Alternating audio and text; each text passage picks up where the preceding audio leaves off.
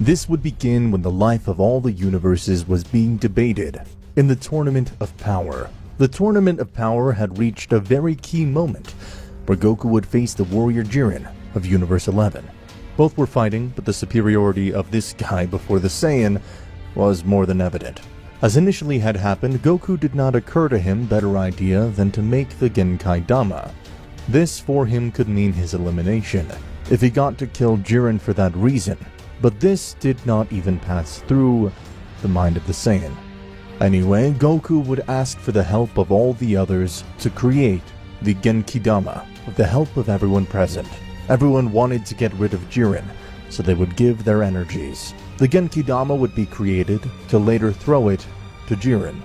But surprisingly, Jiren was giving it back to Goku. Things were complicated, since Goku, despite using all his power, could not be able to stop it. Finally, it would impact with Goku, but here, the story would be different.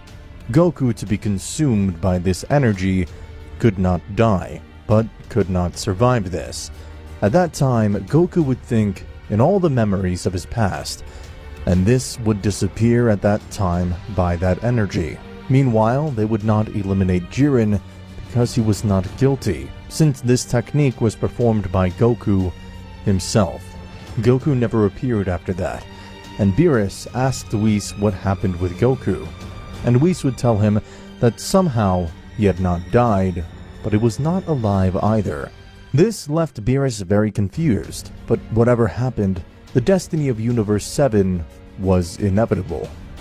Goku was not, so this made the defeat of Universe 7 was imminent. Vegeta could do absolutely nothing, and this was the end. And Zeno Sama would erase Universe 7, and Universe 11 would be a winner. Planet Vegeta.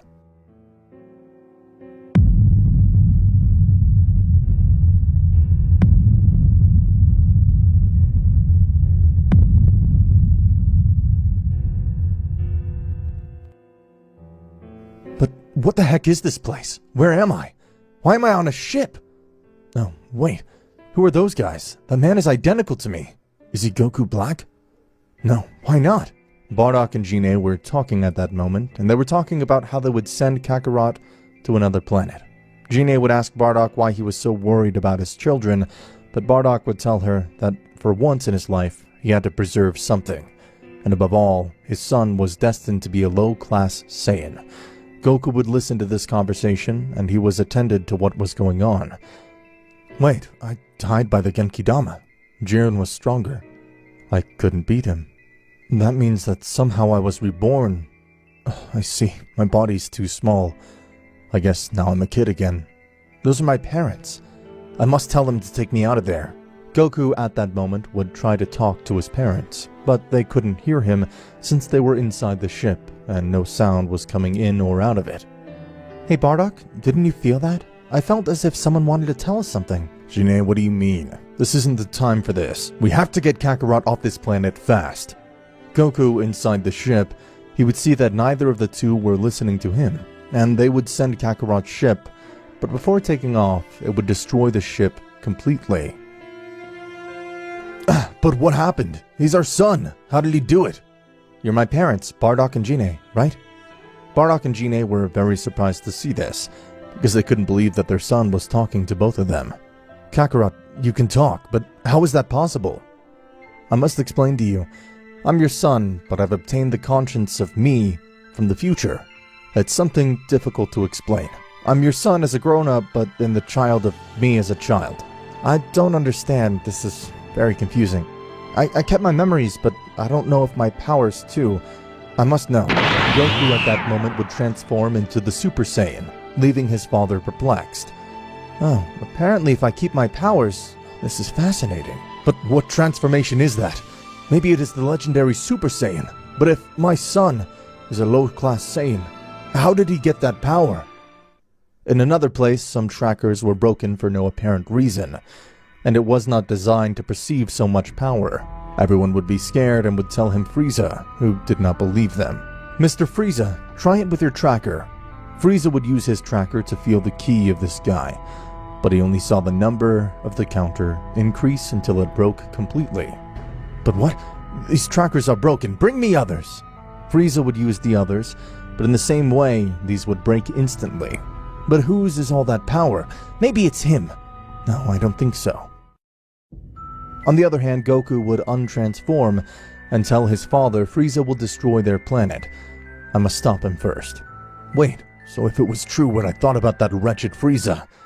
That's right, father. Excuse me, but I can't do it anymore. I must hug them. Goku would hug his parents, because he knew everything they did for him. He would spend a moment like this, but Goku knew that there was not much time left for Frieza to destroy the planet. And he would tell his father, we must eliminate that damn Frieza. Son, but he's too powerful. We cannot do anything against him. That's the same reason I wanted to send you to another planet. Son, you must save yourself. Father, you still don't understand. I may be able to defeat him. In the future, I've already done it too many times. Jine, worried, would tell her son not to risk his life that way, because he was just a little boy. But somehow, he would understand that he could not stop him. Bardock and Jine did not seem to understand very well about the rebirth of the Saiyan, but they would go to where Frieza was. Bardock asked to see him, and Frieza would come without problems. Bardock would say to Frieza, I already know everything, Frieza. That's how you plan to destroy the planet. I knew it. You still have that great fear of the Super Saiyan. You're miserable, Frieza. We who serve you, and you will only pay us by eliminating us. You are trash. But what things you say, Saiyan. You annoy me. I better kill you at once before you ruin it, and those apes try to run away. Frieza, at the top of the planet, would prepare a ball of red energy to kill everyone on the planet. There were still Saiyans outside the planet who had not yet arrived at Frieza's fake meeting, but there was no time to wait for them all. It was a pleasure to meet you, but your end is more than inevitable. In the future, you could give me problems, and I prefer to avoid you. The only thing that stops you is your inferiority, but at any moment I know you would betray me, disappear. Bardock, surprised, would say to Frieza, Please don't do it. You'll end our whole existence. I was going to give you a little more time, but you got in the way. It seems that someone from my army reported this. Frieza, without further ado, would launch his attack, which was about to hit the planet. Bardock would try to stop it, but it was impossible. Frieza just laughed at that moment, until suddenly, the energy was completely discarded. The red light that illuminated the planet and determined its end had disappeared, leaving Frieza perplexed. But what the hell happened? My power was destroyed. But how is that possible? What Saiyan would be able to stop a power like that? It was me, Frieza, the one you feared most. I'm here to condemn you to death. But who the hell are you, you insolent child? Frieza would send his soldiers to finish off the boy, since he did not think it necessary to do it himself. But they were perplexed when they felt Goku's power. Frieza did not understand why his soldiers reacted that way. He was angry. I told you to attack him! Obey, you idiots! The soldiers were sweating from fear, but they attacked on Frieza's orders, despite the fear that this boy generated in them. But in less than a second, Goku had finished them all off. But how? I didn't even see him move. What happened? It seems that my son is the being you feared so much, Frieza. Your nightmare came true, and he'll end your miserable life. Damn you. That insignificant child. Don't say such stupid things, Saiyan. Shut up, Frieza. It's time for you to die. I'll change the destiny of this planet. Goku had defeated all of Frieza's soldiers, leaving him speechless. For a child from the planet of the Saiyans had defeated his soldiers as if they were mere cockroaches. Frieza, you must understand. My son has been the chosen one. The being that you feared so much would appear. You should have eliminated this planet long before. Now you will pay for all of your sins. Bardock would say with contempt. Don't say stupid things, Saiyan. That will never happen. How do you think a child is capable of facing me? You realize how absurd you sound. You seem very confident of your son. On top of that, a low-class Saiyan. Pitiful. I'm sorry to tell you that you're wrong, Frieza. In the future, I've already eliminated you several times, and this will not be the exception. I've shattered your pride over the years. What are you talking about, Saiyan? I don't even know you. How dare you talk about a non-existent future? It's complicated, and you wouldn't understand it. Too much for your understanding. Besides, I won't explain anything to you. If anyway your life will end here, I can only tell you that I come from the future, in which you destroyed this planet, exterminating 99% of Saiyans. But now it will be something different. You will be annihilated and the Saiyans will prevail. It sounds interesting what you tell me, but it's absurd what you say. I'm tired of listening to nonsense. Frieza would send his two most powerful warriors, Dodoria and Zarbon. As you say, sir, we'll put an end to that nuisance. Dodoria and Zarbon in a combined attack would attack Goku, but he didn't even flinch to move. With a simple hand movement, he made them fall unconscious, being thrown into the void. The Saiyans who were on the planet would see the two bodies falling at great speed, which seemed to have no consciousness. They would notice that they were Dodoria and Zarbon, leaving them stunned, knowing that both subjects were the most powerful soldiers of Frieza. But how is that possible? Who's defeated those two guys? Someone has enough power to leave them in that state? Who is that guy? Maybe he'll be our savior! Meanwhile, Frieza was even more surprised, because Bardock's son had defeated Zarbon and Dodoria with a single blow. It can't be.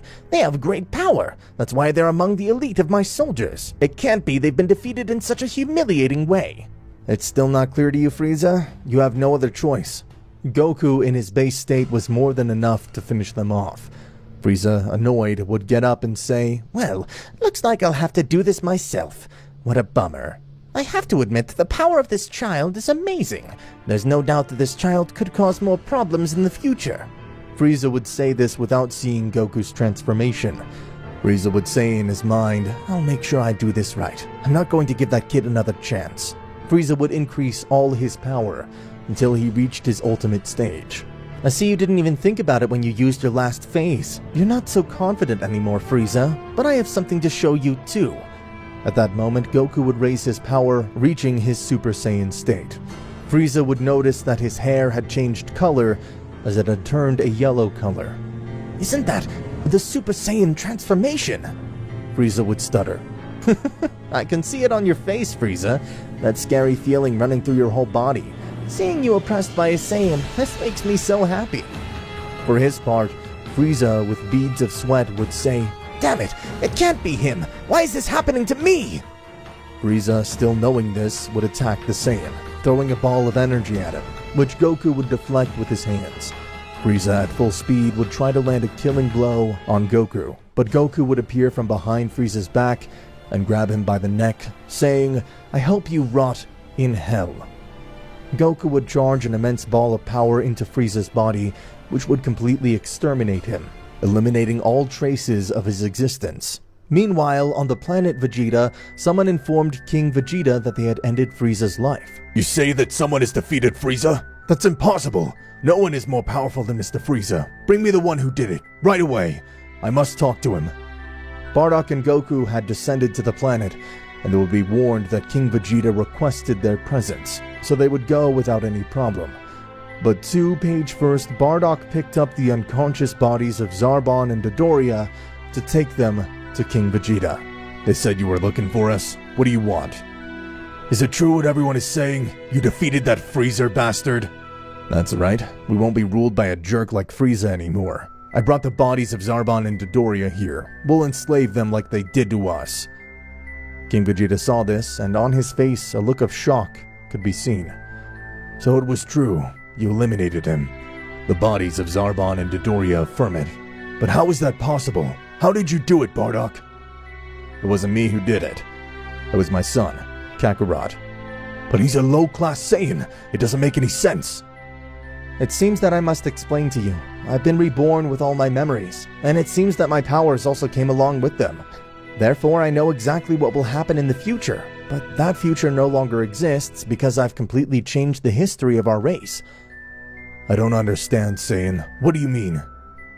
Goku would tell them everything and explain how it all happened, and suddenly they would understand the rebirth of Goku, although they were all still very confused. On the other hand, Vegeta, who was with Raditz on another planet, would be informed by everyone of the Saiyans that Frieza had been defeated and was planning to destroy the planet when they were all together because of the meeting that he had held, leaving Vegeta and Raditz surprised. "So, Frieza was planning to eliminate us. What a bastard. It seems that someone defeated him and prevented that from happening." This made Vegeta spit out whatever he was eating. "How you say that someone defeated Mr. Frieza? But who has such a power?" "I don't know. They only told me to tell them, and that King Vegeta ordered them to go to Planet Vegeta immediately." Meanwhile, on the planet Vegeta, Goku had shown them the state of the Super Saiyan to those present. Wait, that's the transformation of the Super Saiyan! So the legend was true. I thought it was just a lie. King Vegeta felt a little envious at that moment, realizing that Bardock's son was more powerful than his son, Vegeta, although he had to swallow his pride, since he had saved them from extinction. King Vegeta, I can see it in your face. I know it hurts you that my son is so powerful, but you should be grateful. Meanwhile, in another place, Mr. Cold, we're informed by reliable sources that your son, Frieza, is dead. But what are you saying, you idiot? Don't say such stupid things. No one is able to defeat my son, Frieza. Sir, I don't know if it's true. It's just what they told me. Apparently it was a Saiyan from the same planet who eliminated him. That's completely unreal. I have to see for myself. My son Frieza can't be dead, especially not at the hands of a Saiyan. King Cold would eliminate this soldier for believing that he was telling him lies, but he would still go to the planet Vegeta, just in case. On the other hand, Vegeta and Raditz had arrived at planet Vegeta, who would be greeted by King Vegeta, Goku, and the others. At last they arrived. If I brought you here, it is to give you some news, and introduce you to my successor. Vegeta and Raditz would see Bardock and Goku. What is that low-class Saiyan doing in this place? Shouldn't he be on another planet because of his low power level? You're wrong, son. He was our salvation. He was the one who defeated Mr. Frieza. Raditz would be speechless, as he had been disappointed in his brother for his low power level, and being a disappointment to his family, making him somehow proud. So you're my brother, Raditz. In the future, we had already met, although it didn't end very well. What do you mean, Kakarot? You're talking about the future. I don't understand. It's true, you still don't know. It's hard to explain. With time, you will understand. You say that Kakarot will become king? That's right. Once he grows up, I will make him king of the planet Vegeta. But if I'm your son, you can't do this, father. I'm sorry, son. I didn't decide this by myself. All the Saiyans are asking for it, now that they know that Kakarot freed them from their slavery. Damn it! Finally, Vegeta would accept it in time, even though it hurt him that the Saiyan he despised and mocked had finally been superior to him in all aspects. At that moment, Goku would notice that a big key was approaching, which he was not able to recognize. He would feel an energy similar to that of Frieza. It seems that someone is approaching. I'll go to see who it is to receive them. I will see if he comes with good intentions. Although it seems he's Frieza's family, who the hell will it be? Goku would go out, and in the distance he would see a ship similar to Frieza's landing on the planet. From it would come out a robust and very tall guy who was looking for King Vegeta to ask him about what happened. But who would receive him would be Goku. King Cold had come alone. Before landing, Cold had used the tracker, but this did not give him any result to find Frieza. Frieza would come out of the ship and would see a boy in front of him, as if he was waiting for him, something that would leave King Cold very confused. So that key belongs to you. Now I understand why it was so similar to Frieza's. Son, that's Frieza's father, King Cold. He was the one who controlled us before Frieza, and he was the one who left him in charge of this planet. I see, so that's his father. I guess he came looking for the same destiny as his son. King Cold would laugh and say, Well, what a surprise! What are these Saiyans doing here? I didn't come to talk to them. You better tell me, what do you want, King Cold? I don't think you guys will give me that answer. You better back off. I'm afraid that won't happen, Mr. Cold. Let me tell you one thing. Tyrants like you get the same punishment you give. I'll take care of that myself. I'll try to be good to you, Cold. I'll give you the chance I didn't give to your son, Frieza. Surrender and ask for forgiveness to all Saiyans on your knees, and I will not kill you. Well, what nonsense are you saying, Saiyan? What are you trying to say with that? In case you still don't get it, I was the one who ended the life of your miserable son. I know you're coming for that. That's your answer. That's right, Mr. Cold. Your son is dead. Even if you don't believe it, he was terribly humiliated. He died in the most horrendous way possible for someone of his race. Damn it. That soldier was right. My son is dead. You say that you killed him, child. I must admit that I'm surprised. Being his father, I must avenge him. If not, what kind of father would I be? If they killed him, it was because he was trusting an imbecile. I'll send you to greet him in hell, Saiyan. After I eliminate you, I'll finish what he did not do. I'll destroy this horrendous planet. Meanwhile, in another place, Lord Beerus, did you feel that? What do you mean, Whis? It seems that a mortal is a creditor of the power of the gods.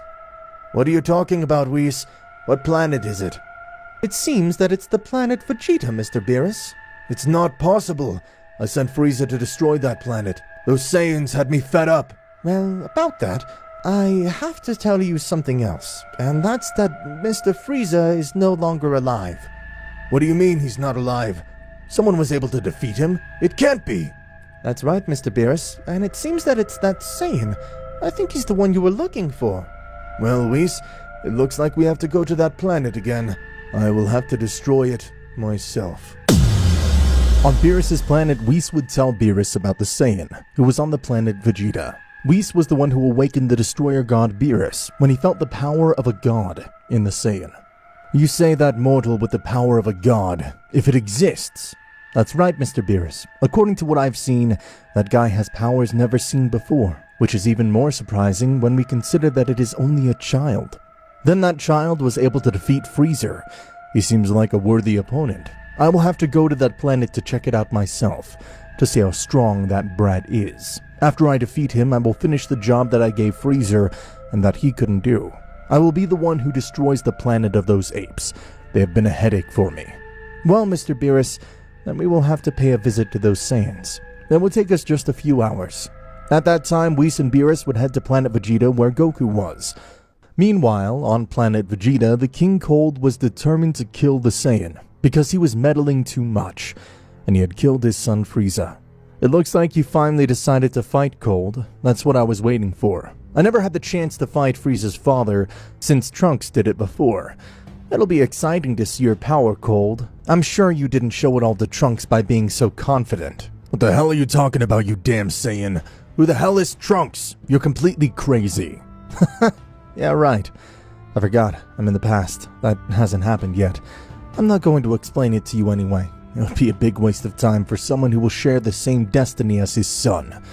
It was a big mistake for you to return to this planet. You will only be greeted by death. My son will give you an imminent end. I would have liked to have you seen how Frieza was slaughtered like a simple insect. It was very pitiful. I'm tired of listening to you talk nonsense. That's enough! At that moment, King Cold would send all of his soldiers to attack the Saiyan. But he would turn around and realize there were no soldiers, because they had all escaped when they knew the power of the Saiyan Goku. Damn cowards! I'll kill them myself! The soldiers that escaped from the planet in a ship would be hit by a ray of power launched by King Cold, killing them all. How inopportune. Although you should have done the same as them. At least they were smart and tried to escape. At that moment, King Cold would increase all of his power and would reach his last transformation, which would make the entire planet Vegeta tremble. All the Saiyans would feel this tremor, leaving them very surprised, making everyone notice what was happening. So all the Saiyans would approach to see what was happening, and they would see the father of Frieza, the King Cold, in front of a child, leaving them speechless, realizing that he was showing all his power to a child. This seemed absurd, and they didn't understand why. Perhaps that child is able to face the father of Frieza. If I'm not mistaken, it was he who killed Frieza, but how did he get so much power? I don't know, it's very strange, even more knowing that it's the son of someone like Bardock. The chances of his son having so much power is practically impossible. Not even the son of King Vegeta expected it. Well, kid, I won't beat around the bush. You're so loud. How annoying! At that moment, Goku would also increase his power, transforming into the Super Saiyan. The legend, if it was true then. It is really not just any Saiyan. Frieza told me what a warrior like that could be capable of. At that moment, he would make a huge ball of power, which he would throw at Goku, but he would deflect it to another place, making it impact somewhere in space against some stellar rocks, seeing a great explosion in the sky that would illuminate the entire planet. Do not believe that with a simple attack like that you can beat me. That's absurd. It seems that you were able to deflect it without problems. It is a simple attack, but never before had anyone been able to get rid of a power like that. You did it in an impeccable way. I congratulate you, kid. Goku would only look him seriously in the eyes. He would appear on King Cold's back, and with a kick he would send him to the ground, impacting some nearby towers. King Vegeta was watching this fight from afar, and he was speechless. Seeing the great power of that boy, he had been perplexed to see how King Cold was reduced to nothing. Seeing this, a big smile could be noticed on King Vegeta's face. It seemed like a lucid dream for him. He had always wanted to see those tyrants of cold being humiliated by someone, and more if it was someone of his own race. Vegeta would also observe this and think, so, this is the magnificence of a Super Saiyan. Meanwhile, on the planet of Zeno Sama, Great Zeno Sama, things are happening just as you planned. The Saiyan Goku is changing the whole destiny of the universe. Apparently he's taking advantage of the opportunity you gave him very well. Then I was right to make him reborn with all his memories and powers. That Genkai Dama was the perfect excuse to do it. I couldn't risk him not winning the power tournament. Don't you think we should give an explanation to the Saiyan why you made that decision on him? It's not necessary, Daishin-kan. Maybe in the future he will change his mind, but for now, we'll not say anything. It's fun to observe how he develops, now that he has all these abilities being a child. I'll enjoy watching this. But couldn't he come to this place? He knows where we are. In fact, you're wrong, Daishin-kan. I made him forget all that memory that implies my existence, although he remembers the Tournament of Power, but not beyond the context that affirms that I was part of that. I understand, Great Zeno Sama. Then we will only be observers. We will wait for him to grow up. Meanwhile, on the planet Vegeta, King Cold would be fighting against Goku, and he would try to attack the Saiyan unprepared. But Goku with his tail would stop King Cold's blow, and with his hands would throw him thousands of kilometers away. But he would use teleportation to finish him off with another blow, making him fall to the ground. But before hitting the ground, Goku would hit King Cold's back with his knee, making him scream in pain. Ah, damn it! He's too strong! He has great intelligence when it comes to fighting. This can't be happening. He's anticipating each of my techniques. What the hell is wrong with this kid? I think maybe it would be a waste to kill him. King Cold would offer Goku to be part of the elite of his soldiers, to be his right hand, and that he would have all the riches of the universe at his disposal. But Goku would flatly refuse to do this. You think you're going to bribe me with that? Don't be naive. I don't need any of that. Just answer. Do you want to continue living or not? If you want to, then you'll kneel before all the Saiyans and ask for forgiveness. That'll never happen. I will not humiliate myself in that way before some insignificant apes. Well then, you've chosen death. Shut up, asshole. King Cold would again try to attack the Saiyan, but Goku would hit him with a ball of energy that would leave him badly wounded on the ground, causing him to de-transform. Goku would charge up another energy to end up killing him, but before this happened, King Vegeta would stop Goku, telling him, "Don't kill him yet. I want to hear his last words. I always wanted to be standing in front of him like this, kneeling on the ground before me. Now I want to tell you something I always wanted to say. You're a complete imbecile. We followed your orders because you were superior to us in strength. We never respected you, neither you nor your son. We always thought you were incompetent. At any opportune moment, we would bite his hand. I'm glad I can tell you these words in front of you. I won't keep it in my head anymore." It felt so good. Damn King Vegeta, you know what? You'll all die with me. At that moment, King Cold would put his hands on the ground, generating a great power inside the surface of the planet, making this planet start to destroy itself. It can't be. It'll destroy the whole planet. Everything I did was in vain. Damn it. I can't save everyone. What am I supposed to do? Die, everyone! Meanwhile, in the palace of Zeno Sama, it can't be. Things didn't go as expected. We'll have to intervene. Something like this will make the story worse. The Saiyan will die on that planet too. Calm down, Great Zeno Sama. Don't despair. You don't need to intervene. Just watch. Meanwhile, the planet Vegeta was starting to crack. The whole planet was being destroyed. Finally, the planet would disappear completely, ending with the life of Goku and all the Saiyans, thus disappearing the whole planet Vegeta. But something strange would happen, and that is time would go backwards, again. Before King Cold impacted his hand with the planet to destroy it, someone had thrown the Hakai power to Cold, eliminating him. But what happened? Who eliminated him? I didn't do anything. Everyone would look up and see Beerus and Whis, leaving everyone surprised. They're incompetent. Because of that carelessness, he almost destroyed this planet. If it wasn't because we went back in time, this planet would be totally destroyed. I couldn't let this planet disappear without first meeting the Saiyan that has the power of a god. I see. That's why I felt a slight change in time. Damn it. I was very careless, but I'm glad you're here, Mr. Beerus, Goku would say with a big smile, since he was excited to see Beerus again. How do you know my name, Saiyan? I don't even know you. It's because I've been reborn with all my memories and powers. So basically you could say we're in the past, I'm from the future, and your other companion is Mr. Whis. By the way, nice to see you back too, Mr. Whis. This would leave Whis a little confused since he didn't know him either, but he would just answer him kindly. Anyway, nice to meet you, Saiyan. At that moment, King Vegeta would notice the presence of Beerus and would kneel in front of him, and with a trembling voice would say, "Oh Lord Beerus, a pleasure to have you here. What brings you to visit this planet?" And he would think at the same time, "Damn it, now why did the Lord of Destruction Beerus come?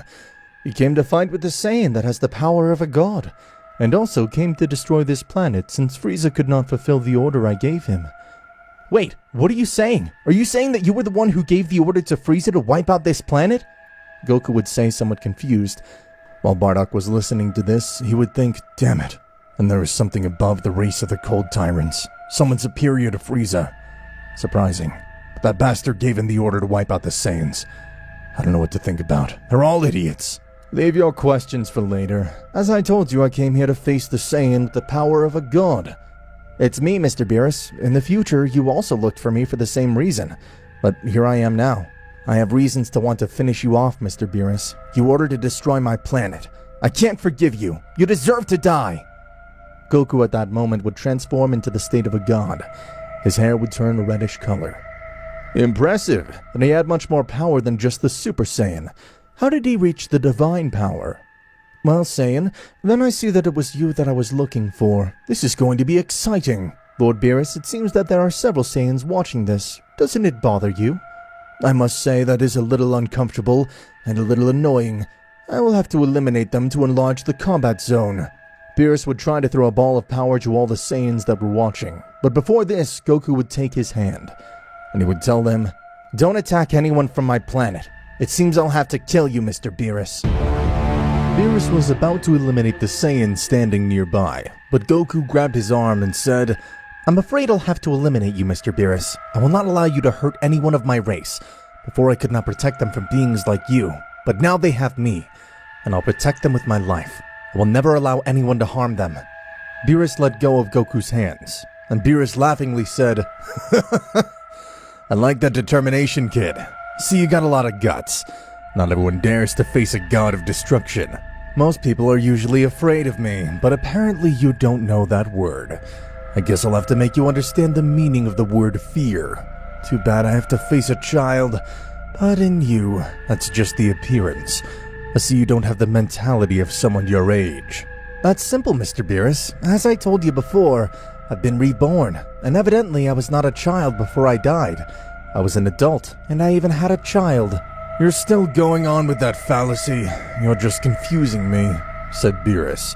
We said seriously, "Mr. Beerus, he somehow seems to be right. I've been able to dig a little in his memories, and I've been able to observe that in his memory there's information that today does not even exist. Memories that seem to be from another dimension, in which he seems to observe himself as an adult. Everything is very confusing, but I can realize that he does not belong in this timeline." "I see. And there's some truth in what that Saiyan said. Well, that's something I'll investigate later. The only thing I know is that he's the God Saiyan I've been looking for, and I want to fight him. Now I'll simply kill him, and I'll give this planet the destiny it always had to have. This race only imposes danger to the universes. They invade planets without caring about the life harbored in them. I'm the only one who has the right to end those lives if I feel like it. I have not asked you to help me in that work." Bardock, after listening to these words, and with a very serious expression, said, "Kakarot, I only ask that you destroy this bastard. Do not have mercy on him, even though you know him before. Keep in mind that he mercilessly sent Frieza to destroy this planet." "I know, Father. Be sure that I will give my best to kill him."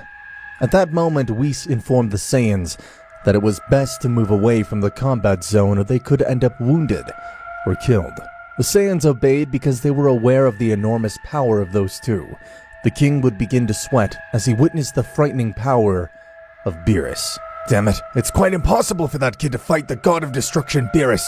No matter how strong he is, he's already in another league, totally out of our imagination. We're lost." Whis would see the king's distressed face and said, "What's the matter, King? Don't you trust your warrior? To the best of my knowledge, he's a worthy opponent of Mr. Beerus." The king only bowed his head. Goku at that moment struck a fighting pose, and Beerus said, "Interesting. From what I see, you already want to fight. You really want to shorten your life. Perfect." Goku looked him in the eyes without saying anything, and immediately attacked him. He managed to hit Beerus with a blow. A quick and effective blow. Surprising child. Whis, somewhat surprised, said, "Incredible. He's the first mortal to land such a blow on Mr. Beerus." Beerus turned his head and tried to punch him in his stomach, but Goku dodged it by jumping, which would leave Beerus' face exposed, and Goku took the opportunity to kick him, which would send him flying several meters away. Raditz and his father had arrived at the scene to witness what was happening, realizing that King Cold was already dead, and they saw the God of Destruction. At that moment, Beerus got up, after being hit by a kick from Goku straight to the face. "I admit that really hurt." Beerus came at full speed towards the Saiyan, giving him many bursts of blows, but Goku kept dodging them. "It can't be. That child is putting the God of Destruction Beerus in trouble. It's not possible." Goku with his tail would try to attack Beerus' neck to neutralize him while beating him. "That's enough. That's enough. I see that you're strong. I'll have to use more than 2% of my power." "Wait, you said you only used 2% of your power. It can't be. So you haven't fought with everything, sir?" Ash, what a nuisance. Beerus at that moment increased his power even more, and would quickly grab Goku's head and slam it to the ground. "Damn, I couldn't help it. It's so much faster now." "Enough with the games, Saiyan. Honestly, I held back more when I saw you were a kid. I even gave you the pleasure of beating me. Feel honored in that. Not anyone can do it." Beerus grabbed Goku's tail and began to hit him again and again against the ground, but Goku bit Beerus' tail, making him let go. "Damn kid, that's cheating!" "It's a death battle. Anything goes, Mr. Beerus, and I'll fight for real too." Goku and Beerus would fight, causing the entire planet to tremble due to the destructive waves that each of their blows generated. Whis made a kind of shield in place to prevent the damage from the fight from spreading further and causing imminent destruction to the planet. Jine arrived and saw her son being beaten again and again by Mr. Beerus, which made her start crying. "I can't watch this anymore. Please stop the fight." "Shut up, Jine. Don't interfere. Let our son show what he's capable of. And don't even think of interfering. If you can't stand it, then get out." Jine closed her eyes as to not see what was happening. Meanwhile, in the fight, "I'll show you something even better, Mr. Beerus. Another, more powerful transformation." Goku with the screen transformed into Blue Super Saiyan God, which surrounded his entire body with a blue aura. "This is my master transformation of the Super Saiyan God state." This left everyone in the place dumbfounded. No one understood what the transformation was. They could barely process the Super Saiyan and the God Saiyan. They couldn't believe that Goku could still have even more power. "I know it may come as a surprise to all the Saiyans right now, but it is for you to see the potential a Saiyan has. We never stop increasing our powers. We have no limits. This is what makes us Saiyans, besides being a warrior race that never gives up." At that moment, all the Saiyans on the planet who were witnessing this fight knelt down out of respect for the Saiyan boy. Beerus, somewhat surprised, said, "Impressive, kid. You've reached a level I never thought I'd face." "Well, too bad this fight is the one that will determine your death, Mr. Beerus. As I told you, I will not stop until I kill you." Meanwhile, in the palace of Zeno Sama, "Great Zeno Sama, it seems that even being in the body of a child, he's been able to use transformations without any problem. It's surprising that his body can withstand those amounts of energy, being that he's not prepared to endure it. And less with the age he is, even his body is not fully developed. That may cause some deficiencies in a fight. First, he should have accustomed the body to that divine power." "Don't worry, Daishin-kan. In any case, he knows what he's doing. But if he doesn't, and the story gets damaged, I'll have to return everything to the way it was before. A timeline in which he already died." "But, Great Zeno-sama, remember that you yourself forbade alterations in time. Wasn't it enough to have done it once?" "Have you forgotten that I'm the king of everything? These are my own rules. Therefore, I can break them if I like it. And if it's really necessary." "I understand that the God of Destruction Beerus and my son Whis were forgiven that alteration of time, because it was for the greater good, so that the story could take place as you had dictated. But each alteration in time creates timelines, which can mean a huge problem for the future. because those timelines, at the same time, also create other timelines, which could have been avoided from the beginning if history had not been modified so many times. And you think I'm not aware of that? Of course I know, Daishinkan. I know that it was a big mistake, but unfortunately things tend to happen that way. There will still be people who do not respect the rules and will continue to interfere in time. And even if I punish such acts, they'll continue to happen. There's absolutely nothing I can do about it. I understand. Well, I can assume that things will stay that way for now. Meanwhile, Goku and Beerus were still fighting. The fight was somewhat evenly matched between the two. It seemed like the two had found a balance in their power, although the barrier created by Whis was not being able to withstand such energy, so it had begun to crack. Goku began to feel pain in his chest and fell to his knees on the ground. What's happening to me? I can't breathe. I feel a great pressure in my chest. It's as if I can't move, but what the hell happened? Whis saw this and said, "It seemed to overload his body." "What do you mean, Whis?" "Mr. Beerus, I mean that his body seems to not be able to support that power. Since he has reached a divine force, he's accessed the land of the gods, which is strange because it seems that he's already used it several times before. It doesn't make sense now that his body does not support that power, which makes more sense in coherence to what the boy said." Goku at that moment would transform back and fall wounded to the ground. "What's wrong with me? I feel too exhausted, but I don't understand it. I've always mastered this transformation. Sure, I understand before my body was able to withstand it, because my power was evolving along with it. The fact that I used my power all of a sudden in a new body caused this. Damn it, I never thought of such a consequence." "What's wrong, kid? You don't have the strength to fight anymore." "But I just used less than 20% of my power. Well, I guess this is the end of the fight. As I said before, I'll finish Frieza's job. I will destroy this planet together with all of you." At that time, Beerus prepared a great ball of energy. The king, pleading, said, "No, Mr. Beerus, please don't do this. I beg of you. I'll give you anything you want, I swear. Any food you want. The most delicious food in the universe." "I'm no longer interested in that, King. I've already obtained everything I wanted. It's time for me to make this planet disappear." Goku would try to stand up to avoid this, but it was practically impossible for him to move from the ground. No matter how much he wanted to, he couldn't move. Almost all of his muscles were destroyed. Beerus was about to launch his destructive energy at the planet to exterminate and destroy it, but suddenly, someone would come out of a portal and destroy his energy, saying, "Hello, I've come from the future. I will not let you ruin history again, Beerus." Beerus would be about to destroy them, but at that moment there would have been a portal, and someone would come out of it saying, "I come from the future, and I will not let you ruin this story again, Beerus." The power of Beerus had been totally disintegrated by this guy, leaving him stunned to see this. Goku, who was on the ground, was speechless to see the silhouette of that guy, because he was too familiar, so much so that it was hard to believe. He would think that in front of him had Goku Black. It seemed the most logical, but he was wrong. Beerus, somewhat furious, would say to him, "Who do you think you are to come to interrupt a moment like this? Perhaps you've come to share the destiny of these people. But what an idiot. I'm Goku from the future, and I've come to avoid the terrible damage that you'll do to history if you destroy this planet. I've come from another timeline, which was affected by this, and which in turn created another timeline, which is the only one I really came from. I have come to save them. But I don't understand. What timeline are you talking about?" "Mr. Beerus, he's trying to say that what you're planning to do will create another timeline, since the only fact that I've interfered in time has caused the creation of another timeline in which history took different events. It seems this Saiyan came from one of those alterations in time, and he wants to prevent what at some point was inevitable for his history." "This doesn't interest me, Whis. Besides, what he did is forbidden. And besides, he dares to confront a god of destruction. What happens in his world is not something that really matters to me. I couldn't care less about something like that. I do what I please." "So that guy's me from the future. How strange. His way of being is very different from mine. That means that I'm not the same in all the timelines. How curious. But nevertheless, I don't understand why he wants to save us.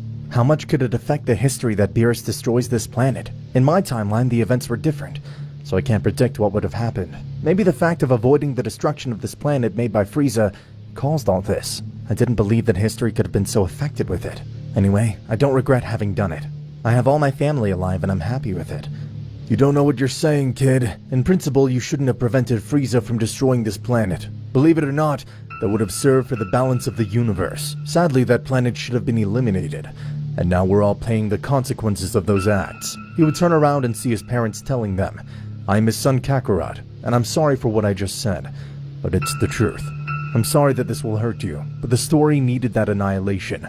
Gine and Bardock were very confused, because all this about time was something very confusing to them, and for them, that was something that had no explanation. They did not understand what was happening, but they knew that this guy was his son, because of the same appearance as Bardock, although he did not understand why he called himself as Goku. The only one who was really able to understand what was happening was Goku, Beerus, and Whis, because they had knowledge about the interference in time and traveled between timelines. The child Goku would say, "So if you wanted this planet to be destroyed so much, why now you want to save it, when it is Beerus who plans to destroy it?"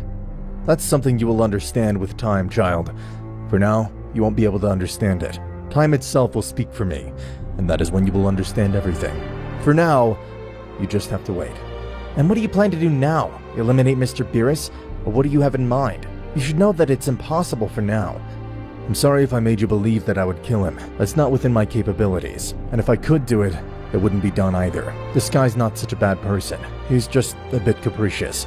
Eliminating him wouldn't be the right thing to do. My plan lies in something totally different. I see, Saiyan. You don't plan to eliminate me. It's a smart decision on your part. But on the other hand, it was a stupid decision to interrupt at this moment.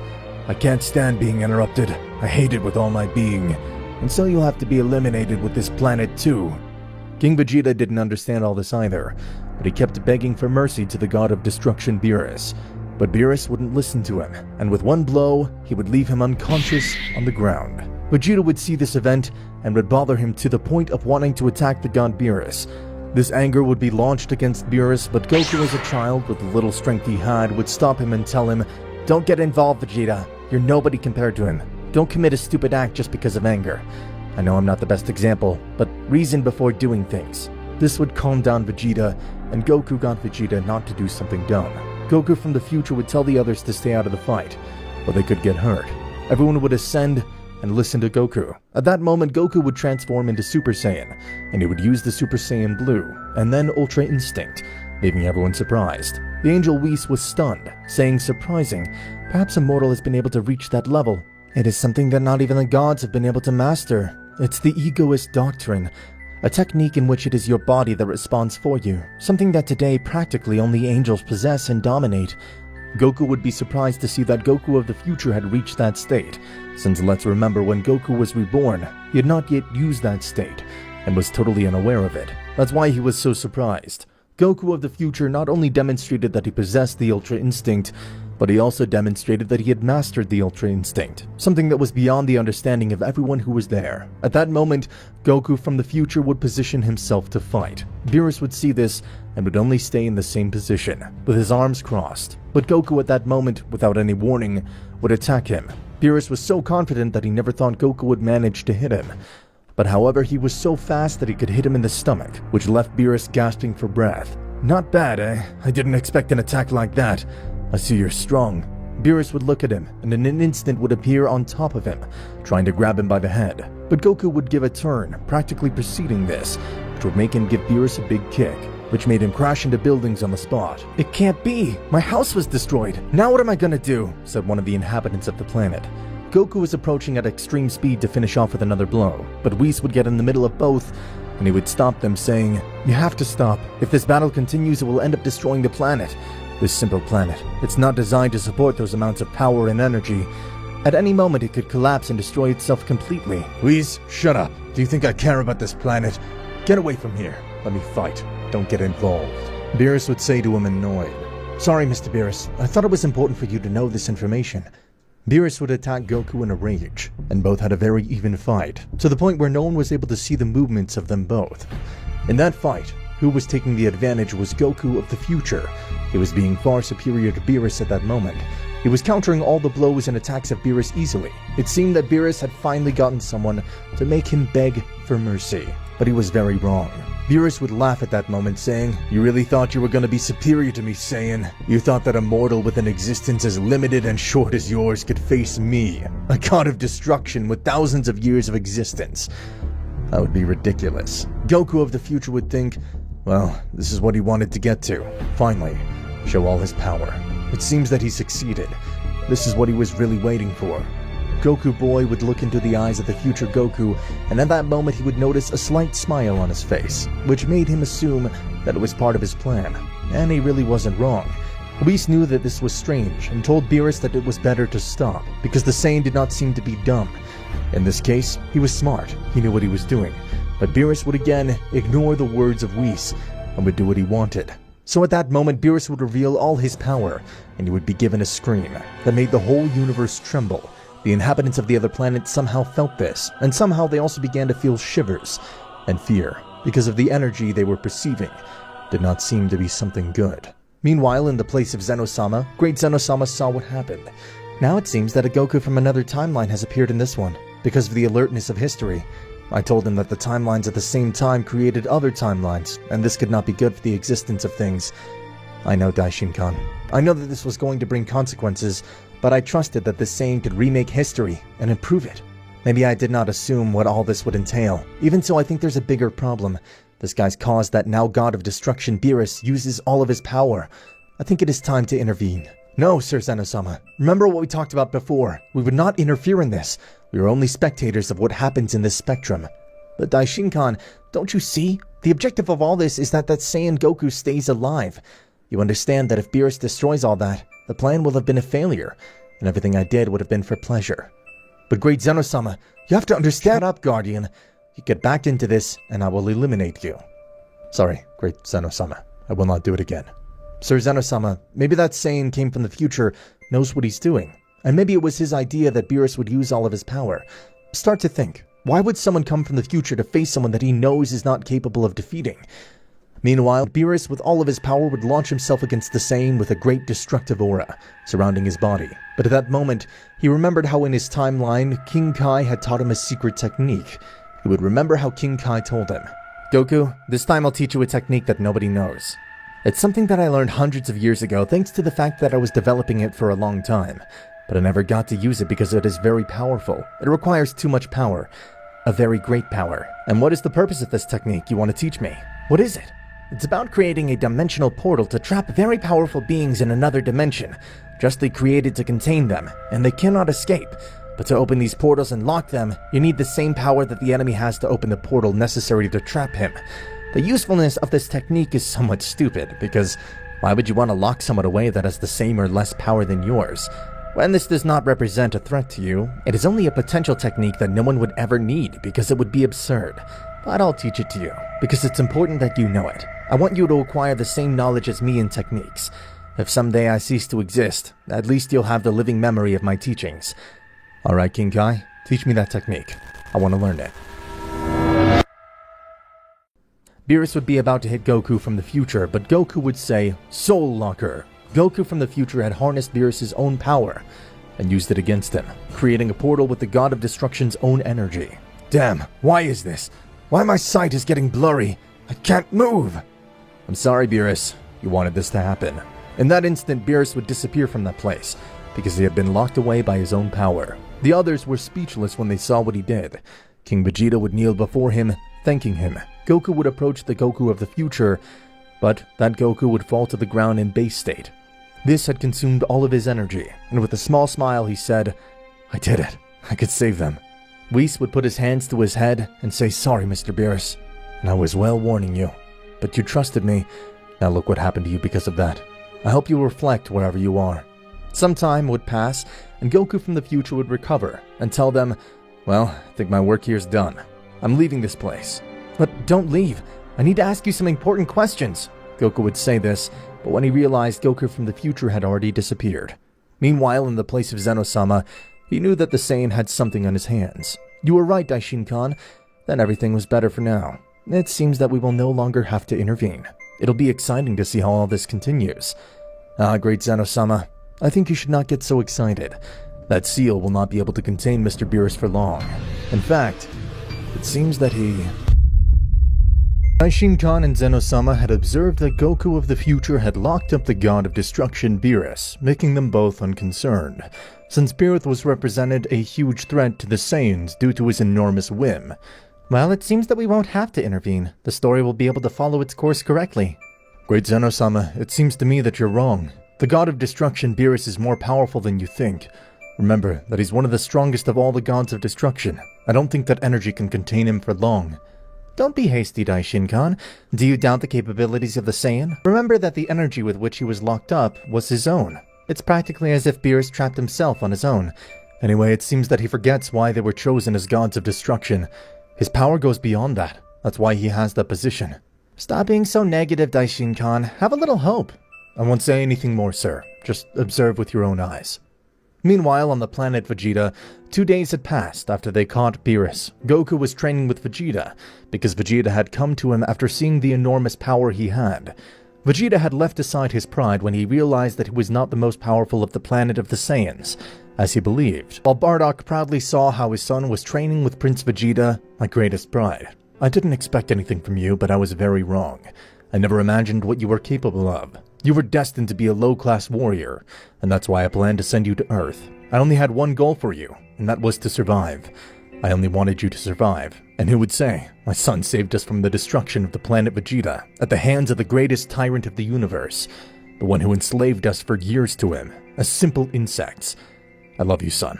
Bardock would think this with a slight smile on his face. While both Dodoria and Zarbon, who had been captured by the Saiyans some time ago, were being enslaved and tortured as revenge by the Saiyans, Goku had told them that he himself killed Frieza with his own hands, and this made both Frieza's soldiers start to be afraid of him. Dodoria and Zarbon were now serving the Saiyans against their will.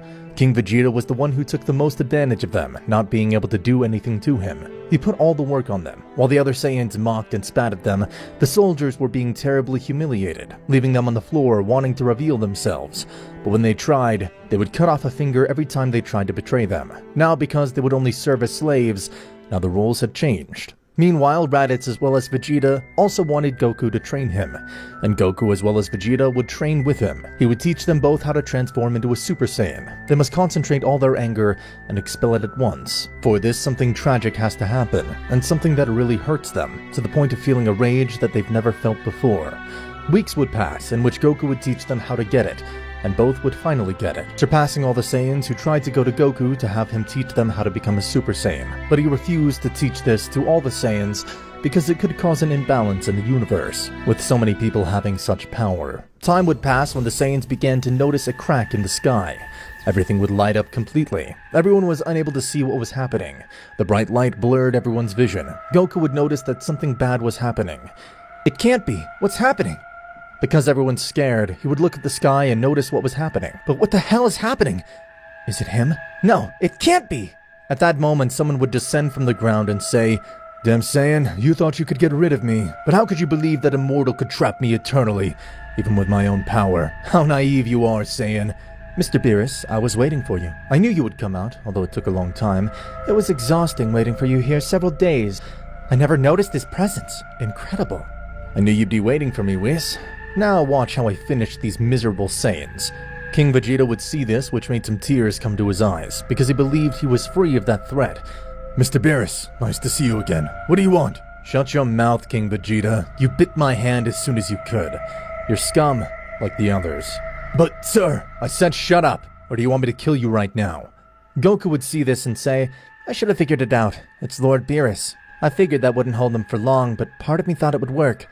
And what are you planning to do, Beerus? What's your plan? Destroy this miserable planet? You've given me enough trouble already. Looks like I'll have to fight him again. Don't worry, Kakarot. I'll fight too. Raditz and Vegeta would transform into Super Saiyans, and both of them would throw themselves against the God of Destruction. No, don't do it! You're no rival to him! Let me handle it, please.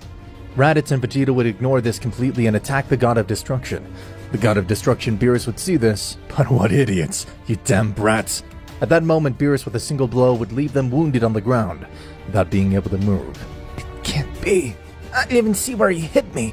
He was extremely fast. I have never seen anything like that. Stupid. I told them to stay out of it. If I tell them it's for a reason, but they don't listen to me. That's why they're like this. I told them that I would take care of it. Part of that didn't they understand? Sorry, brother. I thought we could at least distract him. I appreciate it, but they're too weak. Is this the reality? And they must accept it. This is something that only I can do. King Vegeta would see his son on the ground, and he would help him by taking him to a recovery capsule. At that moment, Goku would transform into a Super Saiyan Blue God, getting ready to fight. Saiyan, you think with that much power you can beat me? What makes you think it will happen again? Don't be an idiot. Meanwhile, in the future, Goku from the other timeline saw how things happened in the past, thanks to a hologram created by Whis that allowed him to see the constant present of the past. And he would see how his effort was in vain, because Beerus had escaped from his Seal of Souls, leaving him perplexed. It's impossible. Then all my effort to travel to the past and save them was in vain. I gave everything I had in that fight to seal him. It only lasted for a few days. Damn, he's very powerful.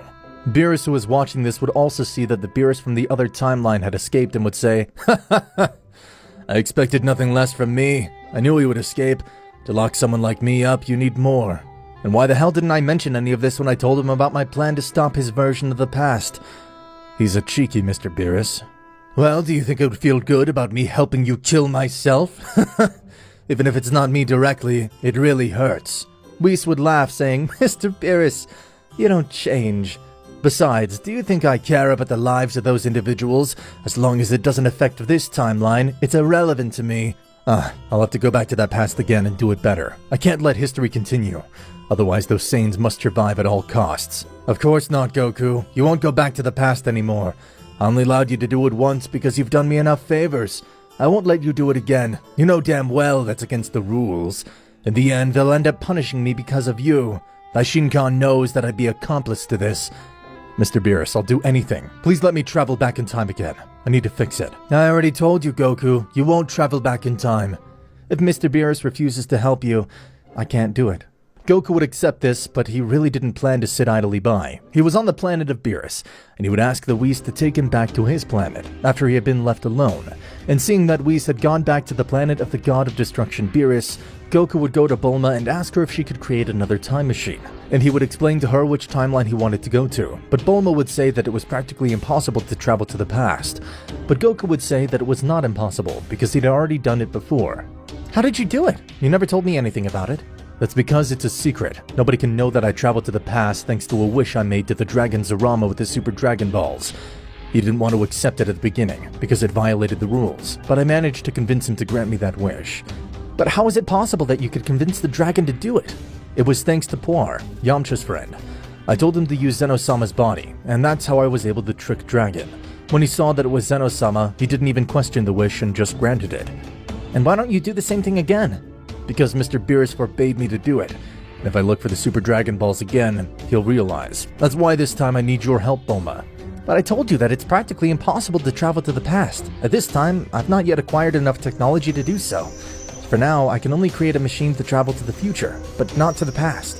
"But please, I need you to try, Bulma. Maybe you've not done enough. There must be a way to travel to the past." "You still haven't told me why you want to go to the past. Why are you so eager to go there?" "I need to change the timeline. If I let it flow as it is now, it'll eventually affect our timeline." "How do you know that it'll affect it?" "I talked to the Oracle Fish while Beerus was sleeping, and he told me the premonition. He told me that I had to stop it as soon as possible, because he had this to the God of Destruction Beerus, but he did not take it seriously." "I understand, Goku. I see that it's really serious. I'll try to help you with this. I'll do my best to create that machine. I just need you to find me some certain materials. Traveling to the past is much more complex than traveling to the future, so Bulma would ask Goku for extremely rare elements, such as rhodium, 10 grams of antimatter, 450 grams of californium, nuclear paste, and others. Goku would manage to find each of these things, but in some he needed the help of Shenron from Earth to get it. Beerus would notice that on Earth someone invoked the Shenron dragon, but it didn't take much importance since he was from Earth. Bulma was surprised to see that Goku had brought her everything she had asked for, especially seeing that he managed to get nuclear paste and put it in a jar. Goku had to use some of his power to be able to contain the nuclear paste in the jar. After this, Bulma would start with the construction of the time machine, while Goku would ask Whis to go train on the planet of Beerus while Bulma built the machine, so that they wouldn't suspect. Meanwhile, in the past, planet Vegeta. The young Goku had transformed into a Super Saiyan Blue state and he would launch himself to attack Beerus, making Beerus retreat. But this was insignificant for the God of Destruction. Goku was hit by Beerus, but he kept getting up to continue fighting. Beerus, tired, would give him an accurate blow in the stomach that would send him flying thousands of miles away, tripping over some houses and killing those who were inside due to the great impact, causing a big explosion in the distance. Goku would see this and more agony would throw himself against the God of Destruction. Goku would only manage to hit him a few blows. but it was still useless. Seriously, you're pathetic, kid. I feel sorry for you as you fight for your planet to prevent it from being destroyed. But what a shame, you can't do anything. I see the desperation in the eyes of all these Saiyans. They know they're about to be annihilated. Nobody wants a race like yours to prevail in the universe. They're a pest. Bardock would look at Beerus with rage, clenching his fists. He had great impotence, knowing that in a moment like this, he's someone completely useless. Gine would see Bardock's rage and would tell him, "Calm down. You shouldn't feel like that. It's not your fault this is happening. I know the importance that you have for being able to do anything, but you must accept it. If our destiny is to die now, then so be it." Gine, my life doesn't matter at all to me. What worries me is our son Kakarot. He'll die with us, something I always tried to avoid, and now it's something inevitable. Beerus, tired of this, would create an immense ball of energy that made the whole planet shine. "It was a pleasure to meet you. Now disappear." In that instant in the future, she would have finished creating the time machine. Apparently, she had been able to achieve it, impressing herself seeing that she exceeded her capabilities. She would tell Goku and he would thank her for this. So he would get into the time machine, turning on all the engines and putting the coordinates of the timeline and the exact moment he wanted to travel to. He had turned on all the engines of the machine. In the past, those present would also begin to notice a white portal opening, which made Goku think, "He came to save us again. We really needed him." But that smile on his face would disappear when he saw that the portal had closed without anyone coming out of it. But what happened? What was that? Meanwhile, in the future, Goku had turned on the machine. It was working properly, but when he was about to travel to the past, the machine did not support and had an overload of energy, causing it to be completely destroyed. No, this can't be happening. What the hell happened? It seemed that it was a failure, Goku. I'm sorry. I'm very sorry that things happened that way. Meanwhile, in the past, in the palace of Zeno Sama, Great Zeno Sama, it seems that things did not go as expected. They got out of control. What do you plan to do? Unfortunately, we will have to intervene. No, it can't be. What happened? The time machine suffered an overload, Goku. The chances of that happening were 30%, but apparently we had a bit of bad luck. We don't have time, Bulma. Please, solve it as soon as possible. I'm sorry. I feel like I can't do anything. The machine was completely destroyed, and repairing it would take more time than creating a new one. It's practically in pieces. Damn. This is really bad. What the hell am I supposed to do now? They depend on me. No matter how much you want to, you can't do anything, Goku. I tried. Sorry, guys. I hope you get yourselves out of this. Meanwhile, in Zeno Sama's palace. Great Zeno Sama, it seems that things have gotten out of control. They didn't happen as we expected. There is nothing that can stop the god of destruction, Beerus of Universe 7. He will annihilate them. Daishin-kan, it seems that we will have to intervene. We can't let history sink again. So what do you propose, sir? Whis is with them, right? That's right, sir. My son Whis is with the god of destruction. What do you plan to do with him? Do you have a plan in mind? Right. We can't let that Saiyan see us. He is just a child. He will only be able to do it when he grows up. Then we will not intervene. I thought this would happen. Well, we will not do it directly. Communicate with Whis, and tell him to put Beerus to sleep, and then bring him to my palace. I must talk to that stupid god. I will make it clear that he must not mess with them. If he disobeys, I will annul his position of god of destruction. Meanwhile, on the planet Vegeta, Beerus was about to kill them, launching his most powerful energy with the intention of destroying them. This energy was getting closer and closer to impact.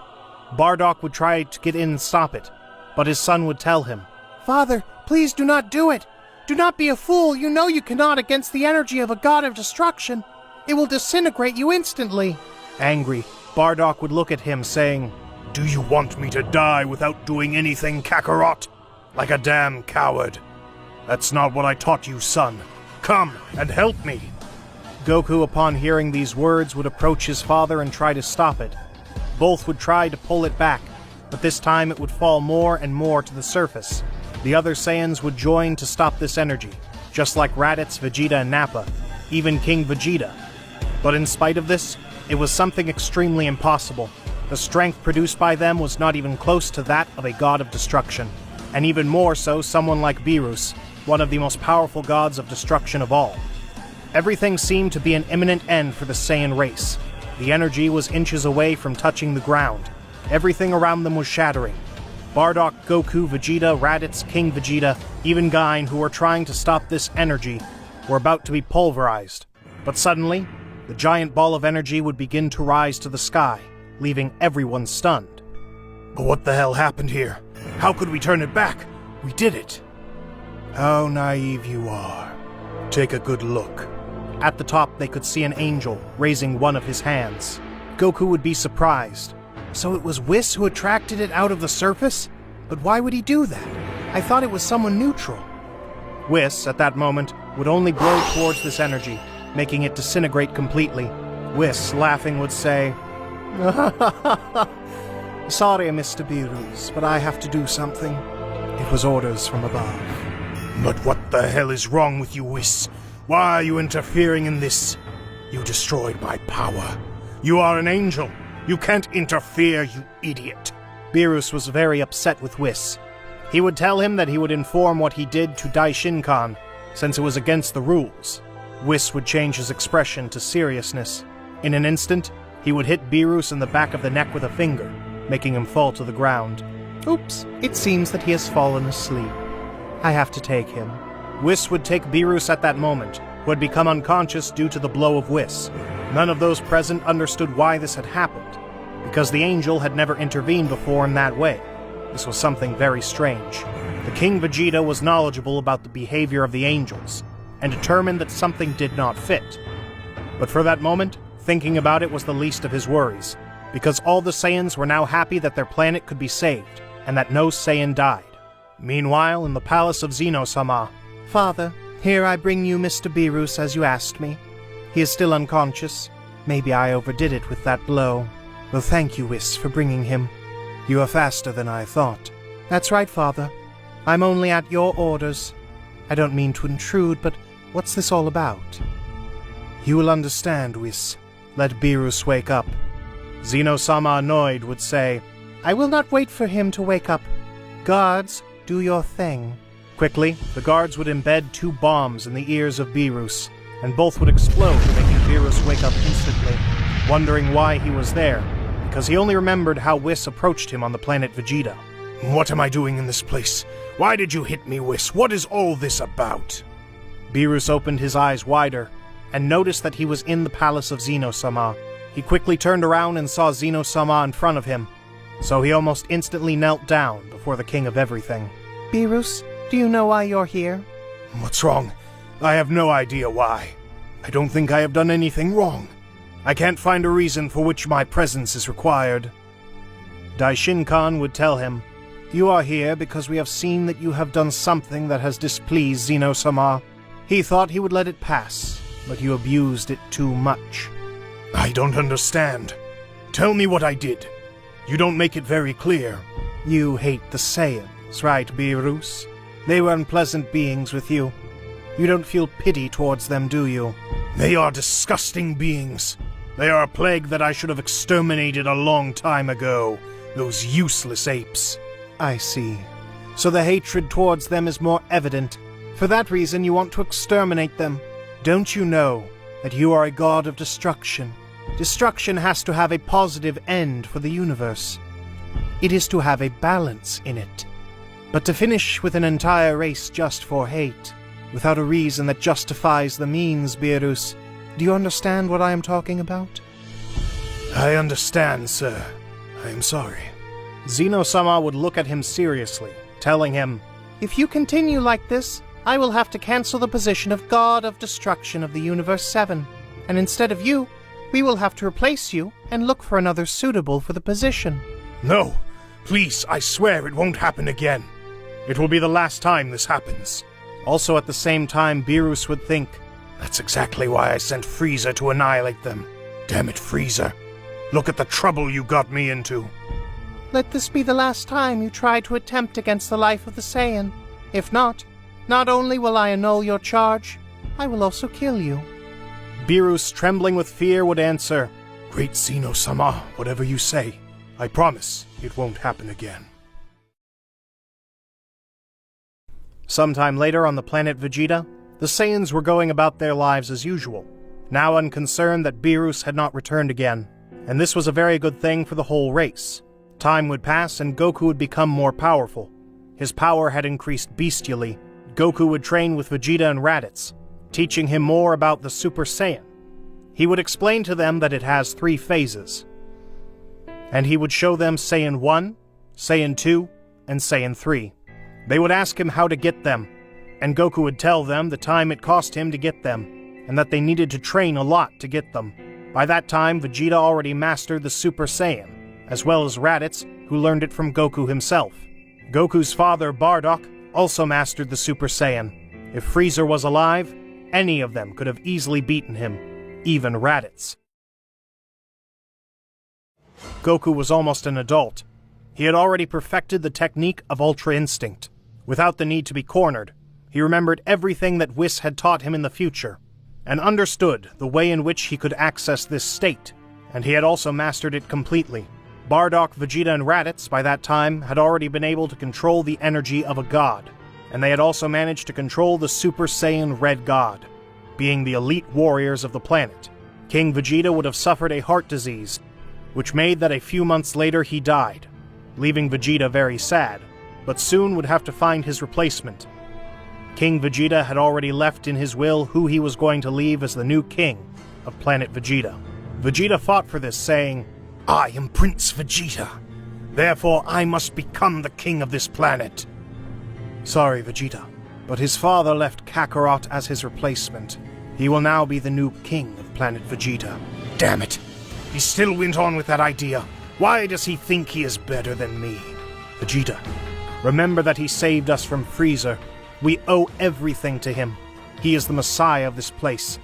There is no other person more perfect than him to occupy that position. Goku would notice this, and it was something that didn't matter in the least to Goku. He didn't care if he was the new king or not. In spite of all this, all the inhabitants of the planet were asked to choose who they preferred as king, and 87% chose Goku. Vegeta only had to swallow his pride. Later, Goku was officially named King Kakarot of the planet of the Saiyan in a great ceremony. He began to like it more when he realized that he could afford the food he wanted, and he had at his disposal all the food he wanted without any limit. Now Vegeta and Raditz had to serve King Kakarot. The first order of the Saiyan would be not only to enslave Sarbon and Dodoria, but also all the soldiers who had worked for Frieza. He would send them to look for them to be enslaved as well. This would be how the Saiyan race would take revenge, and would make them go through exactly the same thing. Ha ha ha ha! Frieza should be rolling in his own grave right now. Goku would think with a smile. Bardock would become the right hand of King Kakarot, leaving Bardock with the second most important position of the planet Vegeta, which would be called Planet Kakarot, since the name of the planet takes the name of its king. In a short time, Goku had become one of the most respected beings in the universe. All planets knew about the Saiyan race and its king. They were feared and respected by all. To any planet that the Saiyans approached, the people knelt, more out of respect than fear, since they were obviously aware of the enormous power of the king. Besides that, at that time Goku had also ordered to stop invading planets and then sell them. He had completely forbidden it. He also forbade to belittle and forbid things to the Saiyans of lower class, since everyone had to be treated as equals. Goku was sitting on his throne, but one of his subordinates would approach him and tell him about what King Vegeta had done in his reign, with a boy named Broly. Who is this Broly, you say? He was a child with an abnormal power. He was not the same as the other children. His fighting power was totally unstable. Nobody could calculate his power, and he was unpredictable.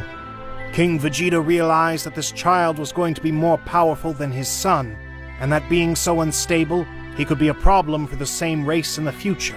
So he chose to send him to a planet far away from here. That interests me. In which planet lives this Broly? Maybe he is a worthy rival for me. According to the record we have, he was sent to a desolate planet called Bamba. It is not a planet made to survive. The truth is that I doubt he is alive. I don't care. I want to go to that planet. Prepare the ship. Goku would tell Bardock to accompany him to that planet, and both would go. Sometime later, they would arrive to that planet, and Goku would feel a key in that place only when arriving. It was an extremely small key, barely 500, but in the distance you could see someone with something in his waist that seemed to be made of green fur. The noise of the ship had called Broly's attention, and he would quickly go to the place seeing the Saiyans. Who are you? Everything begins in the tournament between Universe 6 and 7. The participants of Universe 7 would be Goku, Vegeta, Piccolo, Majin Buu, and Monica, while the participants of Universe 6 would be Kaba, Hit, Frost, Vegeta, and Botamo. Everything would happen as in the original story. At the end, Universe 7 would win. After a few minutes, a very small figure would appear. The being would be called Zeno Sama. Beerus and Champa would immediately go with the Supreme Kai, Osama, to greet him. "How is the great Zeno Sama?" both Beerus and Champa said very nervously. Good, thank you for asking. I've seen all the fights that have been made and found it very funny. Zeno Sama would answer. At this, Whis would interrupt. "Mr. Zeno Sama, I'm glad to see you. I need to tell you some things about Beerus." Tell me in all confidence. "He just spends his time sleeping and eating." Whis would speak at that moment, also interrupting Vados, Champa's guardian angel. Mr. Zeno Sama, it's good to see you too. I also need to tell you a few things about Champa. He just eats and eats, and when I offer him healthy food, he rejects it all the time and keeps shouting. In that case, I'll have to take action. At that, Goku would appear, trying to greet the King of Everything. Zeno-sama's guards would stop him. Let him pass. The King of Everything would speak. Hey, it's me, Goku. Stretching out his hand to wave, Zeno would do the same waving. Goku would lift him up and down with his arm. Everyone would be surprised and nervous that something might happen. Zeno-sama would let out a smile. Okay, I also noticed that the gods of Universe 6 and 7 haven't been doing their job. That's why I thought of replacing them. Everyone would be shocked by Zeno-sama's decision. "And what would happen to us, Zeno-sama?" The Destroyer Cats would ask. "This time, I'll spare you and leave you to your fate. Hey Goku, would you like to be the new god of destruction of Universe 6? I really don't know what the job of a god of destruction is. You'll have to eliminate all the evil that exists in your universe. Plus, I'd have Vados who can train you, and you'd become much stronger." Goku would like this idea, and would accept. Zeno-sama would look at Vegeta, and realize that Goku and Vegeta had exceptional potential. The King of Everything would then approach Vegeta. "You're Vegeta, right? Would you like to be the new god of destruction of Universe 7? You'll have to eliminate all the evil that is in your universe. Just like Goku, you'll have Whis, so he can train you and make you stronger." Vegeta would accept so as not to be left behind and outdone by Goku. "Okay, then I need them in a week in my place to meet the other gods of destruction." Goku and Vegeta would ascend with their heads at the same time. Saying goodbye to Zeno-sama, Bulma and the others would be stunned by the decision that the Saiyans had made. "Mr. Goku, Champa, it's time to go." Vados would speak. Goku, confused, had no choice but to go with Vados since he was now the new god of destruction of Universe 6. Goku would say goodbye to Chi-Chi and Goten with a hug. "Tell Gohan to study hard to achieve his dreams, and I promise I'll visit them soon."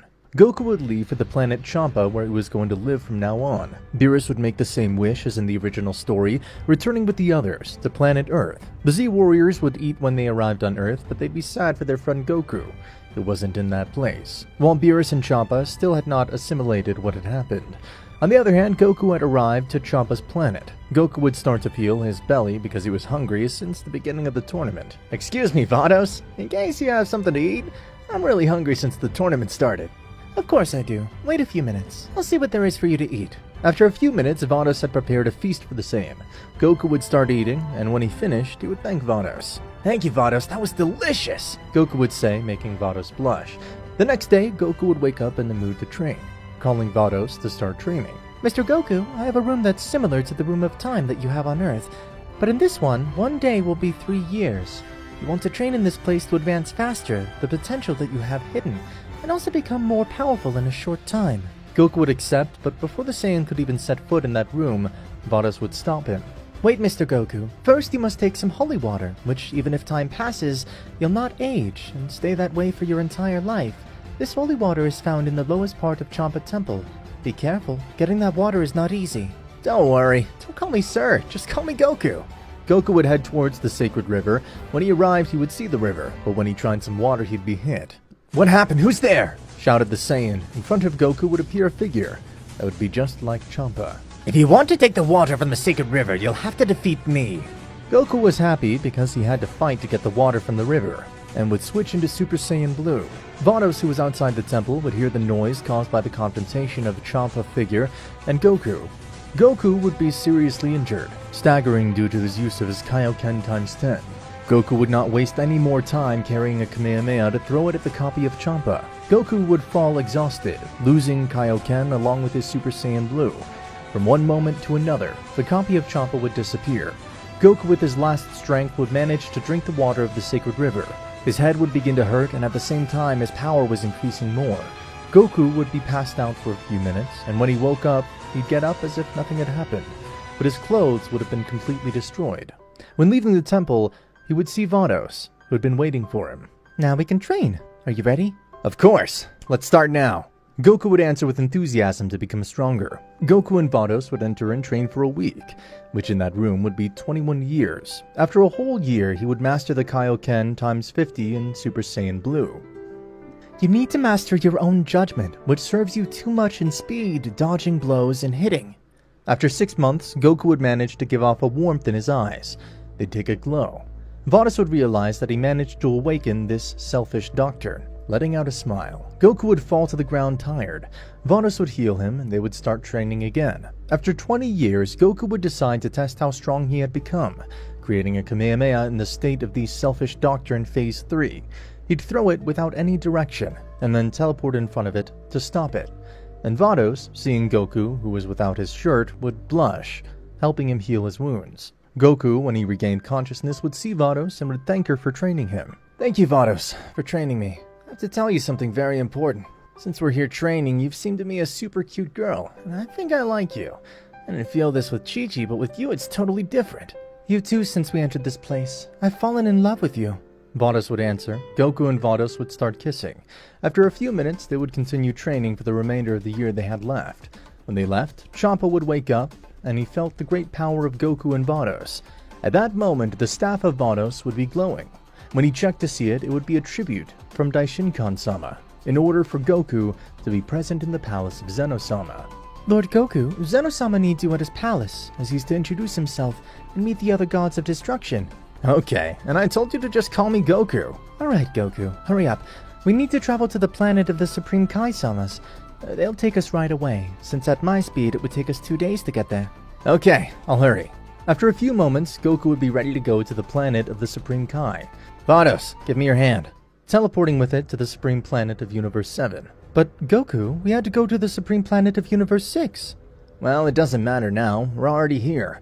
Better have the Supreme Kai-Sama take us. You could take us to Zeno Sama's place. To Zeno Sama's place? What for? For what reason? I have to be there to meet and introduce myself to the other gods of destruction. Well, alright. I'll take you there. From one moment to the next, the typical smile that Goku always carried with him would change completely. Whose key is this?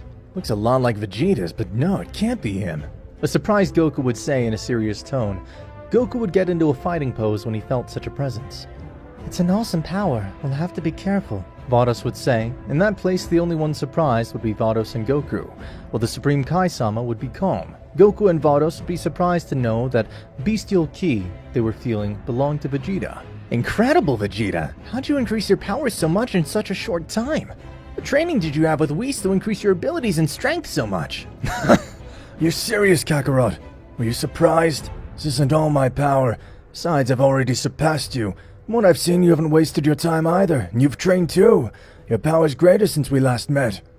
Yeah, I've also trained a lot to surpass myself and not fall behind. Supreme Kai-Sama, I need you to take me to Zeno Sama's place. I'm calling you too.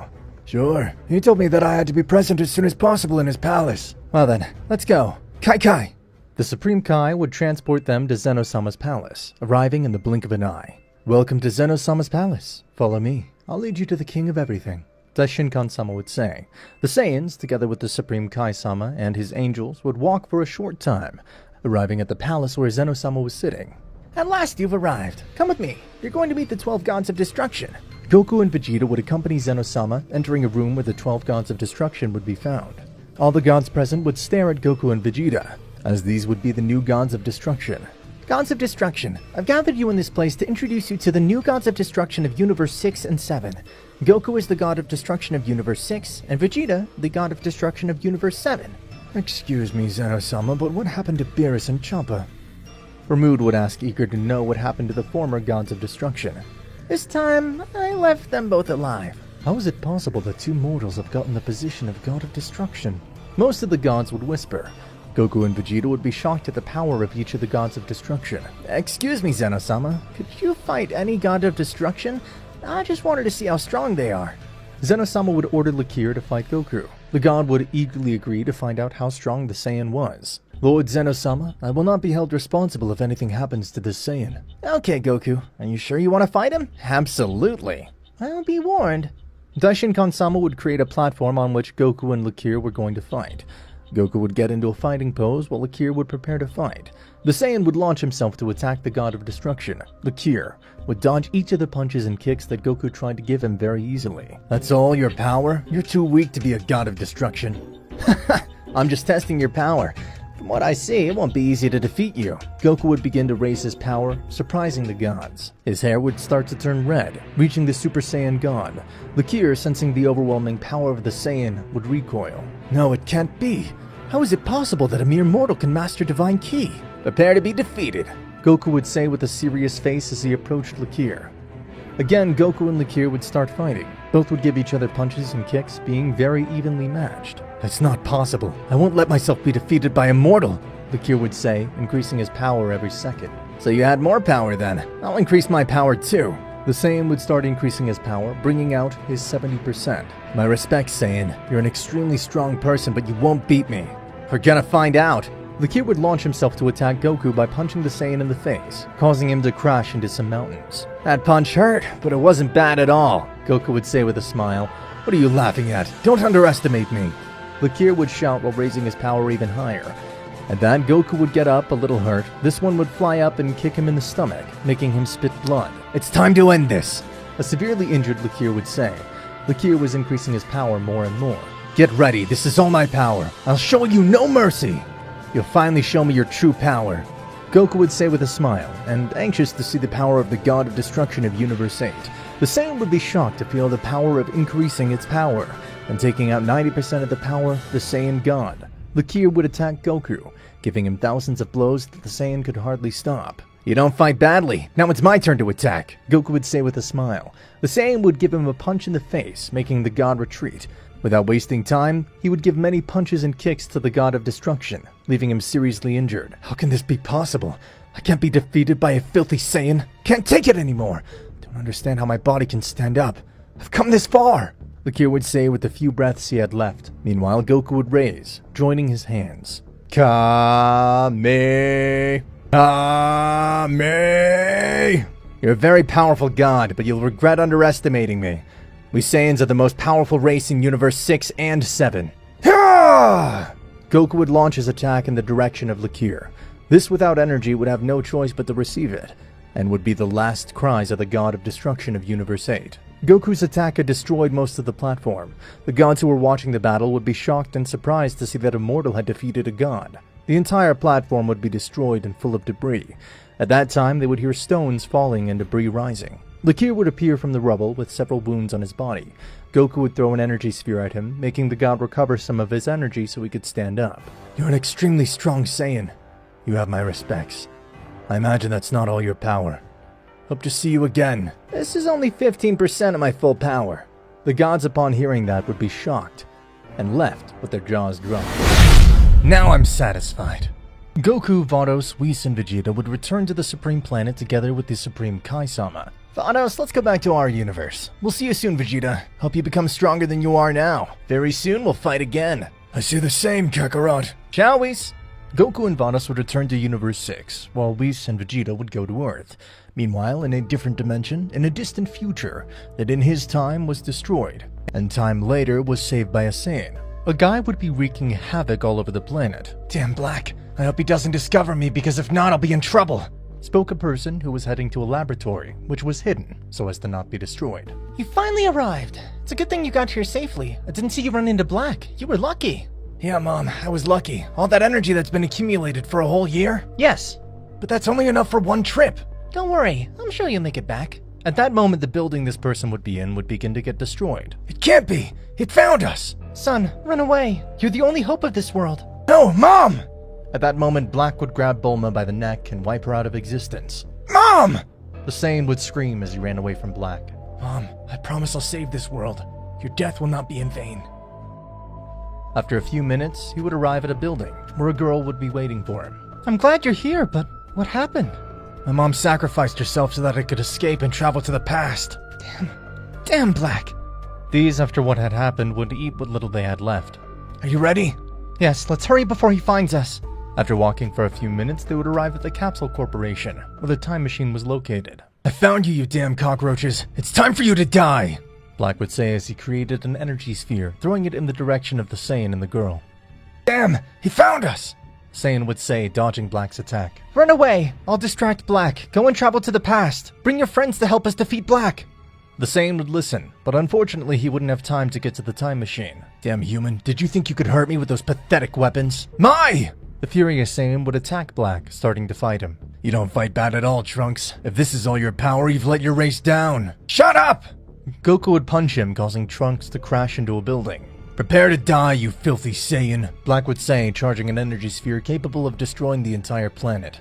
Trunks would destroy the sphere by throwing a sword. The Saiyan would throw an attack at Black, creating dust, and giving him a chance to escape in the time machine. You'll not escape, cockroach! But Trunks would manage to travel back in time. Damn it, he managed to escape. I can't feel his ki. It's like he disappeared from existence. He disappeared in that direction.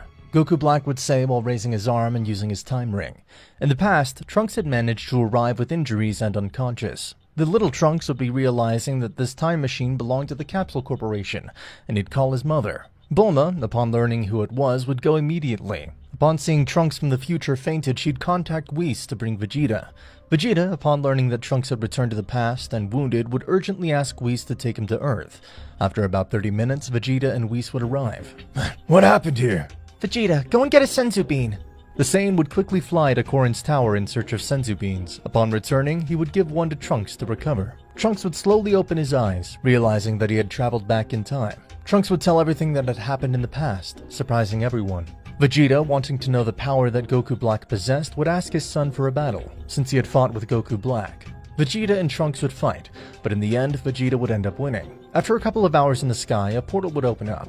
Black had managed to travel to the past to eliminate Trunks. So you traveled to the past, you damn Saiyan. But if it's Black, he's the one who caused disasters and destroyed the future.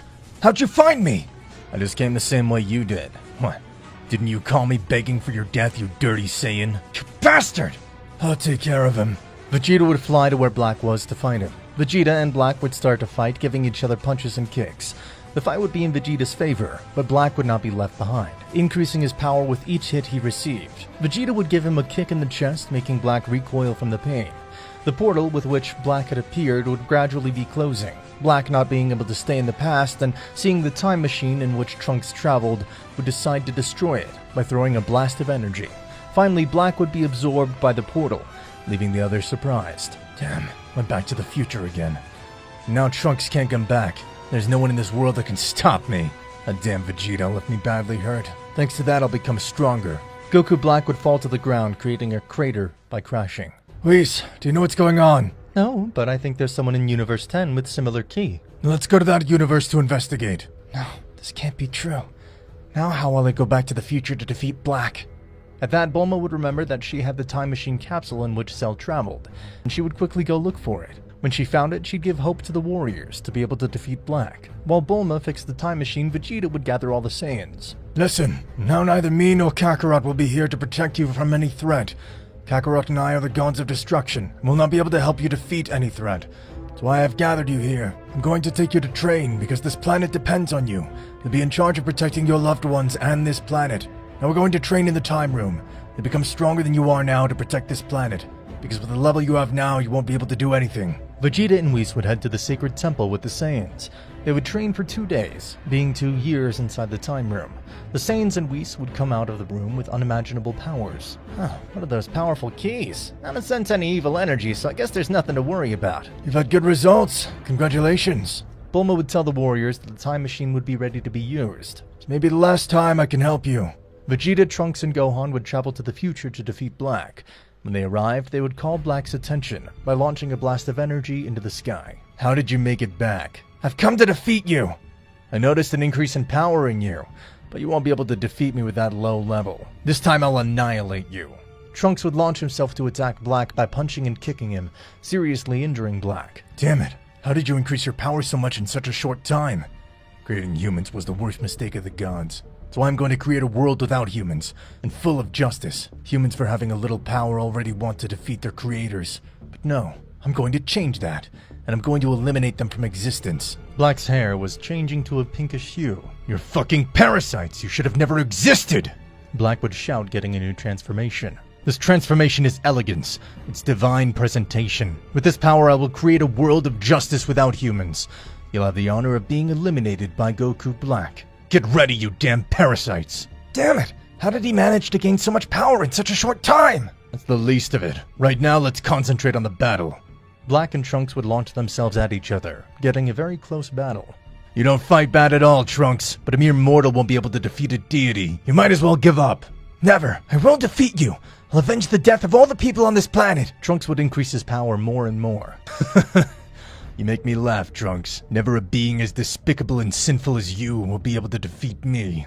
Don't underestimate me! Trunks shouted, kicking him and causing Black to crash into some buildings.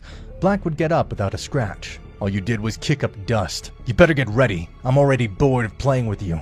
You better die so I can create my own justice. Look on the bright side. You're gonna be reunited with your worthless master. No! I won't allow you to speak ill of my master! Go on. He was always weak and cowardly. He waited for all of his teammates to die to lose his fear and have the courage to face the androids, but did that do any good? No, it didn't. In the end, he was killed. How pathetic you mortals are. No! Don't speak ill of my master! Trunks shouts, unleashing more power than he had gained from his training. Black, you'll regret destroying this world and insulting Gohan. Prepare yourself, because you're going to die. Well, you increase your powers. But with that, you won't be able to defeat me. Let's see your new powers. Trunks would furiously launch himself to attack Black, exchanging punches and kicks. The fight would be even. Black would be at an advantage since Trunks couldn't control his new power, losing energy while fighting. You better go help Trunks. At this rate, Black will kill him. Well, the warm-up is over. Better get this over with once and for all. What do you think I was fighting for real? Don't make me laugh. Black would grab Trunks by the neck and stretch out his arm to charge an energy sphere and finish off the Saiyan. Damn it! This is the end for me. I'm sorry, Master. I'm sorry for letting you down. At that instant, Black would receive a kick to the face, sending him to the ground, generating a crater from the impact. Trunks would fall to the ground, fainting from having used all his power in combat. Rest, Trunks. I'll take care of everything. Gohan would fly to Black's place to fight him. So there are more cockroaches to eliminate. The god's biggest mistake was creating humans. I think I'll take care of correcting this. Creating a world of justice. Stop talking nonsense. This time I will eliminate you. Prepare to be defeated by a mortal. Gohan would expel much of his power to attack Black. This time the battle would go on a little more evenly, causing problems for Black. You're the first person to make me use 30% of all my power. Let's see if you can keep up. Black would increase his power, shocking the Saiyan. This is 50% of my power. You're amazing. Let's continue the fight. Black and Gohan would start fighting again. Unfortunately, Black was winning the battle, doing great damage to Gohan. Imbecile, stop wasting time and increase your power! Vegeta shouted. Gohan would heed by increasing his power and taking out his mystic form. Black, get ready. This is my true power. Finally, someone worthy to fight. Show me how strong the warrior race of Saiyans can be. Gohan would fly up with great speed and land behind Black to hit him in the back. Incredible. You've increased your speed in an amazing way. Black had managed to stop Gohan's punch, but it won't be enough to defeat me. But what? Gohan would say in amazement at the abysmal power Black was hiding. Black would grab Gohan's arm, throwing him towards some buildings, causing him to crash. The dust had risen too much. Gohan had been too long without showing any signs of life. Looks like I may have overdone it a bit, but what the heck? One less cockroach in this universe. Damn, I think they killed Gohan. I told him not to trust himself. Vegeta would say in his mind, disappointed in Kakarot's son. The only one I have yet to eliminate is you, Vegeta. Don't even think it's going to be easy to defeat me. I'm the Prince of the Saiyans. I'll be the one to defeat you. Show me what you've got. Come and fight! Vegeta roared as he transformed into Super Saiyan Blue. Wow, you have great amazing power. I'll show you all my power too. Black would slowly increase his power. The place where they were, planet Earth, and nearby planets would begin to tremble. You're the first and will be the last to observe my power at 100%. Black's aura had taken on a darker color, and his eyes had completely changed. Impressive! It's amazing how you increase your power so much in just a few days. is the reason why gods are superior to mortals. Vegeta and Black would be very evenly matched, but as time went on, both were wearing down energy. Black would be noticeably more tired from the fights he had earlier. Give up, Black. You're finished. How is it possible that a mere mortal can defeat a god? That's unforgivable! Black was increasing his power, surpassing the power of the Saiyan God Phase 2. His power could be felt in several dimensions and universes. You mortal bastard, you can never defeat me! Black shouted angrily, attacking Vegeta by punching him several times in the stomach and face. Damn it, I must stop him before it becomes a bigger problem. Do you feel that power? I think Universe 7 is in trouble. We should help them. No, Mr. Goku, you can't get into trouble with other universes. But they're my friends! There's my family there too! I should ask them how they're doing. Vados takes his staff to contact Universe 7. Guys, what's going on over there? I feel evil energies. Dad, is that you? Goten would say, happy to hear it. Vegeta, Gohan, and Trunks went to the future to stop Black. What? Who's Black? A guy just like you, with unattainable powers. I see, so that's the energy I feel. At that moment, a portal would open to the courtyard of the Capsule Corporation. The Z Warriors would go to see what was going on. Must find a way to travel to the future to stop this Black. In Universe 10, there's a time ring which will allow us to travel to the future and confront Black. Then we must hurry. Goku and Vados would travel to Universe 10. Upon arrival, they had asked Goas to take them to the future. He would accept and travel along with Goku and Vados. In the future, Vegeta and Black would continue to fight. Die, mortal! You could never defeat a Saiyan! You guys are a mistake! Black would shout angrily. As time passed, both would be exhausted. Well, it's time to end this. It was an honor to have fought with you. Good riddance! Vegeta would say, increasing his power to create a sphere of energy capable of eliminating Black. At that moment, Vegeta would be expelled, without any direction, by receiving a kick to the face. Are you okay, Black? I think we underestimated the humans. Imbecile, if you don't get there in time, that cockroach would have taken me out. Rest. I'll take care of it. Elsewhere, Vegeta would emerge from some rubble with minor injuries. Damn. It was that coward who attacked me unaware. To eliminate you. What? Allow me to introduce myself. I am the god who will defeat you. Damn it! Another insect ready to die. Vegeta would say this while spitting blood. Gohan Black and Vegeta would begin a battle that shook the universe. I see. So you have more power than Goku Black. Shut up and focus on the fight, he would shout angrily, realizing that Vegeta wasn't taking him seriously. Show me your true power, otherwise this will be boring. Seeing that he was being underestimated, Gohan Black unleashed his full 100% power to face the Saiyan. I see. His power is overwhelming, but I won't be left behind. Vegeta would quickly increase his power. Vegeta's hair would take on a darker tone, along with his aura, the Super Saiyan Blue evolution. Vegeta would go all out from the start, creating an evenly matched battle, trading kicks and punches along with energy blasts. In a moment of carelessness from Vegeta, Gohan Black created a key sword to pierce the Saiyan's body and injure him gravely. Damn it! Vegeta would say in agony. Didn't you say you were going to eliminate me? Pathetic Saiyan! Disappear, you filthy scum! Gohan Black would say that as he brought his hands together to form a Kamehameha. Ka-me-ha-me! Damn it! I was overconfident. I should have used my full power from the start. Ha-me! Trunks, wake up! Vegeta would shout with his last breaths. Ha! Black's attack would land, creating a massive crater in the ground. At last, we've dealt with those nuisances. Now it's time to create a new world full of justice. Both would say this with a big smile on their faces. Vegeta! Vegeta! Wake up! Kakarot, is that you? Vados, heal Vegeta before it's too late. The Saiyan would recover all his energy. Tell me, what happened? Vegeta would recount everything that had happened, leaving Goku and Vados shocked. You will regret hurting the Prince of Saiyans. Gohan Black, get ready to face the fury of a Saiyan. Kakarot, find Trunks and Gohan, and heal them before they die. I'll go confront them. Be careful, Vegeta. Don't let your guard down. Vegeta would leave while Goku and Vados began searching for Trunks and Gohan. Whose energy is that? It can't be Vegeta's. I obliterated him myself. So, you're still alive, Vegeta. You're a tough one to kill. It won't be easy to defeat me. This time I'll finish both of you once and for all. Prepare for your end. Vegeta would close his eyes, relaxing his body. The tone of his hair would begin to change, adopting a silver hue.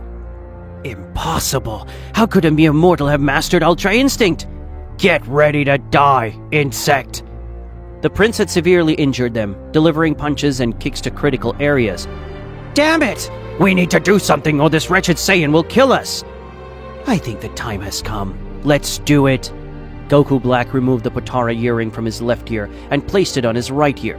As they did this, Goku Black and Gohan Black fused their bodies to form a new being. This form is justice. This form is the world. Worship Gokan, the being who will create a new world and eliminate all sinners. Incredible. But that still won't be enough to defeat me. As much as I hate to admit it, it's true. That damn Vegeta is incredibly powerful.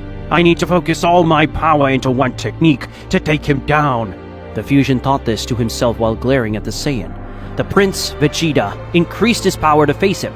Both charged at each other, trading blows and energy blasts. The battle was intense and evenly matched. This is getting boring. Show me your full power. Don't underestimate me, you damned mortal. Gokan shouted angrily, tired of the fight. Vegeta delivered a powerful kick to Gokan's stomach, forcing the fusion to spit blood. No, I won't allow this humiliation. I'll use all my power. Gokan's power surged immensely. His hair began to change, turning a pure red color, and his aura radiated intense heat. This is my ultimate power. Trunks, wake up! Vados, heal Trunks! I'm going to find Gohan.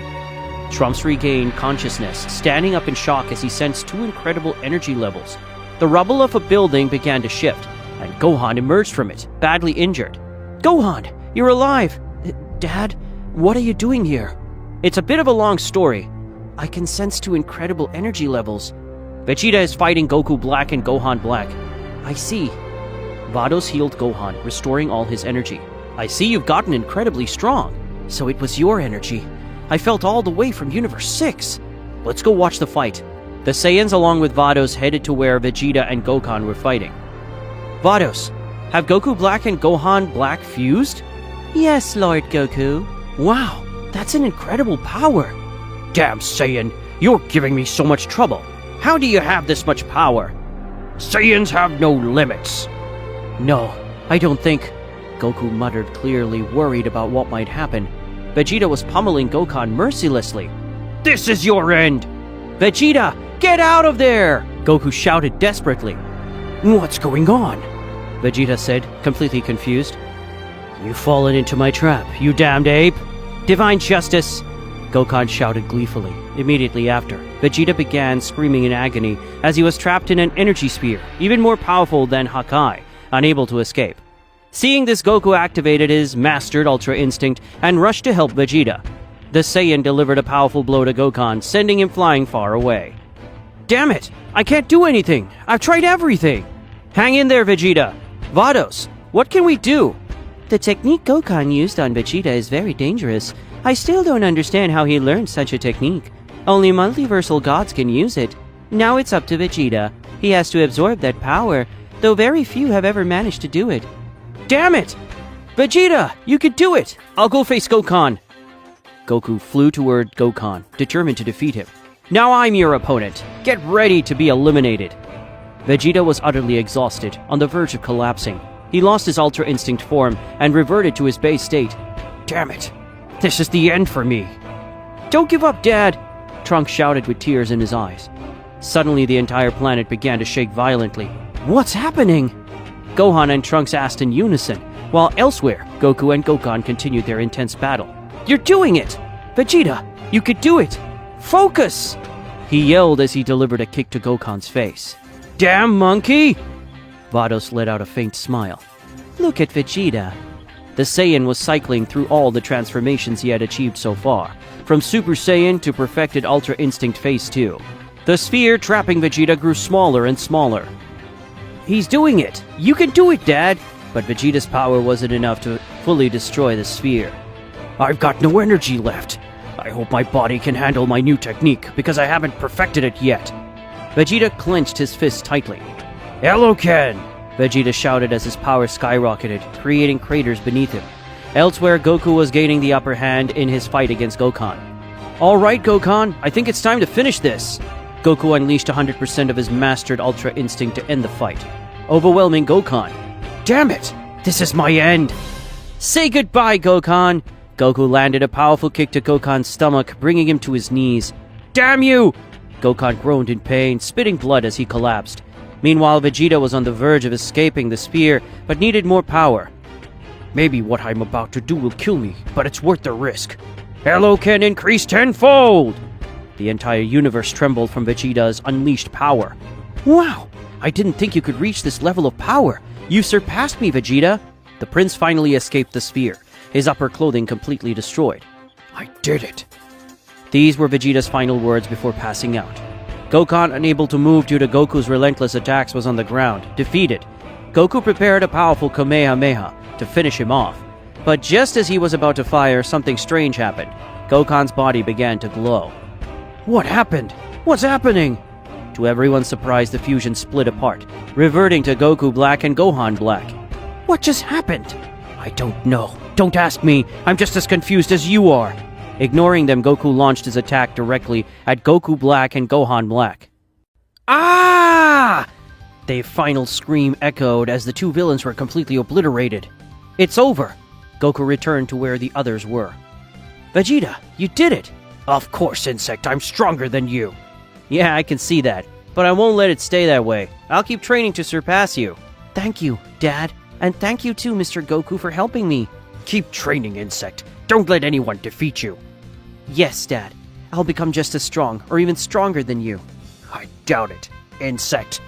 Everyone laughed as Vegeta got annoyed. Well, we have to go. Take care, Trunks, and train hard. Yes, Master. Gohan, Goku, Vegeta, and Vados returned to the present with Gowasu. Upon arriving in Universe 10, they thanked Gowasu for his help. Vados, let's head to Earth first. I want to see my friends. After a few minutes they arrived, and Bulma greeted them with a grand feast. You're finally back! Where's Trunks? He stayed in the future! Everyone celebrated, but as night fell, Goku had to leave. He said goodbye to his friends and family. Listen, Gohan, with neither Vegeta nor me here to protect Earth, you're now the planet's protector. Train hard, and don't neglect your studies. I love you, son. Take care. And you, Goten, you're now the man of the house. Take care of your mother and become even stronger than me. Got it? Yes, Dad. I love you. Goku hugged his family before leaving with Vados to Universe 6. A few minutes later, they arrived at their destination. I need to sleep. I'm exhausted. Don't you think so, Vados? I suppose so. The Saiyan walked straight to his room, ready to sleep. By the way, Vados, have you seen Champa? No, I haven't seen him all day. But now that you mention it, Beerus wasn't on Earth either. He's probably on his planet sleeping. Yes, that's likely. Lord Goku, your outfit is quite worn out. Would you like me to make you a new one? Of course! Thank you, Vados! The Saiyan, upon entering his room, removed his shirt to sleep more comfortably. At that moment, Vados entered. Lord Goku, I've come to inform you that your suit is ready. All right, thank you very much, Vados. Sleep well, Lord Goku. Vados left the room and went to the kitchen for some water before heading to her quarters to rest. The next day, Goku woke up full of energy, ready to train and surpass Vegeta. Vados! Vados! The Saiyan shouted because the angel was not in the room. Goku, unable to find her, went to Vados' room. Upon arriving, he walked in and found Vados changing. Vados! Hurry up! I want to train! All right, Goku. After a few minutes, Vados emerged from her room, ready to train the Saiyan. So, Goku, would you like to train in the hyperbolic time chamber or outside in the open? Whatever is more effective. Then let's go to the hyperbolic time chamber. The two entered the time chamber to see what results they could achieve. In the first year, Goku decided to perfect the Kaioken. All right, let's start training. I need you to transform into Super Saiyan 2 and use Kaioken times 5. You'll train like this for a year. Vados and Goku trained to improve their speed in both attacking and dodging. After 5 months, Goku got used to maintaining Super Saiyan 2 with Kaioken times 5. Are you sure you want to increase the Kaioken? Don't worry, I'll be fine. If you say so, go ahead. Goku increased the Kaioken by 5-fold. I'm fine, let's keep training.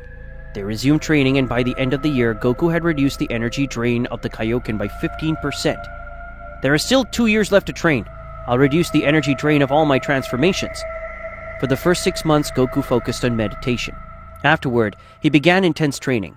By the end of a year and a half, Vados and Goku emerged from the time chamber with immeasurable power. Goku had mastered Super Saiyan Blue combined with Kaioken times 20, while Vados had increased her strength to 10% of the Grand Priest's power. Incredible. Thanks to you, I've grown stronger. Same here, Vados, but now I'm starving. Do we have anything to eat? All right, I'm hungry too. I'll prepare something. The angel went to cook while Goku sat down to rest for a bit. Elsewhere. We finished today's training, Lord Vegeta. Phew, that was exhausting. I'm starving. Same here. They decided to head to Earth to enjoy a feast.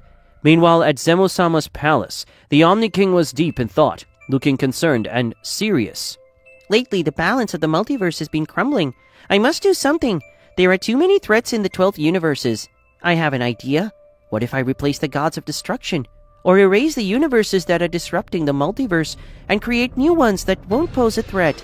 Interesting. If I don't act, the multiverse might cease to exist. Grand Priest, summon all of the gods of destruction. Yes, my lord. The Grand Priest obeyed and went to gather the deities. After a few hours, he had assembled 10 gods of destruction, leaving only the gods from Universe 6 and 7. Lord Goku, the food is ready. Lord Goku? Where could he be? The angel was surprised to find Goku asleep. Goku! Goku! Wake up! The food is ready! Opening his eyes, Goku said, "That was a great nap. All right, let's eat." After finishing their meal, they went outside for some fresh air. Suddenly, a dimensional portal opened before them, and the Grand Priest emerged. How's it going, Grand Priest? I'm doing well, Lord Goku. What brings you here? I've come to inform you that Lord Zeno Sama requests the presence of all the gods of destruction at his palace. You are expected in 2 days. Thank you for the information. We'll be there in 2 days. The Grand Priest disappeared along with the portal. Meanwhile, Vegeta and Whis had just finished eating and were preparing to rest when a portal appeared, and the Grand Priest stepped out. Grand Priest, how are you? The Omni King has ordered all gods of destruction to convene at his palace in 2 days. I expect you to be punctual. Thank you for letting us know. My duty here is done. I'll take my leave. Moments later at Zeno Sama's palace. Great Zeno, I've informed all the gods. They'll be present in 2 days. Thank you, Grand Priest. In Universe 7, Vegeta appears to be deep in thought. What's on your mind, Lord Vegeta? Now that I remember, you once mentioned sensing a key similar to Black in Universe 10. Did I? We need to investigate. I have a bad feeling. Vegeta summoned Gohan, who arrived within minutes. Let's go. I need your help. Vegeta, Gohan, and Whis traveled to Universe 10 to seek answers. Upon arrival, they were greeted by Gowasu and his apprentice, Zamasu. Excuse me, Gowasu. I bought my apprentice to train with yours. What insolence is this? Humans are nothing but trash and a complete nuisance. Very well, this is an excellent opportunity for you to interact with humans. Are you sure about this, Gowasu? Yes. Be cautious and hold back your strength. Wait, Gowasu, don't hold back. Use your full strength. Gohan and Zamasu began sparring. During the fight, they exchanged blows, but Gohan ultimately won with ease. Damn human. Zamasu conjured an energy blade in his hand. Stop it, Zamasu! Reluctantly, Zamasu obeyed, and the energy blade vanished. Lord Gowasu, I almost forgot. This is a small gift from Universe 7. Whis used his staff to conjure some snacks, placing them on a table. Gowasu thanked him, and then Vegeta, Gohan, and Whis departed. A few minutes later, Whis stopped to create an oxygen bubble, allowing Gohan and Vegeta to breathe in space. Observe.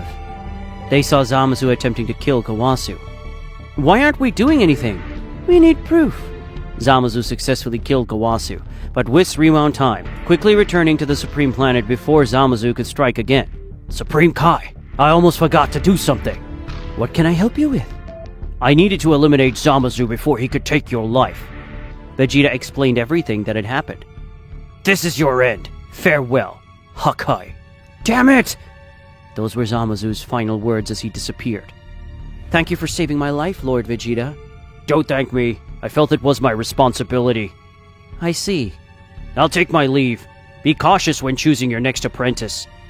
Vegeta and Whis left the Supreme Planet and dropped Gohan off on Earth before heading to Vegeta's planet. After 2 days, Goku and Vegeta needed to go to Zeno Sama's palace. First, they headed to the Supreme Planet so the Supreme Kai could transport them there. Welcome all, gods of destruction. I've gathered you here to announce something very important. The multiverse is in danger. Hearing this, Goku and Vegeta looked confused, while the other gods of destruction were visibly alarmed. That's why I've decided to either erase some universes or replace their gods of destruction. Recently, universes 6, 7, 4, and 11 have caused major disruptions to the multiverse. Others have contributed as well, but these are the primary culprits. Upon hearing this, the gods began to criticize Goku and Vegeta. Forgive my bluntness, but wouldn't it have been better for Beerus and Champa to retain their positions? I'm sure these disgusting Saiyans are the ones destabilizing the multiverse. Hearing this, Goku and Vegeta became angry, as they were being treated like threats. You are entirely mistaken. These two Saiyans have done a better job than Beerus and Champa ever did. Anyway, I've decided to hold the tournament. The universes that survive will not be erased and will be granted the Super Dragon Balls. Does that mean the universes that lose will be destroyed? Yes, you choose your warriors wisely. The fate of your universes depends on them. The universes participating in this tournament will be 2, 3, 4, 6, 7, 9, 10, and 11. The tournament will take place in 48 hours. You may leave. The gods were left in shock and returned to their respective universes. Back in Universe 7, Vegeta addressed Whis. Whis, we need to gather all our warriors. Agreed. Shin transported them to Earth. Once there, Vegeta asked Bulma to gather everyone. After a few hours, the Z-Fighters assembled, and Vegeta explained everything that had transpired, leaving everyone surprised and worried. That's why I need you all to become stronger. The fate of our universe depends on you. The Universe 7 participants were Gohan, Goten, Trunks, Piccolo, and Majin Buu. Damn it. If we're still missing 5 warriors, what do we do now? What if we recruit Frieza, Goku Black, Gohan Black, and Cell? Are you insane, Gohan? Do we have another option? Damn it! Let's do it. But they'll only stay for 24 hours. Of course. Whis, contact the King of All. Explain the situation. He'll know what to do. But we're still missing 1 warrior. I'm out of ideas. Now that I think about it, there won't be any Saiyans left alive after this. I'll start looking. After an extensive search, Whis found a planet where a Saiyan was still alive. Whis, hurry! Let's go find him! The two traveled to the planet and arrived within minutes. Upon noticing an explosion, Paragus rushed to the scene. So this is where the Saiyans survived? Yes, Lord Vegeta. Perfect. Let's find him. They sensed a presence approaching. It's him, the last surviving Saiyan. No, my lord. I've sensed an even more powerful key than this one. Paragus landed where Vegeta and Whis were and began speaking with them. Prince Vegeta, what are you doing here? Weren't you the father of a Saiyan sent to an unknown planet? Yes, Prince Vegeta. And where is your son? He's training. He's become incredibly powerful. All right, we'll take you to Earth so you can be more comfortable and enjoy some good food. You probably haven't had anything delicious in a long time. Thank you very much, Prince Vegeta. Don't thank me. Go get your son before I change my mind. Paragus obeyed and left to fetch Brawly. Hey, Whis, wouldn't it be better idea to recruit Beerus? That would be great, but Lord Beerus hasn't been seen since he became a god of destruction. I see. It's strange that Beerus hasn't shown up. At that moment, Paragus returned with Brawly. Wow, you have an impressive power. Thank you. All right, Whis, let's go. The group left the planet and headed to Earth. Once there, Paragus and Brawly took a bath and enjoyed a feast. Thank you so much, Lord Vegeta. Okay, I brought you here for one reason only. I need Brawly's help. He, along with other 9 warriors, will determine the fate of the universe. Vegeta explained the situation to Paragus, who was left speechless. Brawly agreed to participate. At that moment, Goku Black, Gohan Black, Frieza, and Cell arrived.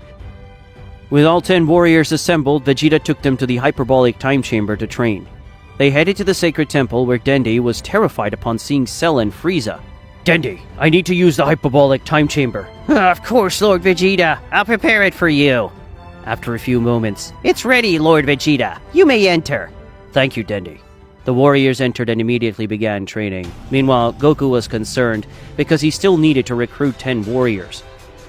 Vados, are there Saiyans in this universe as well, or am I mistaken? Yes, they are on a planet called Sadala. All right, we don't have time to waste. Take me there. Vados complied, traveling with Goku to planet Sadala. Upon arrival, Goku met Kaba and greeted him. Lord Goku, what brings you here? I've come to recruit strong fighters to participate in the Tournament of Power. Goku explained the situation and what would happen if their universe lost. Kaba, stunned and frightened, agreed to participate. Tell me, Kaba, do you know any other strong Saiyans? Yes, Lord Goku. Where are they? Kaba took Goku to where Caulifla and Kale were. Goku greeted them and explained the situation. Caulifla, confident in his abilities, agreed to fight, eager to face powerful opponents. Kale was hesitant, but Caulifla encouraged her, and she eventually agreed. Alright, I'll return for you in a few hours, so get ready. Goku and Vados left to search for 7 more warriors. Hey Vados, what if we recruit Champa? That would be a great idea, but I haven't seen him since you were named God of Destruction. Strange. Take me to where Hit is. Vados took Goku to Hit's location. Upon seeing Goku, Hit was surprised. What are you doing here? I've come to recruit you for the Tournament of Power. Another tournament? Yes, but this one is extremely important. The fate of our universe depends on it. If we lose, Zeno Sama will erase us. Hit, shocked by what he heard, agreed to participate. I'll return for you in a few hours. Get ready. Goku and Vados left to recruit Magetta, Botamo, and Frost. We're still 3 warriors short. Any ideas, Vados? How about the Namekians? There's a place like Piccolo's here? Universe 6 and 7 are parallel universes.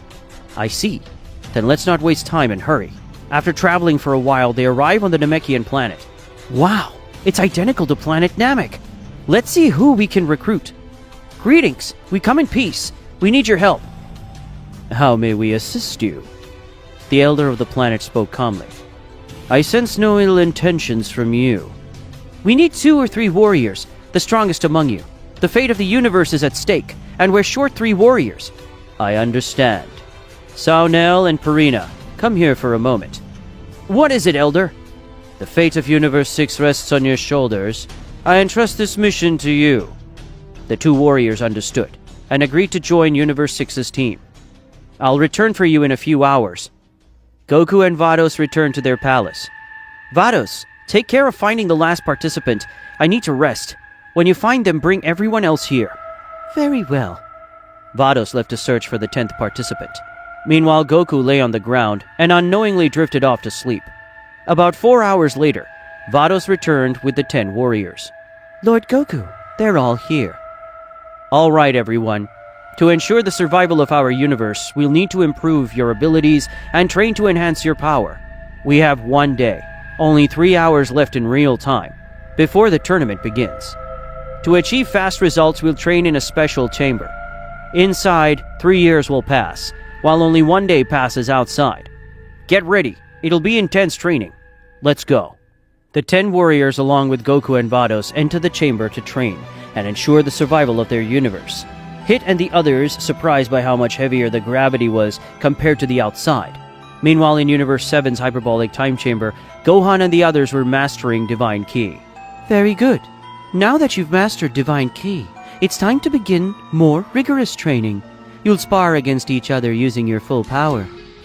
Whis took charge and decided the matchups. Goten vs. Trunks, Gohan vs. Frieza, Gohan Black vs. Majin Buu, Broly vs. Goku Black, and Piccolo vs. Cell. All right, begin fighting. While Vegeta sparred with Whis, the hyperbolic time chamber struggled to endure the intense battles.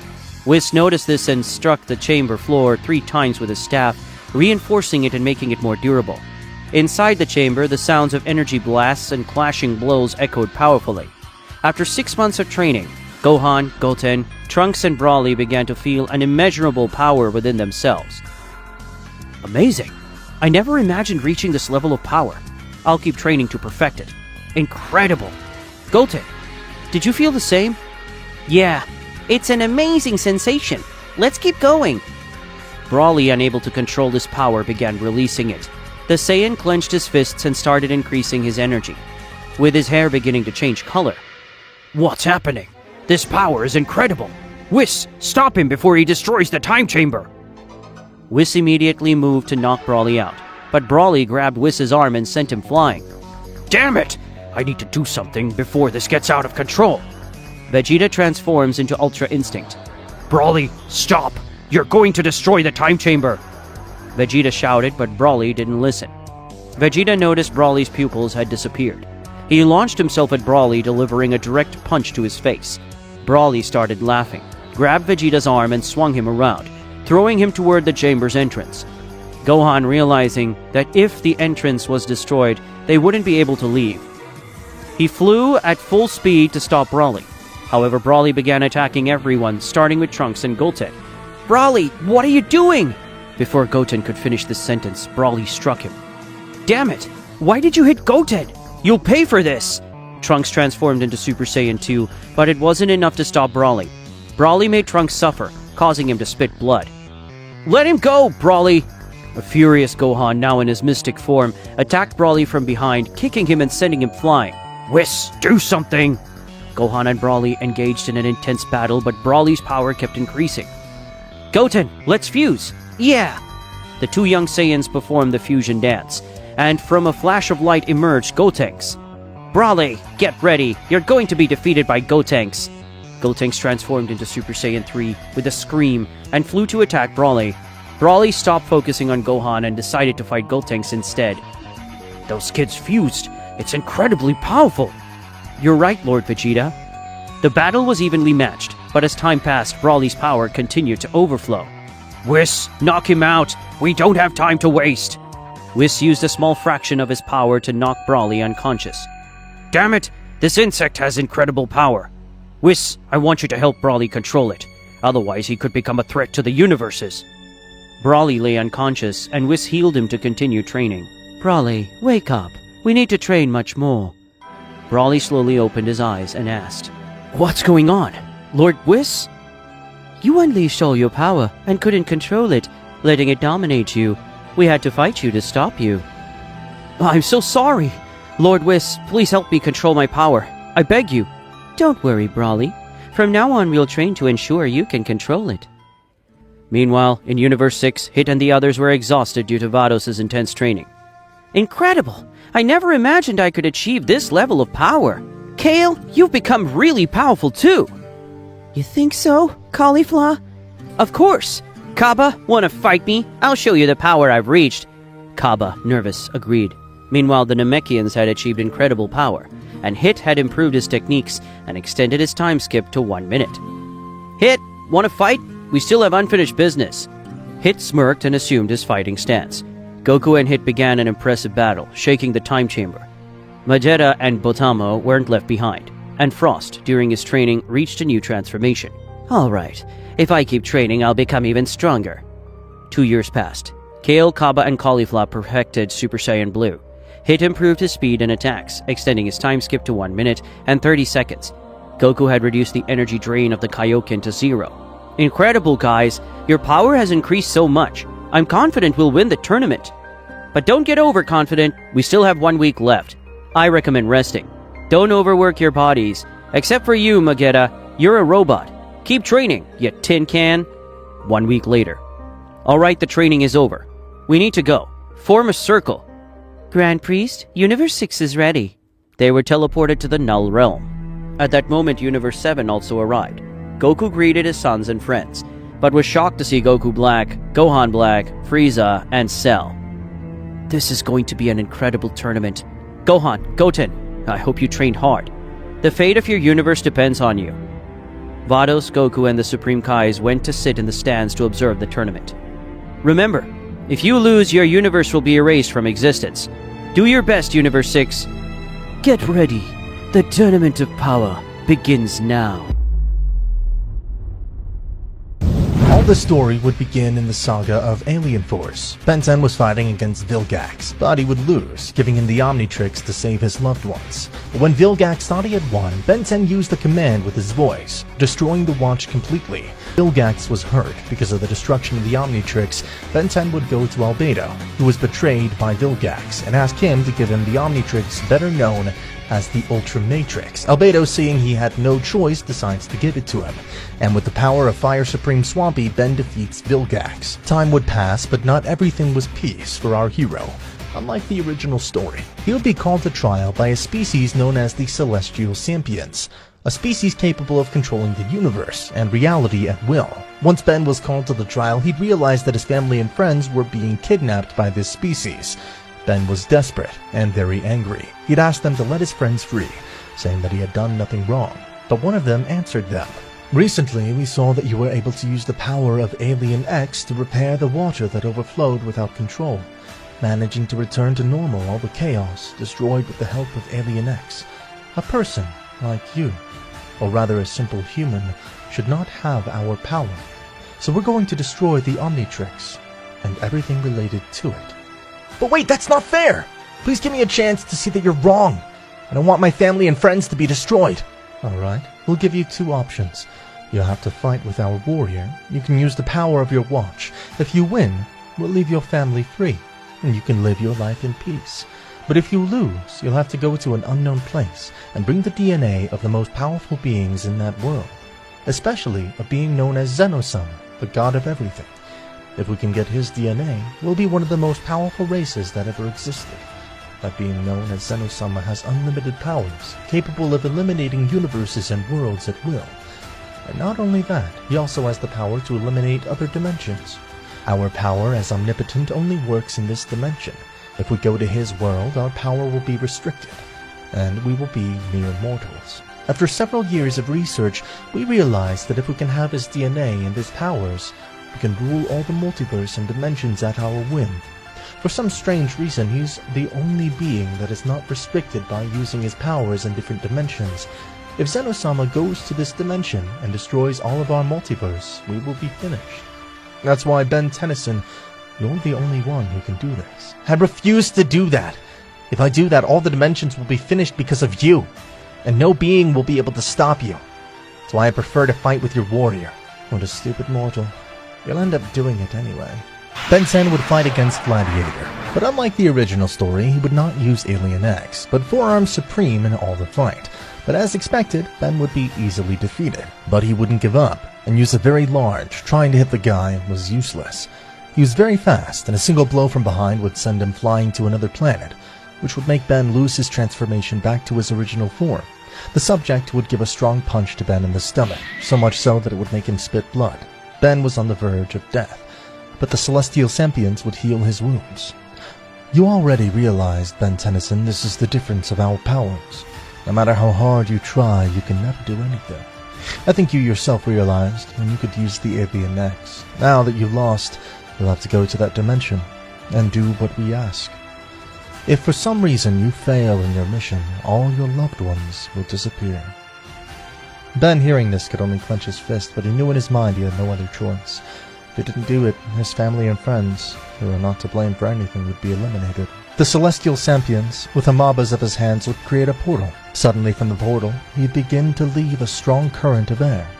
Ben was a little nervous because he didn't know what awaits him after crossing the portal. But without wasting time, he would only make a gesture of goodbye with his hand, and in a low voice he would say, "I promise you that I'll return and save you. I promise I'll come back and save you all." Ben would cross the portal, thus traveling between dimensions, until reaching the dimension of Dragon Ball. Now we're just before the Tournament of Power began. All the Z-Warriors were in place. Before the recruitment of the Tournament of Power, Goku was with Goten, training. Suddenly in the skies was Ben Tennyson, plummeting. What's all this supposed to be? I'm in the air! Damn it, Omnitrix, please give me something that I can at least fly, so I don't die on my first day in this new world. Ben would transform into Cold, thus managing to fly through the air. While flying, he would decide to land right where Goku was along with Goten. When Goku saw Cold, he would get into his combat pose, because he didn't know who he was, and the strangest thing was that he couldn't feel his ki. Hey, who are you? And what are you doing here? Same thing I should say. Frio would throw himself against Goku, thus throwing his cold breath, freezing the ground and the plants of the place. But Goku would dodge it without problem. Several spikes in the form of ice, but Goku would likewise dodge them without problem. Goku would move quickly, where Frio was hitting him in the face. Frio, even though he tried to use his breath to freeze Goku's hands, couldn't react in time, and crashed into the rubble of the place. Wow, even though I can't feel your ki, let's say you're not very strong. I was able to defeat you in one hit. Don't underestimate me yet, this is just the beginning. Ben would use the form of Supreme Cold. His color changed to an orange tone. Frio Supreme would begin to fly quickly, where Goku was throwing his breath again. Goku would realize that this was now much colder. Suddenly, from a carelessness of Goku, Frio would freeze him completely, remaining as a statue of ice. I told you, don't underestimate me. I hope you can cool off from the heat now. At that, Ben would look at Goten and see him looking pretty calm. Hey, why are you so calm? Your dad was frozen. They never get out of there. Goten, upon hearing the words of Supreme Cold, would just start laughing. My dad's really just playing with you. If he wanted to, he could have defeated you from the very beginning. Goku, who was in the ice statue, would begin to increase his ki a little, thus freeing him from the ice without any problems. Ben would be quite impressed when he saw this. Without time to react, Goku would kick him in the chest, sending Supreme Cold flying, causing Ben to return to his original form. Hey, you were right. That was refreshing. I did feel a lot of cold in there. Ben 10, who was on the floor and a little dizzy, would say, I think I underestimated you. Say that you're really strong. I don't know who you are, but your strength is amazing. So you're not that alien. You're a human being. But your appearance looks a little different. You can transform into that thing that attacked me. How interesting. The truth is that I can transform into other aliens, but that's not important right now. Tell me, do you know a person named Zeno Sama? And if you do, can you tell me who he is? What a strange question, but I do know little Zeno. He's the strongest person in all the universes. Even the gods and angels have respect for him. Do you think I can meet him? Actually, yeah, you could meet him, but I think it's going to be a little complicated right now. Because soon a tournament for the survival of several universes will start. The winner of this tournament will be able to get the Super Dragon Balls, and they'll be able to make any wish they want. Those balls can make any wish come true. Yeah, it's true. I know it's strange, but it'll look like a huge dragon, and it'll fulfill your wish. So you're saying that if I go to this tournament, I can meet Zeno Sama, and I can have my wish. That dragon will grant me. Please let me participate in that tournament. I need to win those spheres. I really don't know. You're very weak. In that tournament, there's going to be a lot of strong people. If you somehow manage to give me a fight, I could let you go to that tournament. I guess you're right, but why I haven't introduced myself. My name's Ben Tennyson. What's yours? Nice to meet you. My name's Goku, and I'm a Saiyan from Earth. And you're not a human as such, but an alien from another planet. If you say it that way, it's true, but my home planet was destroyed because of an emperor named Frieza. Mr. Goku, do you remember that you said if I could give you a fight, you'd let me go to that tournament? I think I have a way. If you let me scan you with this watch, maybe I can give you a fight. Goku, out of curiosity to see what Ben was doing to become stronger, would accept what he said. Ben, without wasting much time, would begin to scan Goku with his watch. As soon as the scanning process had been completed at 100%, appearing the figure of Goku and the Ultramax of Ben. Okay, Mr. Goku, now we're gonna fight for real. Here we go! Ben squeezed his Omnitrix, causing his body to change drastically. His appearance had changed to that of Goku, but unlike him, he had his green clothes and his watch on his chest. Goku, to see that Ben was transformed into him, would be impressed, remembering what happened with Goku Black in the past. It's really amazing, you look just like me, but a copy can never beat the original. This isn't the first time that's happened to me. Goku and Ben 10 would get into a fighting position, so they'd both throw themselves against each other. Goku would punch Ben in the back, but he would quickly dodge, and then throw another punch, but Goku would quickly cover himself. Not bad for making a copy, but let's see if you can do this! Goku would throw a Kamehameha against Ben, but while surprised, he would dodge it with great difficulty. This transformation's amazing! You're fast and you have a lot of strength! And also, so you can throw energy from your hands. Ben 10 would use the same technique of Goku, throwing a powerful Kamehameha, but Goku would also dodge it without problem. Goku, to see that Ben could also use their skills, would transform into Super Saiyan, and this would cause the other Z Warriors to realize that Goku was fighting, thanks to the increase of his ki. Not only that, they'd also realize there was a ki very similar to that Saiyan. Vegeta, out of curiosity, would go to see what was happening, while Ben 10 would be surprised to see Goku's change. Goku, using the Super Saiyan, would take a clear advantage to Ben. Suddenly, Ben would put his hand on his chest, thus tightening his watch. Unlike the other times he used the supreme form of his aliens, this time it would be different, because a strong glow would begin to be seen around Ben's body. Goku, without knowing what was happening, and a little curious, would back away. The body of Goku's transformation would begin to change its shape, and a lot of hair would grow. The tail would start to grow, and a roar as if the giant Ozaru would start to sound. The hair of Goku's transformation would change to a white tone that commanded a lot of respect. Thus, Ben used the supposed supreme form of the Saiyans. What's all that supposed to be? Never seen that transformation to anyone in my life. Besides, it's as if he used the form of Ozaru fused in my body, so I feel a little scared, and I'm not able to perceive his ki. Maybe this guy is a god, but even though I'm a little nervous, I'm a little excited. Now I really want to fight. What an incredible appearance! Now I think I'm worthy of participating in this fight, Mr. Goku. Let's check that out. Goku, without thinking, would throw himself against Ben, thus launching a strong blow against him. But before he could impact with Ben, one hand would grab Goku's fist, thus giving him a kick in the stomach, which would make Goku fly several meters back. You like that? Same thing you did to me when I transformed into cold. How about if you tried this now? Ben with both hands would create a strong current of smoke. Suddenly a huge spear of ki would start to come out of it, which would be launched against Goku. But Goku, even though he was somewhat dazed, would get up quickly, thus transforming into a Super Saiyan Blue form. Goku would deflect the attack with one hand. Suddenly this ball of energy would explode in the sky, creating a strong explosion.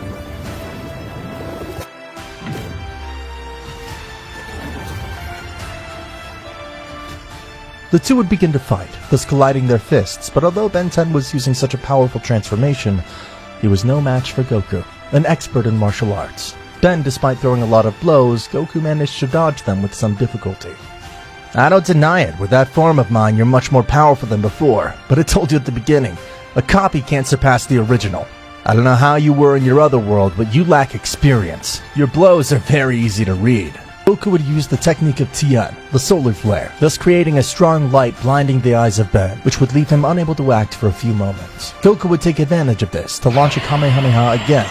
Just before the attack of Goku would impact against Ben, he would run out of time for the transformation, thus returning to make him human again. Ben, who was somewhat still blinded by the attack, wouldn't notice anything. Goku at that moment would get a little nervous as he felt something was wrong, thus managing to control his attack by diverting it elsewhere. Ben was somewhat tired from using Goku's transformation, so he fell to the ground, but Goku would catch him in the air to lay him on the grass. That was very close. I think I got too excited for the fight. It sounds ugly to say it, but I think you almost lost your life because of me. Ben, who was feeling a little dizzy, would just sit down and say, I guess you're right. Everything happened in just seconds. Couldn't see anything. I still thank you for saving my life. I think I got carried away. Forgot my watch has a time limit. By the way, Mr. Goku, now, what do you think about taking me to the power tournament? I think I could do some fighting. This time I wasn't as weak as at the beginning. And I have another alien.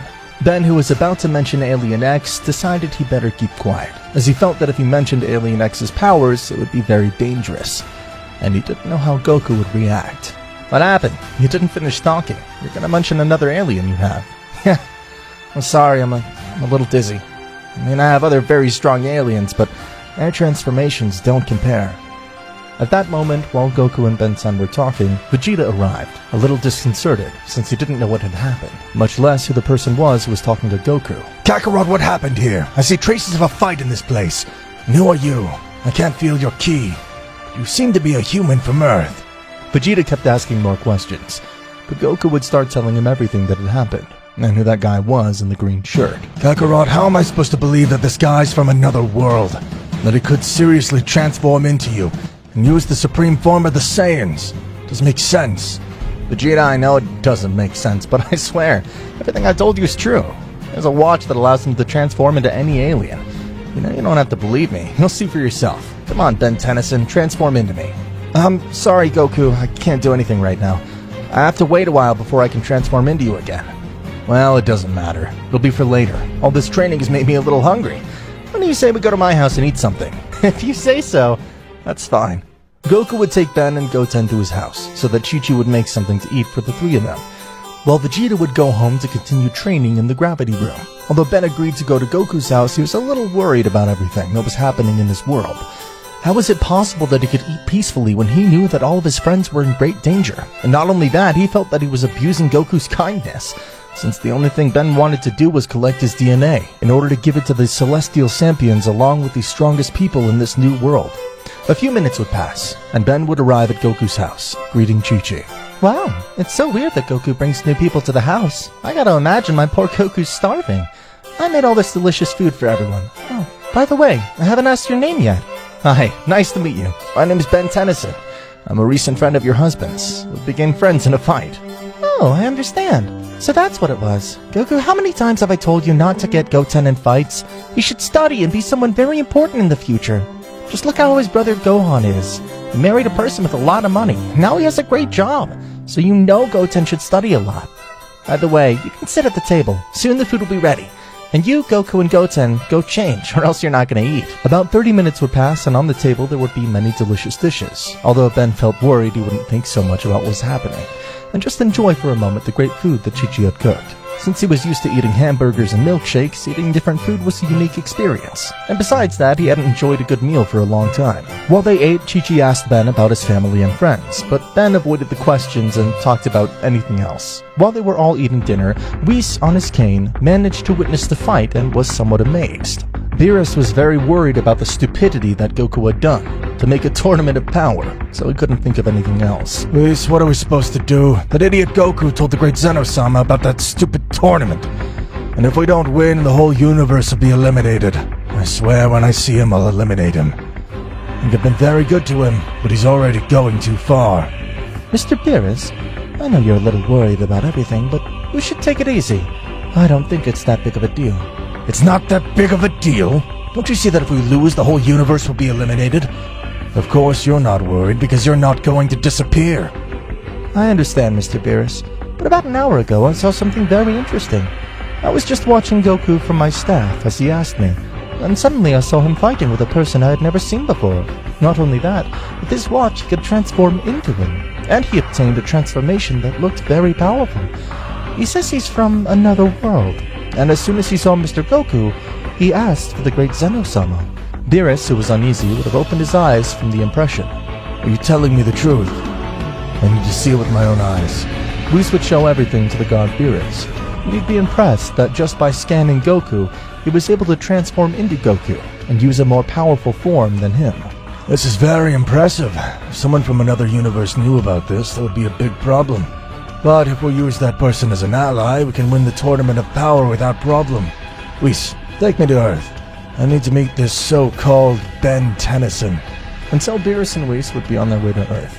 Meanwhile, on Earth, Ben was quite full from the food, and he would thank Chi-Chi and Goku for inviting him to eat. Hey Ben, what do you think if we go to Bulma's house and show Vegeta that transformation you used? I also wanted to tell you that if you're gonna go to the Tournament of Power, you gotta train your body more. You gotta learn to use ki and be able to feel the energy of your enemies. You can't rely too much on the power of your watch, but luckily, you have me. I'll help you train your body and mind before the tournament. But before that, I want you to have a fight with Vegeta. Okay, Mr. Goku. By the way, this time I don't need you to carry me. I'll use your form to fly. Ben would activate his watch and would transform back into Goku to fly with him to Capsule Corp. When they arrived there, Vegeta would have felt slightly the ki of Goku approaching at a high speed, to which he'd be a little annoyed. The minutes would pass and Goku along with Ben would arrive at the Capsule Corporation, thus meeting Vegeta as soon as they arrived. Vegeta, to see Goku, would see that there was someone very similar to him. Kakarot, what the hell is this? Don't tell me it's the one from last time. That's Vegeta, and I brought him to fight you. I want you to see that I'm not lying. Ben uses the supreme form of the Saiyans. Ben would again tighten his chest where the watch was, leaving a great glow.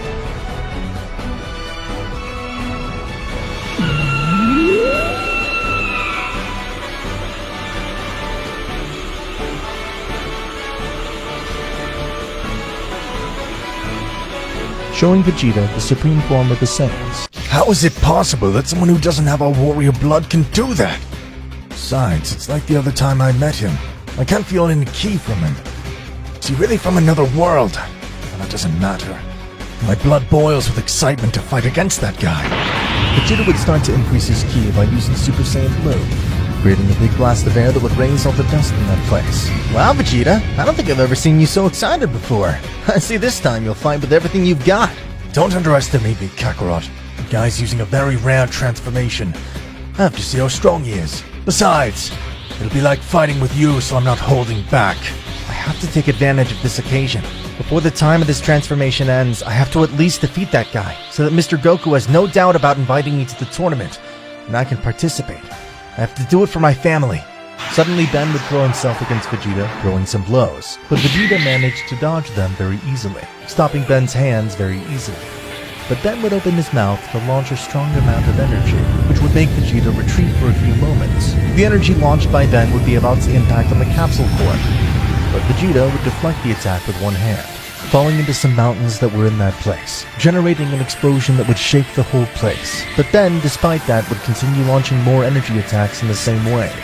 Vegeta would deflect them and then throw a blow in his face, which would make him crash against the mountains that were in that place. Kakarot, and that was all his power. It didn't even make me battle. I think I underestimated him too much. Not even close to the supreme form of the Saiyans. Despite the words of Vegeta, Goku was calm, because he was confident that Ben would be fine after that attack. Vegeta would go to the place where Ben was and would start throwing punches while he was on the ground. That's all your strength? You're just a copy of Kakarot. You're trash! Ben, when he heard that, would be very upset and would throw a punch to Vegeta in the face. But he would move, and dodging the blow, Ben would stand where he was to start fighting Vegeta, giving him punches and kicks, but this would not have much effect on Vegeta. Suddenly, Vegeta would give him a blow in the neck that would leave him almost unconscious, which would put Ben back on the ground. Damn it. If I continue like this, I'm gonna lose this battle. It's hard for me to see so many of his moves, and I don't have nearly as much combat experience. If I had at least taken my cousin's karate classes, I would know how to fight. These people aren't like the guys I'm going to face. They're real warriors. Goku, who was watching the battle, would begin to give encouragement to Ben, deciding a few words that would change everything. The only way you can fight is by learning to feel the presence of the enemy. Read their movements. You must close your eyes and concentrate to know where the enemy attack will come from. The only way to survive a new world is to adapt to that world. Now get up from there, and before you run out of time, show them what you're made of. Ben, upon hearing Goku's words, would get a little motivated, so he'd start to get up from the ground and close his eyes, thus managing to see a strong amount of ki in Vegeta's body. Now, Mr. Vegeta, let's fight again. As you wish. But don't blame me for what may happen. The two would launch against each other at high speed, fighting this time on par. Although Ben didn't have much experience, thanks to the fact that he could feel the presence of Vegeta, he would know how to stop some attacks. The place would start shaking again because of the fight, this time calling the attention of the Z-Warriors, who thought it was a new enemy that was attempting to threaten planet Earth. This time you're not doing bad at all. But let's see what you think of this. Vegeta would launch a final flash against Ben, but he would only cover himself with both hands, receiving the attack. Coming out of the smoke with some scratches, Ben would have suddenly disappeared, teleporting in front of Vegeta to throw him a blow again. But this time, Vegeta would be sent flying. While Vegeta was thrown into the air, Ben would join both hands to hit him with another blow, so Vegeta would crash into the ground, creating a large crater. But before he could continue the fight, the clock would turn red. But before time ran out, Ben would go down to the ground to avoid falling from a very high height. He'd return to his human form, being very dizzy. Unlike the other time, Ben would slowly learn the skills of Goku. Vegeta would come out furious from the crater to continue their fight, seeing Ben in his human form again. What do you think you're doing? You underestimate the Prince of the Saiyans. This fight isn't over yet. Vegeta would move quickly, where Ben was to throw a kick at him, believing that he would transform back into Goku. But before it hit, Goku would transform into Super Saiyan Blue to stop his kick. Understand, Vegeta, he can't fight anymore. Don't you see he only has a time limit on his watch? I can tell you don't listen. Shut up, you knucklehead. The fight was getting exciting. It's too bad it's over. The two would return to their base form. Goku would approach where Ben was.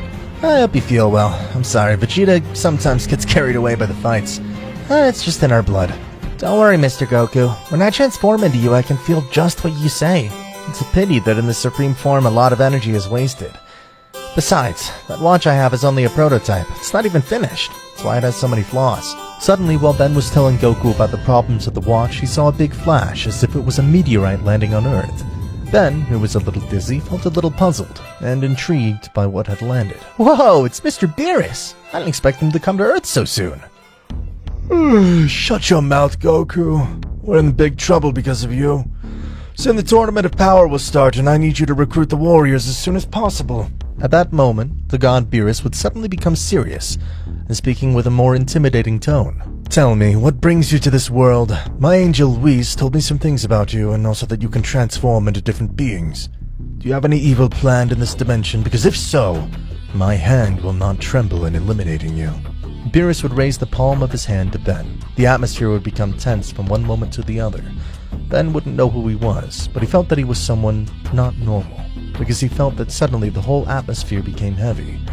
He had to be careful with what he said, because otherwise his life would be in danger. Goku observed the situation, and put his hand on his head and then said, Come on, Mr. Beerus, take it easy. Don't be so mean to him. Besides, I don't feel bad intentions on his part. I guess everyone has their own motives. I know, Goku, but this is the first person in the millions of years I've been alive that I've met who's from another dimension. We can't trust him. Ben at that moment would have been nervous, but he knew how to handle the situation for the sake of his friends, because he knew he had to continue with the mission. Goku is a very strong person, but he couldn't handle the Celestial Sampions alone. If I'm honest, a portal opened up and I entered this world by accident. I'm also looking for a way to return home. That's why I want to participate in the Tournament of Power to ask that dragon to return me to my world. You really want me to believe that? If that were true, you wouldn't have asked for the great Zeno Sama when you saw Goku for the first time. Someone sent you to this world. There's something you're hiding, brat. I don't like lying people. That's why now you're going to die. Beerus was preparing his Hakai, but Goku would stand in front of Ben to protect him. Stop, Mr. Beerus, you shouldn't do this. I know I can be trusting sometimes, but he'll have his own motives. I don't feel evil in his heart. Goku, you better get out of the way or I'll make you disappear. And you'll never be a martial arts fighter again because your soul won't exist. At the beginning when Whis told me about him, I thought he'd be useful for the Tournament of Power as a participant, but I see it won't be like that. He can be a dangerous person. Instead of bringing us benefits, he'll bring us misfortune. I'll not eliminate you because I need you alive for the tournament, but I will end his life. I see. If things are gonna be like this, then I'll have to fight with you. Ben can escape from here. It's not worth your while to stay here. It's best that you go away. I'll stop him in the meantime. Ben, seeing Goku's act, would be shocked, because he didn't expect a person that he didn't know for a long time to do that for him. But he also felt some guilt, because he knew that Beerus was right in some way. Don't be silly, Goku. You know you can't beat me. I'm a god of destruction. Maybe he's right, but if he does something to Ben, I'll refuse to participate in the Tournament of Power. And the universe will be eliminated. If Ben participates in the tournament, it'll be pretty interesting. Besides, there's a high probability of winning. Because you're such an idiot, Goku. You don't think about the consequences, you just want to fight. Anyway, now there's not much time. If I see the slightest attempt at anything, I'm going to eliminate him. Thank you, Mr. Beerus. You're not gonna regret it. It's okay. Besides, I'm really hungry. Vegeta, tell Bulma to bring something to eat. At that very moment, Bulma would have heard the conversation outside. There's no need to call me. You guys are being loud. Can't be Vegeta. Your wife is pregnant and all you think about is fighting. You already have thought of something. Besides, what's all this about a tournament? Now that I wonder, I also have the same doubt. A while ago you mentioned something like that, but I thought it was a common martial arts tournament. If the god Beerus came, it must be something very important. Whoa, it can't be. Bulma's gonna have another baby? I thought she was like that because she had eaten too much food. At that, Vegeta would hit Goku on the head. Stop talking nonsense, Kakarot. Don't deviate from what I'm asking you. Whis would explain what Goku was too dumb to, and would explain everything that would happen in the tournament, leaving Bulma and Vegeta very scared. So the whole universe is going to disappear if we lose. Damn it! So my daughter's on her way. I'll never get to meet her if we lose. I think you can meet her after all. I can ask Whis for the favor, but in exchange I want Bulma to investigate that boy's watch. I know that watch can scan the DNA of aliens, but to what extent can it scan the DNA of an alien? Can't be. So many things that my head can't process. I think I'm gonna faint. Bulma began to feel bad because she was very sensitive due to the pregnancy and the news she had just been given. But before she fell to the ground, Vegeta quickly held her in his hands, while Whis used his cane to take away her discomfort. You feel better now, Bulma. I don't want anything to happen to our daughter. Don't worry, Vegeta. Thanks to Whis, I feel a little bit better. You just have to assimilate the news. I know that you'll fight for our daughter in that tournament, and everything will be fine, Goku. Goku, seeing the act of Vegeta, would be quite surprised, so thinking, Vegeta's really changed a lot. He's not like before. Now if he's gonna fight in the Tournament of Power, it'll be to return to his family. Okay, Mr. Beerus. If Whis helps my daughter to be born, I'm sure that Bulma will investigate everything about that boy's watch. Whis, upon hearing that, without thinking about it, would have helped Bulma to give birth to her daughter, wrapping her in many pieces of clothing, only being able to see her head. Everyone there would be in a very emotional moment, even Ben himself. But unfortunately, there was no time. The other Z Warriors would have arrived at the Capsule Corp, but they were quite disconcerted, because they thought there was an enemy on Earth. But they'd get a big surprise when they saw Ben and Bulma's daughter. Whis would explain to everyone what was going on, who the boy named Ben Tennyson was, the little they knew about him, and the Tournament of the Force. Bulma would ask Ben to take off his watch, but he'd refuse because he said he couldn't take it off. He said this because if he took the watch off, he would fear for his safety, and it was very risky. Then Bulma would see the watch more closely with Ben, and would be quite surprised since she had never seen such technology. The person who invented this watch must be a very smart person. Mr. Beerus said that it could supposedly scan the DNA of any alien. Why don't you scan his DNA and transform yourself? It'd be good to see the limit of power of this watch. The palace of Zeno Sama once again witnessed an unexpected gathering of warriors from all corners of the multiverse. While many believed that peace would reign after the Tournament of Power, Zeno Sama's summons forced the gods of destruction, supreme Kais, and elite fighters to convene once more. Curiosity and a slight sense of fear coursed through everyone, as the invitation announced something entirely different: the Squid Game. Unlike the Tournament of Power, where each universe formed a team and only one emerged victorious to save their universe, this time Zeno Sama radically changed the formula. There would be no teams or official alliances. Each participant would compete individually. There would be only one winner. It didn't matter whether the contestant came from a universe of great warriors or had a low power level. In this game, cunning, precision, and the will to survive were more important than camaraderie or teamwork. Even among comrades from the same universe, distrust began to spread. In response to the call of the King of All, familiar faces appeared. Universe 7 arrived with Goku, Vegeta, Piccolo, Krillin, Tien, Master Roshi, and even Frieza, lured by the promise of a personal wish if victorious. From Universe 11, Jiren, Toppo, and Dispo joined. Observing their surroundings solemnly, Universe 6 brought back Hit, Caulifla, Kale, and Kaba, and so all the universes that participated in the previous Tournament of Power sent their strongest or most daring warriors, knowing full well that only one could survive. Since they didn't know the rules of the game, believing their universes were at stake once again, they chose their best fighters to ensure survival. At the center of a massive platform floated the two Zenos, the present and the future, greeting everyone with their usual childlike smiles. Beside this, the Grand Priest, the Daishinkan, stood silently until it was time to speak. Warriors of all universes, Zeno Sama has decided to organize a new tournament called the Squid Game. This time, there will be no direct combat in the usual sense. You will face simple games, but with lethal consequences. Only one will triumph and gain the privilege of a wish granted by Zeno Sama. The only restriction is that you cannot request the same wish granted last time. The fighters' gazes shifted between bewilderment and wariness. Some, like Krillin and Tien, immediately recalled the danger of Zeno's erratic nature, capable of wiping out entire universes without hesitation. The Grand Priest continued, gesturing to the side, where 15 figures dressed in red suits and black masks with geometric symbols appeared.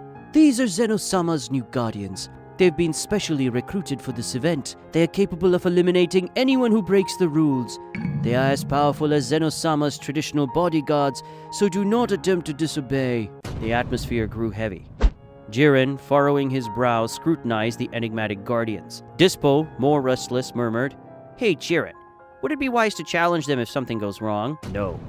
Zeno Sama appointed them. There is no escape if we break the rules." The Grand Priest raised his hands. A vast plain materialized beneath everyone's feet. Ahead of them, a field resembling an artificial meadow emerged, with a large robotic doll of a childlike appearance at one end, and a starting line at the other.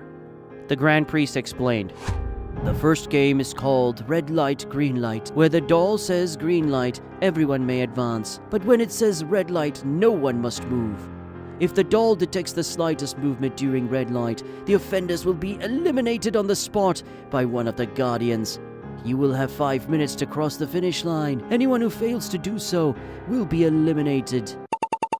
"This won't be a simple game, Kakarot. Anyone who makes even one mistake will disappear." Frieza, a few meters away, smirked with his characteristic air of superiority. We'll see if the doll can detect subtle movements. Perhaps using minimal energy will be the key. Hit, standing further back, reflected in a serious tone. "There are no second chances. Not moving demands not only speed to stop, but absolute self-control." The Grand Priest floated above the crowd. "Prepare yourself. The time will begin as soon as the doll makes its first call." The 15 guardians dispersed, positioning themselves strategically. They seemed ready to act without mercy. Many present swallowed hard, reminded that this time, not even cooperation within the same universe was safe. Everyone was a rival. The large doll turned its head toward the finish line, its back to the participants.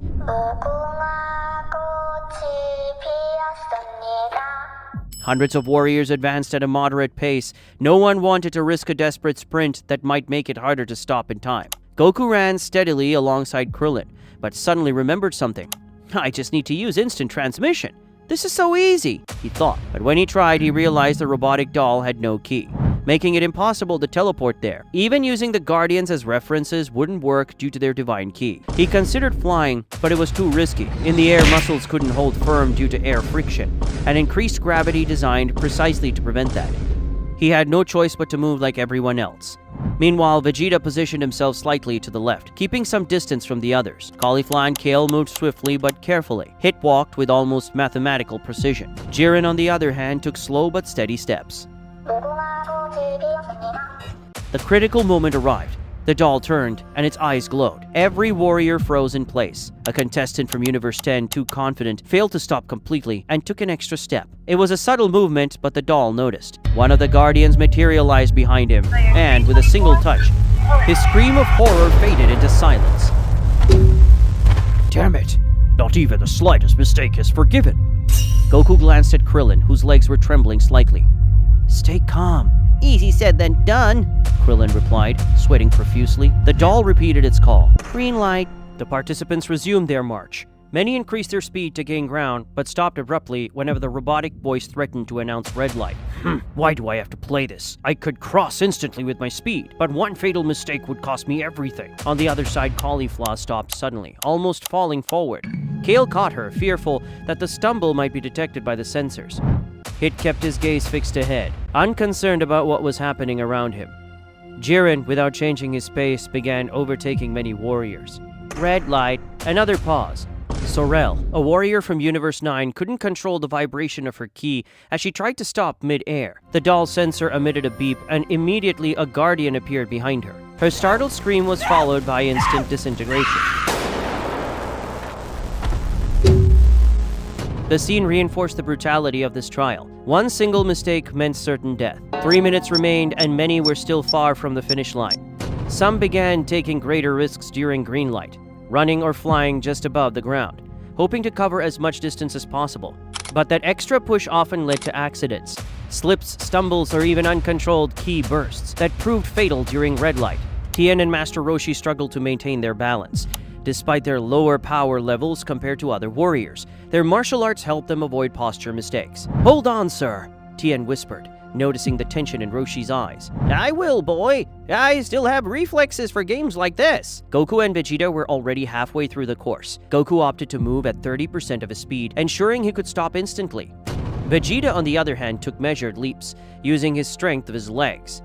With each green light, he covered significant ground, and at red light, he landed and froze like a statue. Krillin, though further behind, focused on staying calm. He watched as others were eliminated due to their inability to control their nerves. He knew that if he could just cross the line, he'd have a chance to figure out the next games.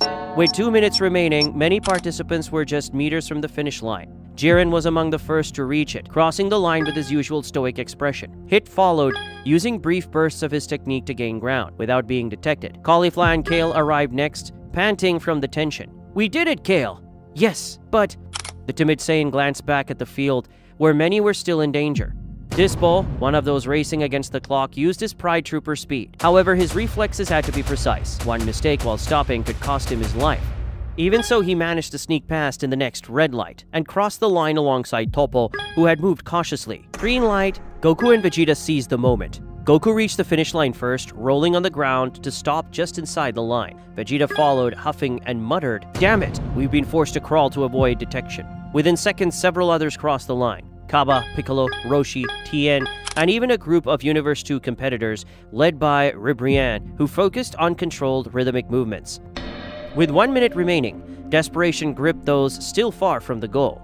"If I don't make it, I'll die," screamed Ganos, a fighter from Universe 4, as he dashed forward at high speed. Unfortunately, during the next red light, he failed to stop completely. The sensor beeped, sealing his fate, and a guardian appeared to eliminate him. A similar end befell several others who dared to release bursts of ki to propel themselves forward. In the final 10 seconds, a handful of participants crawled or took short strides to cross the line. A Namekian from Universe 6 made it in the last second. Catapesra, a warrior from Universe 3, was inches away, but failed to cross before the countdown reached 0. Immediately, the Guardians appeared in formation and executed the stragglers. Anyone left in the game area was disintegrated. The screams faded, and a chilling silence fell over the field.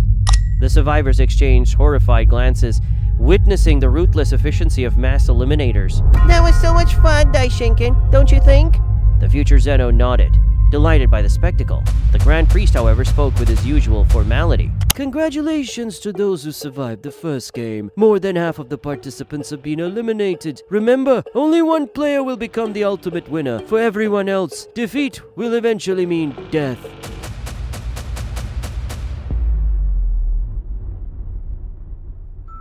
Everything would begin on the planet Vegeta. King Vegeta with his subordinates were watching all the babies in their breeding capsules, noticing someone very peculiar, which seemed to have a higher power than all the others.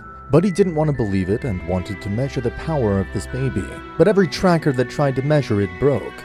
After this, King Vegeta understood that someone like that meant a great danger to the planet Vegeta and the race of the Saiyans. So he decided to send him to another planet far away from that place, and he would order him to be sent to the planet Vampa, a planet which was very desolate and full of ferocious creatures, with the intention that Broly would not survive long enough in that place. His father, Paragus, would find out about this and it would happen just like the original story, where he escaped to look for Broly, putting the coordinates of this desolate planet thanks to the other Saiyan that informed him that Broly's ship had gone to that planet.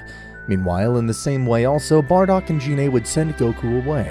Bardock knew about the planet Earth and how safe it was for a Saiyan like Goku, so he would send him to that place. Some time had passed and Paragus would arrive at that planet, but he would also realize that Broly was not there, since he didn't feel his presence and the scouter couldn't locate him. Damn it, where's my son Broly? He should be in this place. Maybe one of those beasts ate him. At the same time, Paragus thought, no, it's not possible. My son couldn't die like that. He would have known how to defend himself. He has an enviable power. The other Saiyan noticed that Paragus was looking at him a little annoyed and would ask him, "What's going on, sir? What are you thinking so much? Why are you looking at me like that?" You lied to me, didn't you? Damn you. I knew I couldn't trust anyone. Why would you send us to the wrong place, you lying bastard? What are you talking about, sir? I swear that ship was going to this planet. I put the coordinates of that ship by orders of King Vegeta. It's impossible for it not to be here. Shut up! Surely you're not trying to help King Vegeta. No, sir, seriously, it's not like that. I have nothing to gain by lying to you. Paragus, annoyed, would take out his weapon and kill him. He would try to escape from the planet, but he discovered that the ship was broken and that there was no way to fix it. So he was stranded on that planet alone. The reason why Broly's ship didn't land on that planet was the fault of another person, external to the Saiyans. Daishinkan was traveling through the universes because he intended to observe if all the gods were doing their job properly. But something peculiar stole Daishinkan's attention at that moment. Two ships had passed very close to him and at a great speed, creating a great curiosity in the priest. And with his powers, he would stop the two ships. Because of this sudden break in both ships, the two babies had been shot into space. Daishinkan wanted to check that both could survive a blow like that. In that instant, Daishinkan covered them with a special barrier that would allow them to continue living. Daishinkan wanted to realize if it was worth taking them with him, and if they'd been humans, they wouldn't have survived something like that. This blow to the head caused the same thing in Goku as it had caused in the original line, where he had gone to Earth. Daishinkan noticed that one of them had an incredible power for the age he had, but nevertheless, the other seemed to be very weak. Despite this, the priest decided to take both Saiyans to the planet of Zeno Sama, but tried to pass it off as an accident. So he restored the ship of both Saiyans and put them back in them, so that Zeno Sama thought that they had landed on his planet. So Daishinkan was with Zeno Sama in his palace, informing him about the universes, when both would hear a large bang outside that had caused the palace to shake. So both would come out and Zeno Sama would see that the two ships had landed on his planet, leaving him somewhat intrigued. Where did these ships come from? How did they land in a place so far away as this? Did someone send them here? No, that's not possible. It's impossible to access this place with a tool as simple as that. Great Zeno Sama, do not break your head thinking about it. I, like you, am also surprised. Surely it must have been a failure in the ship. It could have fallen into a wormhole and fell into this place. Remember that wormholes lead to any place in reality. That doesn't explain how two ships fell in this place. If it had only been that chance, only one would have fallen, but instead two fell. This is not a matter of luck. There's something more here. Sir, I see you're doubting a lot. I'll understand if you want me to get rid of them. There's no problem. Zeno Sama would see the babies that were inside of the ships and would also refuse to what Daishin-kan said, and chose to keep them. So Daishin-kan, with a slight smile, thought, it came out just as I imagined. Daishin-kan would take both babies out of the ship, and Zeno Sama would play with them. He thought of some names for the Saiyans, thinking of calling one Kaishin-kan. But then he decided for Goku, and the other one he'd been able to say his name so they would call him Broly, like the planet Vegeta. In a very short time, Zeno Sama had become attached to those two children, and they seemed to have a great appreciation for Zeno Sama after a while. Zeno Sama chose to keep them and tell Daishin-kan to train them, so he would do it. Both were children, and Daishin-kan realized that unlike Goku, who loved to train and fight, Broly was somewhat shy and didn't like fighting. But he wanted to continue training with Daishin-kan, seeing that Goku did it too. As time went by, they began to realize that Broly increased his power much faster than Goku. The power that the boy Broly was reaching was overwhelming for someone with so few years of life, while Goku had been able to almost completely control the Super Saiyan. Impressive. That Saiyan Broly's very unique. He doesn't seem to be someone ordinary in his race. As far as I can tell, he's someone very different. I want to know why this Saiyan is unique and different from the others of his kind. I'll go find out myself on that planet. Daishin-kan would go to the planet Vegeta, but he would notice something that left him disconcerted, and that's that the planet where all the Saiyans lived had been totally destroyed. It can't be. This planet was disintegrated. Maybe I should use my power and look into the past of this place to know the history of both Saiyans. At that moment, Daishin-kan's eyes would turn white, and in his mind he'd see how things happened, and the history, from beginning to end, of that planet in a couple of seconds, so he could observe the hundreds and hundreds of years of history of the Saiyan race. Realizing thanks to this that Broly was a prodigy being who was born every 1,000 years among them, and that Goku had been sent by his parents to Earth because they supposed the destruction of the planet itself and wanted to save them. Daishin-kan had returned to the palace of Zeno Sama, and so he had understood everything about both the Saiyans. He would avoid telling these Saiyans about the destruction of their planet along with their race, because it could be very harmful to them, so he preferred to keep it to himself. He would explain to Goku that if he were to be stronger than Broly, he would have to train much harder than him, and this was something that Goku was very excited about. To be someone stronger than Broly, because he knew of Broly's enormous capacity. Both Saiyans would get along very well, treating each other like brothers as they were growing up together. Several more years of training would have passed, in which Goku had listened to Daishin-kan and trained much harder with the priest, while Broly just preferred to do anything else. Goku had already managed to obtain the power of a god, thus mastering the divine key, and thus entering the realm of gods. Zeno Sama told Daishin-kan to teach them the basics of divine ki and how to use it, so Goku could access it thanks to him. Zeno Sama was proud to see the power that this Saiyan Goku had, but on the other hand, a little disappointed by the poor performance of Broly in training. Broly, in spite of everything, chose not to train. Daishin-kan wanted to look for a reason to make him upset, because he wanted to see how powerful he was. But it was really difficult to make someone like Broly, who lives in a very clean environment, far from danger, angry. However, Daishin-kan remembered what happened on the planet Vegeta. It seems that this is the only way to make Broly angry. If it were otherwise, I would have to lie. That goes against my principles. I must tell him the truth. At that moment, Daishin-kan would confess to Broly, but he forgot that Goku was also near and would hear everything. Daishin-kan had said, "Broly, I must tell you something. It's really important." "What's up, Mr. Daishin-kan? Can't you see that I'm watching the planets?" "It's about your race. Some time ago I decided to go and visit that planet, and I realized that it had been destroyed." At that moment, Broly would turn around and his expression had changed to one of complete seriousness. Daishin-kan thinking, "I did it. It worked."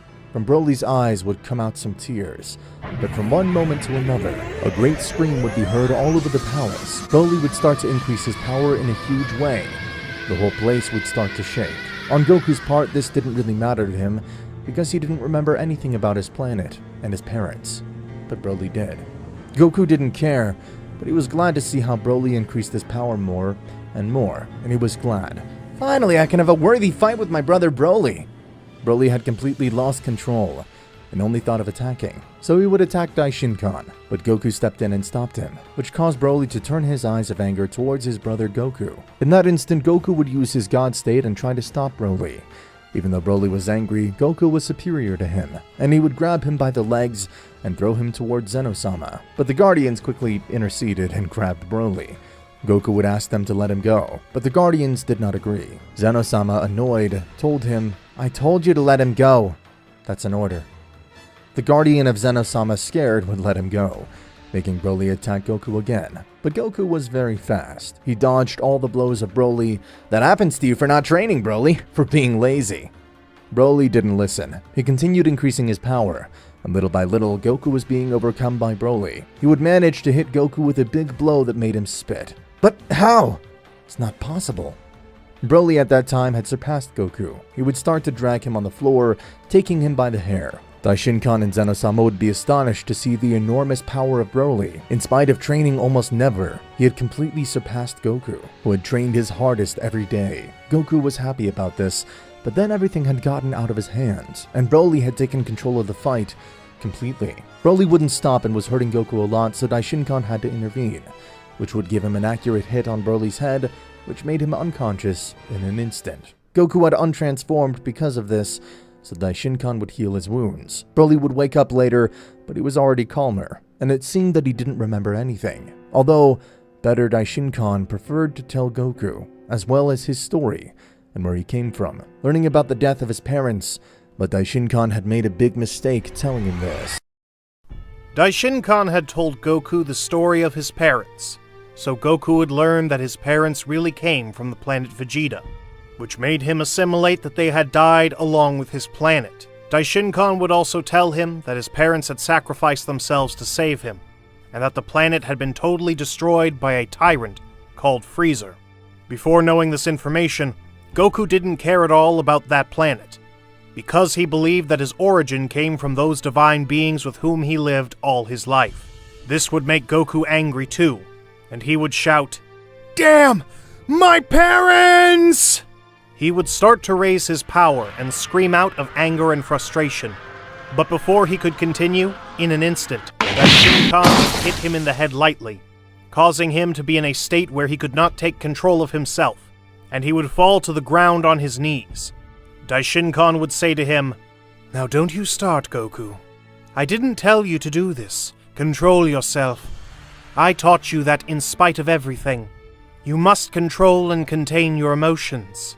Sometimes they can make you play a bad trick. In the control is based the strength and the power. If you continued like that, you would only destroy more of the planet, and you wouldn't achieve anything. Well, I guess it is something normal in the Saiyans not to control themselves in situations like that." Zeno Sama would observe this and say, "Now they should only dedicate themselves to training. They still have a lot to learn, and many skills to master that Daishinkan has not yet taught them. They are not ready for a real battle." "Great Zeno Sama, I doubt that this tyrant Freezer is still capable of facing these kids. I think we should let them have fun for a while, getting even with that guy." "Well, I guess you're right, Daishinkan. Maybe it's better now that they explore the evil of the universe. That will de-stress them. It's a good idea." Goku and Broly had previously asked permission to their adoptive parents, Daishinkan and Zeno Sama, if they could pay a little visit to that guy, the tyrant Freezer, but finally they agreed. Broly and Goku would go to Universe 7 alone, thanks to a special magic cube that Daishinkan gave them, which allowed them to travel anywhere in the multiverse. Daishinkan preferred not to accompany them, because it would be something very protective on his part.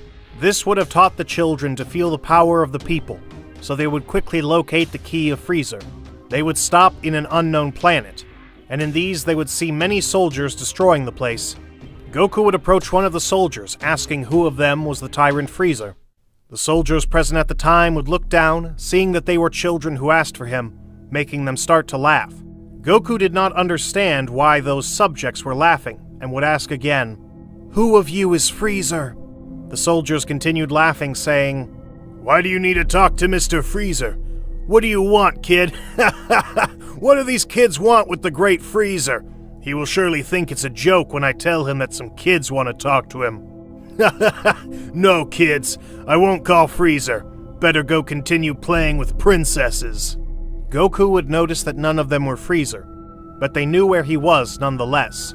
Goku would grab him by the ear, saying, "Damn it, tell me where that inept Freezer is!" The others would see how Goku would grab him by the ear, as if he was insignificant to him. which made them start to be a little scared, and the smile was fading from his face. The soldier would try to move, but it was impossible. But how? This kid has too much strength. It seems that he is not just any kid.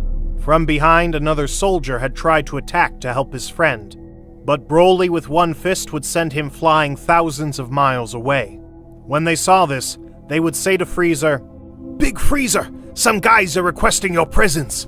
It seems that they don't come with good intentions. If you don't come, it's possible that..." He would be interrupted by Frieza telling him, "Shut up, I'm here. Who is the brave one who wants to see me?" "I know, sir. It's those kids over there."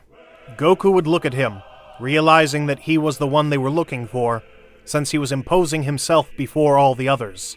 "So you are Frieza. I wanted to see your face."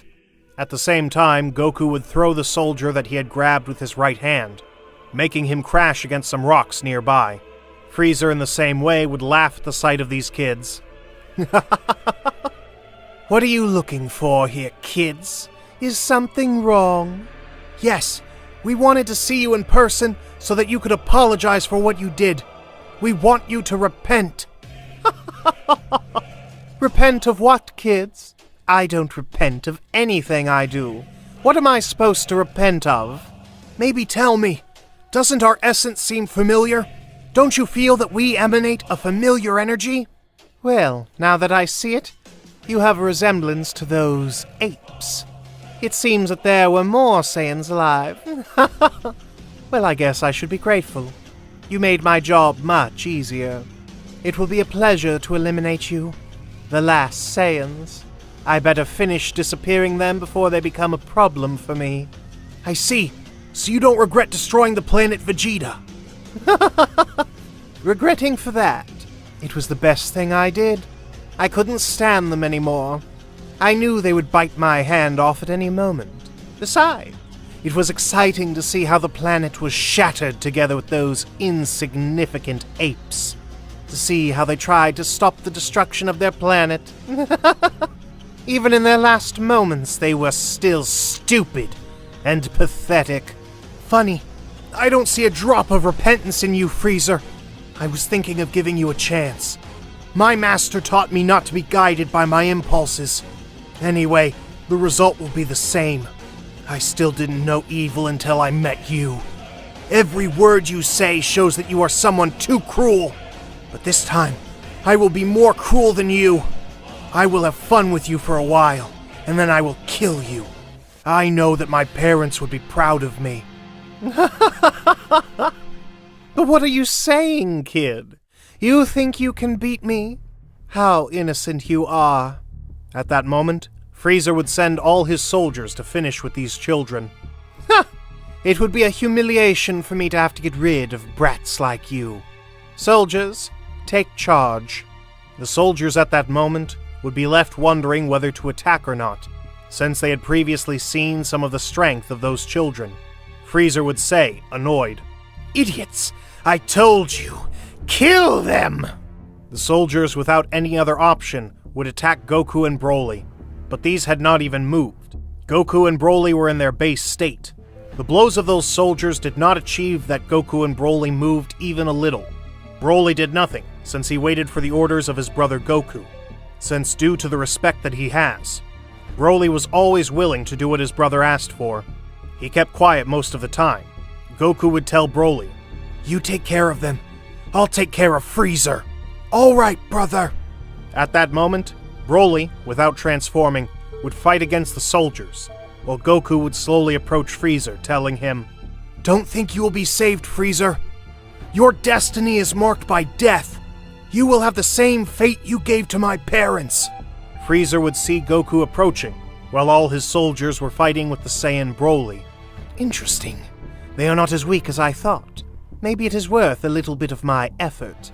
Annoyed, Goku would say to him, "Freezer, get down from there!" Freezer would immediately stand in front of the boy, and without a word would grab him by the hair, lifting him up and saying, "Here I am, boy. Now what are you going to do?" Goku would let out a slight smile at that moment, and would kick Freezer in the face, making him drop Goku from the impact. Frieza would be a little surprised. That hit really hurt. I'm really not for playing games, kids. I'll kill you already. Frieza would launch himself to attack Goku, but at that moment, Goku would use the Super Saiyan, so he would dodge Frieza's blow, and he would return it by hitting him in the back. Frieza, you better use all your power at once, or I will end up killing you faster than I think. The tyrant noticed that his hair had changed to a yellow tone. Damn it, it can't be. Maybe he's the Super Saiyan. It's impossible. This can't be happening. What's wrong? You don't look as confident as before. Shut up, you damn kid! At that moment, the Tyrant of Cold would increase all his power, making the whole place tremble, until he reached his last transformation. The remaining soldiers would be stunned to observe this. It can't be. That kid forced him to use all his power. How powerful he has to be! How come those kids are so powerful? Goku would laugh, saying, Now I see you finally decided to use all your power. Good. Now I can start having fun with you, damn lizard. He would look at Broly, saying, Stop. Stop killing them. I want them to see how their master is humiliated by a simple child. Frieza was very upset to see Goku's arrogance. He couldn't stand to see this. Frieza would start throwing multiple energy beams, which Goku deflected without any problem, even returning some of them. They would start fighting, and after a while they were both fighting at the same level. The inhabitants of that planet were also surprised, and began to see in Goku a figure of a savior, because if it were not for him, everyone on that planet would have been annihilated or enslaved by the Empire of Frieza. Goku would realize that using that power, he was having a strength similar to Frieza's. And this was not what he wanted.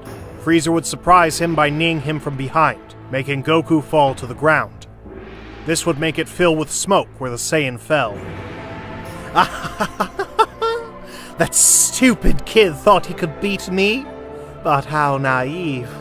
I'll end this right now. At that moment, Frieza would create a big ball of energy, which he would throw at Goku to finish him off. And he would throw it at him, but before it hit, the energy was destroyed, leaving Frieza stunned. But how? After this, the smoke would dissipate, and you could appreciate the Saiyan with his hair in a reddish tone. He had a cold look, and set in a single objective. What the hell? Now his hair is red. He destroyed my power as if it was nothing, Frieza would say, sweating. Goku in an instant would fly towards him, and would hit him with a big blow to his stomach, which made him spit blood. Frieza would try to hit him again, but he would dodge all his blows as if he weren't anyone. Frieza would notice that Goku was already at a much higher level than him, so he tried to distract him to escape, and he would succeed.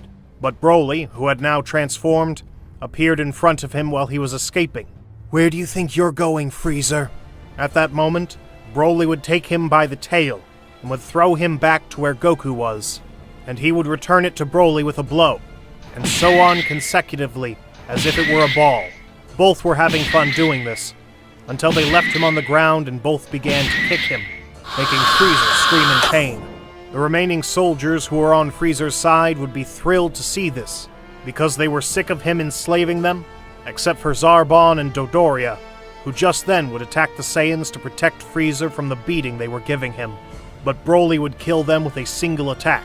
Both would continue humiliating Frieza, until Goku would again ask Frieza, Now tell me, are you sorry for what you did? I'll accept your apology and leave you alone. I think it's better for you to live with this humiliation.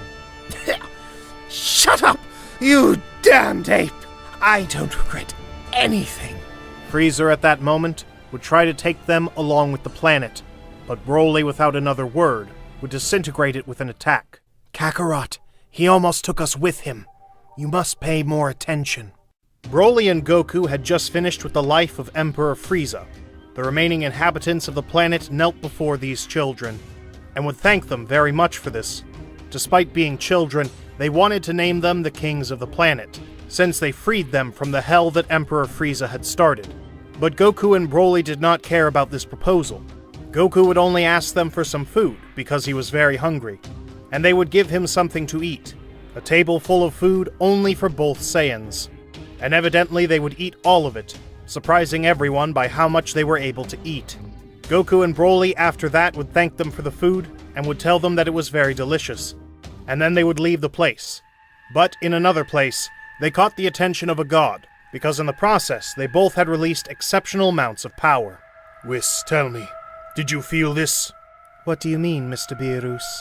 I felt two very powerful powers. Something that I have never felt before.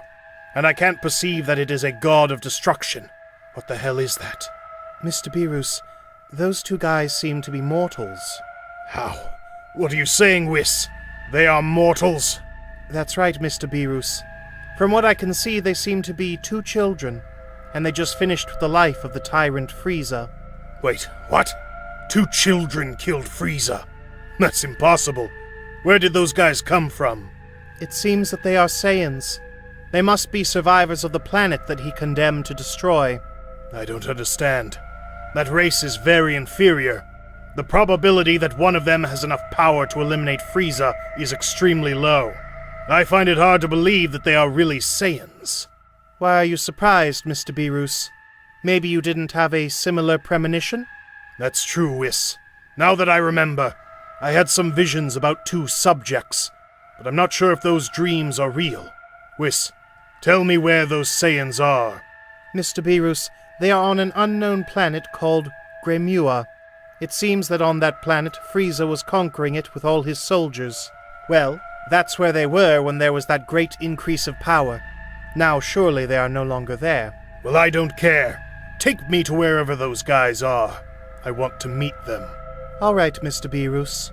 At that moment, Whis and Beerus would leave towards where Goku and Broly were. Meanwhile, in another place, Zeno Sama and Daishinkan would have seen the feat that Goku and Broly did. Both were proud of how both had handled the situation, but what they did not know is that a god of destruction had set his sights on them, since none of the gods of destruction knew that those children were practically children of the King of Everything, Zeno Sama, since the King of Everything never revealed anything about those children. Only some angels were aware of this, but they were forbidden to tell the gods. But Daishinkan noticed that Beerus was with Whis, wandering through the universe, and he noticed that they were looking for someone. So he used his powers to see who it was, looking into the past through them, so he could hear all the conversations that the god of destruction Beerus and the angel Whis had before. Learning that they were looking for his two disciples, Goku and Broly, Daishinkan tried to warn Whis not to take him to those children, but Zeno Sama said to Daishinkan, "Stop. Don't do anything. Let me observe what is going on. Those children are very capable of many things. I need to have fun watching how things happen." But Zeno Sama, do you know what you are asking me? You want me to take them to an imminent death. You train them during their whole life, Daishinkan. Don't you trust them?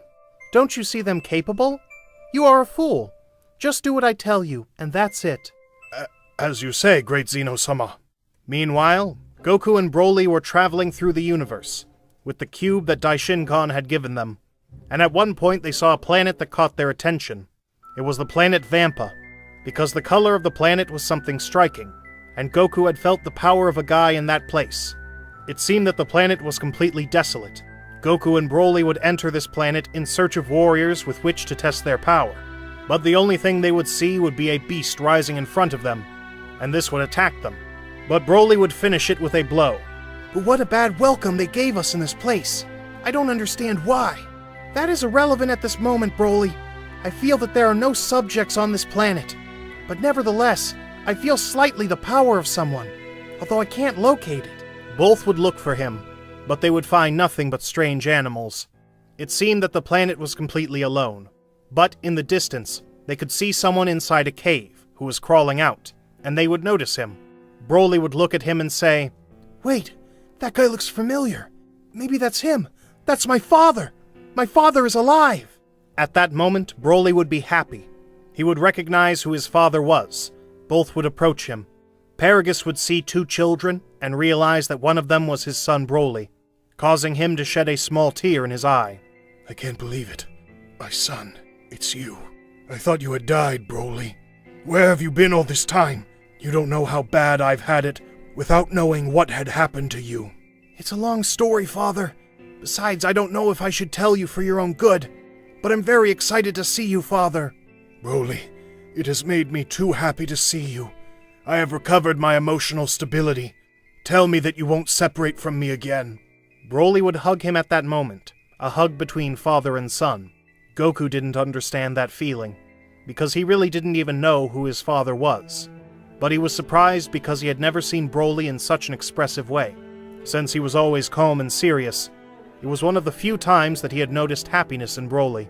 Broly would ask his father if he lived alone on that planet, and he confirmed that he did. But Paragus still didn't understand how they arrived to that planet. Broly would explain that they were raised by divine beings, and that they arrived to that planet thanks to a magic cube, leaving Paragus perplexed when he saw that magic cube. He didn't understand how something like that had the power to travel in the universe. Broly would laugh and tell him, Father, don't worry. I don't know how that thing works. Paragus would ask him if he could take him to Frieza because he needed to talk to him. Broly would look him in the eyes and seriously tell him, Didn't you know that he destroyed the planet Vegeta? Wait, what? As you said, the planet Vegeta was destroyed. How? It's impossible. But if we served for him, it's impossible that he betrayed us like that. Damned Frieza. I swear I will take revenge for this. In fact, I exterminated him. You shouldn't worry about that. But how? You say that you eliminated Frieza. It's a joke, right? No, Father. It's serious. I killed him with my own hands. Amazing, son. I'm proud of what you've become. Father, I want to introduce you to the person who took care of me all this time. I'm sure he'll be happy to meet you. Broly would say this, but suddenly there would be a rumble on the planet, leaving the Saiyans confused, wondering what had happened. Paragus would look at who it was, and he would be scared because he knew who it was. So, you are those kids. I didn't really expect that. Goku would think they were other inhabitants on the planet. I see. So the planet wasn't as desolate as I thought. Paragus would yell at Goku, You idiot! He's not from this planet. He's Beerus, the god of destruction, the most powerful in the universe! Whis would remember the Saiyan Paragus, and would say to Beerus, Sir Beerus, remember him? He is one of the Saiyans of that planet. That's right. How not to remember him, when he was rude to me. I only had pity on him, and I didn't kill him for that. Goku would see his companion, and would ask him, Who are you? Whis would answer him, Good. My name is Whis. Nice to meet you. They seemed to come with good intentions, so Goku wouldn't feel threatened. The god of destruction Beerus would ask them directly how they had been able to annihilate Frieza. Goku and Broly would just nod their heads, because they couldn't really explain that. But they saw that the cat wasn't just any guy, and they told him if they could face him, exciting the god of destruction, because that's exactly what he was coming for. According to what Paragus said, it seems you are a worthy opponent, Beerus. Yeah, well, as you say, kids. Go ahead. Attack. Goku would use the Super Saiyan state, and would attack Beerus, but he realized that with this, he couldn't make him move even an inch. Broly would do the same, but in his legendary state, and he would try to hit the god of destruction, but Beerus dodged it easily and would hit him near the back of the head, which made Broly couldn't even continue fighting, and fell to the ground fainting. Goku would see this and say, No, Broly! Damn it! It seems that this is not just any guy. He is really powerful. Beerus would get serious and say, But what a disappointment. I really expected more from these kids. Goku would touch his back in annoyance and say, I'm still missing. Are you forgetting me? Kid, don't get in the way. I already realize that I'm just wasting my time here. I'll destroy this planet and leave. Goku's senses were activated, and he thought, No, we can't die like that. I made a mistake when I faced that guy. Paragus wasn't lying. He has a terrifying power. I need to use all my power once and for all. I won't beat around the bush anymore. Goku at that moment would use the Super Saiyan Blue God, surprising the god completely. Maybe he is using the power of the gods. I perceived in him a divine key. How the hell is it that he could access something like that? I can't assimilate that a Saiyan has reached the divine state of the gods. How interesting. I had never seen this in a mortal. Goku would look him seriously in the eyes and tell him, I won't allow you to finish us off. I don't care if you are the god of destruction or whatever. I only know that I have to protect my brother, just because of your whim. Good boy. I like that determination. That's what I was looking for. Goku would hit a scream and would throw himself towards the god of destruction, appearing above him, trying to hit him with a knee in the head, but Beerus would stop him, although Goku with his other leg would manage to hit him due to the distraction of the god of destruction Beerus, pushing him a few meters away. Amazing, kid. You are one of the few that have achieved the feat of hitting me that way. But I don't care that you are a kid. I will finish you off. Goku would say, We'll see about that, kitty. Goku would continue fighting with the god of destruction, but evidently, the superiority of the god of destruction was evident. That power was not enough to face someone like Beerus, so Beerus would take him by the head and smash him to the ground, leaving Goku unable to move and untransformed. Paragus was sweating from fear. No, it can't be. This can't be happening to me. I had hoped to leave this planet, and now I'm going with him? I don't want to die at this moment. Goku would try to get up, but he couldn't. Beerus would say, You still have a long way to go before you can face me, children. But unfortunately, you will have to be eliminated along with this planet. Goku would say, Damn it, it can't be. I was just playing. Beerus would prepare the Haki to exterminate them, and he would be about to throw it and destroy the planet, but he had just fallen asleep at that moment. So Whis would say, Oops, he seems to have fallen asleep. Ha ha ha. I'll have to take him away. And at that moment, Whis would take him away. A long time later, years had passed since Goku and Broly had returned to the planet of Zeno Sama, after almost being destroyed by the god of destruction Beerus, and they were training. Both had grown enough and had an amazing power. Daishin Khan had been able to see their weaknesses and taught them to disappear them, and they had reached an extremely great power. Broly was in front of the god of destruction, Vermouth, saying to him, I am sorry that you ended up like this, but this is your end, Vermouth. Leave your like to know how Broly arrived to this point, and how everything happened until Broly confronted this god of destruction. This would start before the Tournament of Power began. Goku was recruiting everyone for the tournament, and in a short time he managed to recruit everyone. In this case, Majin Buu would not have gone to sleep, and so things would be even easier and faster for Goku, which would of course make it impossible for them to bring Frieza. Thanks to this extra time, Goku had the idea that he could use this time to train in the time room. He was training with Vegeta at the time, and so he'd tell Vegeta, Hey Vegeta, how about training in the time room for a few months? Now what the hell are you talking about, Kakarot? How can you think of that right now? There are only a few hours left before the Tournament of Power starts. Exactly, Vegeta. That's why we can't waste that time. Gotta take advantage of it and train. The guys that are gonna be in that tournament will be pretty strong. Kakarot, but that's too risky. I'm sure of my power. I can fight those insects. Besides, if Beerus finds out that we're training in the time room, he'll kill us. Goku would listen to the words of Vegeta, and this one would seriously say to him, I see, Vegeta, and I'll go by myself. Just please don't tell anyone that I went to train in the time room. Make something up. Do whatever you want, insect. After this, Goku would go to Dende's palace, and he would tell him that he wanted to train in the Room of Time for a few hours. Dende would be surprised by this, since there was very little time left for the tournament, but he would still let him enter the Room of Time. So at that moment, Goku would enter the time room. He would begin to train immediately in that place. They'd spent approximately 3 months in that place, and Goku had managed to perfect a little the technique used by the Super Saiyan God Phase 2 with Kaioken. Meanwhile, Beerus would arrive to the Earth with Whis, and he would see that Goku was not anywhere. So he'd ask Vegeta where Goku was, and he would lie, telling him that he had probably gone to Kaio Sama to perfect some techniques. Beerus would be angry for this, but Vegeta would believe him. Vegeta was trembling with fear to think what would happen if Beerus knew that he was in the Room of Time. Meanwhile, in the hyperbolic time chamber, Goku would think, I see, I'm not far away from being able to control this technique well without it giving me trouble when I use it. About 2 more months would pass, and Goku had managed to master the Kaioken times 100 while using Super Saiyan Blue. By that time, there was half an hour to start the Tournament of Power, so Goku decided it was time to leave. So I'd think about it. Before I leave, I really gotta know if I'm able to control the Kaioken times 100. Goku at that moment would begin to increase all his power. making the whole place tremble. He decided to test his strength and speed, so he'd throw a power ball, and he thought he'd be fast enough to throw it and then destroy it. So he did, but something went wrong, and at the moment of throwing it, Goku failed, and accidentally destroyed the entrance of the time room, and everything would be destroyed. Goku would go to see what happened, and he realized that everything was destroyed. Can't be! What did I do? I'm an idiot!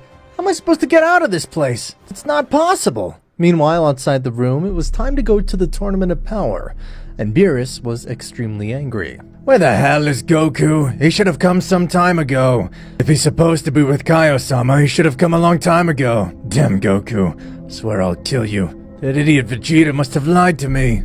Everyone was scared because they had to leave, and Goku still didn't show up. Vegeta himself would be surprised and think, What's going on? Why isn't Goku here?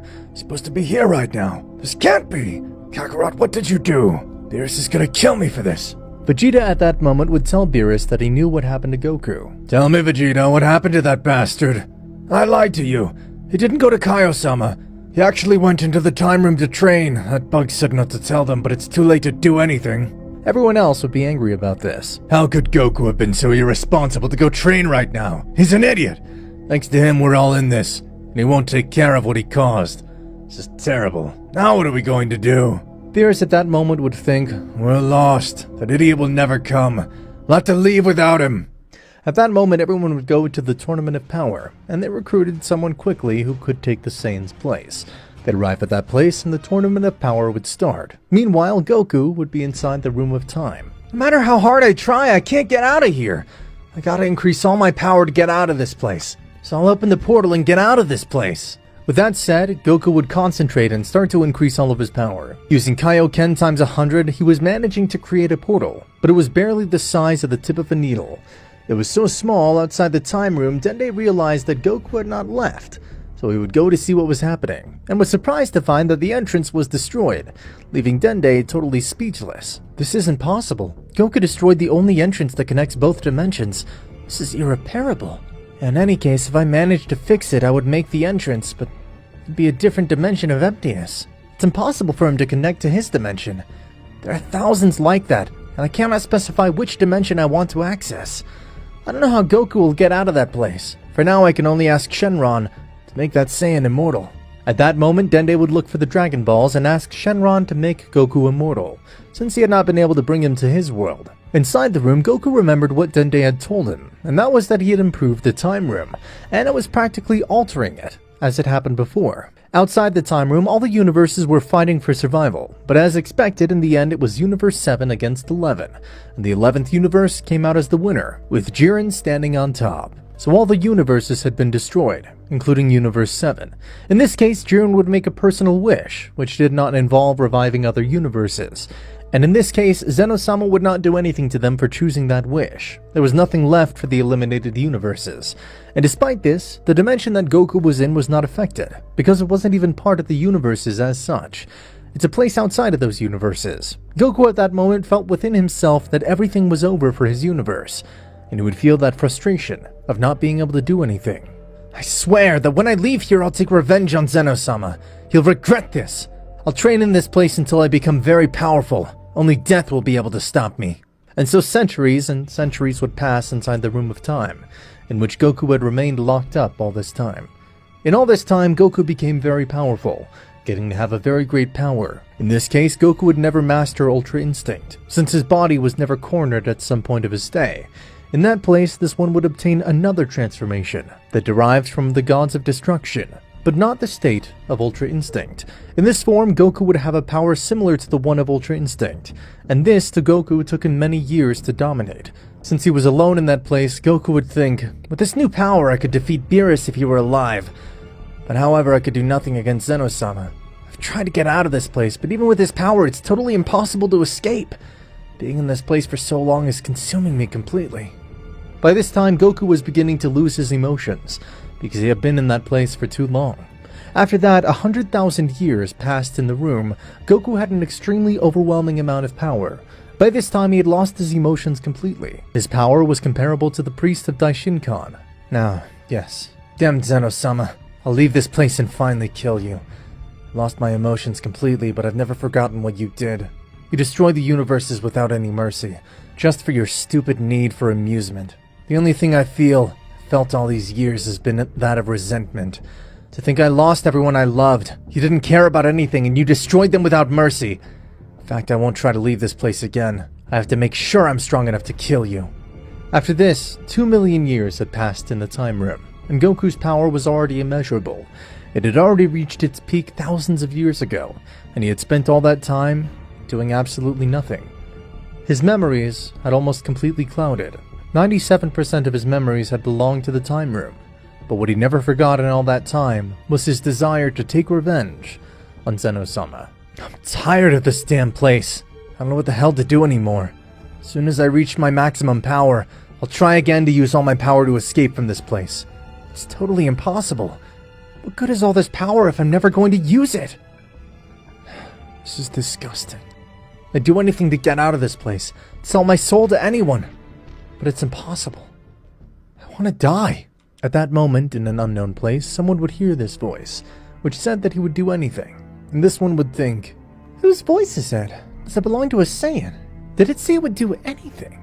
I see it has overwhelming power. This mortal could be of great use to me. This is interesting. Meanwhile, in the time room, a big yellow light had illuminated the place, so this would leave Goku very surprised. The Saiyan would see a woman coming out of that big light, and he would say to her, "Who the hell are you? What are you doing in this place?" This woman would tell him, "I heard you said you'd do anything to get out of this place, and that's why I'm here." "What do you mean? You'll help me get out of this damn place?" "That's right, but like you said, you'll have to do as I say." "I swear I'll do whatever you want, but please get me out of here." "I see. Then from now on, you'll do what I tell you, and obey all my orders." At that moment, this woman would then take Goku out of the time room, and she would take him to the only universe there was at that moment. Goku would see all of this, and he was shocked to see that there really was only one universe left, and everything else was nothing. Goku, seeing this, would remember his grudge against Zeno Sama, and the first thing that went through his head is directly to go to where Zeno Sama was. But she would see Goku's intentions and warned him that he couldn't do it yet. 5,000 years had passed since the elimination of all the universes, and things were somewhat different. In Universe 11, in all that time, Jiren had become much stronger, and he felt a great power that came from somewhere. He realized that it was not just any guy, and he'd go to where that power came from. Meanwhile, the woman would tell Goku that a strong guy is heading towards them, and that it was the warrior, Jiren. "Who's this Jiren? What are you saying? I'm not interested in fighting this guy right now." "You won't think so when I tell you whose son Goku is. That warrior was the one who won the Tournament of Power and gave victory to Universe 11. "But what are you saying? It's that man? It can't be. He could have revived all the universes, yet he asked for something totally different. That's unforgivable. I'm sure I would have asked to revive the universes. Damn you!" "I knew the Saiyan would be like that. I was surprised when I heard his universe had been destroyed, but that guy's already here." At that moment, Jiren would arrive at that place, and he would see Goku. Be surprised to see that the Saiyan didn't come from his universe. "The hell? Who's this guy? If I remember correctly, the Saiyan belonged to Universe 6 and 7. How is he alive? That doesn't really matter. What are you doing in this place, Saiyan?" "I see. So you're Jiren. You're the one who won the Tournament of Power 5,000 years ago. I've waited a long time to meet that person too." "I don't care what you want. You've come with evil intentions to my universe, and for that, I'll have to kill you." "I'd never be in your universe if only you had made the right wish." "And you think I care about the other universes? I don't really care about that. I only care about taking care of my universe. The others aren't my problem. I don't care if they disappear or not." "Damn you! You had the power to save everything, and now you're going to die for it." "Unbelievable. This Saiyan is interesting. I never imagined he'd hold such a grudge for this." At that moment, Jiren would realize that he had to eliminate that guy. Toppo was next to Jiren, so he would be the first to attack. Goku would transform at that moment and use 5% to fight Toppo. Toppo would attack him, but his attacks would have no effect on Goku. Goku had destroyed all of Toppo's bones in an instant, and Toppo wouldn't be able to stand up. Jiren decided to attack Goku at that moment, and he was getting to make a little fight to the Saiyan. But Goku would tell him, "It's useless, you bastard. You can't fight me. I'm much stronger than you, and I haven't used my most powerful transformation." "But what are you talking about, you bastard? I'll finish you!" Jiren would appear from behind Goku's back, but Goku would put his arm through him at that moment, killing Jiren right then and there. Toppo would say to him, "Damn you, Saiyan! Why did you do that to Jiren? Topo with his last energy would try to throw one of his attacks at Goku, but this didn't help at all, and Goku would kill him right then and there. On the other hand, the Angel Marcerita had informed Belmont that Jiren and Topo's ki had completely disappeared, leaving Belmont surprised, as he didn't believe such a fact. Tell me, Marcerita, what happened? Apparently a Saiyan took both their lives. It's impossible for them to be a Saiyan. Their entire race was exterminated in that tournament 5,000 years ago. They belonged to Universe 6 and 7. You must be wrong. No, sir. Not at all. That guy is a Saiyan. But how is it possible? Doesn't make any sense. And how is it that someone of such a weak race could have ended the lives of Jiren and Topo? I must know who it is. Sir, it's better if you see for yourself.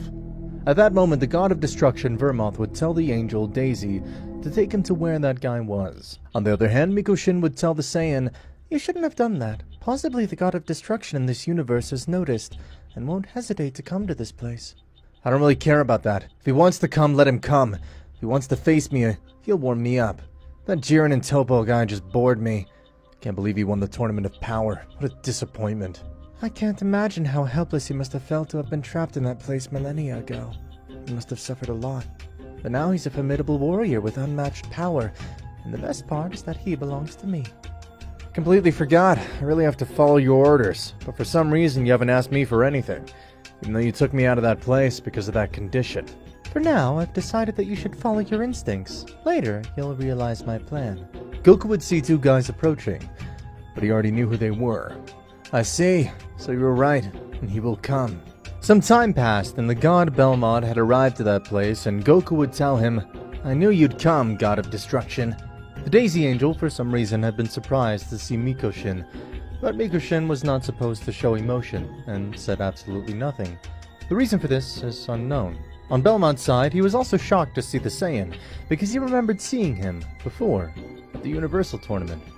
How is it possible that the Saiyan is still alive? I remember it perfectly. But how could he beat Jiren? This was unthinkable. Besides, Jiren had become even stronger than before, and this Saiyan managed to defeat him without any problems. Why do you have that face, sir? You look scared. Tell me, why have you come, God Belmont? I hope you're not here for the same reason as those bastards Jiren and Topo. How dare you, Saiyan, interrupt my universe and assassinate my two best warriors? You're a complete idiot. Those two useless bastards provoked me, and I had to kill them. I'll spare your life if you leave this place right now. Don't waste my time. Or do you want to have the same fate as them? The hell do you think? You think someone like you, a mere Saiyan, could take on someone like me? You bastard, you'll be the one who's dying for defying a god of destruction. I see. So if you're thinking of fighting, even though I warned you, in that case, I'll have some fun with you. But please, don't make me laugh, Saiyan. Don't you realize what stupid things you say? So if he fights, this will be very interesting. The last time he fought was 40,000 years ago. At that moment, Goku was transformed, and he decided to use all of his power in that phase. At the same time, Belmont would increase his power, making the whole place tremble in that instant. He would laugh because he felt in Goku a power much inferior to his, so he would attack the Saiyan, and both would have a somewhat equal fight. The god was surprised because Goku was able to keep up with him, and this made him speechless. It's not possible. How can a simple Saiyan fight me? I don't understand. They would continue fighting, but Belmont would decide to use his Hakai technique against the Saiyan. I've had enough of you, mortal. It's time for you to fade out of existence. At that very moment, the god Belmont would use his Hakai on the Saiyan, but surprisingly to him, it did absolutely nothing. See that? Yes, you're a strong god, Belmont, but I'm tired of playing with you. What do you mean, like playing, you bastard? What the hell do you mean? Goku at that moment, with his fists, made a punch into the air that would be so strong that Belmont would come to feel this, and the impact made him fall to the ground. The angel Daisy herself had been surprised by this. She'd never seen anyone humiliate the god of destruction Belmont in such a way. Belmont was on the ground, and he'd been stunned by this. The hell did he do to me? He didn't even touch me, and he felt like he gave me an abysmal physical blow. How could he be so powerful? He's just playing with me. Immortal really did this to me. I don't understand. Enough, Belmont. It's time for you to die. You had a long life, but here came to your end. You decided to challenge me even though I had warned you. Your repentance will do you no good, you goddamn god. Margarita would see that Goku was about to assassinate Belmont, but really, Belmont couldn't do anything at that moment, because it was against the rules. Belmont would tell Goku that he was just a useless Saiyan, so Goku at that moment did to Belmont his same technique of Hakai, and it would disappear completely. The angel Daisy couldn't stand this and tried to attack the Saiyan. It would teleport behind the Saiyan and throw an attack to Goku so powerful it made him fall to the ground. Goku was with wounds after this great attack and would say to him, "What? At what point did he do it? I was caught so off guard by that angel. What a cheat. How dare you do this to me? I was thinking of sparing your life, but what you've done is unforgivable. You killed Belmont without mercy, Saiyan. You're scum. If I didn't do it, he was going to do it.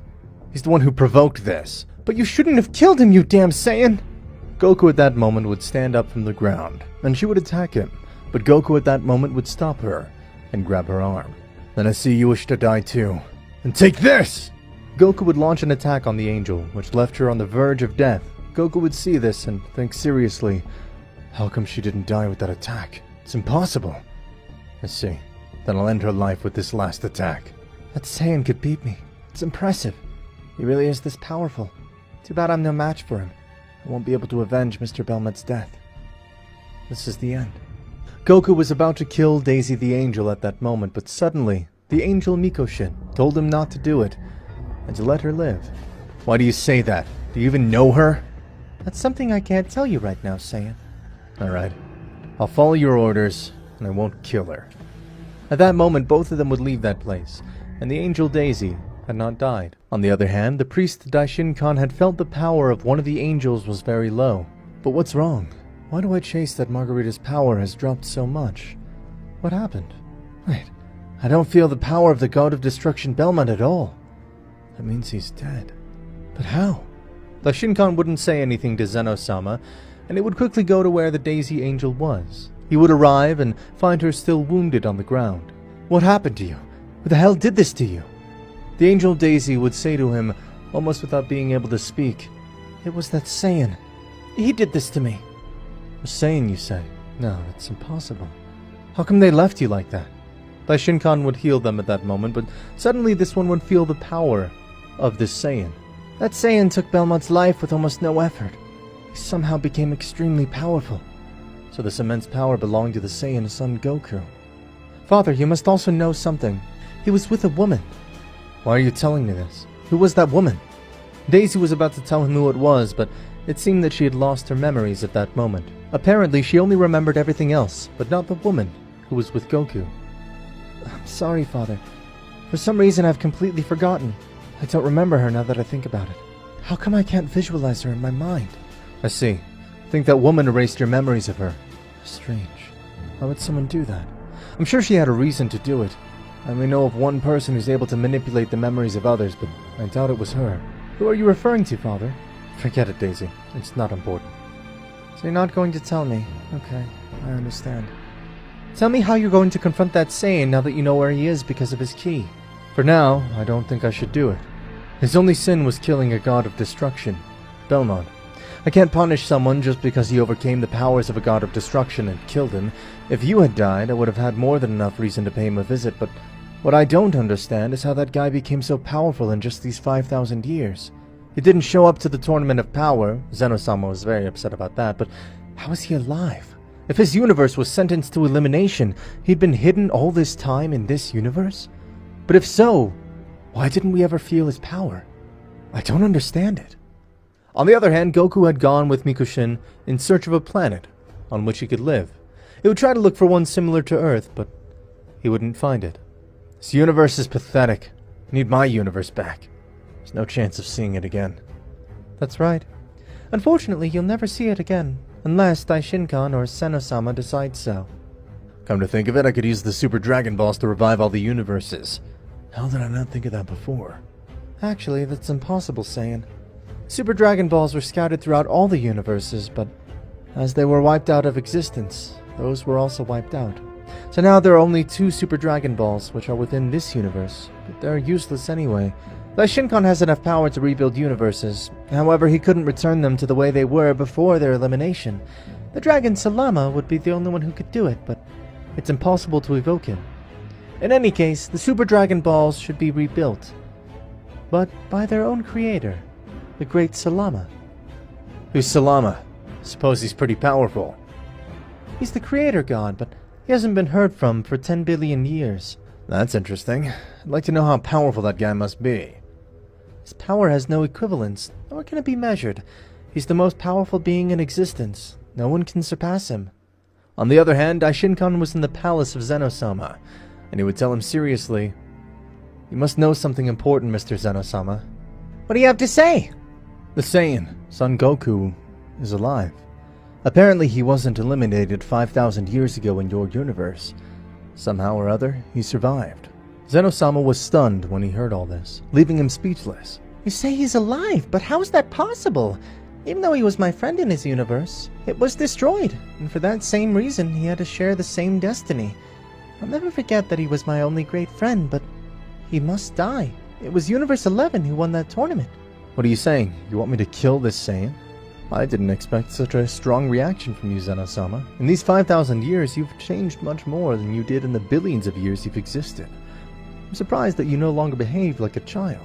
You're right, Daishin-kan, but that doesn't matter now. If that Saiyan is alive, he'll surely have intentions of killing me, because in the end it was me who destroyed his only universe. He's right, Zeno-sama. When he was in front of me, I noticed a great anger in his eyes, and a huge hatred. He's very different from what he was before. He looked like someone totally different. Zeno Sama would tell his guardians to give him an order. He asked his guardians that they both had to kill the Saiyan son Goku. They would obey the order, and for the first time they had separated from Zeno Sama. He had commanded them, because he knew that Goku was not just anyone, and that this one was something strong. So in these moments, the guardians would go to where the Saiyan was. Meanwhile, Goku would ask Mikushin what she's been hiding from him all this time, since for some reason Daisy seemed to know her, and this was very strange. Mikushin would decide to tell Goku everything, and she would say, sighing, Daishin-kan is my brother. Why I rescued you is to fulfill my plan and get revenge. 3 billion years ago, I was banished by Daishin-kan and Zeno-sama. They believed that I had been the one who had planned the revolution that the gods and angels had. They were sick of following orders from someone as pathetic as Zeno-sama was back then, so they turned against their father, Daishin-kan, and Zeno-sama. This caused a big war back then that almost wiped out the universes, but in the end, Zeno-sama ended up destroying those universes. At that time, they were very quarrelsome, so it was easy for him to blame me for everything. This was the reason why I was banished. Because of this, I had a big fight with my brother, Daishin-kan, but finally, he was the one who won the battle and sealed me in a divine dimension. "But if you were sealed in a divine dimension, how come you're here?" I was able to get out of that dimension, making me more powerful than I was. In that place, there was a Supreme Guardian, who was to blame for the souls not escaping from that place. He was far superior to me for millions of years, but what the Supreme Guardian didn't know was that I was getting stronger and stronger, and so the day finally came, after so much slaughter, to that damned one, and I could escape from that dimension. Zeno-sama and Daishin-kan didn't know about this, thanks to the fact that I've hidden almost all my power for this time. Just like you, I also wish to annihilate those damned ones that did this to me. Without any proof, they deserve death. She was saying this to Goku, but suddenly a huge attack had almost hit them. "But who was that? It almost hit me!" Suddenly, 2 guys with serious expressions would say, "Saiyan, it's time for you to die. You'll pay for your sins." I see, so that bastard was the one who sent them. How detestable. They were surprised to see Mikushin was in that place. "But how come she's alive? Didn't they seal her up? I don't understand." "Hey, that doesn't matter now. Remember that we were only sent with the order to assassinate the Saiyan." "That's right. We must comply with that order of the great Zeno-sama." These guardians, without warning, would attack the Saiyan coordinated. They'd managed to hit several blows to the Saiyan, making him crash into some rocks nearby. Goku would stop. They would make a very coordinated attack, which impacted with the Saiyan, leaving him surprised. "I see. Never seen them in a fight before. They're very interesting. But they're still just simple guardians. They're not enough against my power. How disappointing. This'll end very quickly." "But what are you saying, you damn Saiyan? What are you thinking?" They'd make a powerful attack again, but Goku this time would easily stop it and destroy it. But how did he stop it like that? How did that mortal become so strong? Our most powerful attack had no effect on him. Son Goku, it would be better if I didn't kill them. I could control their minds to obey us and hit the damned Daishin-kan and Zeno-sama where it hurts the most. Do you really have the ability to do that? You should have said so earlier. At that moment, Mikoshin would control the minds of both of them and order them to end Zeno Sama's life. At that time, the Guardians would leave for Zeno Sama's place. Hey Mikoshin, they realize it was you who controlled them, and they'll know you're alive. That's exactly what I want, Saiyan.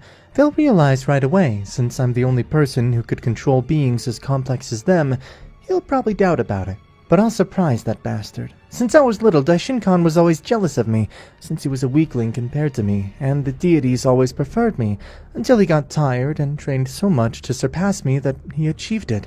And despite the fact that everyone was taking him more seriously, and that Zeno Sama chose him, he always tried to make me look bad, and took advantage of the rebellion of the angels to frame me. And finally, he could get rid of me. I never agreed with the rules of those bastards, but it would never have crossed my mind to start such a rebellion. I see. So it was probably all planned by Daishin-Kan. They were his sons after all.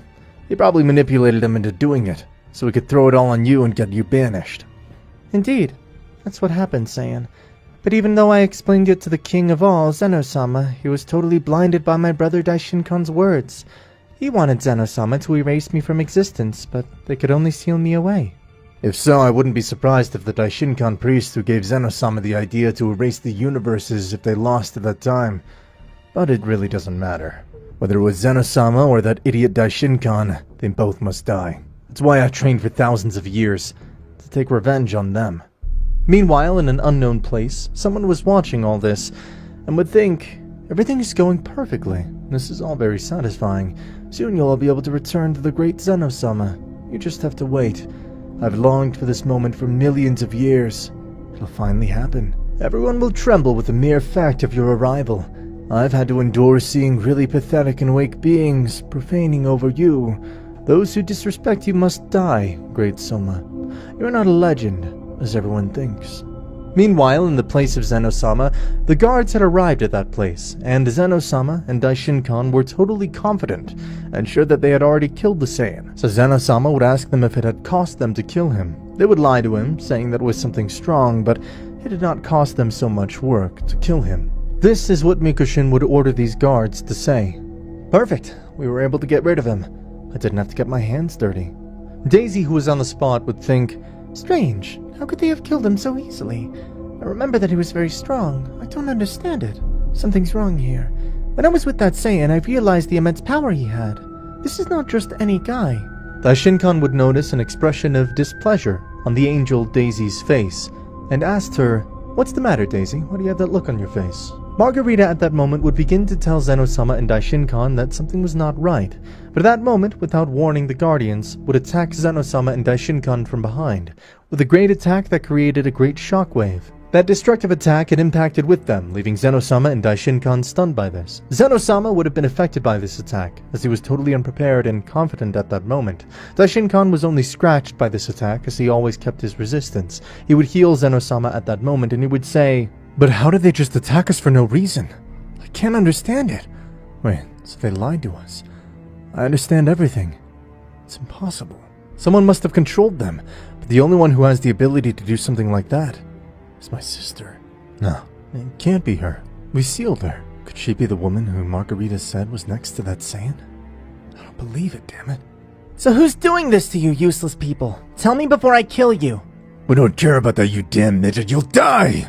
At that moment, the Guardians would do their most powerful technique, and they'd perform it against Zeno Sama, but they would be stopped by Daishin-Kan. I order you to stop, or I'll kill you! They continued to attack, but by this time, they had run out of Mikoshin's spell, and it was too late. Daishin-Kan would wipe them out of existence. If guys like you could manipulate them so easily, you don't deserve to live. You're pathetic! Damn sister. Hope this isn't about you. On the other hand, Mikoshin had seen that the Guardians had already done their job, and this one would say to Goku, "It's time, Saiyan." I see, so it's finally here. I see, so it's finally time. At that instant, they would head to where Daishin-Kan and Zeno Sama were. Daishin-Kan was sensing two great powers, which were approaching that place. What the hell? Who owns those two great powers approaching? They're already here, Father. I knew they'd come. It was them who did all this to make them angry. Goku and Mikoshin would appear in front of them, leaving them totally speechless. So it was true. But how could it be possible? How did you escape from the seal? I didn't want to believe it. I thought it was just a crazy thought, but it's real. That's right, brother. I was able to escape from that horrible place. You detestable Zeno Sama, you sent your guards to assassinate me. What a coward you are. You don't know how long I waited to see your face. The one who mercilessly destroyed everything I loved. And you should have been eliminated along with your universe. It was your Saiyan destiny, but for some reason, you're able to survive. And now you're causing a lot of trouble. Shut up, you bastard! You seem to have changed, but that hasn't changed that you're the same stupid being you always were. Meanwhile, Mikushin would say to the Saiyan, Son Goku, it's time for you to show your power. For this, I decided to free you from that dimension. You must eliminate them. Don't make me laugh, sister. Are you really going to use that Saiyan to fight me? How disappointing. A weak and pathetic mortal like him won't be able to fight me. Goku at that moment, using his power, would throw himself against Daishinkan, and they would have a great battle, which would shake the whole place. The Saiyan's able to fight on par with me. What's going on? Goku would give Daishinkan a big kick, causing Daishinkan to hit the ground. He saw Goku and would say, I admit, you surprised me. You're somewhat strong, but not Saiyan enough. Daishinkan would increase his power in a colossal way, making this felt throughout the multiverse. What is this great power? I've never seen my brother give off so much. Impressive. It's enough, Saiyan. I won't waste my time with a scumbag like you. I'll kill you quick. Try it, you damn priest. Daishinkan in moments had appeared in front of Goku, and he would do the supreme technique of the angels. This would lock him inside an eternal seal, which made him trapped in a place called the Dimension of Despair. This could only be done by Daishinkan, since it was a technique created by him. Can't be. You locked him in that horrible dimension. If he had been locked in that place, he would never have escaped. No one who's been locked in that place has ever escaped. What will happen now? Saiyan, don't disappoint me. What a bummer. I had to seal it. I told you it was pathetic. This time I'll kill you, sister. I'll show you no mercy. Don't be stupid, Daishinkan. That's Saiyan. You couldn't beat him that easily. I'm sure of that. Goku inside that place thought, the atmosphere in this place is so heavy. How unbearable. Must get out of this place quickly. Goku would try to use his power to escape, but it was impossible. I see. I'll have to use all my power to get out of this place. Not even in the time room had I used so much power. Goku at that moment would give off an enormous power. He had reached his most powerful transformation. Goku would increase his power so much that the very balance of the dimension would be broken, causing him to leave the Dimension of Despair. How? It's impossible! No one's ever been able to break free from that place! Daishinkan, you provoked it. I didn't think I'd have to use my absolute power to have to face you. You've sentenced your death. The hell? How did he get out of that place? No one's ever done it before. That dimension was supposed to seal him for eternity. Sealed thousands of very powerful warriors, but no one's been able to escape from it. How did he do it? I told you, brother. Did you think that it would end like that? Don't be pathetic. That will end your life, and you'll become just a memory in my mind. Like that stupid dwarf will also be eradicated. At that moment, Zeno Sama, with a very serious expression, would say to Goku, I've had enough of you, Saiyan. You've caused me enough trouble. You didn't want to accept your own destiny, but you must understand. If destiny didn't end your life, then I will. Who do you think you are to come and challenge us, you bastard? At that moment, Zeno Sama raises his hand, and he would say to him, Disappear. He had performed his supreme technique against the Saiyan, but he saw with his own eyes that this infallible technique had not worked against the Saiyan, leaving Zeno Sama completely stunned by this. A great shiver ran through his body. He'd be frozen because he couldn't mentalize in his head that someone could have survived that technique, especially a Saiyan. Daishinkan himself was speechless to see this, because even he couldn't have survived that if Zeno Sama tried to eliminate him.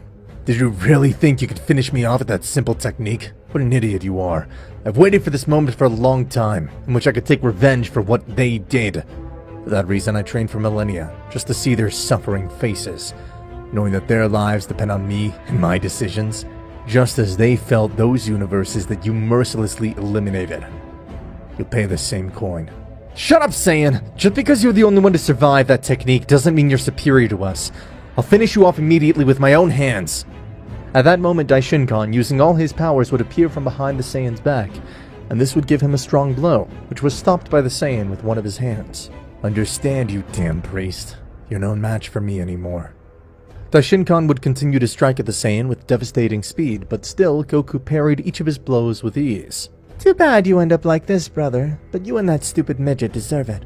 Goku at that moment would give Daishinkan a big punch that sent him crashing to the ground. This can't be happening. I'm being downgraded to a Saiyan. Impossible. This can't be real. This can't be real. Believe me, it is, priest. As real as your subsequent death. Kill them already, Goku. Make it quick. You caused a mess in the space and time universes because of their fight. Goku at that moment would do one of his techniques, which was the Shiram. This technique was created by Goku himself, and he had perfected it completely in the time room. Didn't think I'd have to use the Shiram, but it's perfect for ending yours and Zeno Sama's existence right now. This technique turns his enemy into dust immediately, causing it to consume his every particle, and causing it to disappear from existence itself by eliminating their soul as well. Goku would charge the Shiram to end Daishinkan's life, but suddenly everyone felt a very overwhelming power somewhere in the universe. But what's wrong? Where does this great power come from? It's huge! On the other hand, the unknown subject said, "At last, the great time has come, Soma. It has appeared before my eyes again, and I never thought this would happen. I did everything you ordered me to do, manipulated everything at my whim since before that such power tournament. Thanks to that happened exactly what I wanted and expected, but I don't care if that price was to wait so many thousands and thousands of years. I was able to get him out of that place, a dimension that kept him locked up for so long.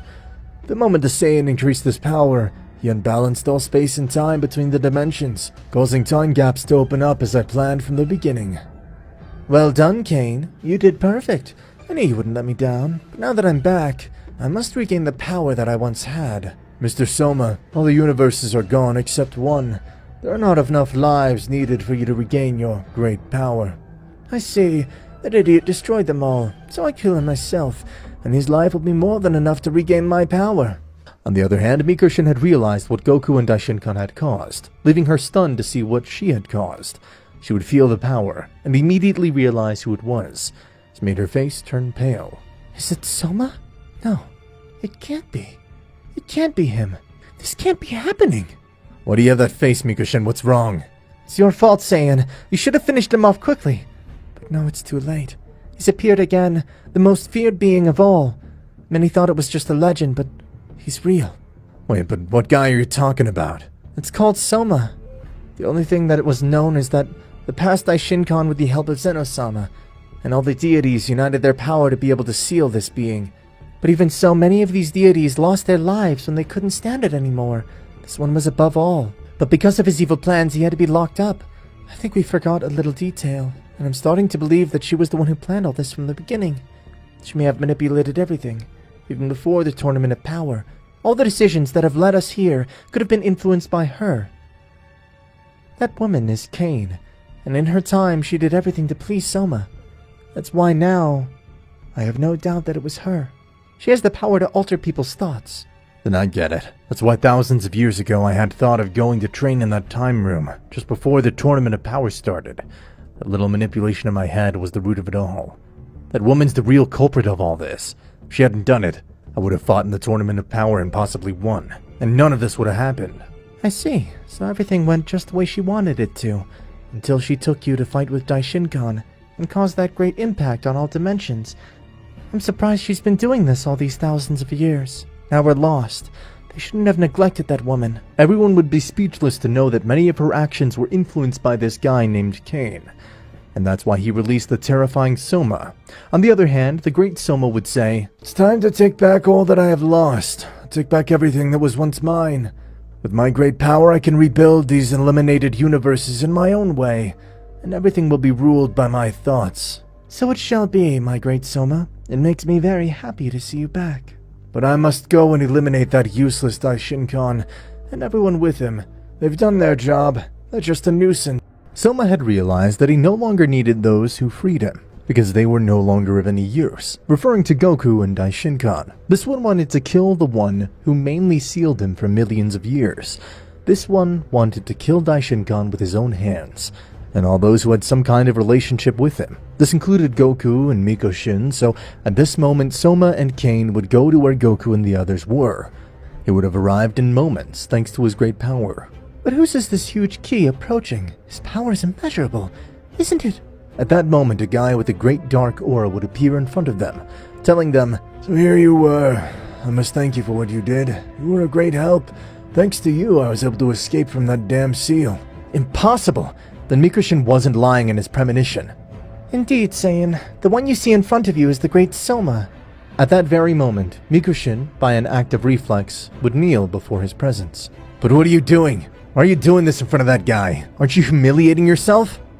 Sorry, it's just that whenever I saw him in my past, my action was always to kneel before him, because he was the one who was above almost everything, to the point that Daishinkan and all the other deities had to unite all their power to seal him, since they didn't even have the necessary power to kill him. You surprise me, Miko-shin. You still have that great habit. I'm pleased you still understand who's on top of everything. For that reason, I shall not end your life, but I will end the lives of these idiots. They didn't even have the audacity to prostrate themselves.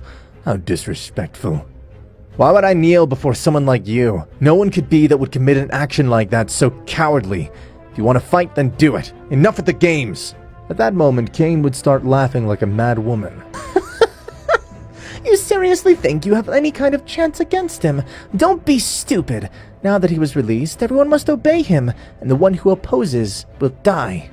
Damn you. Shut your mouth.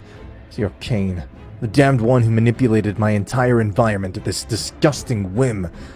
You're disgusting.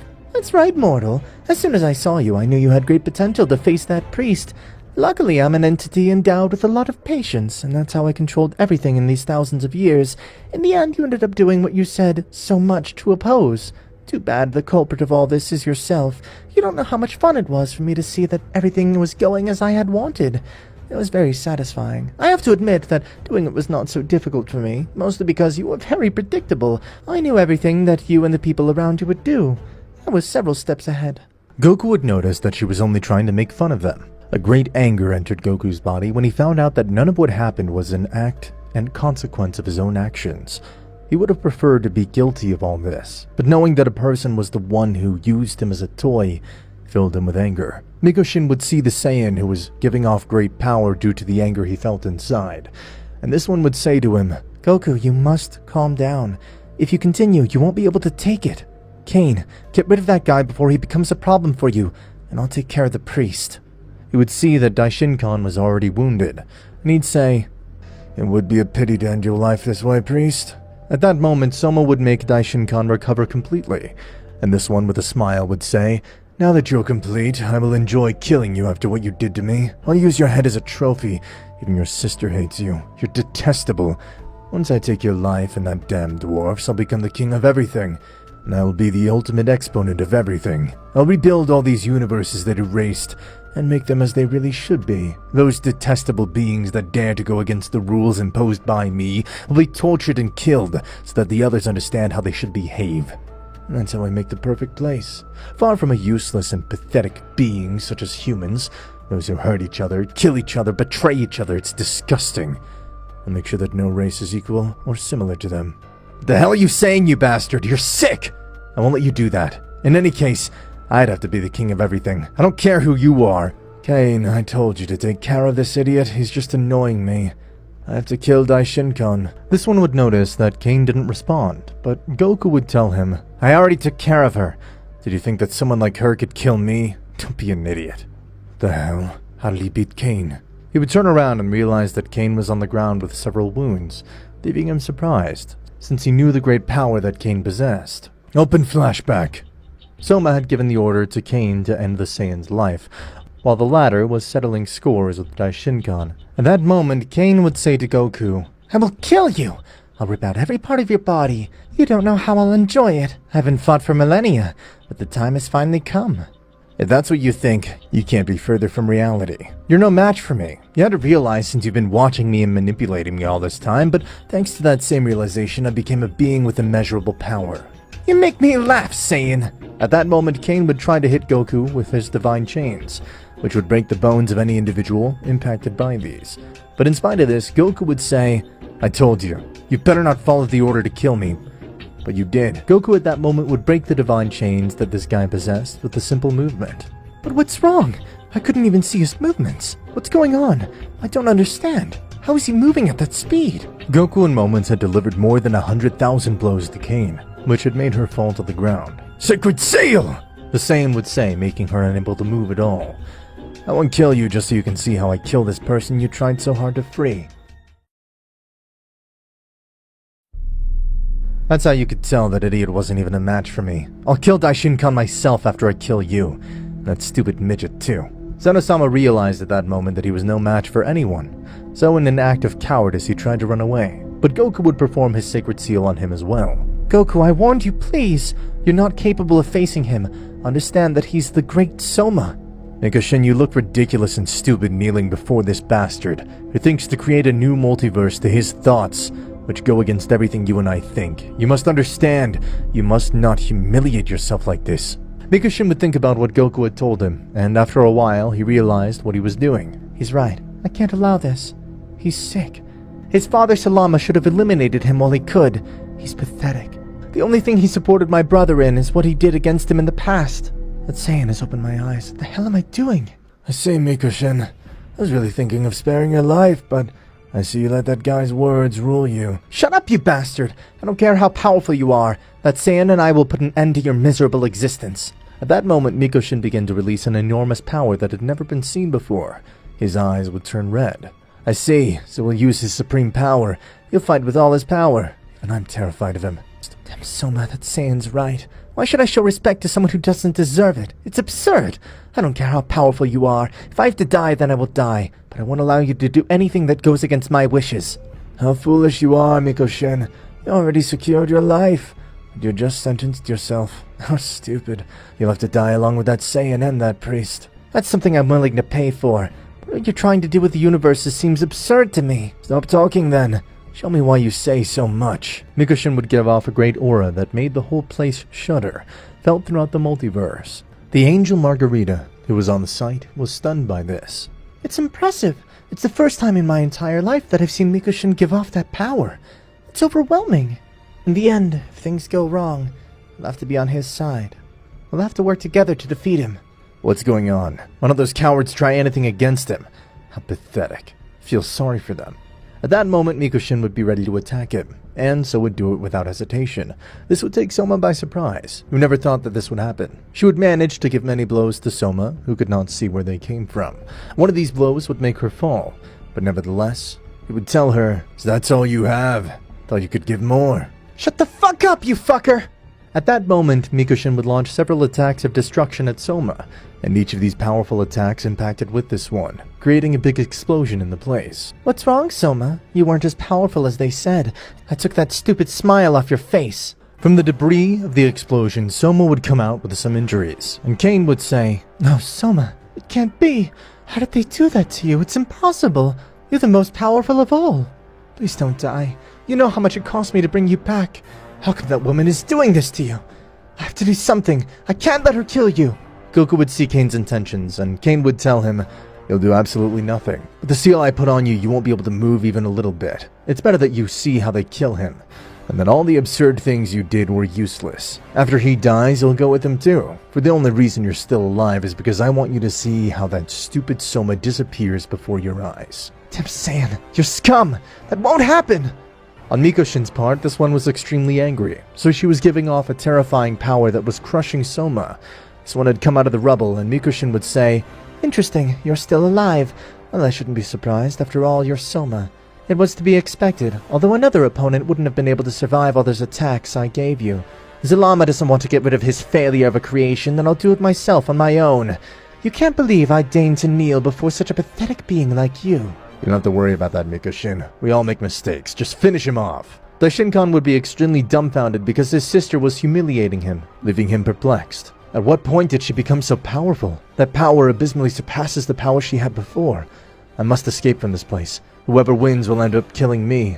I'm only risking my life. I should use this as an opportunity to escape.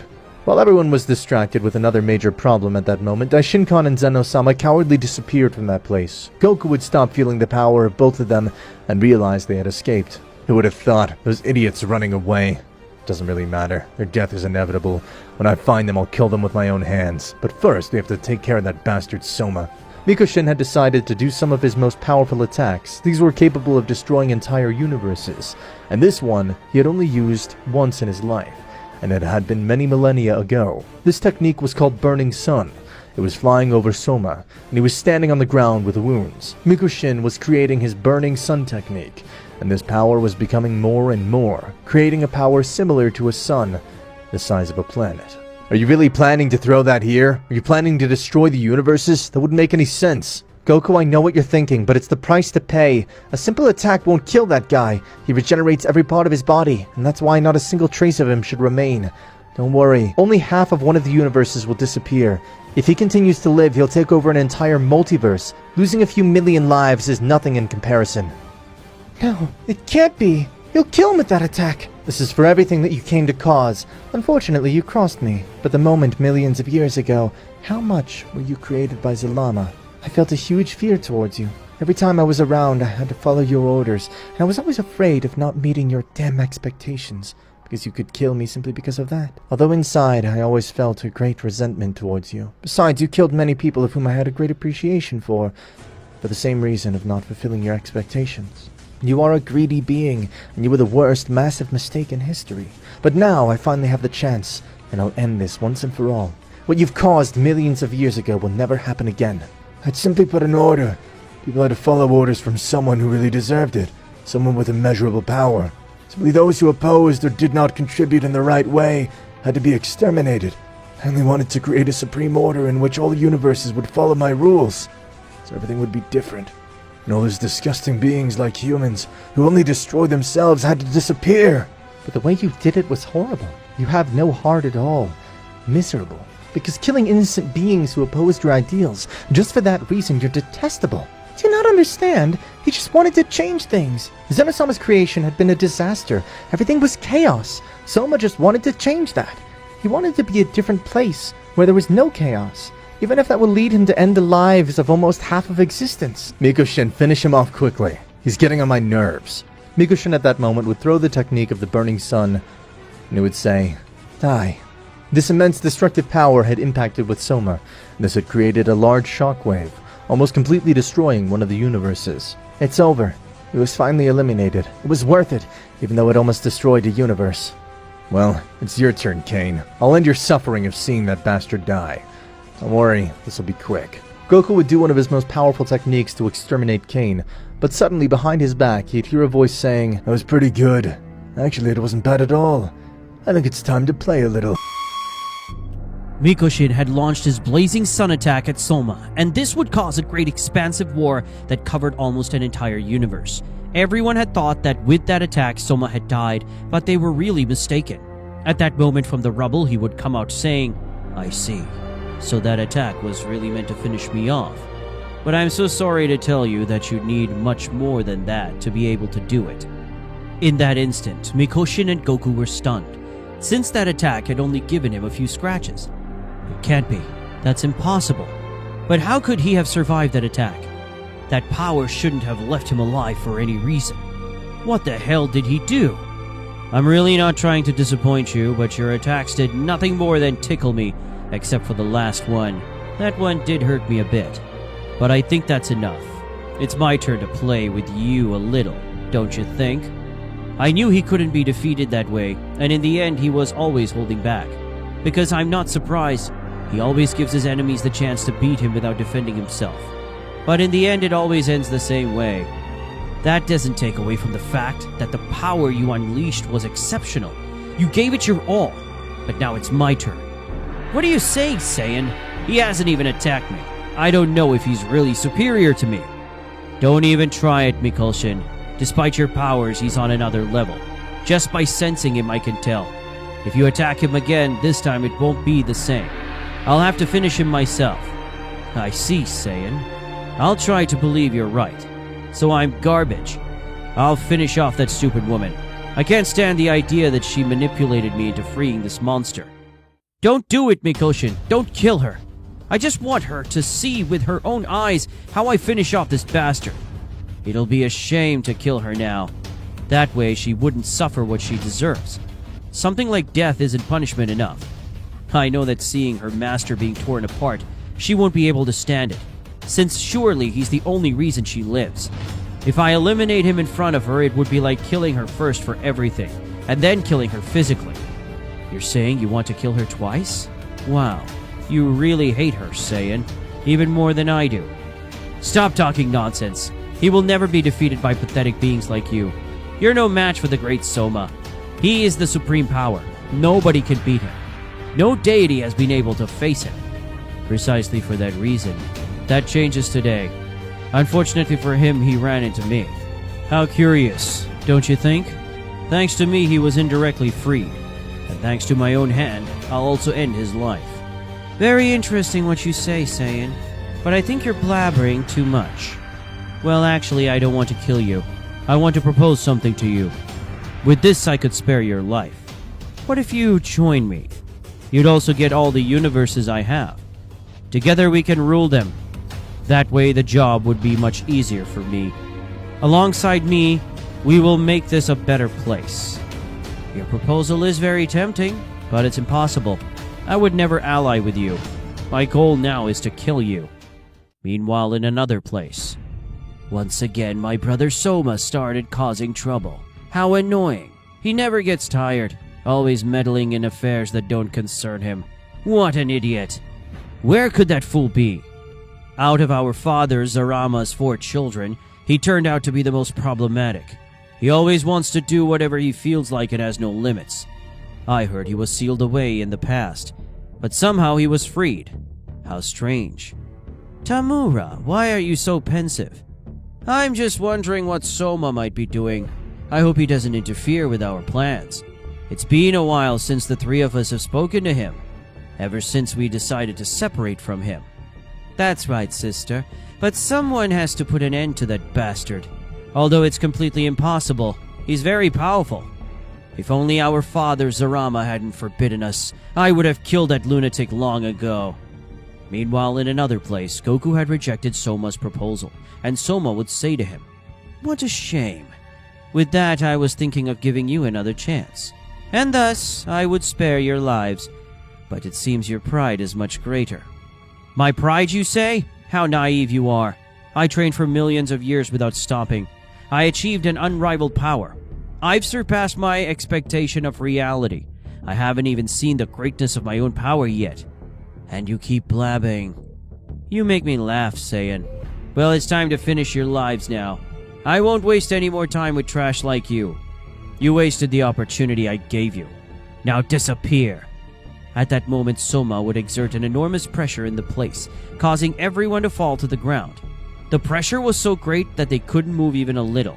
But despite that, Goku would stand up as if there was nothing. But how? The Saiyan could stand up as if nothing happened. I'm not able to move my fingers. What power does that bastard hide?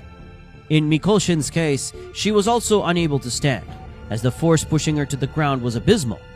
I see. How interesting. So that technique did nothing to you. Incredible. Did you think that with that trash technique you could stop me?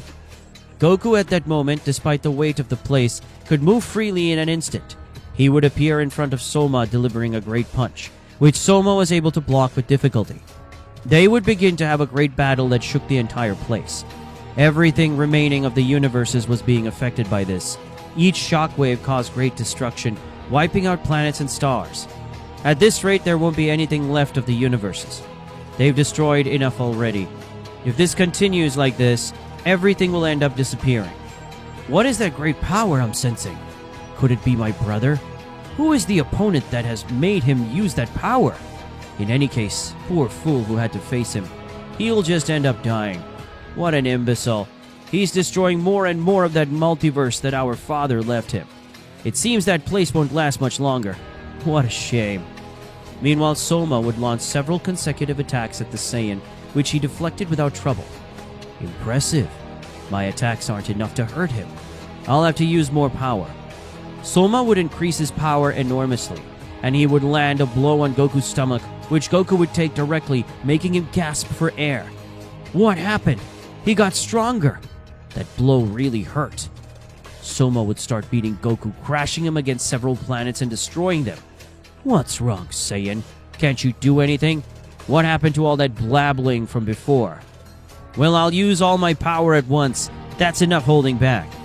At that moment, Goku would unleash all his power, and with a single blow, in an instant, he sent Soma flying thousands of kilometers in just a fraction of a second. But how? What was that punch? I couldn't even see it. Well, I'll do my most powerful technique. I'm tired of fighting already. At that moment, he would perform his forbidden technique, which was called the Dark Star. He would do it and say to the Saiyan, "You were an interesting opponent. but it's best to finish you off immediately. He would do it and say to the Saiyan, "You were an interesting opponent, but it's best to finish you off immediately." Oh, I see. So he's going to launch that attack. It can't be. Is he really going to use that on someone as insignificant as that Saiyan? It's impossible. Goku, please, don't let it happen. Escape. I know what that technique is. There's no way you can survive that. Soma would fire his attack, and despite Mikushin's words, Goku wouldn't move at all. At that moment, the supreme attack would hit him. Soma had launched his most powerful attack at Goku, but he hadn't even tried to move, which made Mikushin fearful, saying, "Goku, don't be so sure of yourself. That attack is more powerful than you think. You wouldn't want to take it." What a stupid Saiyan. No one in all my master's history has ever survived that attack. Does he really think a useless Saiyan like him can stop it? How absurd. After that, Goku would receive the attack. And at that moment, the power struck, generating a huge destructive explosion in that place. It was about time that damn guy died. It was taking too long. Honestly, he was very pathetic. Don't be ridiculous, Kane. Do you really think that attack could finish him off? How naive you are. I knew it. That Saiyan wouldn't be so stupid as if to stay put if he knew that power would affect him. It seems he's extremely powerful. What the hell are you talking about, you bastard? He was disintegrated by that attack. It was impossible for him to survive that. I'm sorry to tell you you're wrong. Look closely. At that moment, from among the debris and dust, Goku would emerge, only with a few wounds. Surprising, that attack really was powerful. It truly impressed me. If you had attacked me with that power before I used my full power, you would undoubtedly have killed me. But unfortunately, you waited until now to do it. How curious. It can't be true. How could that bastard survive that attack? The odds were 0. What power does he have? I think I underestimated that Saiyan too much. He really was someone to fear. Kane, like him, would be astonished by what had happened. It's impossible. He used his forbidden technique, the most feared by all the deities, and it only caused him a few injuries. How did this Saiyan become so strong? I think apparently things didn't go as planned. The Saiyan trained for 1,000,000 years in that place, but it looks like he became extremely powerful. I didn't think he would be a match for the great Soma, since he was still just a Saiyan. How ironic, don't you think? Now, for not planning things perfectly enough, Soma, the one you worked so hard to set free, will be eliminated by that Saiyan. What could you expect if someone trained for millions of years without any rest? That mistake will cost you your lives. I see. He's more powerful than I thought. I'll have to give it my all and finish him. Goku only showed a serious expression, waiting for his enemy's next move. Soma in an instant had thrown himself at the Saiyan, but Goku would dodge him without difficulty. However, it was just a trick by Soma, as he used one of his techniques in which he multiplied, creating an illusion around the Saiyan. In this way, they would attack him from various flanks, and when Goku thought he was dodging the correct one, the real one would land a hit on him. I see. So this is what it's come to. I'll have to stop using my usual instinct to figure out my enemy's moves. I need to focus, to feel every wave of movement from him. That way I'll know which one is real. It can't be. Did he really use that technique? I don't want to believe it. But it looks like he's desperate, even if he doesn't show it. Soma kept attacking Goku with that technique. Then Goku, understanding how it worked, would land an overwhelming blow on the real Soma, sending him flying thousands of kilometers, crashing into huge rocks. This would create a great explosion from the impact, destroying the entire planet. Incredible. He was able to figure out his technique very quickly. It only took him a few seconds. At this rate, nothing will end well. Goku at that same moment would move in a fraction of a second to where Soma was, and deliver another punch that struck him with such force that it hurled him all the way to the sun. It was obvious that such a weak energy like the sun couldn't do anything to him. At that moment, Soma would return to where Goku was and think, what's going on? Why doesn't anything work on him? With a simple punch, he sent me all the way to the sun. What's wrong with this bastard? Who the hell does he think he is? What's the matter, Soma? Can't you do anything against me? What's happening? You increased your power, but it was absolutely useless. You're just wasting your time. At this point, you'll wish you hadn't escaped that seal. because now I won't show the same mercy they did when they sealed you in that place. I'll erase you from existence, and I myself will find a way to rebuild the missing universes. I'll be the king of everything in this multiverse. I see. So that's your plan, Saiyan. I won't let you ruin my plans. I have to be the one who rules everything.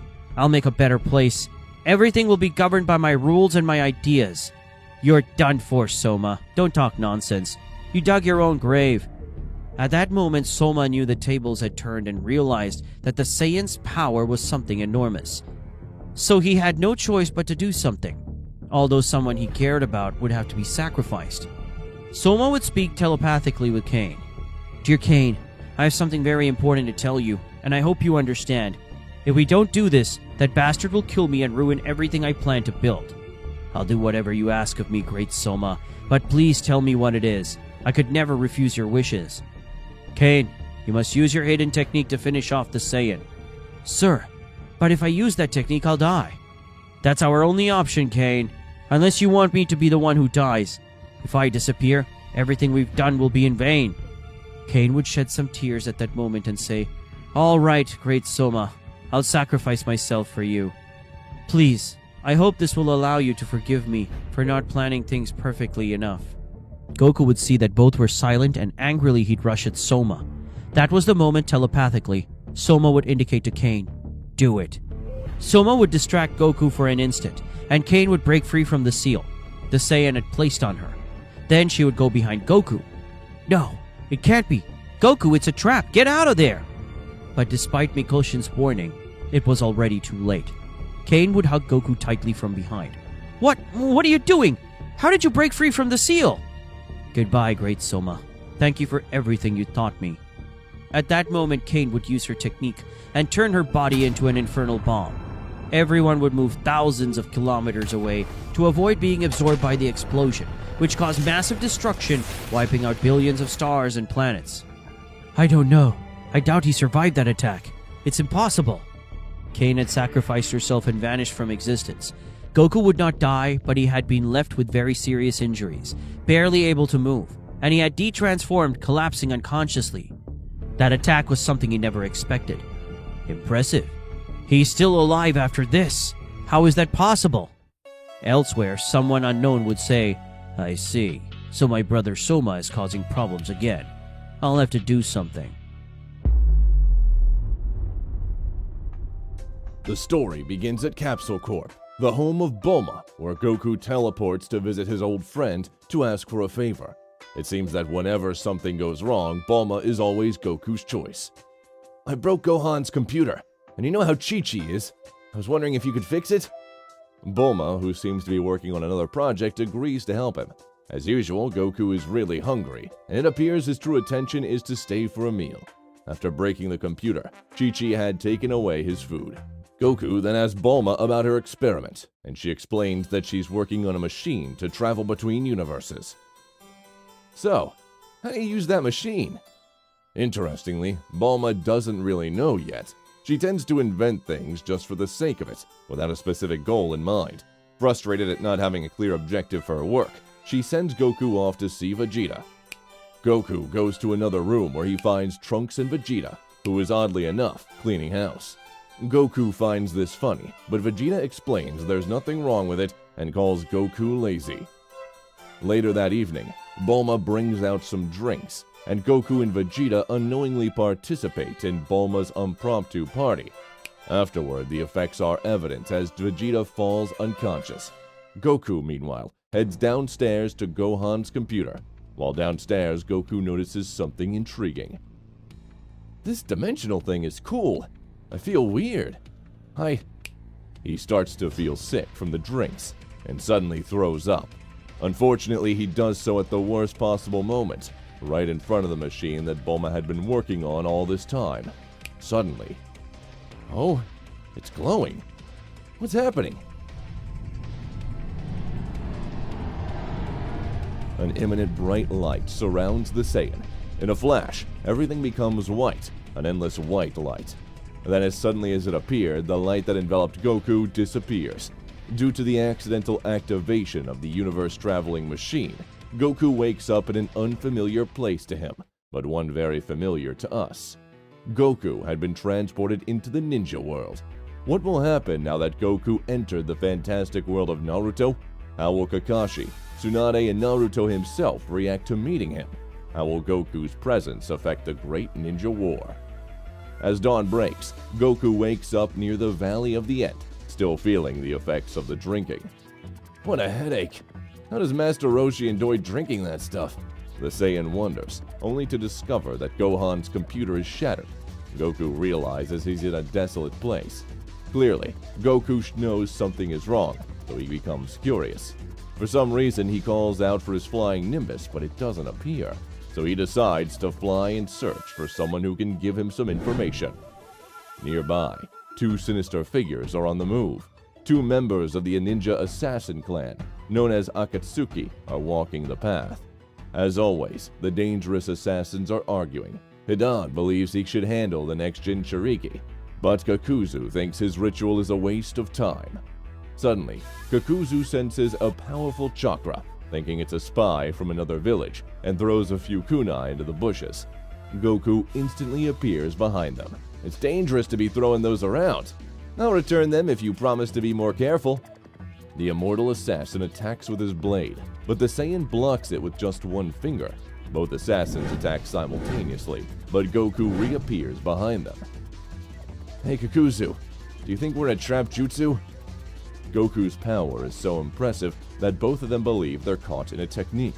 They start arguing again, while Goku realizes they are bad people and decides to teach them a lesson. But then he feels hungry, and by the time the Akatsuki notice, the mysterious man's already gone. After flying around for a while, Goku finally finds a village. As we know, the Valley of the End is near Konoha. Where Goku enters the village gates, two guards stand in his way. Stop! We need to know why you want to enter the village and also see your pass, which is required by Leaf Ninjas. Goku explains that he just wants to get something to eat. The ninjas think he seems like a good person but still don't let him in, as not just anyone can enter the village for security reasons. I see, but can I ask you a few questions? I knew it. You're an undercover ninja here to gather information. The four shinobi rush to capture Goku, who easily evades them while trying to explain that he's just trying to get to the central city. Since they refuse to listen, he uses a bit of his Kai to push them back, sending them several meters away. One of the guards runs towards the village to alert Asuma, who is nearby. The powerful Junin appeared to see what all the commotion is about, staring directly at Goku, who wants only something to eat. You're strong to defeat the guards by yourself, but spies don't last long in this village. Asuma isn't interested in listening to Goku's explanation, and prepares for battle, charging his blades with chakra. Let's see if you can handle me. Just then, Goku's stomach growls, interrupting the speech. I don't think this is the best time, but do you have something to eat? Asuma finds this amusing, and tells him that if he can land a hit, he'll give him some food. Goku likes this offer and gets ready for the fight. Asuma rushes toward the Saiyan, but Goku easily dodges all his strikes. Frustrated, Asuma gathers more chakra into his blades and attacks with more power, but Goku stops him with a single kick to the face. A few minutes later, both are eating ramen at Shirako's bar. As they enjoy the delicious meal, Asuma, still amazed by Goku's strength, asks where he learned that jutsu, but Goku clearly doesn't know what a jutsu is. Then Kakashi appears and asks Asuma about Naruto.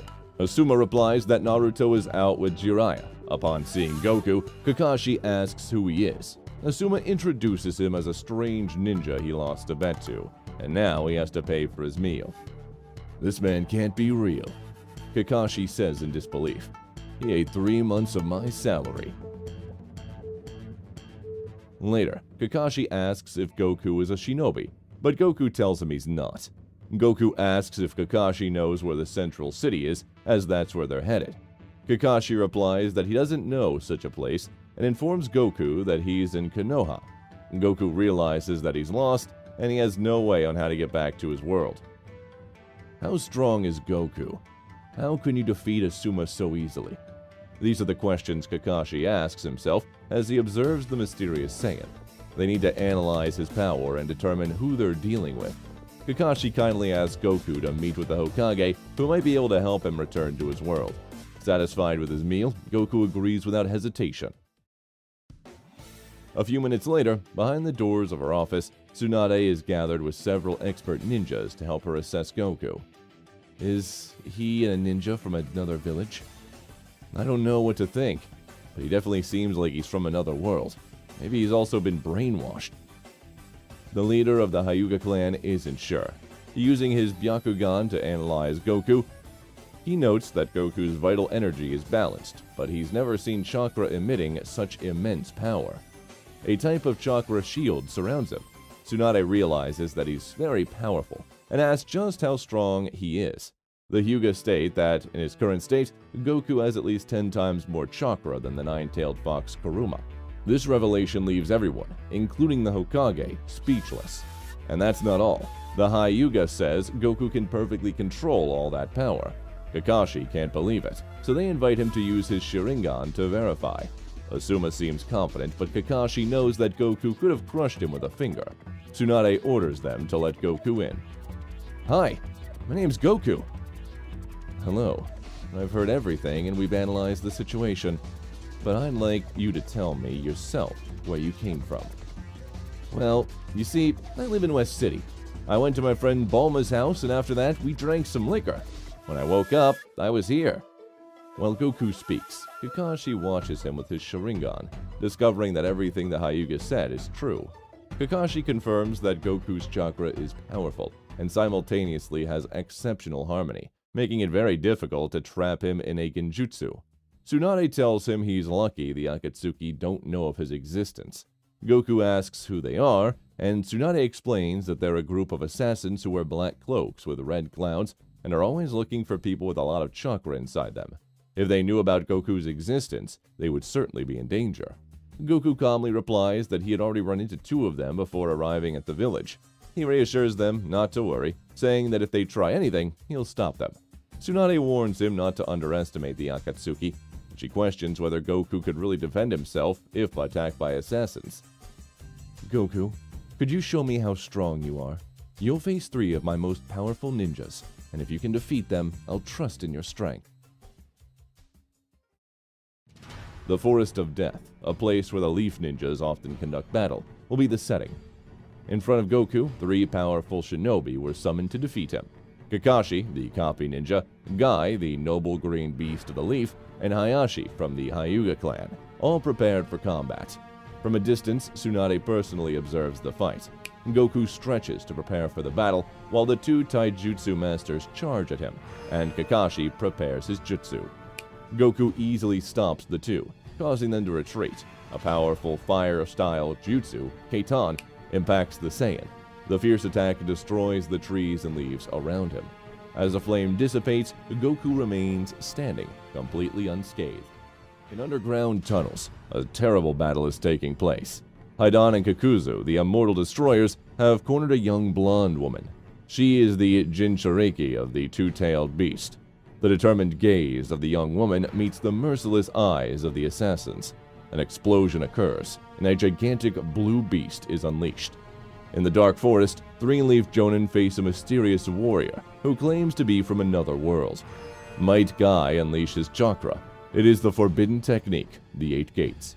The gate of opening, the gate of rest, the gate of life, the gate of pain, the gate of closing, and the gate of view are opened. Might Guy has opened 6 gates, and like lightning he charges at Goku full speed. Wow, his speed increased a lot. Even so, Goku's eyes seem to follow the trajectory, and with a precise blow he stops the shinobi in his tracks. Kakashi also charges at him, but Goku easily dodges him. Then, from above, Might Guy launches his secret technique, Peacock Dance. The strikes are so fast that they ignite, surrounding the Saiyan. Goku moves a hand and pushes the fire away from him. You couldn't hurt me. You still have a long way to go to match my current strength and speed. Is that what you think? That was just a distraction. Goku turns and realizes that Hayashi has positioned himself beside him. This is the 8 trigram symbol. You've let your guard down. Let's see what you can do without your powerful chakra. the Hyuga exclaims as, in a fraction of a second, he strikes Goku with the 64 palms. A powerful kick sends the Saiyan flying backward, as he feels his Kai has disappeared. His chakra is blocked. This is our chance. Might Guy opens the 7th gate, and a rain of blows fall on the Saiyan, who seems unable to move. Finally, with a kick, Goku is thrown to the ground. Then Kakashi steps forward. "I hope you don't die," he exclaims as the Mangekyo Sharingan awakens, and Kamui is launched at Goku, whose body begins to split. From below, Tsunade watches, worried about the outcome. Just at that moment, she sees a flash rise to the sky. Kakashi retreats, and Kamui disappears. Through the smoke and spatial distortion, green eyes shine under the hair that seems made of fire. Before the imposing vision, the 3 shinobi step back. Guy turns and sees Hayashi trembling. "Hey, Hayashi, what's wrong?" "His chakra. That man is capable of destroying the world," he exclaims, unable to believe what he is witnessing. "You guys are amazing. He managed to hurt me." As he says these words, Goku's appearance returned to normal. "Are you surprised? When the man with the strange eyes attacked me, I realized his strikes had something unusual, and I should dodge them. But I wanted to test something. So I created an energy field and let him hit me. And then I noticed that part of my body had its Kai blocked. That attack was impressive."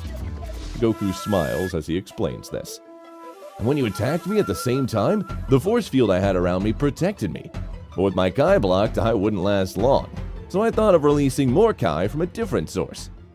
Listening intently, Hayashi seems to understand. "I see.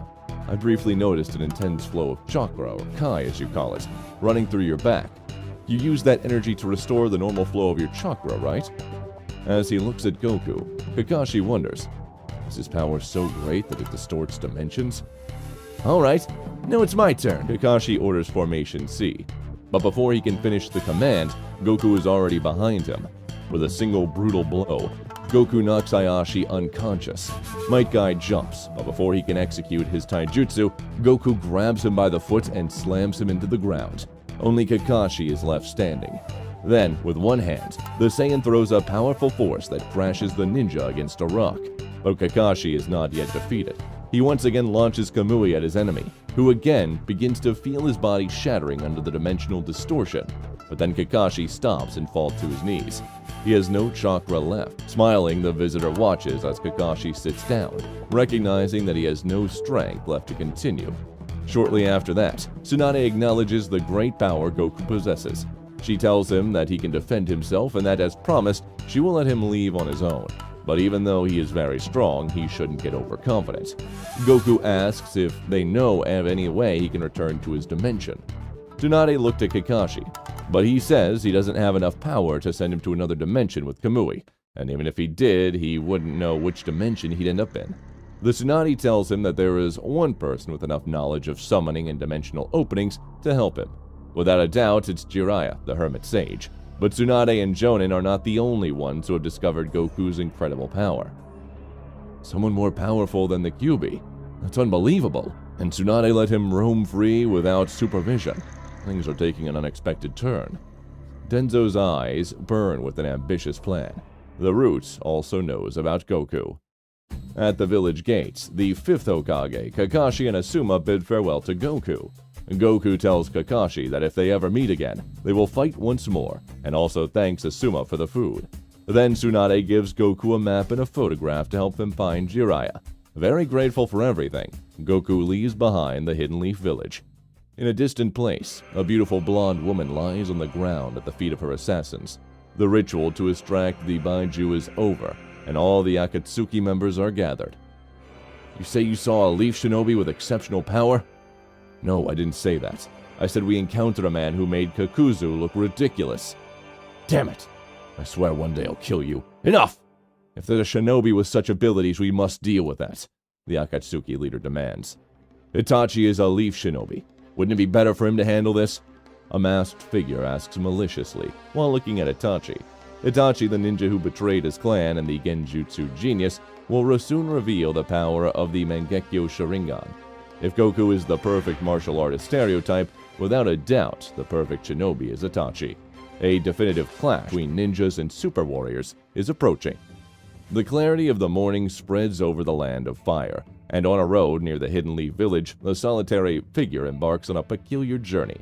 He's a strange man, a person who claims to come from another world, and his mission is to find the hermit sage Jiraiya, who might be able to help him return to his world. As he works cheerfully, Goku remembers for a moment the words Kakashi had left with him before he left. Goku, it's possible that now dangerous individuals might try to capture you. If you have some time, I'd like to show you something. Goku then crosses paths with the farmer dragging a cart. Goku approaches and shows him a photograph, but the friendly farmer doesn't know the person in the photo, so Goku decides to continue his journey by flying. Meanwhile, Asuma is summoned by the Hokage. A new S-rank mission has arisen. Asuma observes the two photos Tsunade had presented him with. These two Akatsuki members murdered the monk from the Fire Temple. Asuma will lead a team with the mission of taking them down. The shinobi accepts, but for some reason, he has a bad feeling about it. Sometime later, Itachi and Kisame are on their way to Leaf Village. However, Kisame has serious doubts about the mission. And what exactly is our mission? It's our objective to discover the identity of the person who defeated Kakuzu and Haiden. Could there really be someone that powerful? And what do you plan to do if his strength exceeds ours? Kisame, it seems you've forgotten. The power of a shinobi doesn't reside in the potency of his jutsu or strength, but in his ability to make reality become a lie. As the two shinobi engage in this discussion, Goku flies high in the sky when he sees the two figures down below. But how will we find him? We'll start tracking him from the point where we encountered Haiden and Kakuzu. Right, I guess he won't just fall from the sky. Hey, I'm Goku! The Saiyan stands in front of them. By any chance, have you seen this person? Itachi lifts his gaze, and the Mangekyo Sharingan spins. His eyes shine like embers, and the Uchiha legacy is activated. Instantly, Goku finds himself surrounded by an oppressive atmosphere. From the ground, chains emerge, immobilizing him completely. They are so strong that the Saiyan cannot move. Was that it? You used Tsukuyomi on him? Yes, I did. He fell too easily into your jutsu. This guy isn't a big deal. You're wrong. This man, he is interrupted by a loud scream. A terrible shockwave sweeps through the trees as the two shinobi struggle to stay on their feet. Itachi, it seems he broke free from your Tsukuyomi. That was like Master Roshi's hypnosis technique, but creepier. I must thank Kakashi for teaching me that technique. What was it called? You mean Dispel? Yeah, that one. Super Saiyan? You see, on a distant planet a long time ago, there lived a race called the Saiyans. Though they were evil, they were also very powerful. They sent me to Earth when I was still a child. That would explain your abnormal chakra. I've heard that extraterrestrials tend to have more chakra than ordinary humans. But anyway, this is what I wanted to show you. Kakashi's Sharingan activates, and without being able to do anything, Goku falls into a Genjutsu. The image of Kakashi fades into 3 different ones. Goku steps back, and then everything returns to normal. What? What was that? A Genjutsu. It's a specialty of one of the assassins who might come after you. However, there is a way to break the Genjutsu. The first thing you need to do is disrupt your Kai flow, as you call it, and then apply an even stronger force to interrupt the flow of your opponent's chakra. Since your chakra is very powerful, I'm sure you won't have any trouble with that. However, there is a special Genjutsu, one that distorts time, transporting your mind to a different time than your body. I didn't quite understand that last part, but I'll figure it out. Temahara is losing control around you. Itachi, what does your crazy eye see? This man possesses an abominable chakra. It's hard to trap a Baiju and a Genjutsu, even for me. This man is several times more powerful than Baiju, and when he's released that energy for a moment, the chakra of his mind and body synchronize perfectly. If we try to trap him in a Genjutsu by force, he'll break it easily. You must be friends of the other two, right? Are you going to attack me together? No, only he will fight you, Itachi states calmly. What? We never agreed on that. Sometimes you're cruel, you know that? Alright then, Samahara will feast on you. Kisame charges at Goku, who easily dodges the blow. The shinobi attacks with more speed, but Goku dodges all the strikes from the sword. Finally, Goku jumps back. This guy is starting to annoy me. Kisame forms hand seals, water style, water shark bomb jutsu. Goku fires a Kai blast that shatters the water shark into pieces, but Kasame blocks it with his sword. The lights flash, and Samehada absorbs the Kai. Goku is surprised to see this, so he decides to throw a Kamehameha. Kasame starts to retreat, and then Samehada begins to swell. Goku shouts, and for a moment his energy surges. The Kai is so massive that it overwhelms Samehada, piercing through Kasame, who falls heavily. There's a big difference between our powers. If you take your friend to the Leaf Village, a woman named Tsunade might be able to heal him before he dies. I'm serious.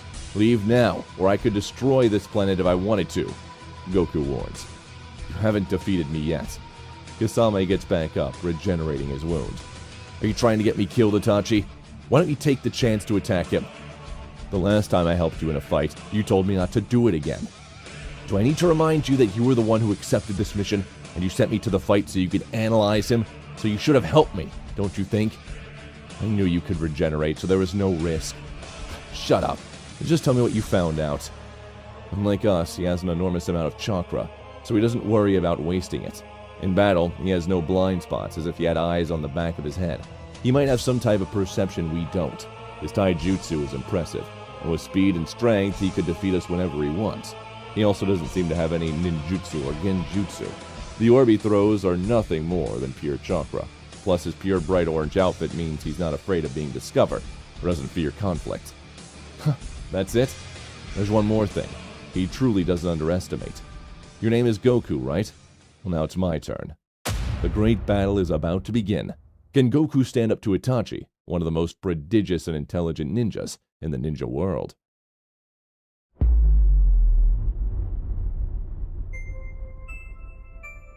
It all started in the palace of the king of everything, Zeno Sama. The king was bored of supervising all the deities in the universe. Daishinkan told Zeno Sama that it is necessary for him to have a successor because someone more powerful could appear and put him in trouble.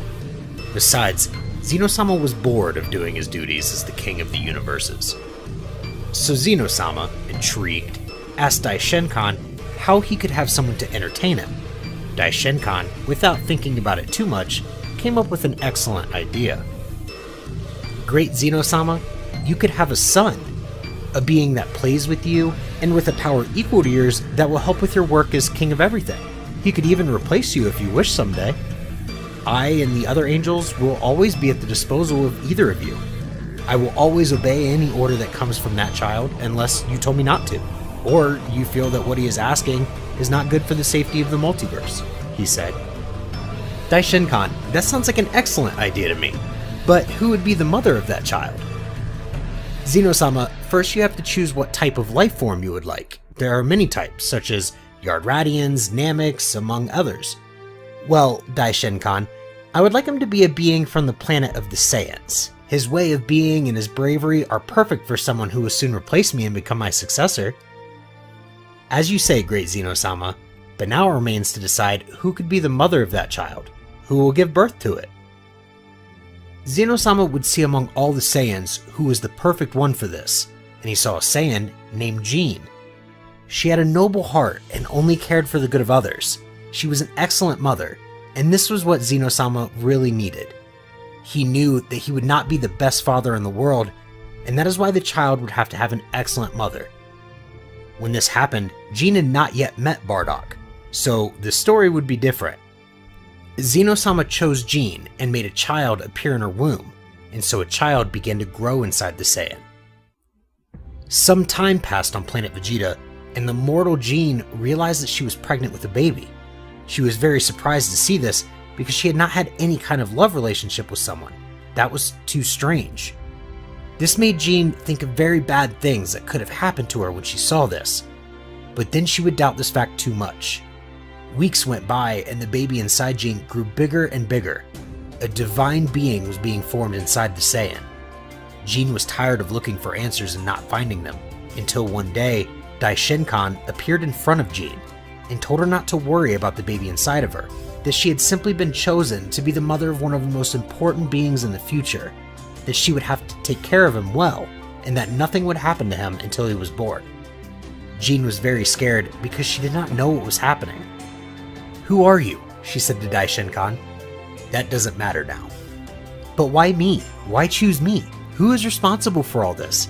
How is it possible he has the power to make a baby grow inside me? Miss Jean, the only thing I can tell you is that now you have a very important position and you cannot fail. King Zeno Sama trusts you completely. He cannot let you down. He chose you among many universes, billions of galaxies and planets. Soon, you will know more about all of this. But is that... Daishin-kan disappeared at the moment, but Jean had already understood a little bit of what happened. Meanwhile, in the palace of the King of Everything, Great Zeno Sama, what will you do when the child is born?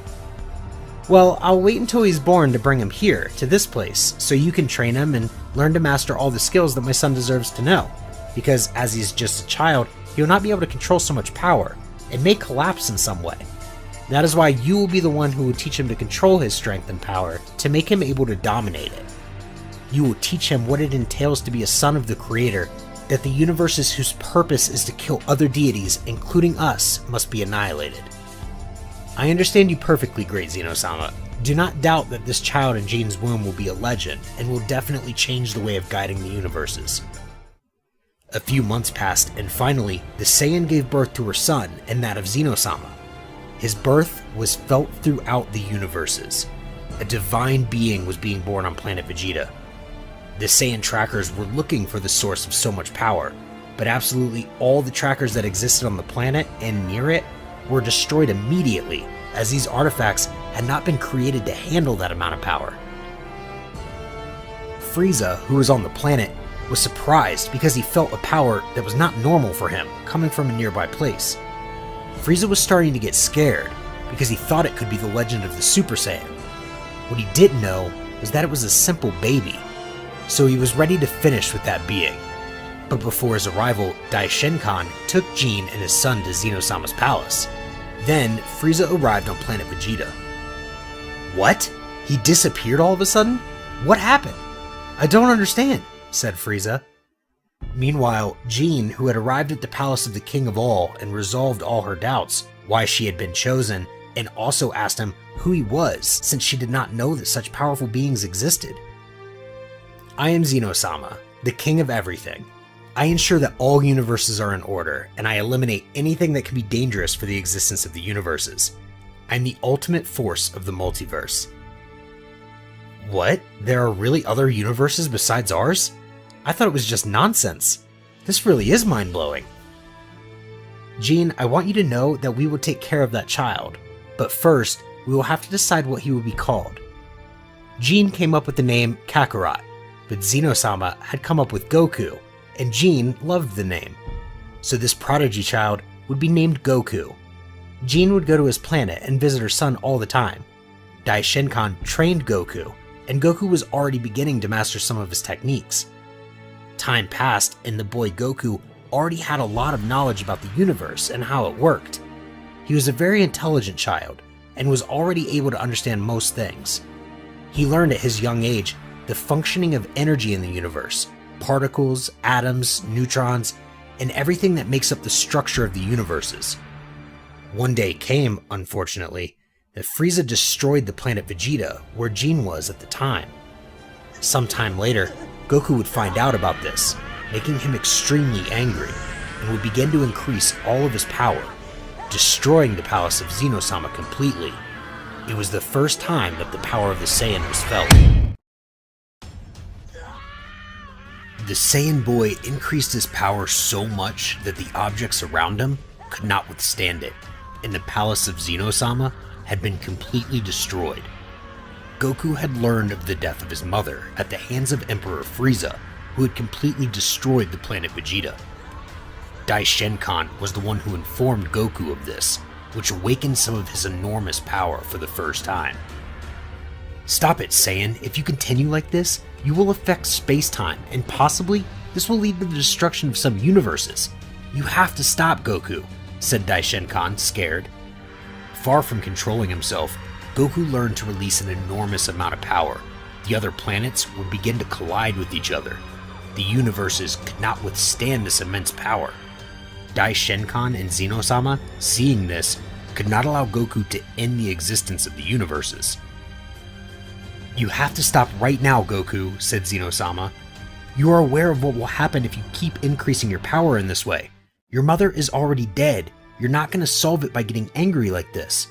If your mother was consumed along with her planet, it's because destiny wanted it that way. You can't hold on to that, Goku. You have to move on. That damned Frieza was to blame. He destroyed my mother's planet just because he wanted to. That's unforgivable, said Goku. Goku, even if he wanted to, could not stop. The power he was releasing had already consumed him completely.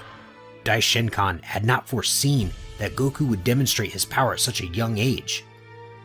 For that reason, Daishinkan still did not teach Goku to control his powers completely, so he had no choice but to lock Goku in another dimension until he manages to calm down, because if he fails to do so, entire universes would disappear. Some time passed, and the Saiyan Goku had already managed to calm down. Zeno Sama and Daishinkan, seeing that Goku had already stopped increasing his powers, immediately took him out of the dimension that served to contain the strength of the Saiyan. Goku, you can't eliminate that tyrant called Frieza. For now, he is very necessary for there to be a balance between destruction and creation in the universe. You can't get rid of him now. The destroyer god Beerus should be doing that, but for now he's sleeping. I'm waiting for him to wake up to give him a punishment for not taking care of the order of his universe. But he killed my mother, said Goku. I won't be able to resist the impulse of killing him if I see that bastard still alive in front of me. Besides, he's pitying innocent people. I'll tell you again, Goku, you can't kill him. Over time, Goku would learn to control his emotions. He would be someone who would not really show his true intentions or feelings, and would only act according to what his mind dictates. Daishinkan would also teach him to control his powers completely, so the Saiyan would never again commit such recklessness of endangering the existence of the universes. Goku grew up and became a totally respectable being. He was already known by all the universes for being the son of the great Zeno Sama. All the mortals who inhabited the universes, more than fear, would have an enormous respect for Son Goku, because he had demonstrated not to be someone like his father was, a being that for any imprudence could destroy universes or planets. That is why, with time, Goku was getting closer and closer to surpassing his father. In one of Goku and his father's training sessions, "Hey father," said Goku, "what do you think of my power? I may even surpass you." "Not bad for being my son. It won't be long before you manage to replace me and take the position as king of all the universes. Everyone is afraid of me, but it's easy for you to relate to those mortals. You really are the one for the job. I really wasn't wrong to tell Daishinkan that I wanted a son. It's perfect," said Zeno Sama. "Father, Lord Beerus has awakened. It's time for that cursed Frieza to die. I still haven't forgotten what he did to my race. I've been waiting for this moment for a long time," said Goku. "Son, do what you want. I know that every decision you make will be the right one." Goku went to where the tyrant Frieza, who was conquering some planets, was. Upon Goku's arrival, a strong tremor was felt on the planet. Goku appeared in front of Frieza. "So it was you," said Goku, "who wiped out the Saiyan race and killed my mother. You're going to die for that." Frieza would be surprised to see there were still Saiyans left, but started laughing at that point. "A Saiyan like you can't kill me," said Frieza. "Please don't make me laugh. How annoying." He sent his soldiers to finish off the Saiyan, but Goku, without even lifting a finger, had all of the tyrant's warriors killed. Frieza was still laughing, but Goku, in the blink of an eye, gave Frieza a small cut on his cheek, which made Frieza look shocked. He couldn't even see the move Goku had made. "So, an insignificant Saiyan was able to touch me," said Frieza, looking at him seriously. "That deserves death." Frieza would throw himself against the Saiyan, but it was completely useless. In an instant, Frieza was dead. He couldn't do anything to fight the Saiyan. Goku destroyed any remote possibility of Frieza being revived, as he killed him with a special technique that worked just like the Hakai. He did the same to Frieza's father, and everything around him would disappear from existence. Goku was happy to finally avenge his mother. The Saiyan could not be prouder. "Mother, I have finally avenged your death. What they did to you was very unfair. That cursed man paid for all the damage he caused to everyone. Your death was not in vain. That tyrant paid for what he did, thought Goku while crying inside. Although, as always, he managed to hide his emotions.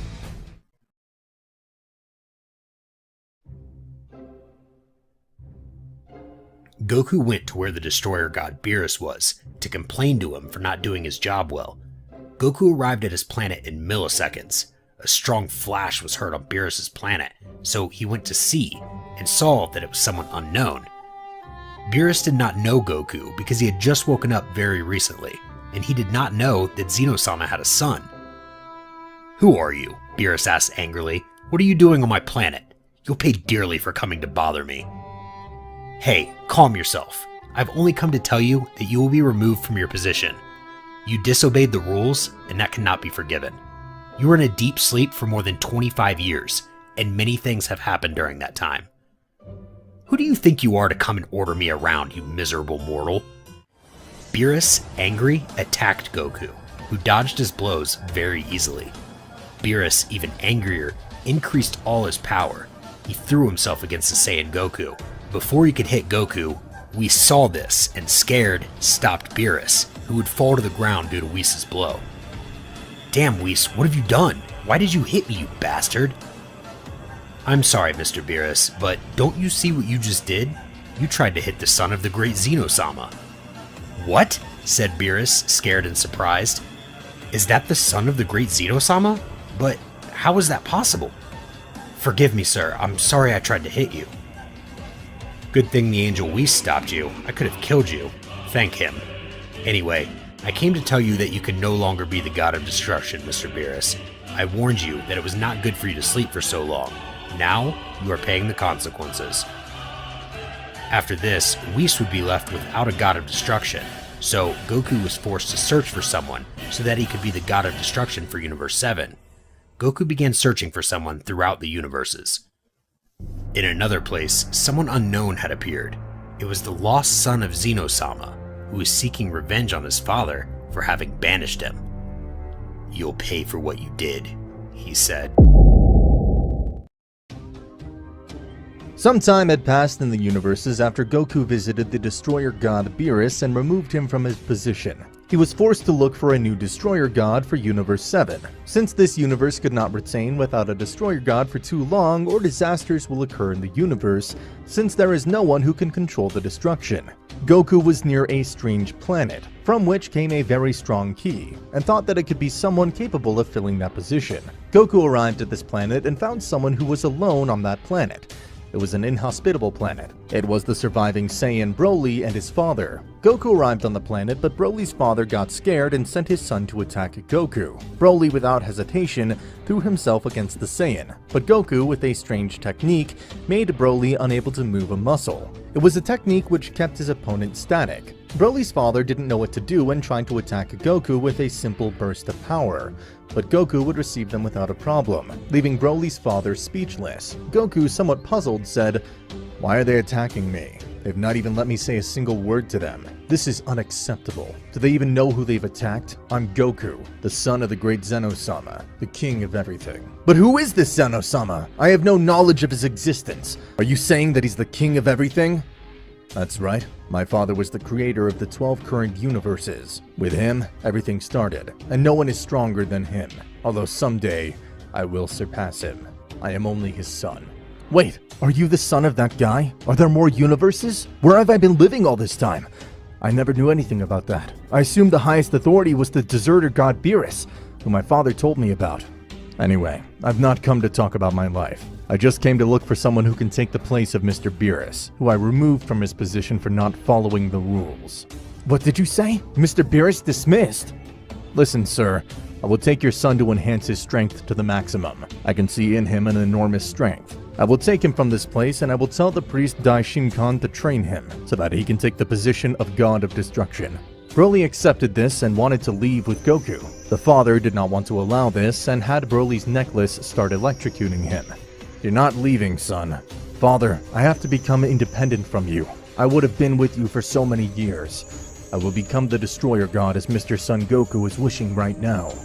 Goku made Broly's necklace disappear from his neck in the blink of an eye. Goku was going to kill Broly's father for doing that, but Broly asked him not to and Goku agreed. Both went to Zeno Sama's place where Daishinkan and Zeno Sama were located. Father, I want to introduce you to the future new god of destruction of Universe 7. I've realized that this guy could have an extremely overwhelming power. He has unlimited strength. Therefore, I know that Lord Daishinkan will make him become someone perfect to fulfill the position of a god of destruction. He possesses the necessary complexity for this. Being a Saiyan, he's better than anyone else, said Goku.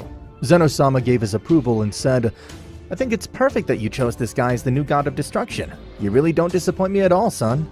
Are you the king of everything that Mr. Son Goku told me about? Did you really create the universes? Said Broly.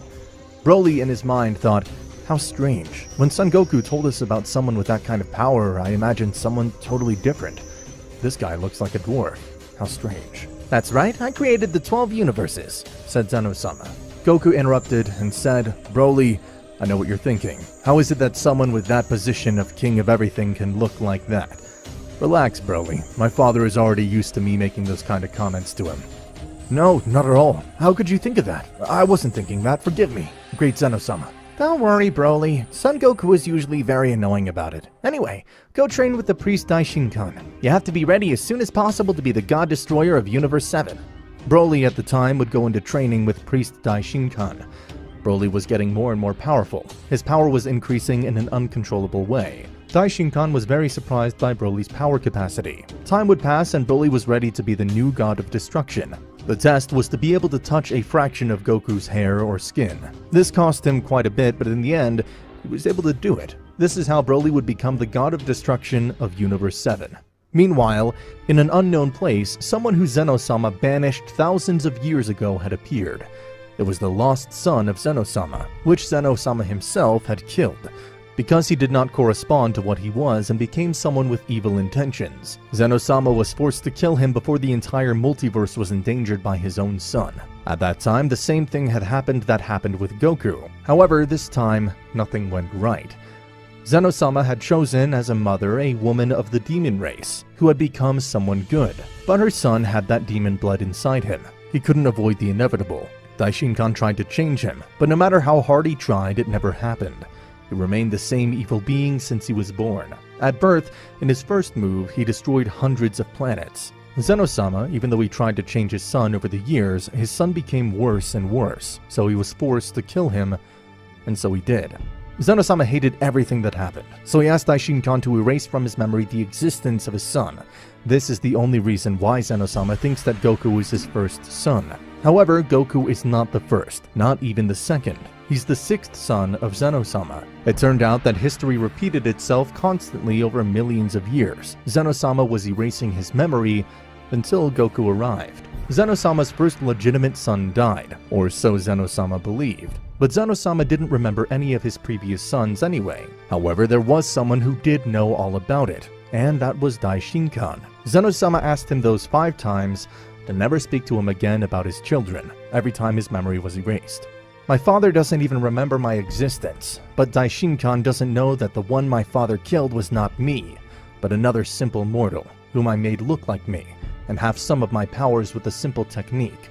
And that stupid one never realized it. I was more cunning than those 4 imbecile sons he had. And the 5th, Goku, I'm dying to try his power. Miyu was heading to Zeno Sama's place. Everything in the place began to tremble with his mere presence. He said with a huge smile on his face, "Hello, father. Do you remember me? Long time no see. This day had to come at some point. Do you know what I'm doing here?" "I know you. Who are you?" "You've come to interrupt me while I'm busy. You better leave this place. I don't want to see myself in this sad obligation of having to end your life. It's completely unnecessary." "Are you sure you want that, father?" "Wait, why are you calling me father? I've never seen you in my millions of years of existence." "Daishinkan, I know that you know perfectly well who I am. You better tell my father about me." Daishinkan, upon hearing this, did not know what to do, because he had already promised Zeno Sama that he would never remind him of his children once his memory was erased. And this promise Daishinkan could not break, because if he did, he'd be breaking one of the greatest rules of the universe. Zeno Sama, without knowing anything, asked Daishinkan to tell him who that guy was and why he said he was his son. "Zeno Sama," said Daishinkan, "you made me promise in the past that no matter what happened I would never talk to you about it, and I'm keeping it just as you told me. Daishin-kan, please forget whatever I said in the past. I didn't know what I was saying at the time. Please tell me.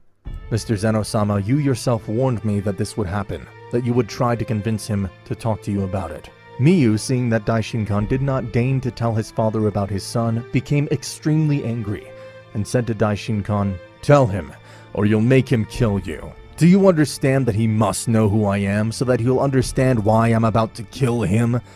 I won't say it again. I'll kill you if you don't tell my father who I am. I don't care if I die. If necessary, it will happen as long as I keep my promise. As I told you, you stupid fucking priest, you will die." Seconds before he launched his technique, the Saiyan Goku would appear in front of them. "What's going on here? What's going on? Do I know you? Why would you want to attack my master Daishin-kan?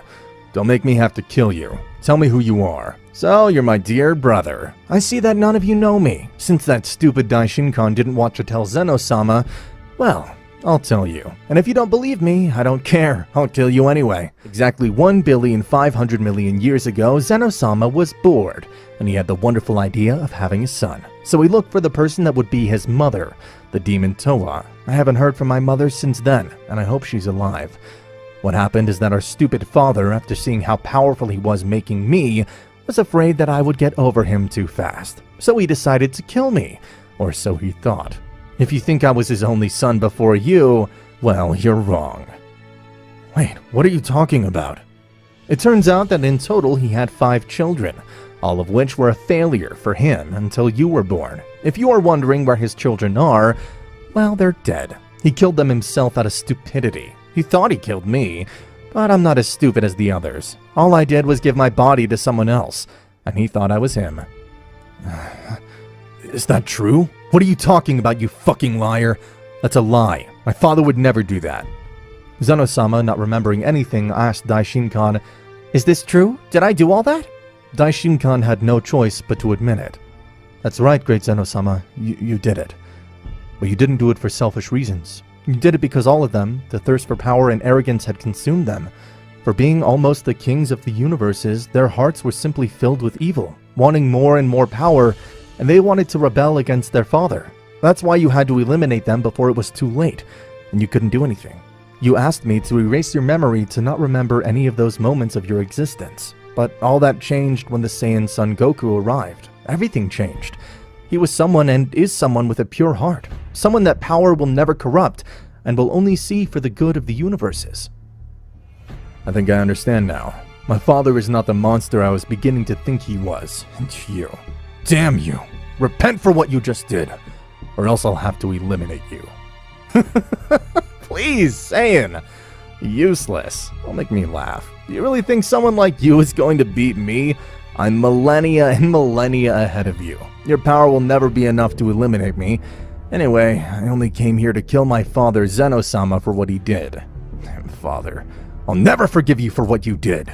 Son, if that's the way you want it, then I'll eliminate you. This time I won't be so stupid to confuse me. Disappear! No! What are you doing, father? No, please! Ah!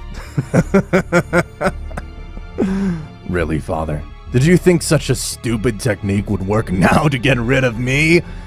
Don't be ridiculous, please. Goku at that moment, and without warning, would throw a powerful blow to Miyu that made him crash into the nearby rocks. You attacked me unawares! What a coward! Miyu quickly threw himself against the Saiyan Goku, so Goku transformed into a supreme state, and they would have a battle, which made the entire multiverse tremble. The angels and gods were feeling his enormous powers. What's going on? Where does all that power come from? Don't tell me the gods of everything are fighting. That'll be the only thing to cause all this in the universes. Whoever it is, if they continue this, they'll cause the entire universes to be consumed by the instability in the matter and particle atoms that make up the structure and basis of the universes. Meanwhile, at Zeno Sama's place, Daishin-kun said, "If this continues in this way, it will be the end. It would be better to send them to another dimension so they don't end their own existence. Immediately, both would be sent to another dimension, which could resist millions of times the power of the king of everything." Saiyan, it's absurd for you to fight against me. Understand that the real enemy is not me, it's our father. He really is a danger to our existence. In case you haven't noticed, in just a fit of rage, he's already destroyed 6 universes. What makes you think he won't destroy the others? My father is not like that as you think. It's absurd to fight against you when you're not even the cause of all this, but since you defend him so much, you'll die with him? Wait, what is this place? We're sent to another place. What's wrong? My powers have been greatly reduced. What's wrong with this place? I feel my powers are getting lower and lower. Both were running out of powers, so they continued to fight. You bastard! You will never harm my father or my master! You will die! Two supreme beings were having a battle which was about to put an end to existence itself. They had broken the dimensional barrier that separated them from reality, beginning to affect the entire multiverse. The universe could not withstand so much energy and power, generated at a single point in space and time. So everything was about to explode and simply disappear. Goku and Miyu would be fighting, but suddenly both feel a very strange energy they had never felt. Hey bastard, you also feel that power? It's strange because never in my life, in millions of years of existence, had I felt something like that. It's as if it's someone who denotes a certain superiority to us, but I don't know who it is. I also feel that. What's happening? From one second to another, a voice would be heard in the place that said, both will have to die, for putting at risk the very existence of the universe. That is something unforgivable. They'll have to pay for what they've done. Wait, who are you? The power I was feeling came from you. What are you doing here? I'm the Supreme Goddess, Mikoshin, the guardian of the universes. I'm in charge that the universes are not at risk of being eliminated by beings like you, fighting for extremely stupid reasons that I would never understand. Are you aware of what you've caused? You've almost destroyed the 25% that makes up all the universes. And all for your absurd egocentrism, and to demonstrate who's superior to whom. And all without thinking about the terrible damage you did to the universes. Everything that your Saiyan wanted to protect, you've practically destroyed. Whenever things like this happen in the universe, I never try to get rid of the individual that's causing it. I simply give him a warning, and if he does it again, I'll have to kill him. You will simply die. Hey you've come to tell us that, and who the hell do you think you are to give us such orders? Do you want us to kill you? Listen well, Miyu. If you move even a single muscle with the intention of attacking me, I will make you die. If you really value your life, don't even try. But why do I feel fear before this person? It's never happened to me before with someone. What's wrong with him? Goku already knew perfectly well that he should not attack this person. But Miyu, even though his inner self told him not to do it, his great pride made him attack the goddess Mikoshin. Miyu would appear on Mikoshin's back about to hit him, but in a few moments before it hitting him, Miyu was almost dead on the ground. What happened? I don't understand. I was about to hit him, and I felt how from one second to the next a flurry of immense blows had been impacted upon my body. I can't move. How is she so powerful? Goku, upon seeing this, was too surprised, and thought I was seconds away from attacking her. If he hadn't reacted before, things for me would have been very different. How come she has all that strength? Where did she appear from? I already warned you. My son Daishin-kan knows what happens when you don't listen to me. What? My master Daishin-kan is your son? What are you talking about? I'd never wondered who Daishin-kan's parents were, but now that you tell me, I'm too surprised. That doesn't matter now. Listen, Saiyan, I'm supposed to kill them, but the only way for that not to happen is for you two to stop hating each other, to make sure that you don't cause a universal disaster again. Otherwise, I will kill them. Your brother's on the verge of death. If you promise that I'll heal him and let you free. Wait, do you believe that I'll stop hating this bastard? The one who wanted to kill me and my father? That'll never happen. Because you think the same thing, idiot. I'll never get along with an insignificant Saiyan like you. Miyu, far from accepting things, would throw herself against Goku. But Mikoshin would instantly make him disappear. What happened? With my brother, you killed him! Don't get anxious, Saiyan. I simply locked him in a place he'll never get out of. Until he changes his mind. I hope he gets along with the other guys I also locked in that place. I have to admit, he deserved it, that stupid guy. He was already being a big problem for me. Anyway, to think this first problem is already solved. Now I just need to tell him the real reason for his call. Son Goku, now that I was able to take care of your brother Miyu, I have to tell you something extremely important. The creator god of everything, my master Zarama, besides taking care of your problem with Miyu, he also sent me to call you. Wait, are you saying you have someone who gives you orders? That means he's superior to you. That's impossible. Who is he? Zarama. He's the creator of the very existence itself. He made the beginning, the base to create life and universes in time and space. His power is unreachable, since even the very word and reason of power belongs to him. Absolutely nobody is superior to him. You say that individual created everything we know. That's impressive. And why would someone like him want to see me? After this, they both went to where Zerama was, and when Goku saw him for the first time, he was speechless. The aura he transmitted was totally indescribable. Saiyan Goku, I have to give you a very important warning, and I need you to pay the greatest attention. It's 6 months and 17 days. 7 demons will appear with an abysmal power beyond your reach. You'll have to be prepared to face them. If you wonder why I do not take care of them myself, it's because I have a rule to not meddle in any matter of the universes. I can simply limit myself to give orders. But Miko-shin's very powerful. She'll be able to take care of them. Miko-shin will not be at that time. She won't be there because she'll be in her sleep period of 17 years and will not wake up until then. It seems something stupid, but that's the reality.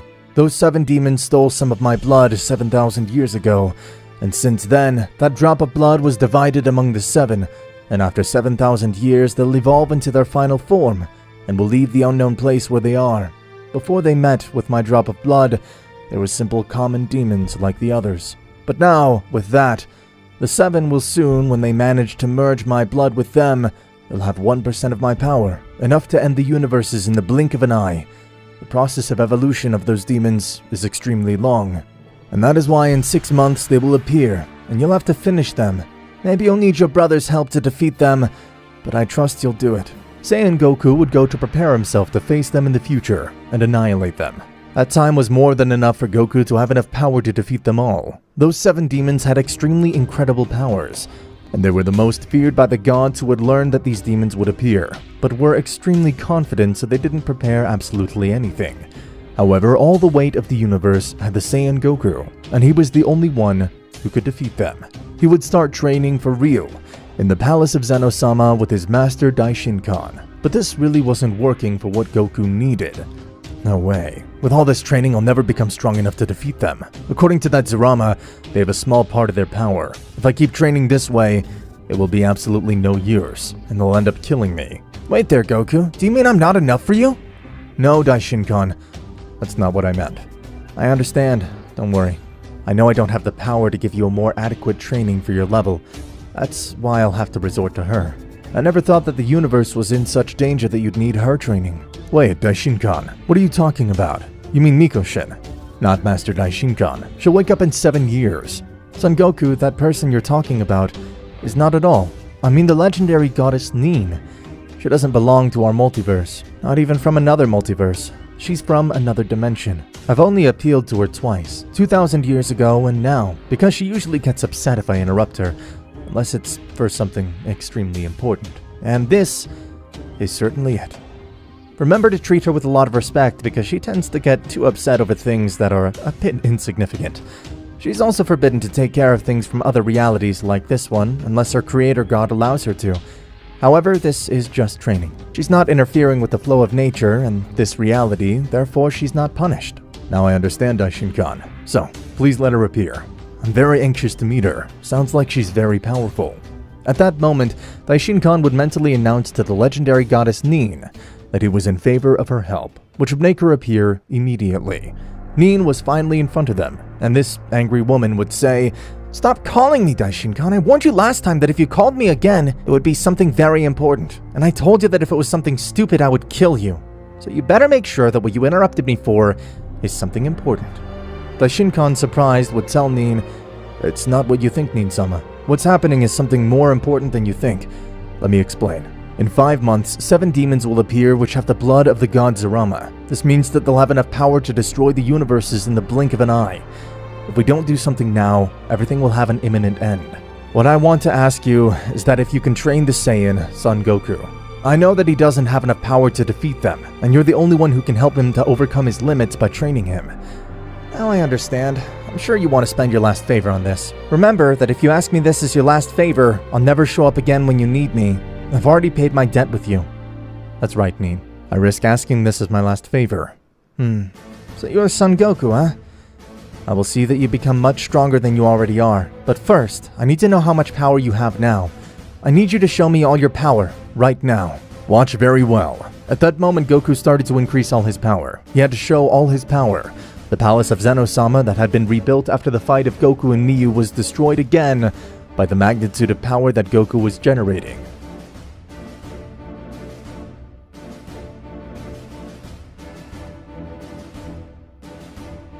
This is all my power, Nin.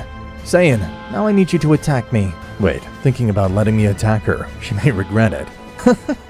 Just do it, Saiyan. Goku with all his power would launch himself at her and hit Nin several times. That served as a reference to know how much his power was. Even though Nin didn't even feel tickled, he was surprised because he had never felt such a high power. Goku, on the other hand, was very surprised. It can't be, it's impossible. My hits don't do anything to her. She really is very strong. Excellent, this excites me. It's time to overcome my limits. Saiyan, you're too strong, but I'll make you become much more with my training. Nin would take Goku to his dimension, where the gravity was 1,000 times greater than Earth. Nin would teach Goku new techniques which he did not know, which gave Goku more secret techniques to defeat his enemies. They continued training for months until Goku reached a new state, which reached a power that Nin never expected. 6 months passed, and Goku had already trained enough with the legendary goddess Nin, which had empowered him with many skills, and his new transformation had an extremely enormous power. Goku had finally been able to face the goddess Nin after his most intense training. Nin would take Goku to his universe, and Daishinkan would see the enormous growth of Goku's powers. It's impressive. Didn't think he would increase his power so much. It makes me tremble even knowing that he's not my enemy. Son Goku, you came just in time. Those demons just appeared, and they're making disasters in the universes. Oh, it can't be. Seriously, just now? Son Goku, you have to go fast before they ruin the flow of time and ruin the universes. Goku at that moment would go in search of the demons, but on the way he would meet his first demon. It was the demon Za. Goku would appear in front of him and tell him, "Stop, damned. You're one of those demons that come to end everything in its path. Well, you've come so you will go, but dead." And who the hell are you that you came to say this to me? Who do you think you are? According to my instinct, I can deduce that you came from the Saiyan race, although I can tell that you're not as weak as those damned insignificant apes. Listen, Saiyan, if you want to meddle with me, you better back off. What's more, I'll kill you for coming to bother me. You'll feel the power of one of the 7 heavenly demons. Shut up, you damn bastard. Goku would throw himself against this demon, but somehow managed to dodge them, in a somewhat irregular way. This moved through space consistently, but really was not in any of the places where it was visible, so Goku was not able to hit him with a single blow. The hell are you doing? Damn! Because I failed to give you a single blow. With this technique, you'll never be able to touch me, Saiyan. Where do you see me? I'm not really in that place. How can you kill me if you can't even touch me? How insignificant. Goku, when he saw that this way he would never be able to hit him, he thought, this bastard's deceiving my mind. If I really want to reach him, I must not be guided by sight, because it only deceives me. I must use my mind and other senses to know where he really is. Goku, after a lot of concentration, managed to hit this demon. How did you know how to determine what my next move would be? If you thought by cheating my eyes you could win this fight, you were wrong, demon. Saiyan, I see that you've been able to find a way to repel one of my best techniques. I have to admit that I'm very surprised. Until now, no one had been able to act in defense against that technique. I see that you're agile. I will have to show you my true power once and for all, and send you straight to the underworld. You do what you want, damn demon. Whatever, you increase your powers. You'll not be able to beat me in any way. Don't you understand? You're no match for me. Don't make me laugh, please, stupid Saiyan. I haven't even showed you my true power, and you're already assuming things. Demon, it's not what I feel about you. It's what I perceive. And I don't register you in my mind as someone who could ever beat me. If you don't want me to kill you, then get the hell out of here, and send a message to your friends, telling them that if they dare to do anything else, that it's not of my scaredness, they will die. That'll never happen. You're getting on my nerves, you mortal fucker. Watch this. The demon Cranes would start increasing all his powers, destroying almost all the planets that were around them.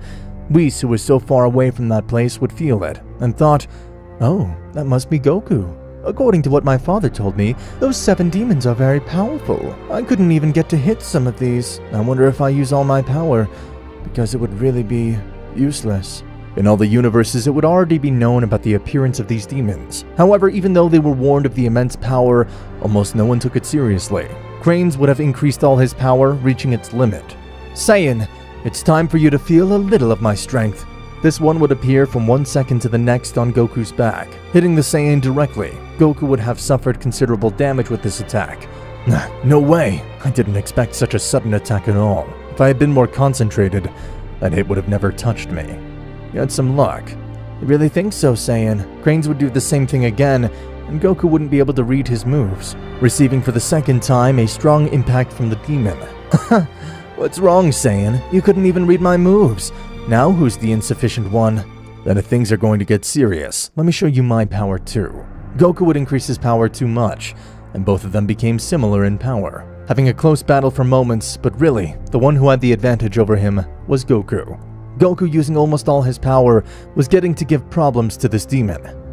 It can't be that a Saiyan's doing this to me. It's unforgivable, he was saying while he was being hit more and more. Cranes could not believe that he would really actually have to use this technique against someone sometime in his life, and it was extremely humiliating for him to have to use this technique to defeat someone.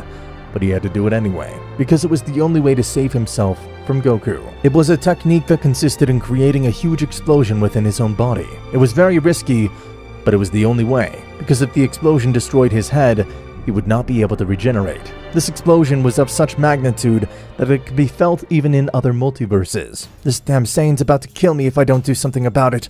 I'll end up dying because of him. Damn! I'd have thought he would say to Goku, "If you manage to touch me, I'll surrender. I promise." Demon, what are you saying? Look at yourself. Like this, do you even realize how stupid you're talking? Just try it. I won't say more. This was all a plan of the demon Cranes, so that Goku would get close to him, and as soon as he got close, make the masterful explosion. Goku would only see this as something very stupid, but a small part of him was telling him that if he was asking for it, it had to be for a reason. But in spite of this, Goku decided to ignore this thought, and without thinking, he jumped to hit this demon. However, Goku didn't know that the explosion would happen as soon as Goku touched a fragment of Crane's body. The moment came and Goku did what he shouldn't do. A huge explosion was seen in the place, visible from millions of kilometers away. It was something of disproportionate size. Thousands of stars destroyed. But nonetheless, in spite of all this, the Saiyan Goku was not dead. However, he was on the verge of death. But even so, he had enough energy to stand up, seeing everything around him destroyed. But what the hell happened? I remember hitting him, and from that moment, everything became white for me. Now I understand. What a bastard. He almost killed me with that technique. And now where is he supposed to be? He had to have died with that technique 100%. Goku would think, while suddenly he would see something strange forming.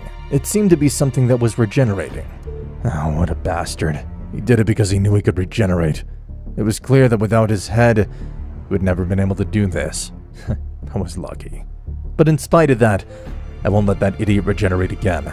I'll make him disappear. Goku, with the little energy he had left, he would destroy that organism that was starting to regenerate again, thus killing Cranes. At that moment, Daishinkan would immediately appear in the place and would take Goku away from that place, since it was not long before the other demons would arrive to avenge Cranes. Daishinkan would manage with difficulty to heal Goku's wounds. Those demons are very crawling. When he saw he couldn't beat me, he used his technique, which consisted of using himself as an abysmal explosion. I was almost killed by that idiot. I'm sure if you hadn't had training with Neen, you wouldn't have been able to resist such a blast. I'm surprised that you hadn't used your new status yet. Apparently, those demons don't possess the same powers. It seems like that one was the least strong of all of them.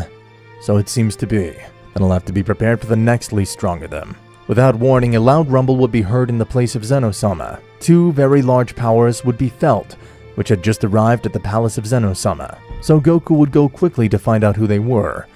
They were not one, but two demons, ready to kill the Saiyan. Miyuki and Susanoo was the name of those two demons. Goku, with a serious face, would tell them they finally arrived. I was already waiting for them. I don't have to go looking for them. It's nice when they do the work for you. Listen, Saiyan Goku, we're not as insignificant as Cranes was. It was just a pity to us. Even though we came to avenge him, I thank you for getting rid of that useless guy. Hey, what are you saying? They really are insensitive. It'll make my job to kill them even easier. I think it'll be the opposite. Saiyan, are you ready to die?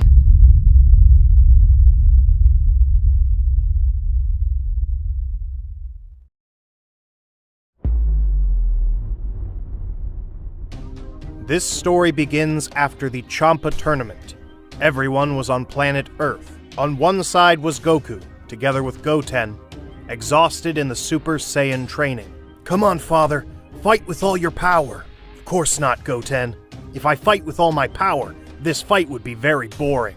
Angry, Goten would say, Do not underestimate me. Suddenly Goten would begin to increase his power, leaving Goku very surprised. So Goten is transformed into the Super Saiyan 2? What? How is it possible? But we only trained for 3 days. I will defeat you, Father, even if I have to use all my power, said Goten. While Goku was in his thoughts, increased his power level very fast. You can see that Goten has much more potential than Gohan. Suddenly, Goten, at a great speed, hits a blow on the face of Goku, distracted. That is not worth, Goten. Fight seriously, Father. Use all your power. Very well. You asked for it, Goten. Scream, transforming into the Super Saiyan 3. I think I exaggerate a little. Better move to Phase 2. Don't do it. He will defeat you in that state. What? Are you sure? Of course I am. Goku, laughing, gets into a fighting pose just like Goten, starting a great fight. While on the other hand, what's going on, Mr. Beerus? Whis, I just had that dream. What dream are you talking about? Goku is a threat to the universe. As I supposed. He will ask something to Zeno Sama.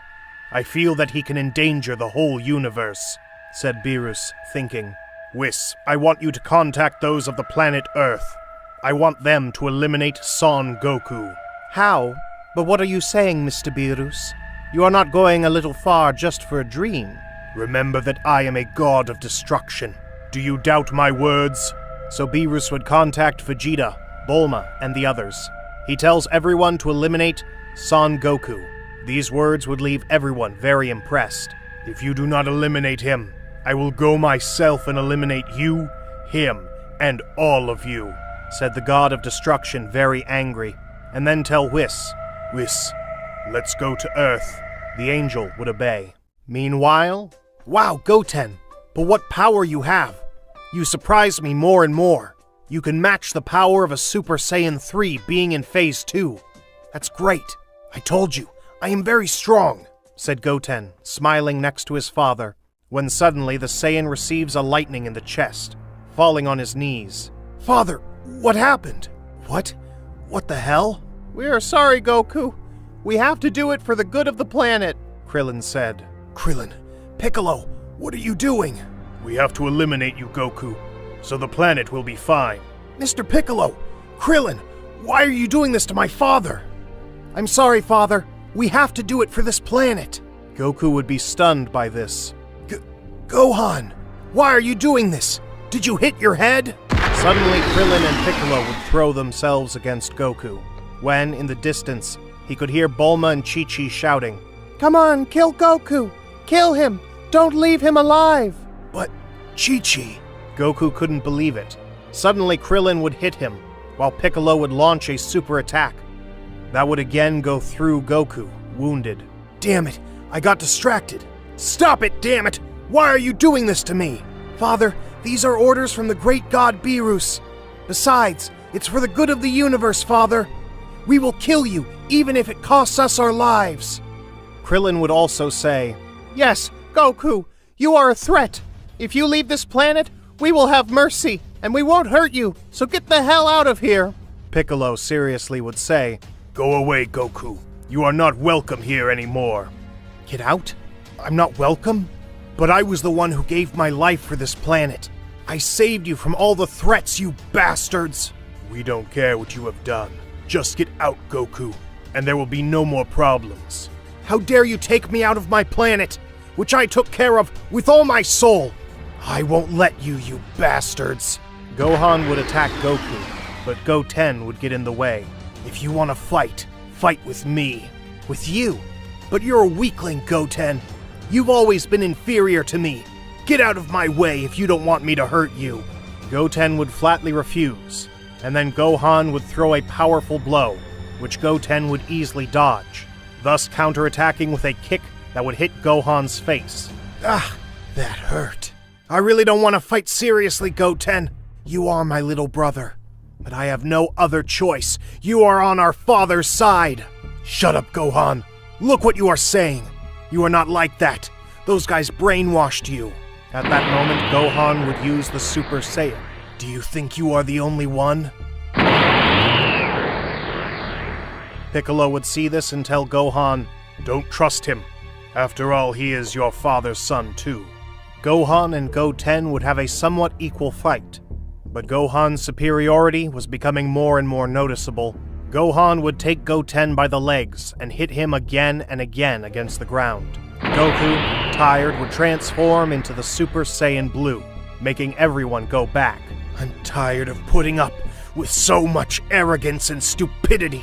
You didn't appreciate everything I did. Well, now appreciate how I finish you off.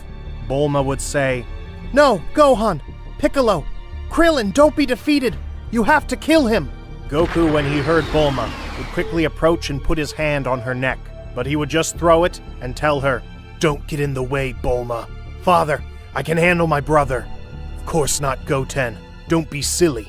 Gohan and the other furious ones would try to attack Goku, but as expected, he was superior to all of them, and in 2 seconds he would leave them on the ground, leaving them all wounded. Are you sure they still think the same about me? I will give them one last chance to redeem themselves. Honestly, I don't care that they are my family. I don't care about someone who wants me dead. Despite Goku's words, none of them tried to redeem themselves before everything they had done. It seems that they will not change their minds. Goten, go away from here. I feel that something bad is going to happen. But father, I can't leave you alone.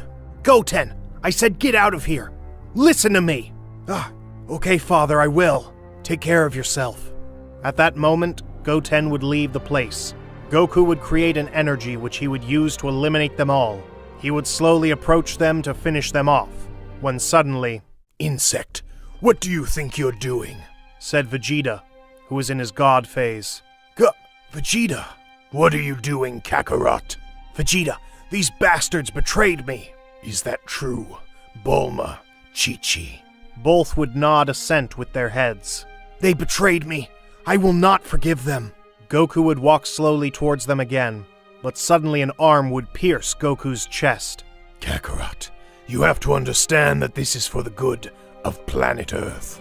Vegeta, you too. Because Goku would fall to the ground, totally untransformed and wounded. Vegeta also betrayed me. Why are you doing all this to me? Said Goku with desperation.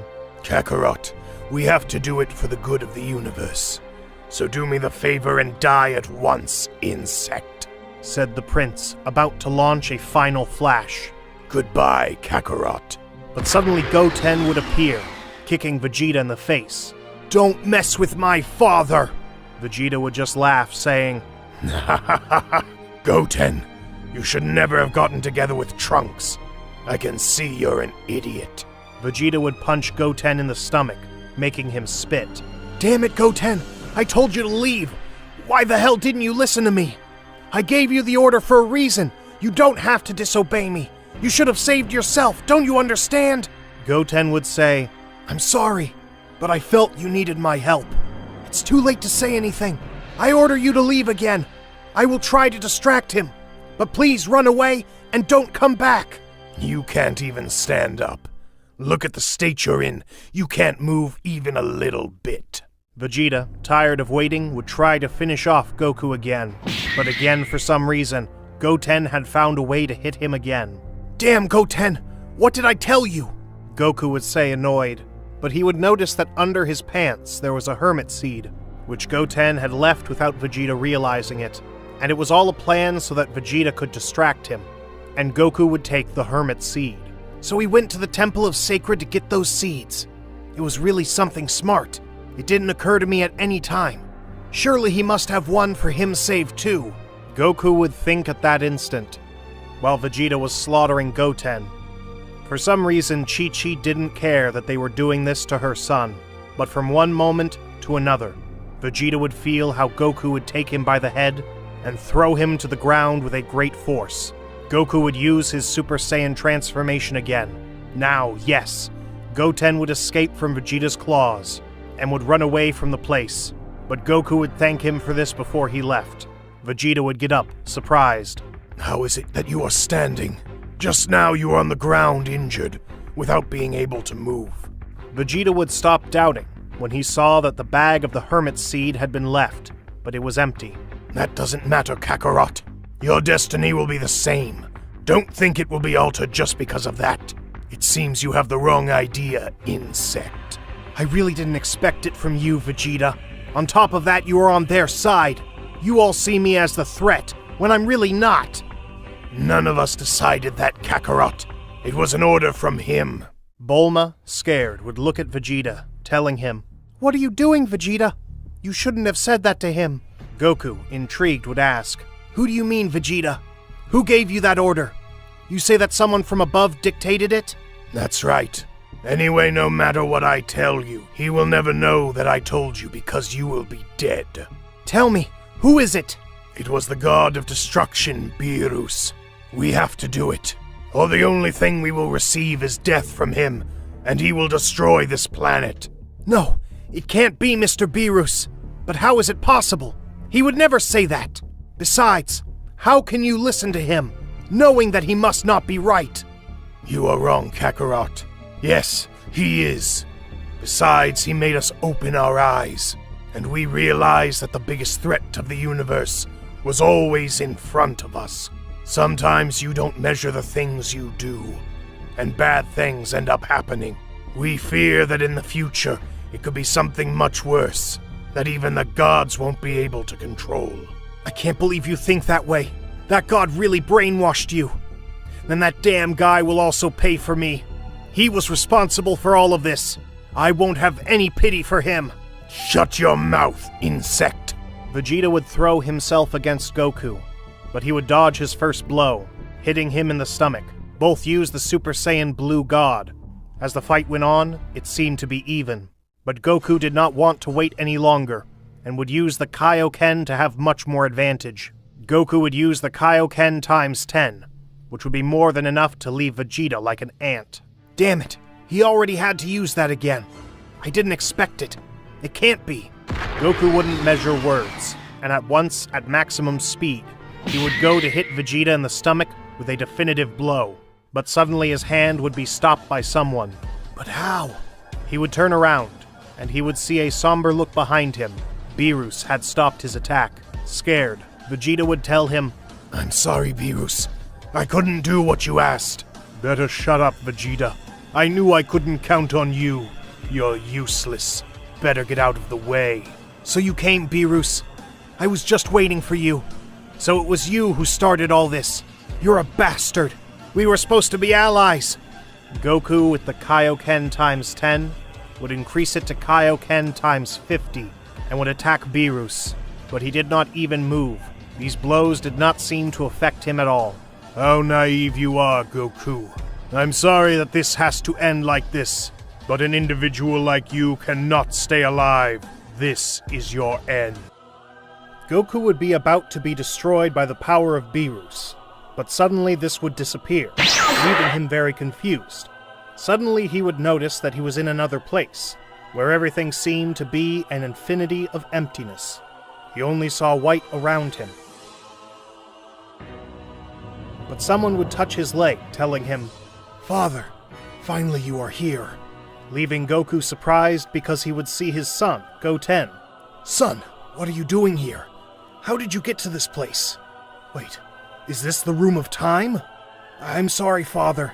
It was the only way I saw to save you. I had to do it. I knew that if I didn't do something, you were going to die. I just wanted to help. Dende helped me with all of this. I told him the situation, and luckily, he wasn't being manipulated like the others. This is the only place where they can't do anything to us. That's why I told Dende to destroy the door once we were both inside, because if not, they could find us. From what Dende told me, now we have no connection with the Earth, and we are in a dimension apart. Of the billions that exist, it's impossible to be found.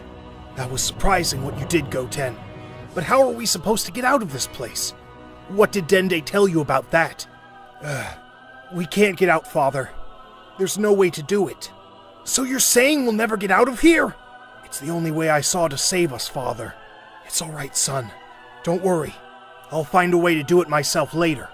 But I don't understand how I got to this place. It was thanks to the dragon spheres. We managed to collect them as soon as possible. He asked him to teleport you to the time chamber, and that's how you are here.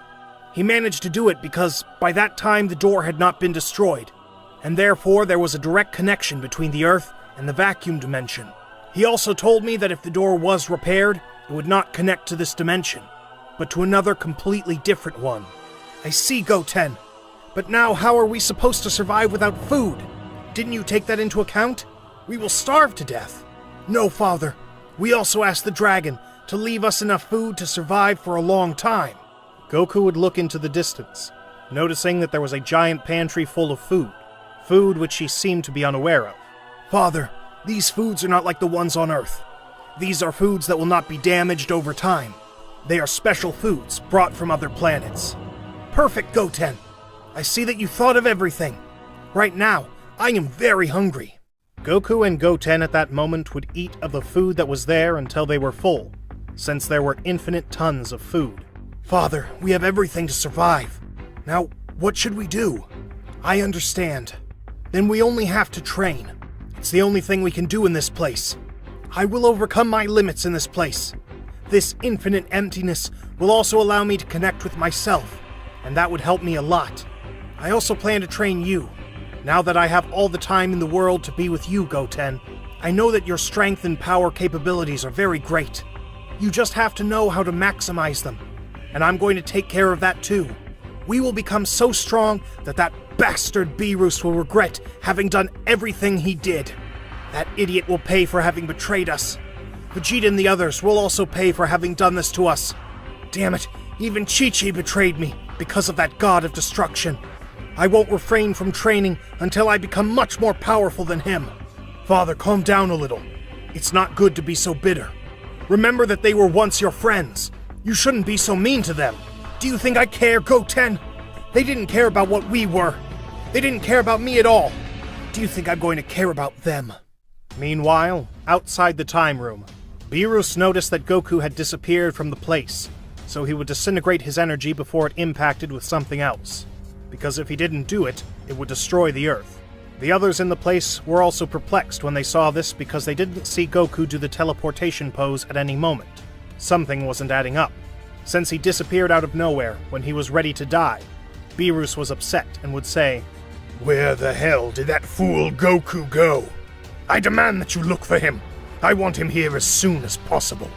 The Angel Whis knew what had happened, but he would not tell Beerus for some reason, because despite being an angel, which should always be neutral, he felt appreciation for the Saiyan, and this prevented him from saying something to Beerus that could harm Goku, because in reality, the angel did not agree with the decision of Beerus to get rid of the Saiyan. Beerus would say, "If you don't find him, then I'll kill you idiots myself." By this time, the others understood Beerus' order. They would set out to look for Goku. Beerus would ask Whisk if he knew where Goku was, but Whisk would lie to him and say that unfortunately, he didn't know that information. The others would try to sense Goku's ki, but no matter how hard they tried, they couldn't find him. Vegeta would say, "That damn Kakarot must have hidden his power so he wouldn't be found. But I don't understand who the hell would help Kakarot." Vegeta would go to King Kai, because he knew that from time to time Goku used to train with him, and they had communication. Vegeta would be taken by the Angel Whis to wherever he wanted, by order of Beerus. This is why Vegeta could get to King Kai's planet. So Vegeta would tell him, "Tell me, where is Kakarot?" "You mean Goku? I don't know. He hasn't come to visit me for a long time, that fool. Why? Did something happen to him?" "Stop being an idiot and tell me. I know you're capable of covering it up." "Seriously, I swear I don't know where Goku is." "If you don't tell me, I'll kill you. And if I do, there won't be anything left of you, because you're really dead. So you'd better talk." King Kai's gorilla friend would get into the discussion, but he would be vilely annihilated by Vegeta. So King Kai would see that it was something very serious. Really, King Kai knew about it, since he contacted Goten before Goku was inside the room. And part of the plan to lock them up was also King Kai's, to protect his great disciple Goku, since he didn't understand how they all wanted to betray him. Vegeta wouldn't believe him, and would point his right hand at his face, implying that he was going to annihilate him. So King Kai thought, I already died once for him. I don't want to die a second time because of him. If he destroys me, there'll be nothing left of me. I will cease to exist. What the hell am I supposed to do? Damn it. I'll have to tell him the truth. No, I'd better tell him a lie. So he would tell Vegeta. No, wait, Vegeta, don't do it. It's okay. I'll tell you the whole truth. According to what I understand, the great Zeno Sama requested his presence immediately. And since it would take longer to tell the Saiyan, Daishin Khan teleported him to Zeno Sama's palace. I still don't know why he requested the presence of Goku. Damn it. Just what were we trying to avoid? That insect will have told the king of everything. Although it really sounds very convenient that he just disappeared at that moment. Vegeta would believe him, and would leave the place with Whis. So they would arrive where the god of destruction Beerus was. And Vegeta would tell Beerus what King Kai had told him, and he would be upset with Vegeta for believing him. Beerus knew that Daishin Khan would never do that. He would never interrupt someone in that way, without warning him before whatever happens. You are an idiot, Vegeta. He is covering up for that damned Saiyan. He, more than anyone, should know what is happening with that Saiyan. And he would never harm him even if they fight. I will have to go there myself personally to see what that fool tells me. Meanwhile, on King Kai's planet, he was relaxed because he had been saved from being annihilated, and at the same time he was sad because of the death of his pet. But this was overwhelmed when he realized that behind him there was a dark energy, and he knew that it could not be anything good. He would turn around and would realize that it was the god of destruction Beerus, leaving him perplexed. Mr. Beerus, what are you doing in a place like this? What is your great presence? King Kai would say with much fear. Beerus would stare him in the eyes with a frightening expression, saying, You know perfectly well why I'm here. Don't want to see my stupid face. You know perfectly well why I'm here. Don't want to see my stupid face. What's wrong, Mr. Beerus? I want you to tell me where that damn Saiyan is. You can't lie to me like you did to that idiot Vegeta. Answer the damn question.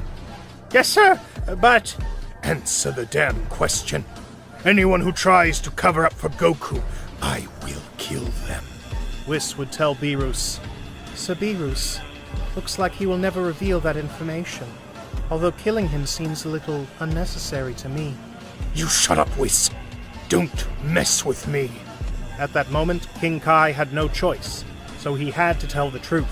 He would tell him that Goku was inside the time chamber, but he would tell him that even if he wanted to, he wouldn't be able to enter that place. Beerus, without saying another word, without caring about what King Kai said, he would tell Whis to take him to Earth as fast as possible. So they would immediately go to Earth, asking Vegeta where the time chamber was. So he would take Beerus to the sacred temple, where Dende would welcome them. Mr. Beerus, a pleasure to have you. Here, tell me, what can I do for you? Beerus would not answer him, and with a blow he would force him to one side. Vegeta and Beerus would go to the door of the room, realizing that this one was totally destroyed, where Dende would get up in pain after that blow, and he would tell them that even if he rebuilt it, they could not enter where Goku was. But Beerus would force him to rebuild it, so Dende had to do it. After a while, the door had been completely repaired, and Beerus and Vegeta would enter the room, but they would meet absolutely nobody, causing Beerus to be angry. Damn it. That idiot King Kai lied to us again. Dende would hear this and would tell them he didn't lie to them. He told them the truth.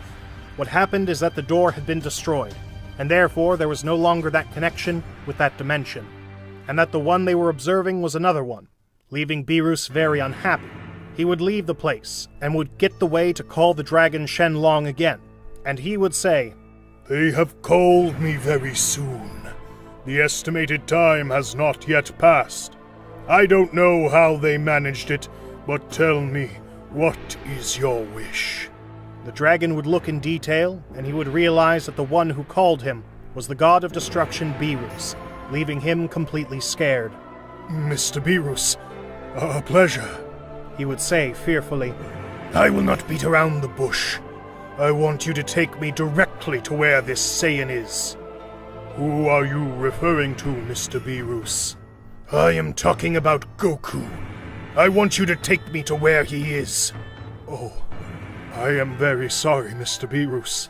According to what I can observe, it is not within my capabilities. I do not have enough power for it.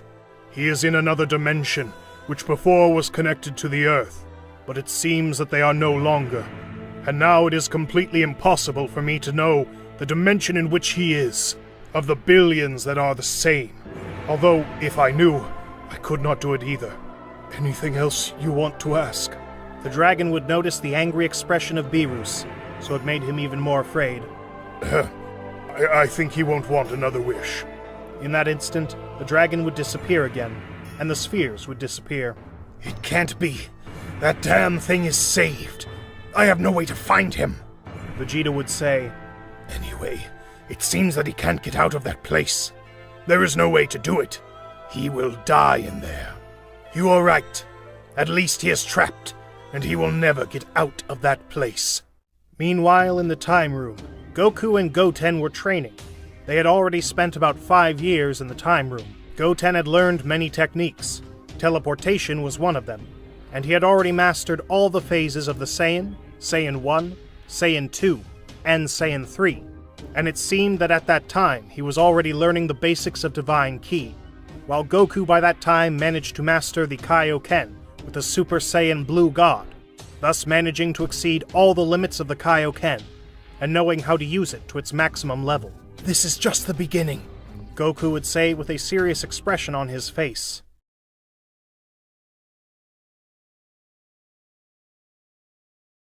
Then hundreds of years would have passed, and Goku would be in front of Beerus. Beerus would be kneeling in front of the Saiyan. Now if you die, you will die. You should never have betrayed me. Some time had passed since Beerus decided to look for the Saiyan Goku, but he would realize that this was practically impossible, since both Saiyans were inside a dimension, which was known not only existed one with those characteristics, but there were millions like them, and this made it extremely difficult to find them, and if they started to do it, it would take billions of years to find them, and by this time, they would have to have died. In the time room, approximately 15 years passed. Goten had already mastered the Divine Ki, and therefore managed to control the base state of the gods, and in turn, also the Super Saiyan Blue God. It seemed to be easier for him to adapt to this than Goku himself. Goku was surprised by the performance of his son, and the power that this one had reached. But Goku would say to him, Although you have managed to use that power, it is not enough against them. You need much more power. We will not leave until we have enough strength to take revenge of those damned ones. But Father, I'm already very tired. I can't stand being in this place anymore. Besides, the food supplies are already running out. We're running low on food. We haven't known how to moderate the provisions. Goten, it's better that you forget about that. If we have to die in here, we'll die. But we'll never get out if we don't have enough power, because it would be the same fate. The dead stalk us everywhere. Stop complaining and train, Goten. But Father, I have nothing to fight for. No one to protect. And you think I do, Goten? They've all betrayed me. My only motive is revenge. After all I did for them, they betrayed me like that. Beerus will regret what he did. He'll wish he never betrayed me. He never thought someone like me could be so vengeful. Now I just want to see him kneeling before me, begging for his life. Ugh, damn bastards! You have awakened the rage in me! All right, Father, I get it, but I ask you to calm down. I know this affected you a lot, but I still feel that this is not the right way to act. And what do you want, Goten? Do you want them to kill us? Don't be an idiot. Sorry. Maybe I thought we could fix it by talking to them. These words would make Goku angry, and he would give Goten a fierce punch in the face that would leave him on the floor. What stupidity did you just say, Goten? You know well that with them, you can't talk. They want us dead. What don't you understand about that? Goten would be stunned by his father's attitude, thinking, I had never seen him act that way. He really is blinded by anger and revenge. I feel that he definitely won't stop until he kills them one by one. They brought out the hidden dark side of my father, but he's right. They don't deserve any chance. They are unhappy. They never valued what my father did for them. Goku, by that time, was acquiring presence over the Ultra Instinct. He realized that there was something beyond the Divine Key, learning little by little to use the state of the Ultra Instinct. He understood that he should not think, and that the body should act by itself in consequence of its environment. Goku was perfecting it little by little. Meanwhile, outside the room, Dende was talking with Mr. Popo in the Sacred Temple. I think it's been a long time since they've been in that place. The food must be finished by now, and I doubt they can get out of that place by themselves. Why are you telling me this, Dende? Listen, I know it's difficult to get them out of that place, but we must do something to achieve it. If we don't do it, they will die in there. I don't think they have much time left alive. You know that's completely impossible. Not even the god of destruction, Beerus, could do anything. You're right, Mr. Popo. It really was a stupid idea. I don't know why I thought I could get him out of there. And now that I think about it, I don't think he wants to leave that place. Knowing that they are waiting outside to kill them, surely he would rather die in there. I'm afraid they only have to die in there, Dende. It's a very sad thing, but fate wanted it that way, unfortunately.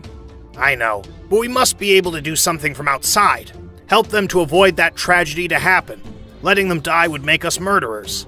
So tell me, what are you planning? Tell me, Mr. Popo, do you think I can make them immortal in there? I don't know, but how he plans to do that. We can't call Shenlong yet. There is still too much time to do it. I wasn't planning to use Shenlong. Do you think he is the only dragon there is? I see. Then he plans to use the one from his planet, Namek. At that moment, he would communicate telepathically with the Great Patriarch and explain him the situation. All right, we will help that boy. He did a lot for us. We will use the dragon Purunga to give you a hand. At that moment, the Great Patriarch would order everyone to gather the dragon spheres to summon the dragon Purunga. So they would manage to gather the dragon spheres, and the Patriarch would summon the dragon Purunga, making the whole place go dark. And so the dragon would come out saying, Tell me, what is your wish? My wish is that you give immortality to the Saiyans Kakarot and Goten. You can only turn one per wish. And I will use 2 wishes. One is to make Goku immortal, and the other is to make Goten immortal. The dragon would grant this wish to the Patriarch. There is still one wish left. Tell me what is your last wish.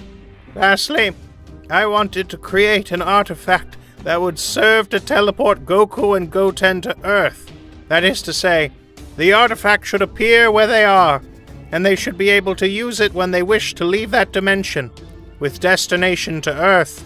I know that you have the power to take them out directly, but I know that those Saiyans would want it that way. This was not a problem for the dragon Purunga, and he would grant the 3rd wish, so he would withdraw, and the dragon spheres would be dispersed again. Meanwhile, in the Room of Time, Goku and Goten were training, when suddenly they felt a strange sensation in the body, making both fall to the ground, as they had felt something that had stunned them. But this feeling went away quickly, and they got up again. The reason for this was that the fact of making them immortal stopped the growth as a result. This drastic change in the system stunned them for a few moments, but their body was able to adapt quickly to this new change. However, both Saiyans did not know why this had happened. Apart from that, they would both notice that a strange item had fallen on them. It had a red button in the middle, and on the back it said Escape. This was very strange to both of them, supposing that it could be a magic object that could get them out of the place. Goten excitedly tried to press it, but Goku pushed it away. Damn it, Goten! What did I tell you? Stay away from that button. Even if it could help us escape, it's useless now. I told you that we wouldn't get out until we had enough power. Goku didn't trust Goten, so he decided to destroy the artifact. Father, what the hell did you do? That could help us escape. I'm not interested, Goten. Go. Train. So, 20 more years would pass. Goku had finally managed to completely dominate the state of Ultra Instinct, so he had become extremely powerful, something amazing. Meanwhile, on the planet of Beerus, the god of destruction would say, I have a strange feeling. What's wrong with you, sir? I don't know, Whis. I have a feeling that Goku really hasn't died. But what are you saying, Mr. Beerus? It's been so many years inside that place. It's practically impossible that they are still alive. Don't be naive, Whis. You think that someone like Goku would die so easily? Surely he will have found the way and the method to stay alive inside. I can feel him breathing down my neck. Why do you say that, sir? I feel that he is preparing himself. This is not the end, Whis. It's just the beginning. I see him very confident of his words. Maybe not sleeping is affecting him. What if he decides to take a nap? Shut up, Whis. Your words don't help. It even seems that you are on their side. No, sir.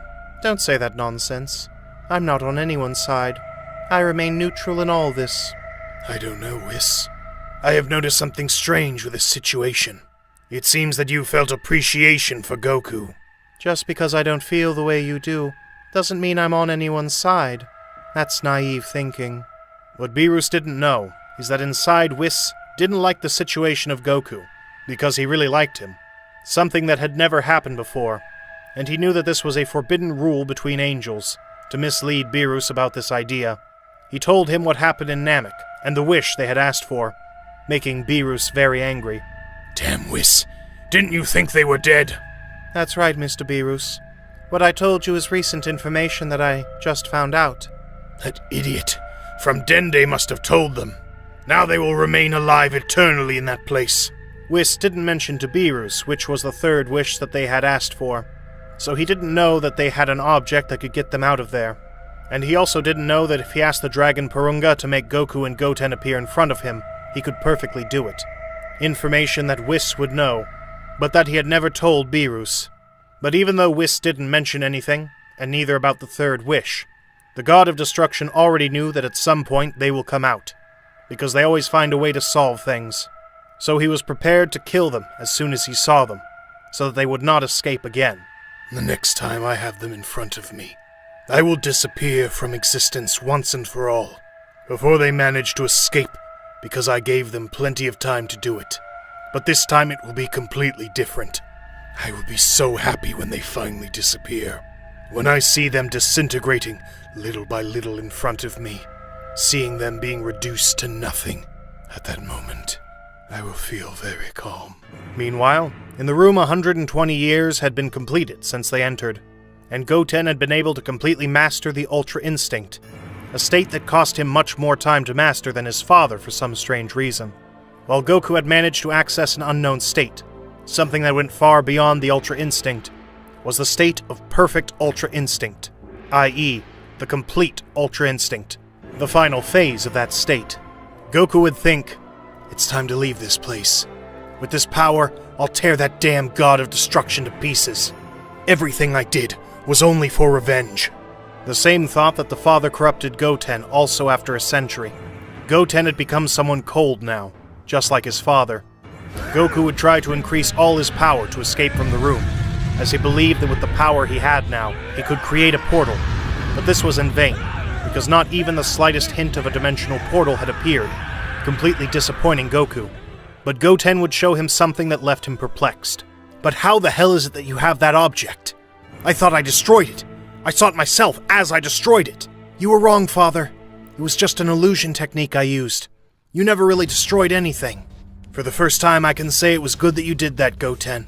I hope that button really helps us to escape. At that moment, both Saiyans would press the button, realizing that suddenly everything had become black. They had appeared in a completely dark place, in which several portals that directed to the same place could be observed. It was above the earth, but it was very strange that there were so many equal portals. But Goku would realize that they were parallel lands to theirs. Although each one seemed to have something characteristic, the southern part of the lands changed in each portal, but they could recognize theirs thanks to Goten, who went to school and knew how the land was perfectly. Goku could not know because he was a fool. Both went to the portal, appearing in the land. The point of appearance, coincidentally, had been the house of Goku. Gohan would see them and would be scared. But perhaps you are not dead. It seems to me that you'll be the dead one now, Gohan. Goku and Goten would have left the Room of Time after both obtained abysmal powers. These left thanks to some dimensional portals that directed them to Earth. But coincidentally, both would appear in Goku's house, and at that moment, Chi-Chi and Gohan were talking. When suddenly Goku and Goten had appeared in that place, Gohan and Chi-Chi would not be aware of their presence, until Goku with a blow had destroyed the entrance of the house. Gohan would say to his mother, Chi-Chi, It cannot be. Now who will it be? Mother, stay here. Don't move. I'll go see what's going on. I'll take care of that guy. Goku would not finish saying these words when suddenly he felt a hand touching his shoulder from behind. At the same time, he would hear a voice telling him, "That's right, Gohan. It's me, your father." This would leave Gohan completely dumbfounded because he believed that his father had died in the time room. He would be speechless because he knew what was coming was not going to be good at all. His heart would start beating much faster. He could notice his way of speaking, that he really did not come with good intentions. A worried and scared Gohan would say, "It's impossible. You cannot be your father."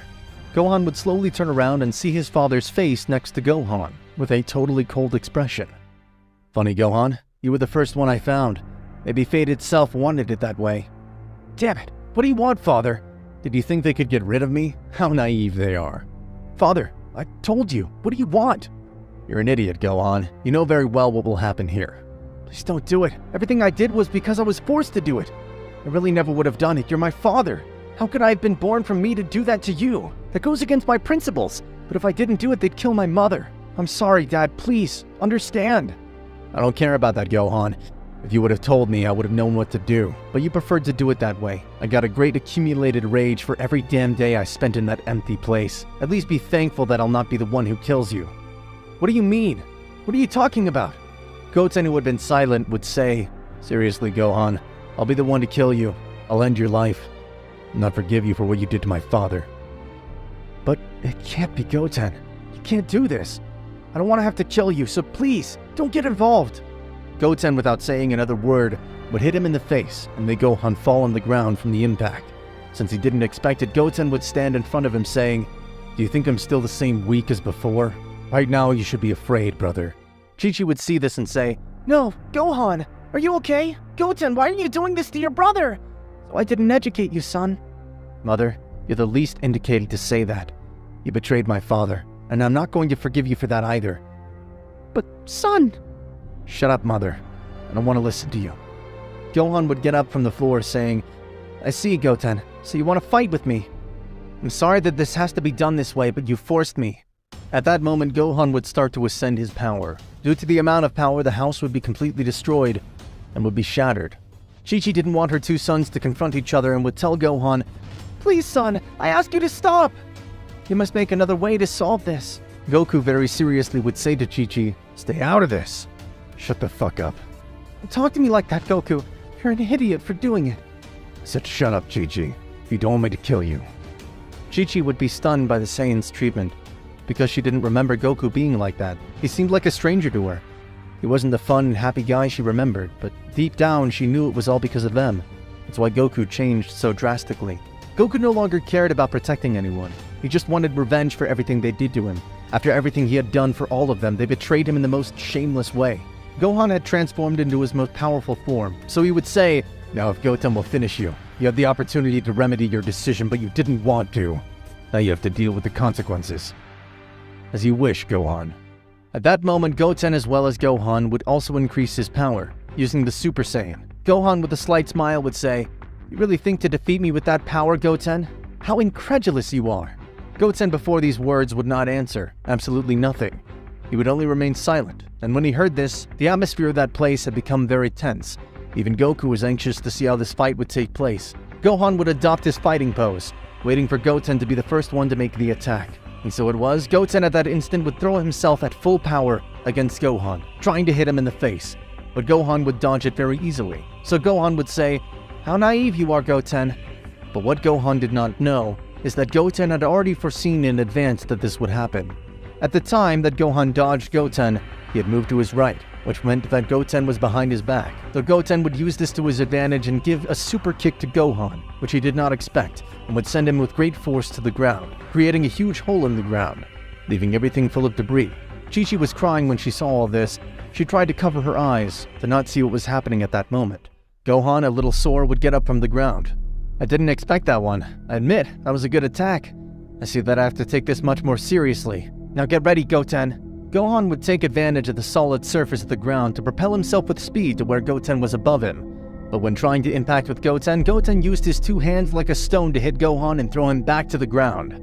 But this was useless because Gohan was totally prepared. Gohan would take him by his hands and legs and start hitting him in the stomach with his knee, hitting Goten with multiple blows, making him spit some blood. Your stupidity led you to this, Goten. It's a shame I have to do this to you, brother, but I will not have mercy on you, just as you did not have mercy on me.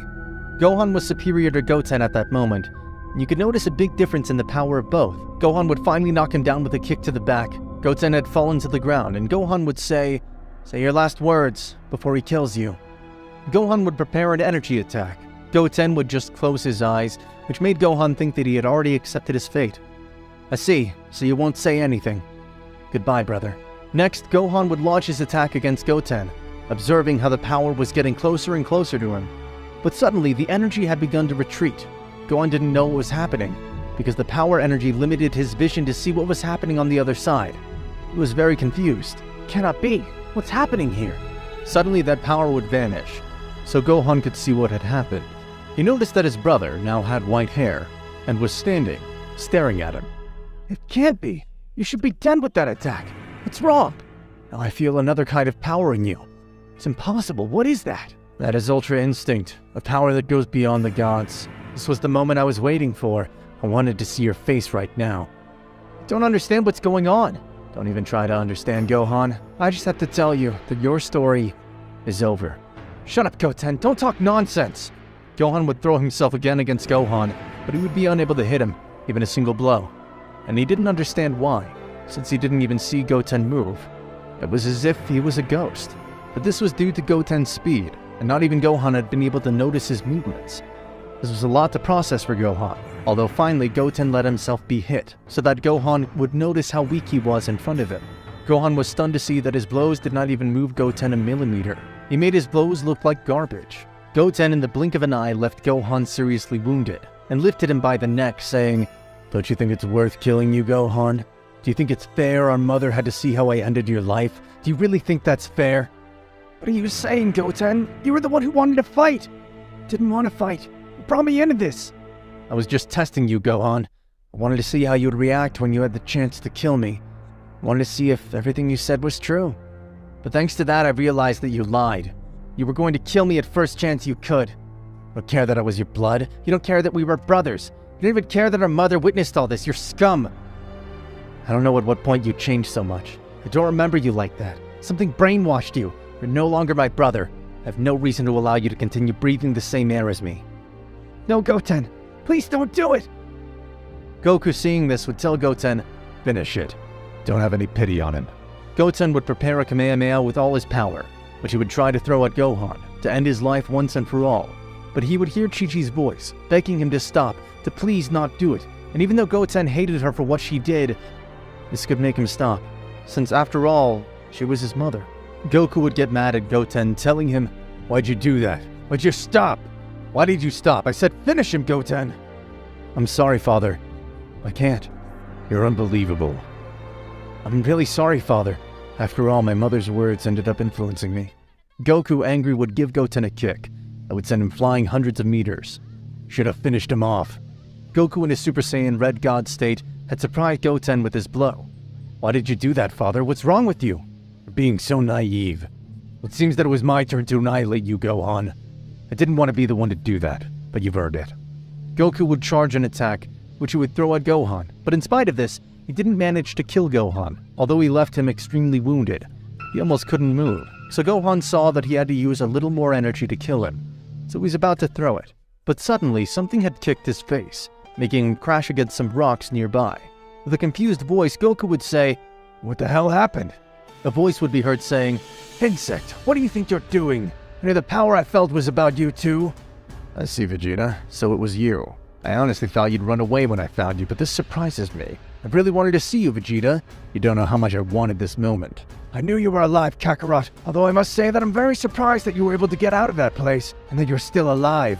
Bulma, who had come with him, would explain to Vegeta that probably someone had used the Dragon Balls to make them immortal, because if not, she couldn't explain how Goten was still a child, when after so much time in that place, he should at least be an adult. "Now I understand everything, Bulma. It makes a lot of sense. I wonder if Mr. Beerus found out about that." "I don't care about that. Seems I'll have to finish the job." At that moment, Goten was not transformed, since Goku had surprised him with a big hit. Vegeta would tell Gohan that he better run away from that place, but Gohan couldn't even move at all because of the wounds they had. Vegeta would realize this quickly and would take Gohan by the arms. He'd throw him thousands of kilometers away, so they wouldn't end his life. But he didn't think about protecting Chi-Chi, so she would continue in that place, suffering with everything that was happening. Goku would tell Vegeta, "It doesn't matter if he runs away. Anyway, I'll find him and finish the job. And I won't kill Chi-Chi because of this little appreciation I have left for her. But I will kill you, Vegeta. After everything you did, I long for this moment, to have you face to face." "See, you're very determined, Kakarot, but this time I won't play much like before. This will be fast. I won't beat around the bush." Vegeta was surprised by the change in Goku's attitude. He was now somewhat very cold and serious. Goku would pass to a state of Super Saiyan Blue and would begin a great battle. The whole place would begin to tremble. His power was being felt throughout the earth. Due to the great energy that these generated, the sound of the blows to collide could rumble in the ears of the people who were thousands of miles away from that place. No one understood where all these sounds came from. Mr. Satan would tell everyone on Earth to calm down, that he would take care of everything, that they have nothing to fear. People began to believe that this was a new threat, but they never imagined that the two greatest heroes of their planet were fighting a battle to the death, something that would never have crossed their minds. Goku and Vegeta were fighting side by side, and both were having similar strength. The fight was even for both. Vegeta had improved and increased his power, also because while Goku was not there, he was also training and becoming more powerful. But this equally would not take long when Goku got tired of fighting side by side with Vegeta and decided to show him some of his true power. In just an instant, Goku would use the full state of Ultra Instinct, so his hair would turn white, and a splendid aura would surround his body, leaving Vegeta speechless. It can't be. Kakarot became much more powerful in there. He even got a new transformation. It can't be possible. Bulma would see this and knew what was coming. She would immediately tell Mr. Whis to go with Beerus immediately to the place, while Goku showed Vegeta his power. Goku with a snap had managed to make a big hole in the earth, which crossed from side to side. Vegeta was speechless to see that practically without moving he had done that. But while Vegeta saw Goku in front of him, at the same time he would feel that he was attacked with several blows from behind. But when he turned around, he did not see anything. He only felt the blows. And when he looked at Goku, he was still standing in front of him. And indeed, these blows belonged to Goku, but Vegeta was unable to see it, so much that he could not believe what was happening. "What happened, Vegeta?" He looked confused. Goku would approach Vegeta and pierce him through the stomach with his right hand, and then pull out without Vegeta noticing, until he looked down and saw that he had a big hole in his stomach. With a very painful and suffering voice, he would say, "Insect?" Goku would think of a way to end Vegeta's life when suddenly a very familiar person had appeared. "Hi, Goku. So, you're here."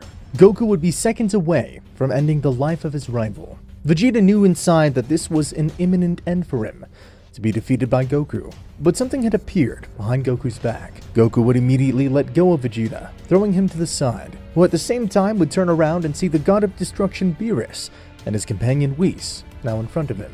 Vegeta would be on the ground spitting blood, thanking him almost without being able to speak, saying many thanks to the god for appearing at that instant. Goku would say, "Shut up, Vegeta, you're already finished." Beerus would interrupt Goku's words, saying, "I think you're making a significant mistake. Things will be different." Goku, looking him in the eyes, would simply laugh, saying, "I understand that you think that. If I were you, I would too. It's normal how you're very confident with the power you have, since nobody in this universe is stronger than you. Well, of course, excluding me." Whis would greet Goku cordially. Since he had the opportunity to do so until now, Goku would greet him with respect, since it seemed that the problem was between Goku and Beerus at that moment. Whis had a clear image of how everything was going to end, but he preferred not to say anything and to keep it to himself, since otherwise it would make the moment more boring, because everything that was happening only meant entertainment for Whis, the angel. Meanwhile, on the other side, the gods of destruction had found out everything that had happened with immortal Goku, and they were in complete agreement with what Beerus was doing, since Goku only meant trouble for everyone. Mr. Beerus would calmly ask Goku, "Why did you do all this?" making Goku upset. "Seriously, you ask that stupidity. Have you not realized what you did? I thought we were friends. I never believed that a betrayal could come from you. That was the worst mistake you could have made. You forgot one important thing, and that is that I'm a Saiyan. I'm of the warrior race. Besides, I did not bow to anyone, and less before someone as hypocritical as you. There's no doubt you're foolish, Saiyan. All this was for the good of the universe, even of the existence. Your existence alone represents a very big problem. You did not know how to measure your words. You did things in the long run, always ended up affecting us. Because of you, almost all the universes were eliminated, and almost us too, all because of your desire to fight. I would do it again if necessary. You must not exist, Goku. It seems that we have the same goal. Prepare to die! Goku would begin to significantly increase his power, reaching the state of Super Saiyan Blue. And when he reached that point, he stopped increasing his power. Beerus nor the others knew what was happening. Goku would attack Beerus, trying to hit him in the face, but the God of Destruction would dodge this easily. Or that is what he believed, since Goku had another arm in his stomach that would be about to impact. But the god only managed to notice that when he returned to observe the face of Goku, his hair had turned another color, a white color. And indeed, this blow had been hit with precision into the stomach of Beerus, making him run out of air. Impeccable blow, Goku. I must say that I was surprised. You've never become so much more powerful. I perceive a very different power in you now. I never thought to see a mortal was able to dominate the Ultra Instinct. This will be more entertaining than I thought. In that instant, Beerus increased his power. Meanwhile, in another place, Zeno Sama was playing together with Daishinkan. It seemed they were deciding which planet to destroy for fun, but Daishinkan had been noticing the gods with a very strange attitude for a long time. He would not have dared to ask the angels. Daishinkan had commented this to Zeno Sama, and he would tell him, I don't know, surely the mortal Goku must know something. He's always involved in the strange things that happen. Daishinkan would also laugh when he heard this, but he had made a click in the head of the priest, because he also realized that lately he had not heard anything from the Saiyan, which in itself is something very strange about Goku, since he was never quiet. Zeno Sama would notice Daishinkan very thoughtful, telling him, Why are you so thoughtful? Daishinkan wouldn't comment anything about this to Zeno Sama because he didn't want him to worry too much. Since he doesn't know what reaction someone as unstable as Zeno Sama could have at times, he would invent that he was only thinking about what other game they would play tomorrow. And Zeno Sama would not doubt the validity of his words. Following this, Daishinkan would decide to summon a meeting to all the gods of destruction, to once and for all know what was happening. So the priest would tell his sons, so that each angel would tell his god of destruction about attending the meeting of the high priest. This meeting would be called in another place, and Zeno Sama would not find out anything. For the second time, Daishinkan was doing something hidden from the king of everything, which meant that it was really something of utmost importance. Meanwhile, Goku with teleportation would take him to an almost inhospitable planet. He found it thanks to living beings that were there, leaving everyone else on Earth. Even the angel Whis would stay on Earth.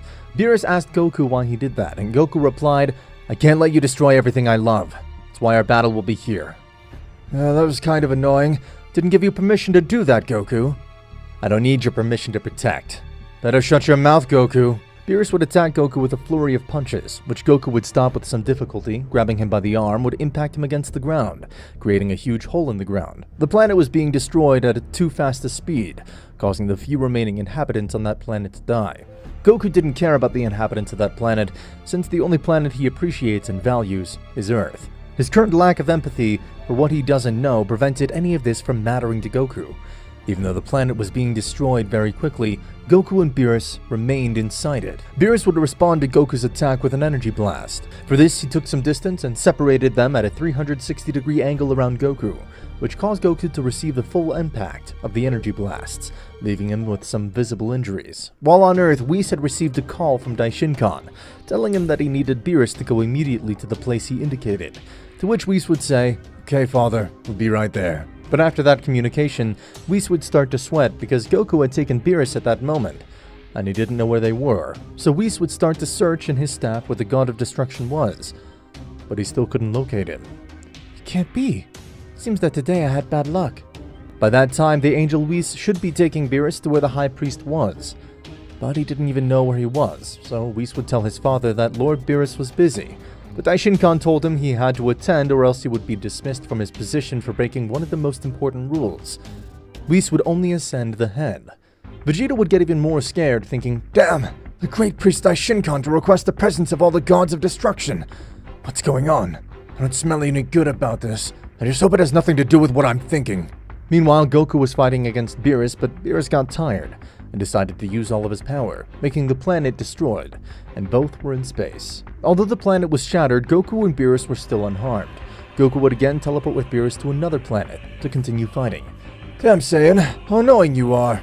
Stop sending me to other places. Beerus would be using his maximum power and with this would attack Goku. He wasn't able to dodge the attacks of the God of Destruction, leaving Goku stunned. Seems his power is much greater now. From what I see, my power's not enough against him. Beerus would take him and start lifting him up, and with his other hand he prepared a Hakai. Goku tried to get free from Beerus' arm, but no matter how much he struggled, he couldn't. Goku would manage to get free by tearing his shirt, but Beerus would grab him again. This time he would grab him by the neck, telling him, "You're not going anywhere. Where did you think you're going? You can't escape from me, you damn Saiyan." Goku at that moment would realize that Beerus had a Hakai in his hand, but when he realized, it was too late. Beerus had impacted this energy in his body. Goku felt like he wasn't able to move. This energy was consuming him, so he wouldn't stop screaming. While that was happening, the God of Destruction just laughed out loud. It was good while it lasted. I'm sorry it ended this way, but it was either you or let the universe be harmed. As God of Destruction, I must care about the universe. It's over. But Goku would seriously say, no, it's not over. Goku would close his eyes, and when he opened them, the Hakai had disintegrated. But how? It can't be. Disappeared as if it was nothing. How could he disintegrate it so easily? He didn't even make an effort. Beerus had noticed that again something had changed in the Saiyan. His hair had grown 5 times its size. A different shine could be observed. His body was illuminated in a very pure white, making the God of Destruction back a few steps, while Goku, seeing him in the eyes, would say, "This is my perfect form, my absolute power. I know I'd have to use it with someone like you. You should beg me not to end your life now." What do you think? Because your hair's grown, you're already superior to me? How naive the Saiyans are. Apparently they know the power of a God of Destruction. He's right, but I don't need to know it to know that my power is much superior to that of a person. Much delirium of grandeur, Goku would say, who at the same time would grab Beerus' head and lower Beerus' body, so that Beerus would end up kneeling. Beerus couldn't do anything about it. Goku had just humiliated him. Now what happens, Master Beerus? Who's watching you from above?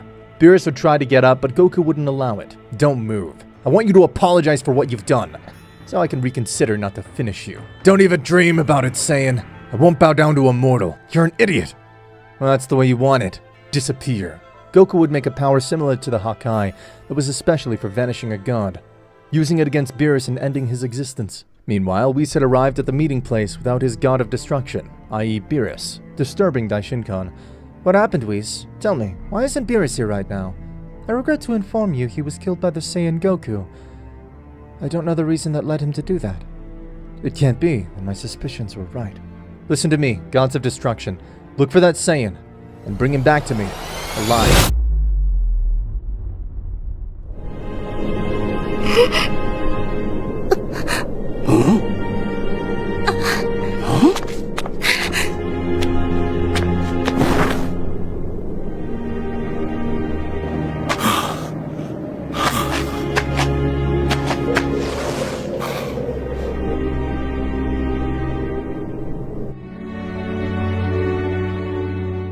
After a few years since the encounter against Broly, Goku and the others would live normal lives, until one day Jocko would arrive at Goku's house, as he had some news for him. "Mr. Goku, I'm glad I found you," Jocko would say. "Jocko! Long time no see. Do you need something?" Goku would ask. "On one of the Galactic Patrol's expeditions, we managed to find something interesting." Jocko would pull out a tracker, like the one they use in Frieza's army. "I don't understand, that's Frieza's," Goku would say. "Well, not quite," Jocko would say. "It turns out we managed to liberate one of the planets that Frieza's army captured a long time ago. Among the wreckage, we found something that ties it to you." Goku would observe the radar head-on. He would manage to see in the lens the image of his father, Bardock. "That guy looks like me, but it's not me, I swear," Goku would say. "Goku, you're not understanding," Jocko would say. "Really, I'm innocent. You know I never worked for Frieza," Goku would say nervously, as he felt like he was being framed. "Mr. Goku, please be quiet," Jocko would say. "I understand it's your job, but I won't allow myself to be impersonated," Goku would say as he put himself on guard. "Don't be an idiot. No one's trying to impersonate you," Jocko would say. "Oh, no?" Goku would say, confused. "Of course not. You didn't even let me finish talking," Jocko would say, annoyed. "Sorry about that," Goku would say, somewhat embarrassed. "This guy you see here looks a lot like you for a special reason," Jocko would point as he points at Goku. "It's your father." "My father?" Goku would say, confused. "Sure, your father," Jocko would say. "Wow, I didn't expect that. Thanks, Jocko," Goku would say. Goku would take the radar home, study it carefully. "I can't believe it. He really is my father," Goku would say. "I never met him. I never saw him. Not even in the other world. Maybe his soul already reincarnated into another living being. At night, Goku would go to sleep thinking about his father. He'd begin to have a very peculiar dream, where he saw himself as a child. What is this? Where am I? Goku would ask himself. Suddenly, he would hear two people talking. They were his parents, Bardock and Gine. That's my father, and she must be my mother, Goku would say. Goku would realize he was inside a capsule. No way, I'm trapped, Goku would say. Let me out! Let me out of here! Goku would ask, but it would be useless. It can't be that you have to take Kakarot, Gine would say. I have no choice. I'm sure Frieza's planning something. I'll send him to a planet called Earth. The guys there aren't very strong. He'll be fine. But he'll be very lonely. He's still very small. I beg you not to do it, Gine begged because she was afraid for her son. Frieza's up to something. He's gathering all the Saiyans, Bardock would explain. Until I'm sure I won't risk it. But, Gine would say, trust me. I want the best for my son. Wait, Mom, Dad, get me out of here, Goku would say, but his parents wouldn't listen to him. Suddenly, Goku would see the sky. A big ball of ki was growing bigger and bigger, until it collided with the planet. Goku would wake up terrified. He'd sit up instantly. Goku, are you okay? Chi-Chi would ask. Yeah, everything's fine, said Goku. The next day, Goku, without hesitation, would go to see Beerus on the planet of the God of Destruction. When he arrived, Beerus was sleeping for 5 days. Goku and Whis would start looking for the Super Dragon Balls of Universe 7, while Vados would search for those of Universe 6. After a few hours, both angels would find the 7 Super Dragon Balls. They did it! They're great, Goku would say. Remember something, Goku. You owe me a big favor, Vados would say. I did this behind Mr. Champa's back. If he finds out, he'll be very angry with me. How did you escape from him? Goku would ask. Oh, I didn't do anything. He was sleeping and I went out, Vados would answer. He's just like Mr. Beerus, always wasting his time, Whis would say as he sighs. Do you think they'll get mad at me for making this wish? Goku would ask. To be honest, if it bothers them so much, they would have been attentive. When you requested it, they were both asleep, Vados would say. My sister's right about that, Whis would say. Back to the subject. Have you thought about the conditions to revive your parents? Conditions? Goku would say. Oh, please, Mr. Goku, be serious, Whis would say. You have to think about whether you want them to revive here or on Earth. Whether you want to revive them with the planet and under what conditions. The Super Dragon Balls are very powerful. They can accomplish anything. Come to think of it, it would be a good idea to revive them on planet Vegeta, but I don't know if it's a good idea to show up on a planet out of nowhere, Goku would say. Remember that in the past, Mr. Beerus revived the Earth of Universe 6. And there's no problem, Goku would say. Whis, ask to revive all the beings that died on planet Vegeta before Frieza's attack. Are you sure? Whis would ask. Sure, if I revive my parents only on their planet, I'll have nothing else to do if they have no one, Goku would say. I understand. I'll rephrase the wish to make everything the same minutes before Frieza's attack, Whis would say. Whis would summon the Dragon God, speak to him in the language of the gods, to make his wish. The Dragon God would fulfill Goku's wish in an instant, and leave. Done! See you soon, Whis would say. Great, will you take me there? Goku would ask. Gladly. Sister, here we say goodbye. Enjoy your family, Vados would say. Goku and Whis would depart their journey to planet Vegeta, the planet of the Saiyans, as if nothing had happened. Frieza will attack any moment. No one remembered anything. They revived just before seeing Frieza attack. In a moment, Goku would arrive with his angel. Who are you? A Saiyan would ask as he stood on guard. Mind you, they don't know they were even destroyed, Whis would comment. Besides, our presence draws a lot of attention. Hey, that guy looks just like Bardock, another one of the Saiyans would say. Bardock would be warned of someone who looked just like him, and wouldn't hesitate to attend. Who the hell are you? And why do you look identical to me? Bardock would ask aggressively. Goku would be speechless. He didn't know how to react. Mr. Goku, Whis would call out, trying to get his attention. React! So Goku's your name, Bardock would say. Where did you come from? I'm from Earth, Goku would say, a little off. Earth? Bardock would ask. Bardock would grab Goku by the uniform. He was furious with him. I hope this has nothing to do with my son, Bardock would say, furious. Bardock! Gine would shout as he arrived. Gine, get away from here, Bardock would say. Who's this guy? I didn't know you had other relatives, Gine would say. Mom, Goku would say. Hey, have more respect. You're talking to my wife, Bardock would say, furious. Bardock, hold on, Gine would say. Gine, you stay away. Don't touch him, Gine would shout. The hell's wrong with you? Bardock would ask. Feel something special about him. He has the eyes of Kakarot. What the hell are you talking about? Bardock would say in confusion. Good heavens, Mr. Goku. I'll speak for you, Whis would say. Mr. Bardock, Miss Gine, he's your son Kakarot. Rather, Goku, which is the name they gave him on Earth, Whis would say. That can't be true, Bardock would say as he released Goku. It is. I'm your son, Goku would say. But how? You've just been revived.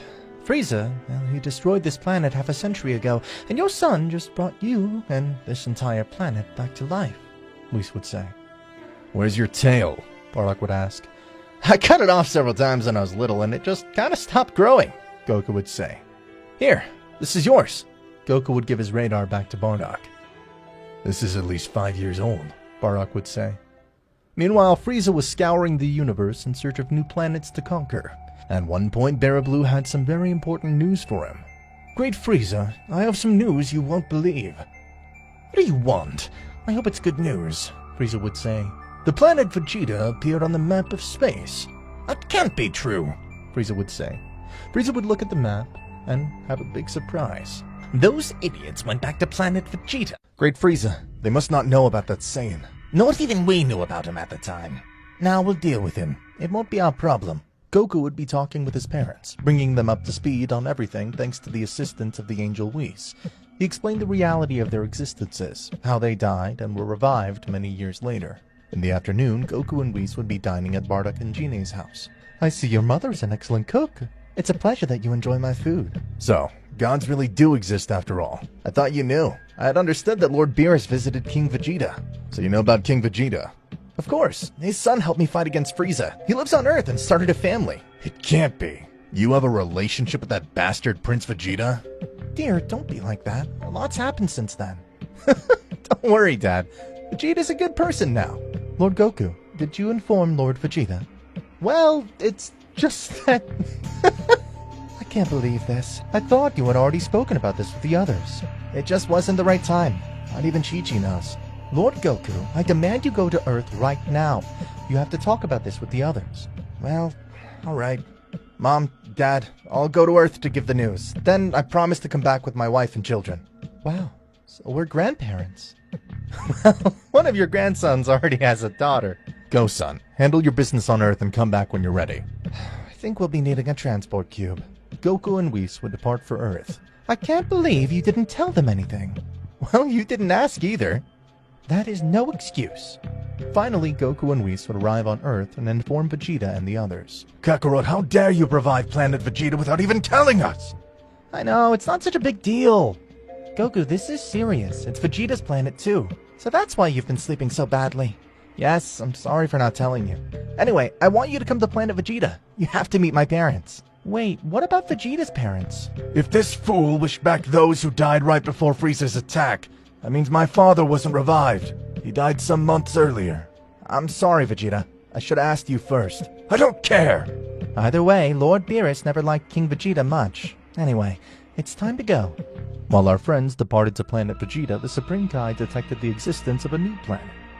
Kibito, look in that direction. Isn't that planet Vegeta? Could someone have revived it? I think we'll have to go visit that planet. What do you think? Yes, it's better if we go there. The Supreme Kai and Kibito set out for planet Vegeta and arrived before our friends. Meanwhile, Beerus had just awakened. Whis! But Whis would not respond, since he wasn't there. Whis! He shouted again, but there was no answer. Where did he go? That good-for-nothing surely went to Earth. He'll see when he gets back. Our friends would arrive at planet Vegeta. Before leaving the transport cube, we stopped them. Please wait a moment. What's wrong? The gravity of this planet is 10 times stronger than that of Earth's. Let me fix that. Whis covered each of our friends with a mysterious energy. All set. With that, it'll feel like Earth's gravity. Our friends were welcomed by the Saiyans, and the Supreme Kai and Kibito were also there. Wow, didn't expect you here. We detected a new planet and assumed someone used the Dragon Balls. That idiot Kakarot revived planet Vegeta and didn't even tell us. Lord Goku, is this true? Well, yeah, it was me. Lord Goku, I can understand your desires and needs, but you must be more careful. This kind of wish can upset the balance of the universe. Well, Whis didn't think it was a bad idea. He helped me do it. Are you saying I'm disturbing the balance of the universe? Not at all, Lord Whis. I hope I didn't cause a misunderstanding. What concerns me now is what will happen if Frieza finds out about this. What? Frieza? Son, didn't you tell me you had killed him more than once? Your son didn't tell you he revived him. Kakarot, explain this. Vegeta, look what you've caused. Yeah, Vegeta, they don't know everything they've been through for years. You dare say such things? Whatever. Vegeta flew off. Father, I'll explain later. In short, they had to revive Lord Frieza to save the entire universe. The universe was in danger? Yes, but everything's fine. Listen, I'll fill you in later. As I told you before, almost 50 years have passed. Now I want you to meet my children and granddaughter. Gohan stepped forward with Fidel and Pan. Nice to meet you. My name's Gohan. This is my daughter, Pan, and my wife, Fidel. He's my eldest son, and she's my granddaughter. Hi. I have a great-granddaughter. I can't believe it. Oh, she's beautiful. She reminds me of myself as a little girl. And this is my son, Goten. Hi, Grandpa. Hello, Goten. You look very grown up. Meanwhile, Vegeta was traveling across planet Vegeta. Suddenly, a strange sensation caught his attention. What was that? Vegeta landed. He felt an energy that made his skin crawl. At that moment, Goku appeared in front of him. Vegeta, I need you to come with me. What do you want? I'm busy. I want you to come with me to find Broly. I think it would be good for him to be here with the other Saiyans. You can go alone. I don't need a babysitter. Oh, come on. Don't be like that. I know I should have told you beforehand. Come with me while our family gets to know each other. Whatever. On Frieza's ship, the Emperor of Evil was reviewing files. He would find data on a very destructive Saiyan. So, this individual is Cumber. Lord Frieza, Cumber was on planet Vegeta. If he comes back, I don't know if we can stop it. Cumber is a problem for those Saiyans. I'll simply keep my distance. After all, they brought about their own ruin. But Lord Frieza, keep in mind who could defeat him. At some point he'll find you. The universe is far too big for them to find me easily. Besides, they're friends of Lord Beerus. Let him handle them. Goku and Vegeta appeared inside Frieza's ship. What the hell are you doing here?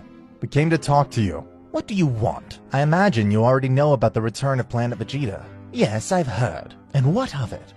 You better not do anything to the planet, or you'll have to deal with us. Kakarot is a lot angrier than usual. Hardly recognize him.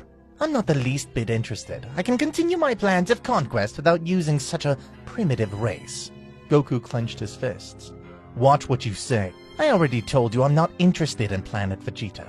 That said, if they show up on their own like the savages they are, I won't take responsibility. In an instant, Goku appeared in front of Frieza and landed a strong punch to his stomach. The Emperor of Evil fell to the floor, clutching himself in pain. You worm!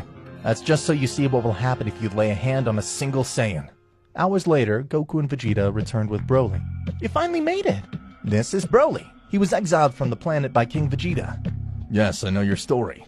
It's a pleasure. Broly looked at Bardock's hand, uncertain. What's wrong? Don't look at him like that. He lived far from civilization. He just needs to get used to it. Hey, Broly, come with us. I suppose you're hungry. Sure, it would be a pleasure. Where's Bulma? She's investigating the planet. She says she's interested in studying it. Minutes later, they met up with Bulma in an improvised laboratory. Bulma, where did you get this? I'm always prepared. I carry an emergency lab for occasions like this. Always ready in case a planet gets revived? I'm always ready for anything. Guys, look at this. She showed them maps of planet Vegeta. I don't understand anything. I only see colors and lines. Of course you don't understand anything. You're an ignoramus. There's a subterranean zone with seismic activity. They don't seem natural. More like someone's underground. Someone as strong as us? I don't know if they're that strong, but definitely someone strong. Now that I think about it, I felt a strange energy while I was traveling the planet. Let's go investigate. Son, something going on? Goku hesitated for a moment. Nah, nothing's wrong. Stay here. Vegeta and I will go take a look. All right. By the way, where's Whis? He was called. It seems Beerus woke up and got mad because Whis didn't show up. I just hope he doesn't get in a bad mood when he finds out about all this. Relax, Vegeta. Lord Beerus is a wise person. What did Vegeta would feel the hostile presence of the god of destruction? I can't believe it. You didn't tell Beerus either, I see. Well, that I did realize. Guys, is something happening? It's Beerus. He's come. That must be the god of destruction, your friend. Beerus would descend slowly, looking at everyone with hostility. Well, I don't know if he's my friend. Kakarot, you're a numbskull. That guy's really scary. Mother, don't worry. Everything will be fine. Lord Beerus is someone proud who likes to act tough, but deep down he's very good. Goku, Vegeta, explain this. Lord Beerus, how have you been? You look very well rested. I see you slept well. Beerus would fire a ki blast straight at Goku's feet. Goku would jump at just the right moment. Jeez, that was close. Don't play the clown with me. Look what you've done. Lord Beerus, please, it's not that big of a deal. I can't believe it. Beerus looks angry. You should be more considerate. My Goku has saved the universe. I don't think it'll be that easy to calm him down just with that. Goku, are you aware that this could upset the balance of the universe? You revived an entire planet that had been absent for 50 years. You haven't thought about the consequences. Come on, it's not that big a deal. After all, you gave Earth to Champa, and it wasn't such a big deal. That was different. Why? It's none of your business. It's because you have no reason. Beerus would appear furious. Kakarot, you're not going to convince him like that. Lord Beerus, please. I ask that you consider it. We won't do anything that upsets the balance of the universe. Hold on, you are already alive. Your presence doesn't affect anything, but this planet cannot remain. I'm sorry to say it, but this shouldn't have happened. Beerus created a Hakai spear in his hand. He was ready to erase Planet Vegeta completely. It can't be. That bastard. Bardock, wait. Don't try anything. Let Kakarot handle it. All of them are much stronger than you. Damn it. Goku would stand in front of Beerus. He was willing to face him in order to save Planet Vegeta. Beerus, stop. You're making a mistake. You dare to oppose a god of destruction? Vegeta would stand at Goku's side. He would also face Beerus. This time I'll be on Kakarot's side. I see. I'll take care of you and then the entire planet. Lord Beerus, all this isn't necessary. I'm the god of destruction. My job is to destroy what must be destroyed. Everyone get away from here. Everyone would flee as to not be affected by the fight. Very well, you asked for it. After I finish you off, I won't leave a single Saiyan alive. Goku and Vegeta would raise their ki to the maximum, transforming into Super Saiyan Blue. Both would rush at Beerus with everything and begin to attack him with all they had. Beerus felt he was having trouble keeping up the fight. Goku and Vegeta had become very strong, almost reaching Beerus' level. It's not possible that I'm having trouble against these two mortals. That's enough, Beerus. There's no need to fight like this. Shut your mouth. Beerus launched a ki blast at Goku. Goku moved to the side to dodge the attack. Damn, he really wants to finish us. Vegeta reached Beerus with a punch that snapped his face to the side. Beerus reacted instantly, kicking Vegeta and forcing him to crash to the ground. Insolent fools. Will not forgive this. Beerus began channeling energy as he stretched out his arms. The hell is he doing? He wants to destroy us along with the entire planet. Now, you will know destruction. How strange. Lord Beerus is using common ki instead of using destruction energy. What do you mean by that? I think Lord Beerus doesn't truly want to destroy the planet. Maybe even he hasn't realized it. I sense a strange energy. You feel it? Do you know what I'm talking about? Of course. Come with me. Bulma took Whis to her improvised lab to show him about the quakes she had studied. Meanwhile, Beerus rose, ready to attack. Take this! Beerus hurled a colossal beam. We won't allow it! Goku attacked with the Great Kamehameha while Vegeta did so with a final flash. Both attacks merged and clashed against Beerus' attack. The duel lit up the entire sky. Underground, a strange laboratory contained Cumber, the Saiyan Frieza had spoken of. He was in suspended animation, but the planet's energy woke him little by little. After a while, Cumber's ki began to rise, despite being unconscious. See? Bulma would say, showing some graphs to Whis. The tremors are getting stronger and stronger, but they're coming from the inside of the planet, not from where those three are fighting. I can feel it clearly. There's definitely a living being down there. What intrigues me is what is someone doing underground? Could it be someone who is hiding? Goku and Vegeta's attack was little by little gaining the upper hand.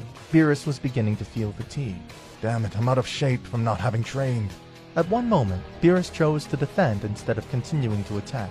Crossing his arms, he resisted the combined attack as best he could. We did it! But Beerus disappeared in a flash of light after taking the hit. After a few seconds, he was seen with his arms crossed, his body smoking. We didn't do it. Can't be, he withstood it. Goku and Vegeta lost their transformations. They had spent too much energy. Not bad, but look at the state you're in. You can't fight in those conditions anymore. You better surrender. Never. We Saiyans aren't beings who surrender easily. Broly arrived, placing himself in front of Goku and Vegeta. He looked angry, though he kept his composure. Broly, let me take it from here, Broly would say, transforming into a Saiyan. You're insane! I want to defend this planet too. Don't forget, I'm a Saiyan. Well, so the big guy wants to fight. Broly roared, unleashing all of his power. His muscles grew enormously. He rushed at Beerus and struck him with great force. Beerus blocked with his arms, but he still felt the impact. Damn, this guy's strength isn't proportional. Broly attacked with hundreds of blows without holding back. Beerus moved from side to side, dodging thanks to his agility. Then he spun and with his tail struck Broly's face, leaving a cut on his cheek. Bastard! He opened his mouth and fired a huge ki beam. In the underground laboratory, Cumber felt that power. Something in Broly's ki awakened it. Cumber's eyes shot open. He destroyed the laboratory and emerged to the surface. It can't be. That quake was enormous. That individual has awakened, and he possesses an evil ki I've never felt before. He can't be serious. Cumber arrived at the battlefield. The fight between Broly and Beerus stopped as they felt his presence. Who was that? I don't know, but he has some sinister energy. This guy looks like Broly. Hey, Broly, is he your brother or something? I don't know who he is. Hey, who are you? Cumber. So that's your name. Cumber. Hey, can't you say anything else? It seems not. Cumber began to raise his ki. Flashes of dark energy surrounded him. This guy isn't normal. Cumber rushed at Beerus and struck him in the chest, hurling him far away into a cliff. He knocked him down with a single blow. Frieza watched everything from his ship. So, that is Cumber. Who would have thought they created a Saiyan artificially with the blood of the beast? If I hadn't destroyed planet Vegeta, I wouldn't live many years after that. Great Frieza, what will happen if Cumber kills them all? Well, I have a weight lifted off my shoulders. If that happens, I'll be rid of Beerus once and for all. Beerus came out of the rubble. Furious, he created a Hawkeye sphere. Insolent! You'll pay for this! He was preparing to destroy Cumber. Now you'll see. Something is wrong. What is it? Cumber's energy is strange. It resembles destruction, but is it? That doesn't make sense. Beerus made the Hawkeye sphere grow to the point that it was the same size as he was. Cumber was not terrified. Beerus would hurl the energy sphere with everything he had. Disappear! Cumber would remain motionless. A few meters from the Hawkeye sphere, it would mysteriously lose speed, to the point that it remained suspended in the air, a meter away. It's not possible. The Hawkeye sphere would be surrounded by Cumber's dark energy. Little by little, it would begin to shrink until it disappeared. It cannot be that a mortal does that. I've never seen anything like it. Beerus would rush at full speed towards Cumber. He would attack him with a kick, but the Saiyan would block with his arms without moving in the least. Beerus would move away, trying to hide the pain in his fists. Damn it, he's too tough. Come on, Lord Beerus, you can do it! I'll have to fight seriously. Beerus would launch himself with everything, reach Cumber, and strike him at great speed. Despite his opponent's great size, he moved from side to side, dodging all his attacks. Vegeta, are you seeing what I'm seeing? This guy isn't just incredibly powerful, he's very agile for his size. Suddenly, Cumber would hammer fist Beerus, and it would crash down with great force. Beerus was stamped into the ground, in a lot of pain. Hey, I don't think you should be just watching. You're right. Cumber would descend at great speed toward Beerus to crush him, but without noticing, he would receive a kick to the face from Goku and Vegeta, arriving at the same time. Cumber would be sent flying away, but after a few spins in the air, he would manage to land on his feet. It can't be, he's too strong. Cumber would charge at Goku and Vegeta, collide with both, and hurl them with great force. Cumber and Vegeta would fall to the ground, almost unable to move. Beerus would stand, despite his pain. I told you this would be a problem, he would say, pointing at Goku and Vegeta. This is all your fault. Cumber would rise high into the sky. From above, he would fire a great ki beam with dark energy. Broly would place himself in front of Beerus, open his mouth, and counter the attack with a ki beam. What are you doing? Goku and Vegeta would take positions at Cumber's sides and attack with a ki beam each. Thanks to that help, Broly would overcome it, and his attack would reach Cumber. You saved me. We have a common enemy. There's no need to think about it. That enemy arose because this planet returned. Keep that in mind. Broly didn't know what to say. He didn't want to accept that Beerus might be right, though it seemed he was. Cumber looked good as new. He had barely received a scratch. That guy's unstoppable. We'll have to fight with the four of us together. Damn it, this is going to get difficult, Vegeta would say, annoyed. Goku and Vegeta would transform again into Super Saiyan Blue and launch themselves at Cumber with everything. Both would attack with all they had, but they wouldn't land a single blow. Broly would grab Cumber from behind to restrain him, but the Saiyan possessed an overwhelming power. Goku and Vegeta pummeled his chest savagely, but Cumber endured it. At one moment, Cumber would shout, expelling all his power. Goku and Vegeta would be blasted away, while dark energy damaged their bodies. Broly and Beerus would charge at Cumber, but they wouldn't have any luck. They would attack with everything, but Cumber would easily knock them down. This isn't right. Not even the four of them can defeat him. My, I don't think they have much hope. Whis, tell me, could you defeat him if you fought him? Indeed. Then why don't you go? Beerus needs you. You insult me just by thinking it. Angels are impartial beings. We don't get involved in these matters. Come on, it wouldn't cost you much. Just a little tap. I said no. I've never seen that Saiyan. Me neither. I have no idea who he is, but if he existed when the planet disappeared, I'm starting to understand why Frieza feared us. That guy could have defeated him easily. Cumber would rise high into the sky, shout as he raised his ki, and fired hundreds of ki blasts in all directions, destroying everything in his path. Several ki blasts would head straight for the crowd who remained at a distance, but Whis would protect them by creating a barrier. The ki blasts would strike it without doing the slightest of damage. My, how rude. Vegeta, let's fuse. I don't think it'll be that easy. Cumber would head straight for Goku and Vegeta. Both would jump to dodge him, while Cumber left a hole in the ground with his fall. Damn worm! Vegeta would fire several ki blasts. Cumber would take the attacks directly, but they would do almost nothing to him. Vegeta would reach him and grab his face, starting to crush his head with force. Vegeta! Goku would rush at full speed towards Cumber to help Vegeta. Cumber would notice Goku's presence, so he would hurl Vegeta at him. Then with a ki blast, he would attack them both at the same time, sending them far from him. Can't be. That guy's too strong. Get back! What are you planning to do? Beerus would stretch his arms to the sides. Hakai energy would begin to surround his body. It's time to stop playing around. Destruction has arrived. Cumber would run toward Beerus, but he would stop upon noticing the destruction energy. I see you realize this isn't a game. Beerus would launch a great Hakai beam at Cumber. I can't believe it. What's happening? The attack Lord Beerus is using is devastating. I saw him only use it once, and not even with that magnitude. It makes sense. Guy's in danger. Just look at him. Looks like a demon. The Hakai beam would reach Cumber. Even so, he resisted being destroyed. I can't believe this beast is resisting. Vegeta, let's fuse now. Beerus is buying us time, Goku would say. Kakarot, we're too weak. We can't fuse under these conditions, Vegeta would say. If we did, we'd lose the fusion in an instant. We have to try something, or that guy will kill us all, Goku would say. Beerus kept fighting, trying to stop the beast. Even so, he couldn't manage it. Cumber would begin to use his dark energy. Small, black sparks of light would start to surround the Hakai beam, and it would begin shrinking. How is it possible for that to nullify my Hakai? Beerus would say, terrified. I don't accept it. It's impossible. Beerus's Hakai beam would disappear completely, but Cumber's dark energy would reach Beerus. Beerus's body would begin to suffer as if he were being electrocuted. After intense pain, the god of destruction would fall unconscious. Oh no! Beerus! Goku would say, terrified. Cumber would approach Beerus to deliver the final blow. He was eager to finish him once and for all. Before he could do it, Broly would arrive, holding back Cumber's attack. Stop, Broly would say, serious. Broly looked angrier than usual. He would transform into a Super Saiyan and punch Cumber in the face, turning it to the side. Then Broly would land 3 strikes to Cumber's stomach, and with a kick send him flying. I hope Broly can beat him, Bulma would say. I highly doubt it, Whis would say, although I noticed something very particular about both of them. What are you saying? Bulma would ask. It's as if they were brothers or something like that, Whis would say. Now that I think about it, it all makes sense, Bardock would say. Mr. Bardock, Whis would say. Years ago, King Vegeta sent Broly to another planet because he considered him a dangerous being. Everyone said it was so Broly wouldn't outshine his son Vegeta. But, Bardock would say. But, Whis would say. Frieza feared the legend of the Super Saiyan. Now I understand.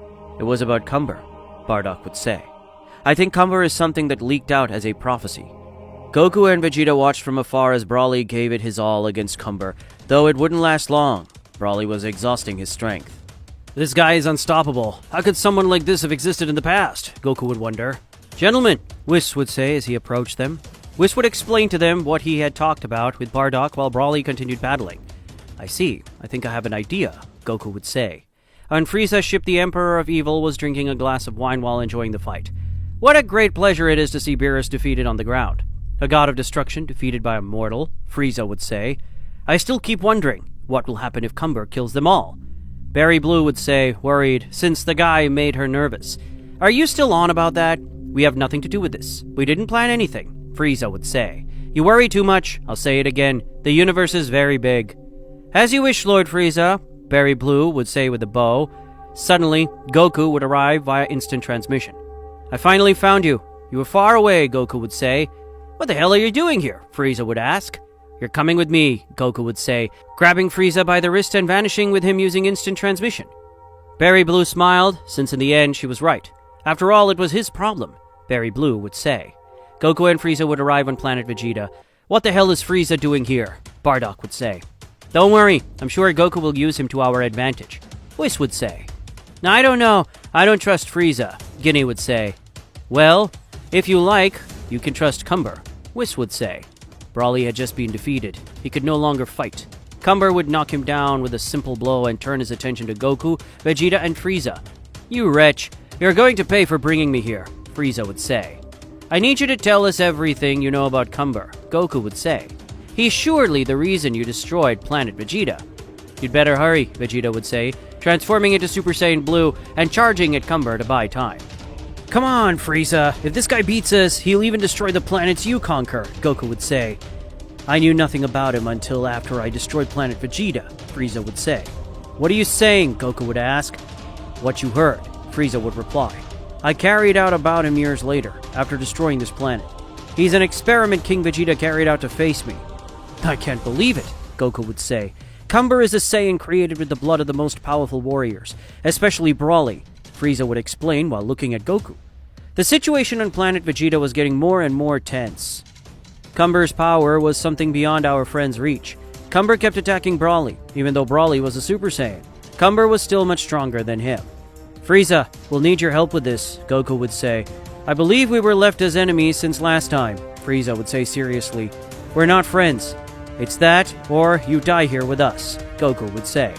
Worm, you kidnapped me, Frieza would say furiously. Well, you decide, Goku would say. Goku Vegeta, the Supreme Kai, would say as he approached them. Allow me to heal you. You can do that? Goku would ask. Of course, the Supreme Kai would say. All these years, and with all the fights we've had, you've never healed us. And now you say it, Vegeta would say. Vegeta, forgive me, but I haven't mastered this technique for long, the Supreme Kai would say, somewhat embarrassed. Gentlemen, if you're going to do something, you'd better do it now, Whis would say. Mr. Brawly won't endure for long. Brawly remained standing. He could barely move. Even so, he resisted being defeated. All right, Vegeta, let's do it, Goku would say. I suppose we have no other choice, Vegeta would say. Don't expect me to do anything, Frieza would say.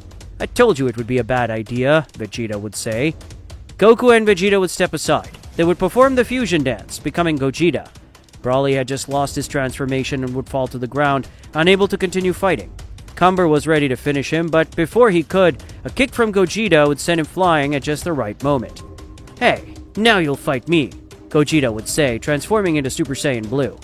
How despicable to see that form again, Frieza would say. Lord Frieza, I'm sure you're very eager to help, Whis would say. What makes you think that? Frieza would ask. That if Goku and Vegeta lose, you're next, Whis would say with a special smile that would make Frieza uncomfortable. Damn it, Frieza would say. Frieza would never help us, Bulma would reply.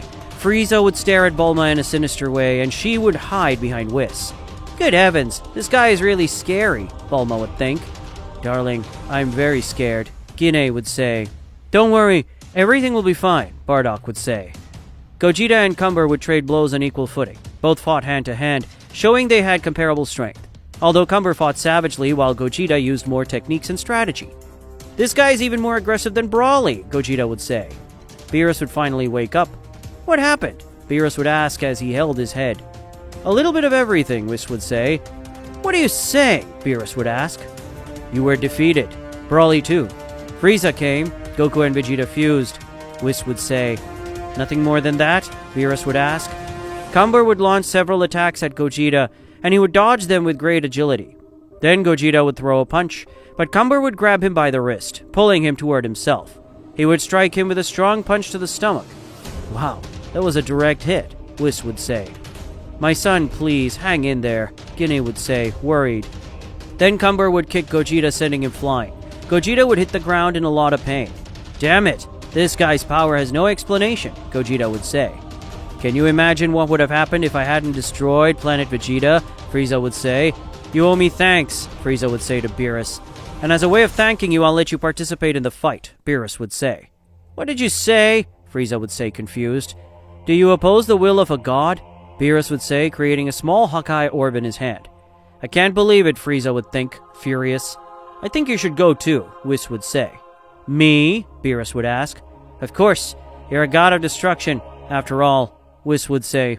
I think someone is scared, Frieza would say, mocking him. You shut your mouth, Beerus would say, furious. Lord Beerus, please, Bulma would say. If you don't help them, they won't be able to endure. Whatever, Beerus would say. Let's wait until he gets tired. Gogeta kept attacking Cumber with everything he had, but he was having difficulties. Little by little, Cumber would get used to Gogeta's fighting style and manage to read his movements. Even so, at one point Gogeta would slip past Cumber's guard. He would kick him hard in the stomach, sending him flying. It's now, Gogeta would say. Gogeta would bring his hands together to launch his best attack. Final! Kamehameha! Gogeta would say, attacking with all his strength. Cumber would hold the attack in his hands, but it was too powerful to withstand for long. Little by little, you could see how hard it was for Cumber to resist. His arms would start trembling. He was about to be defeated. Just a little more, Gogeta would say, sending more energy and increasing the size of the final Kamehameha. He's going to do it, Bulma would say, excited. Come on, honey, you can do it, Chi-Chi would say. Goku, Vegeta, please, Beerus would say. I don't care who wins, but Berry Blue was right. A guy like that would destroy everything, Frieza would think. Cumber would roar, forcing his ki. Bursts of dark energy would surge from his body. Suddenly his hair would begin to flicker with yellow tones. I can't believe it, Gogeta would say. Frieza would transform into his golden form and rush in at once. Beerus would follow him. Both would attack with a ki blast, increasing the power of the final Kamehameha. Thank you. I needed this help, Gogeta would say. Frieza is helping us, Bardock would say, astonished. I can't believe that bastard is doing something for us, Guinea would say. Believe me, he's doing it for his own benefit, Whis would say, surviving. The attack would finally prevail. Cumber would be swallowed by the energy, causing a great explosion that would hurl Gogeta, Frieza, and Beerus far away. After the explosion ended, everyone was exhausted. They had spent a lot of energy. We did it, Gogeta would say. Cumber would emerge from the rubble on the ground. He looked bloody all over and badly wounded. That thing is still alive, Beerus would say, furious. It doesn't matter. In this condition, he won't be able to fight, Gogeta would say. Gogeta would run toward Cumber to finish him, but the demonic Saiyan wasn't ready to give up. Cumber would roar, raising his power to the maximum. He would transform into a Super Saiyan, flinging Gogeta away. It can't be, Beerus would say, terrified.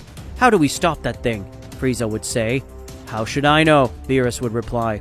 You're the god of this universe. This is your responsibility, Frieza would say. Cumber was emanating a large amount of energy, terrifying all our friends. Gogeta would hurl himself at Cumber with everything he had. He would reach him, attacking in great anger, but Cumber would manage to guard against all the attacks. At one point, with a simple blow, Cumber would send Gogeta flying. It can't be. That one really hurt, Gogeta would say. Cumber would open his mouth and fire a powerful ki beam from it.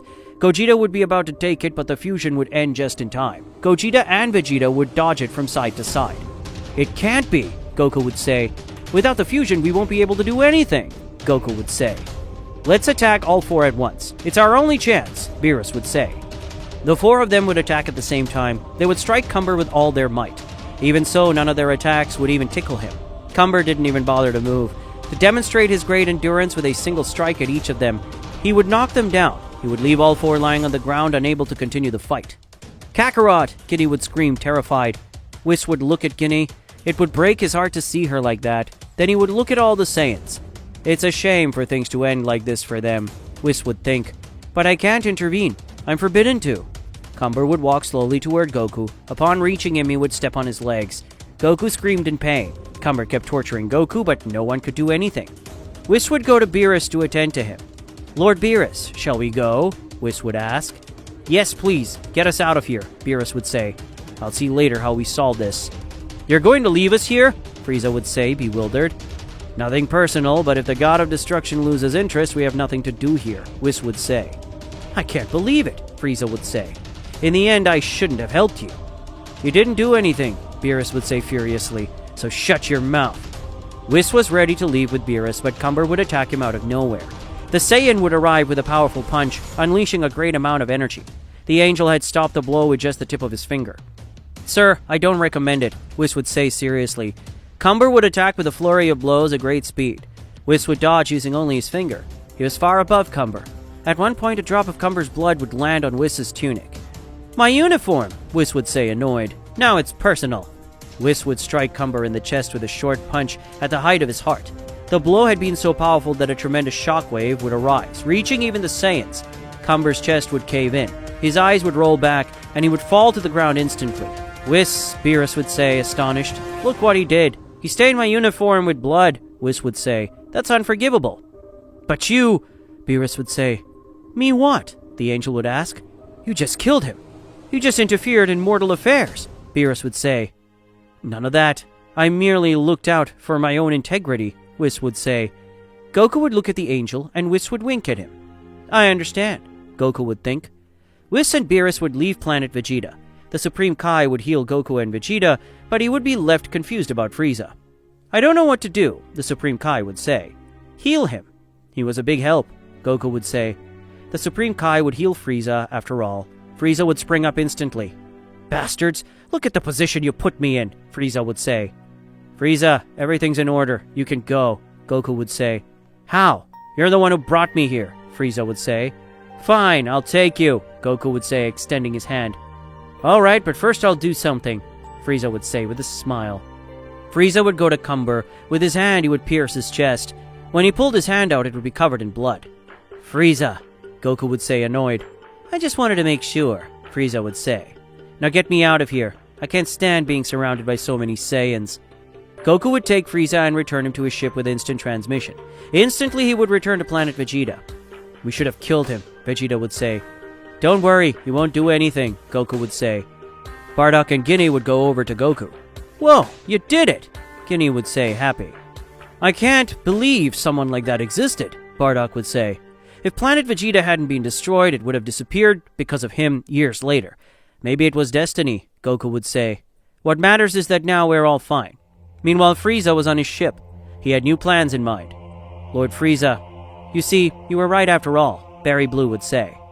"I have to confess that, yes, I should listen to you more from today onward," Frieza would say, while wiping the blood from his hand.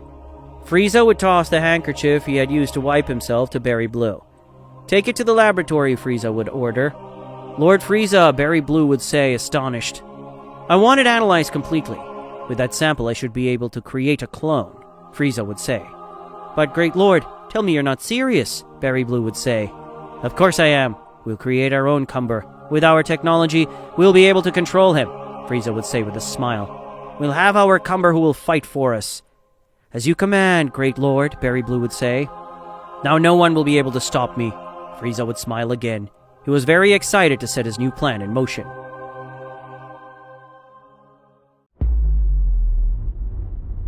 The story begins a few months after the Tournament of the Force. Everyone continued their lives, as if nothing. But there was a detail. Everyone began to be more distant with Goku. Every time he wanted to talk to them, they changed the subject or said they had things to do. Even his own children ignored him. He found it strange that no one paid attention to him since he was the center of attention for one reason or another. For that reason, he decided to teleport to Beerus's planet. He wanted to get away for a while because he felt that no one wanted to talk to him. But when he arrived, he was received by Whis with very bad news. "Excuse me, Goku, but by the words of Mr. Beerus, you are no longer welcome on this planet." "How? I don't understand. Why is everyone being so weird and ignoring me at all costs?" "Don't get confused, Goku. I, as an angel, can be neither good nor evil. On the other hand, Mr. Beerus has a certain hatred towards you. I recommend you leave, because Mr. Beerus will not hesitate to eliminate you if he finds you in this place." "So I won't be able to train with you anymore?" "For the time being, I won't train with you again. It's best that you go your own way and start training on your own." "But I still have a lot to learn. I thought you would help me train in Ultra Instinct." "I'm sorry, but I must insist that you leave." "Even if I wanted to leave, I won't be able to. There's no using a large amount of Kai on Earth, so I won't be able to teleport." "I understand. Okay, just this once. I'll help you." Whis uses his staff to surround Goku in Kai. This barrier will help you from dying in space and allow you to breathe in it, but it will take me several days to get there. Sorry, Goku. That's not my problem anymore. Now go. Lord Beerus will wake up any minute. Goku sets towards the Earth, but he knew that it would take him a long time to arrive, so he decided to transform into Super Saiyan God. Now he was going at a much faster speed. It would take him about a week to arrive. After a whole day flying without rest, he feels the Kai of many people. He teleports towards them. When Goku arrives, he sees Frieza's subordinates trying to conquer a planet, but Goku defeats them easily, forcing them to leave in their ships. They thank Goku with a banquet after having been able to eat after a whole day. Goku returns to set course to Earth. On Earth, everyone was conspiring to expel Goku from Earth because this was a danger, because he revived one of the dangers of the universe. I mean Frieza. Besides that, he was responsible for the creation of the Tournament of the Force and that they had been about to disappear. Bulma contacted Whis and passed the message to Beerus. Beerus accepted Bulma's offer. It was about deceiving Goku to make a trip from which he would never return. Elsewhere, in the palace of the King of Everything, Lord Zeno Sama, the seal has been broken. We could not contain it much longer. The god of wrath and power has been released from the dimensional prison. Goku, halfway through his journey, came across Frieza's ship. He was sitting on his kind of throne when Goku suddenly hits the window, destroying it. Everything starts to fly out through it, but a subordinate creates a field around the ship that prevents anything from being sucked out. Wow, wow. I never imagined that the most unbearable Saiyan would be flying through space, let alone running into my ship. Goku laughs. It's just so much happened. I heard that you neutralized my troop and pushed them back. That's right. I can't believe you're still conquering planets. You're wrong. I was just planning on gathering some information, but my subordinates got a little out of hand. Frieza laughs wryly. Well, it's time to go. I must get to Earth as fast as possible. I'll let you go just this once. Next time, I swear I'll take you out, you damn insect. As you wish. I won't let myself be defeated so easily. Goku continues his way to the Earth. Meanwhile, they had already planned a whole strategy to get Goku out of the Earth and eliminate another threat, and they were referring to Frieza. Because if Goku left, the Earth would be more unprotected, but without the risk of another multiversal destruction, so they decided to eliminate Frieza in the same way. Goku, after a week, manages to reach Earth. He goes to his house and finds Gohan lying on the floor. Gohan! What happened here? It was Frieza. He kidnapped my mom, Goten and the others. Goku thought it was strange, since there was no chance that Frieza would arrive before him on Earth, since he didn't feel Frieza's Kai going at a faster speed than him. But he didn't give it any importance and believed his son's words. Where did they go? He didn't feel his Kai. I don't know. At Bulma's house or the Dragon Spheres. Maybe you can make him teleport you to them. Good idea. Wait for me here. I promise to bring them back safe and sound. Whis contacts Frieza through telepathy, just as he contacted Bulma in Frieza's resurrection. Mr. Frieza, Mr. Beerus orders you to come quickly. Whis passes the coordinates to Frieza, and Frieza rushes over, since Beerus still terrified the relentless Frieza, and Frieza did not want to be eliminated by Beerus, the god of destruction. Goku summons Shenlong. I can grant you any wish. Just tell me. I will only make one wish. After that, you can go. I wish for you to teleport me to the place where Bulma and the others are. I can fulfill that wish, but with some restrictions. What kind of restrictions? I can't teleport, since those people are at the edge of the universe, and my magic isn't that strong there, so it would take you 30 minutes or so. Never mind, just take me where the others are. All right, as you say. Shenlong fulfills Goku's wish, and Goku shoots off into the sky. Very well. My stupid father fell into the trap. Now everything depends on the others. Finally, we will have a more prosperous future without threats capable of causing the destruction of the universe. After a while, Frieza arrives to the place where Beerus ordered him to arrive. He found Bulma and the others. Beerus was also there. Sorry I'm late, Master Beerus. This place is far away from where I was. Never mind that. Now, I want you to transform into Golden. May I ask what for? Just do it, unless you want to be eliminated. No! I'll do it right away. Frieza switches to Golden form. Now, what do you want me to do? All right, Goku is about to arrive. After a few seconds, Goku arrives at the place where everyone was. Damn, Frieza! What do you think you're doing? What are you talking about, you rascal? I only came here because Lord Beerus ordered me to. Don't lie. Gohan said you kidnapped everyone. What are you talking about, you idiot?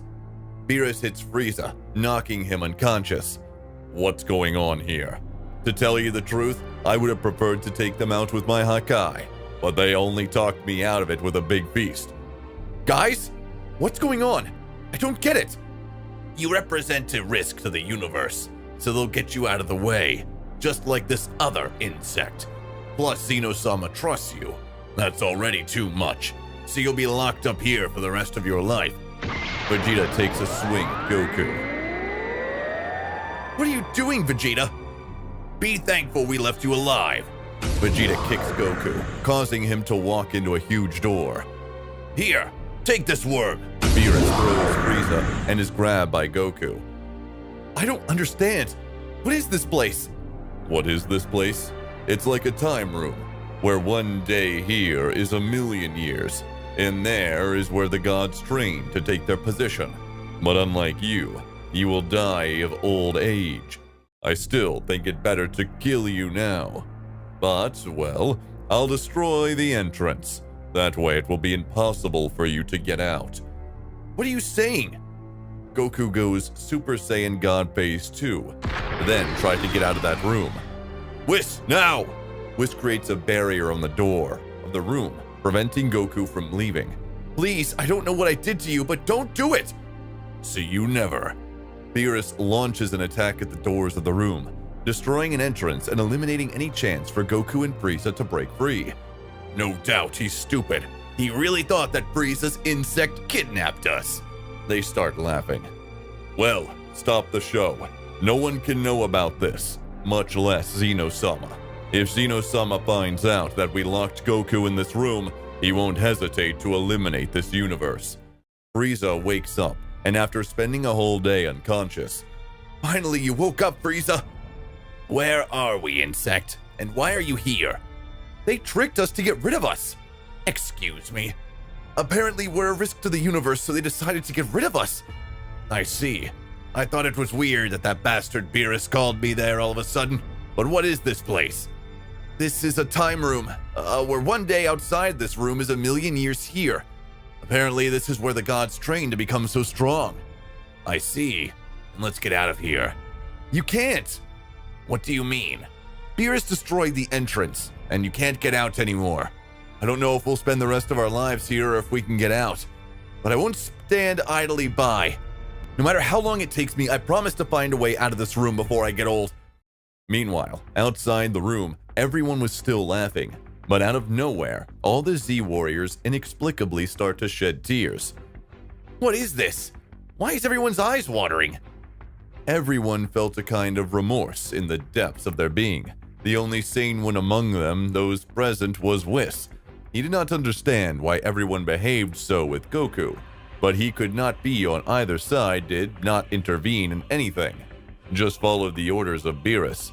But he knew that Beerus would never have minded that Goku was a risk, because he was proud of Goku, and he knew the potential that he had, and Beerus wanted to take it out to have a battle worthy of a god. But despite not being able to be on either side, this has a privilege that no other angel has. This can intervene if Goku was at risk of life. This was imposed by Zeno Sama because for Goku is very important, because he was the first friend he who did not care about the scales and treated him equally. So he sent to protect Goku, but very discreetly, because if the other angels find out, they could complain that there is no equality, and even worse, because of an insignificant mortal.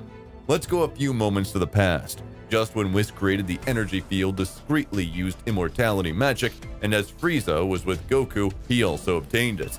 Because even if billions of years passed, none of them would die, and thanks to immortality, they would not suffer from fatigue or hunger, because Whis' magic gave them immortality. So there was no need to eat. Besides that, in the place, there was no food. It was just an empty world with nothing special besides the passage of time.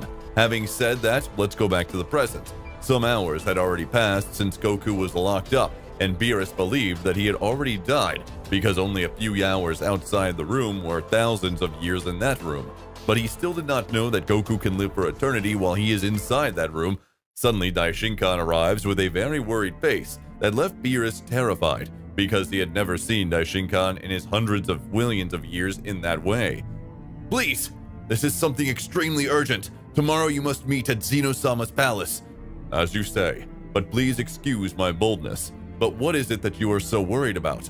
That will be discussed tomorrow. All the gods with their respective angels will be gathered tomorrow. Please do not miss. Having said that, I am leaving. The next day, as requested by Daishinkan, all the gods had gathered at the palace of Zeno Sama. I'm sorry that you had to come so quickly, but the matter is very urgent. This could include the destruction of the universes, even the very Zeno Sama. None of the gods understood what was going on. Excuse me, Mr. Daishinkan. Could you please explain better what happened? Because it makes no sense that Lord Zeno Sama is defeated. He's the creator of everything, and there's no one as powerful as him. Thank you very much for your question. I will soon explain what happened. Perhaps you still do not know, but before Mr. Zeno Sama, there was another king of everything. This one had created several universes, but were all ruled by force. This god always humiliated the weak and made battles to death every day between the universes. But these battles were not like the tournament created by Zeno Sama, because he was only about the killing, and the winner was chosen as a soldier for the former king of all. These soldiers were responsible for making chaos in these universes, and when these universes no longer served, this king of all eliminated them and created a new one, until one of the winners of the tournament was revealed to this god. This, as punishment, locked him in a room of time. They were locked in there for several billions of years, until it reached a point where that room could not stand more, and expelled the winner of the tournament. In case you are wondering, the winner of said tournament was not even the one who had won the tournament. The winner of that tournament was none other than the father of the current king of everything, Zeno Sama. When he left the room, he saw that his old world was still as he remembered it, because he spent hundreds of millions of years in that room. But in this world, only 3 months had passed. He went to the king of all of that time and challenged him to a battle. The old king did not understand how he had been able to free himself from that room, but confident that it could defeat him, he accepted this battle, and they began to fight to the death. But the old king of all still had some advantage. But in the last moments of the father of Zeno Sama, he used a technique that he had perfected over millions of years. This locked the former king of all with a very powerful seal, and just before he died, he created a successor. The successor would possess half his strength, and that successor is the current king of all. But unfortunately, a few months ago, the seal was broken, letting leak the wrath of that god. This will has consumed all the universes, so I must warn you, if you think you feel will go or hate someone, out of nowhere, feel this feeling. Don't feel anything, because they're being affected by that king. It'd be unforgivable for the gods to take drastic measures being carried away by anger. Although I must say one thing.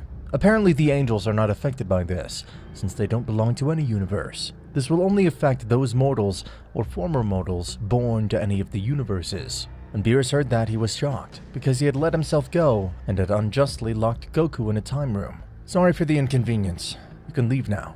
In a very short time, a meeting will be called to see how everything that is happening is progressing. All the gods return to their respective universes. Hey, Whis, do you think I could have been affected by that hatred Daishinkan talked about? I couldn't tell you for sure yes or no, but I must insist you would never have behaved like that with Goku. You're right, but I still feel a lot of resentment against Goku. Still don't know if what I did is right, but now I must get to my planet and think. Now let's move on to Goku and Frieza. They'd been in there for 1,000,000 years. Both of them had achieved extraordinary powers. Besides having overcome their old powers, they were already at a level close to Beerus. I was finally able to perfect Ultra Instinct. It took me almost 700,000 years, but now I can use it as I please, and for as long as I want. Don't think so much. I got great results too. I was able to master a new phase. I call it Black Frieza. Great, let's keep it up. Maybe we can get out if we become strong. Now it's time to move on to the next phase. What do you mean by the next phase? It's time to train our base state. That way when we transform, we'll get powers capable of surpassing the gods by far. You're no fool. I know perfectly well how to train to surpass your limits. Yeah, the truth is, I've had many masters. I've learned a lot from them. For that reason, I'll use everything they taught me to become strong. I don't know how powerful I can become, but I'll overcome my limits. On the other hand, Aldo. Mr. Zeno-sama, what do you think will happen if the old king destroys the seal completely? I don't know. I created you so that your wisdom would not be surpassed, even by me. You already know that. If the old king gets free, even I won't be able to stop him, and everything we know will be destroyed, including us. In the meantime, Hey Whis, do you think I was affected by that anger that Daishin-kan talked about? I think so. Even seeing a god of destruction, he was driven by uncontrollable anger. I know. The best thing to do is to fix things. By now, Goku and Frieza should have died. Tomorrow I'll go to Earth and use the Dragon Spheres to revive Goku. That won't be necessary. What do you mean? Frieza and Goku are still alive. That's not possible. They've been in that room for millions of years. Not even their bones should be left. Well, no, Frieza and Goku are still alive. What do you mean they're still alive? Just before you destroyed the entrance to the time room, I took it upon myself to surround Goku and Frieza with Divine Ki. That would prevent them from dying. You did what? How could you do that without consulting me? Excuse me, Mr. Beerus, but there were specific orders from Mr. Zeno Sama. What do you mean there were orders from Zeno Sama? Zeno Sama asked me to protect Goku from any danger. Since Zeno Sama is very fond of Goku, he gave me the task of protecting him, even from you if necessary. If Zeno Sama finds out what you've done with Goku, there's no doubt he'll be very angry. Besides, he'll most likely eliminate you. It's decided. We'll take Goku out of that room and everything will be settled. Hold on, Mr. Beerus. Let me tell you that if Goku's been training since you locked him in that room, which is most likely the case, there's no doubt now he must be much more powerful than you, and I would understand perfectly if he wanted to take revenge against you. the next day, Beerus and Whis head towards the Earth, and the moment they step on the Earth, they realize that everything is in chaos. The Z Warriors are fighting each other and destroying the entire Earth. What's going on here?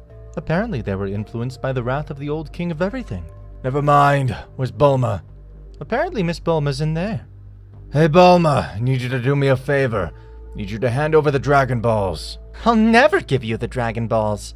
Then Bulma launches her robots. They attack Beerus, but they destroys each and every one of them with his eyes. And quickly, Beerus orders Whis to put Bulma to sleep. Search with your staff for the Dragon Balls. As you say, sir. The balls are in the subway. Do you want me to teleport them here? Yes, do it. Whis brings the balls, and quickly they summon Shenron. Mr. Beerus, what a pleasure to see you here. What is your wish? I want you to get Goku and Frieza out of the time room I locked them in. Excuse me, but I can't do that. They're in a different dimension that my magic can't access. I see. Do you have any other wishes? Let me think. And I want you to tell me what will happen in the future. I'm sorry, but I'm not allowed to fulfill those kinds of wishes. If you don't want to be destroyed, you better tell me. Okay. In less than 2 months, an incredibly powerful deity will break free from a prison and start wreaking havoc on the universes. I see. That means the old king will manage to free himself. And tell me, is there anyone in this world capable of defeating him? Unfortunately, no. That deity is so powerful that at this moment, there is no one in this world capable of dealing with it. Please, Whis, warn Lord Daishinkan about this. That won't be necessary. The High Priest has the ability to travel in time, so he must already be informed of the events of the future. Although we can only see a very few things, but I'm sure he's aware of what will happen. I see. I don't have any more wishes. You can go now. A month later, everything had become chaos. The universes were already losing stability. They began to collapse, since many planets were destroyed, and this broke the balance of the universes. Goku and Frieza were already extremely strong, to such an extent that with only moving a hand, they would create destruction comparable to 100 destroyed planets. But at the moment of destroying the room inside, in a very short time, it was as good as new. Hey Frieza, we already have a power superior to the angels, or at least I think so. You're right. We've lost track of time and became so powerful that training lightly we created some extreme destruction. Hey Frieza, if we keep training our bodies without training our minds, we might lose control of our powers and destroy ourselves. Maybe you're right. Sometimes I lose control of my power and get carried away. It's decided. We'll stop training our body and start training our minds. It's a very good idea. Besides, if we manage to train our minds, maybe we can improve our ki control and use it without physical wear and tear. That's right. We can become much stronger. Tomorrow we'll start our training. Let's rest for a while. Suddenly, the room began to shake. What's going on? Nothing like this has ever happened before. Maybe the time room's reaching its limit. It can no longer contain so much power. If we keep training and become even stronger, maybe we can get out sooner than expected. Let's hurry, Frieza. In a very short time, we'll be back in. 1 minute. I don't remember anything about the outside. Now that you mention it, neither do I. I don't even remember how we got in here. We spent so many millions of years training, thinking about getting out. We forgot everything else. But it matters. I know there's some reason why we're in here. Daishin-kan calls another meeting. This time, it's to warn about what is coming. Within a month, the Ancient King will be released from his seal. There's a good chance he'll take control of the entire multiverse. All the gods began to argue because they were affected by the wrath of the king. Shut up, all of you, unless you want to be eliminated before your time. All the gods kept silent. We still have a chance to save ourselves. In the corners of Universe 7 is a special room where each and every one of you will begin to train to have a resistance against that ancient king. Mr. Zeno Sama, excuse my boldness, but aren't you referring to the room where we all trained for 1,000,000 years to take our place? That's right. That's exactly what I mean. Beerus was white with panic because he had destroyed the entrance. There was no way to get in. Excuse me, Mr. Zeno Sama, but Beerus here personally destroyed the door to that room. You did what? With what permission did you destroy something so important? Excuse me, I never thought that room was necessary. There's just a lot of things happened. What exactly happened that made you commit this unforgivable act? Beerus remained silent without wanting to speak. Then Whis begins to tell the crimes of Beerus. Mr. Beerus, being carried away by anger, locked Goku and another guy named Frieza in that room. And to prevent them from getting out, he destroyed the entrance. But rest assured, I used my magic to make Goku immortal. How long ago exactly did that happen? About a month ago. What are you saying? It's not possible for them to still be alive after all that time. Those who spend more than a day in there become uncontrolled without reasoning. I wouldn't worry about that. I'm sure Goku will notice their mental changes and start training their minds. And if they're still training, I wouldn't be surprised if they've already overcome my powers. Maybe they're even close to your father. Okay, if Goku and that Frieza keep training, we might have a chance to win. I wouldn't be sure. A mortal's brain can't hold that much information, so by now they must have forgotten us. Maybe they don't even remember that they once lived outside that room. Maybe they just keep living with the mentality of getting out of there, as if it were an instinct, since they shouldn't remember anything. And how will we convince Goku to fight for us, if he won't even remember us? Don't worry about that. With my magic, I can make Goku remember everything again, but there's a problem. If Goku becomes too strong, I won't be able to access his memory, let alone make him remember his whole life before, unless he allows me to. I understand. All right. There's nothing left to do, so we'll leave the fate of the universes in the hands of those two mortals, my best friend Goku and that other guy named Frieza. 2 weeks had already passed since the last meeting. There was no way to control the seal, because it was about to be destroyed. Besides, the power of the Ancient King was creating catastrophes all over the universes. Several gods had succumbed to madness because of the anger spread by the Ancient King. There was no other choice but to lock them in a dimensional prison. They began to destroy every planet they saw, almost ending the life of the entire universe. But their respective guardian angels stopped them before they caused too much havoc, and locked them in different dimensions used to imprison criminals as powerful as a god. Goku and Frieza were no longer mere mortals who had reached the power of a god. These were already much more, because they became the first mortals capable of overcoming one of the 5 most powerful warriors of all the universes. In addition to this, they were already at a level of destruction close to that of Zeno Sama, or perhaps they had already surpassed it, because these are in perfect condition both mentally and physically. Because when they began to train his mind for several years, these accidentally awakened a new power that not even the angels had managed to awaken.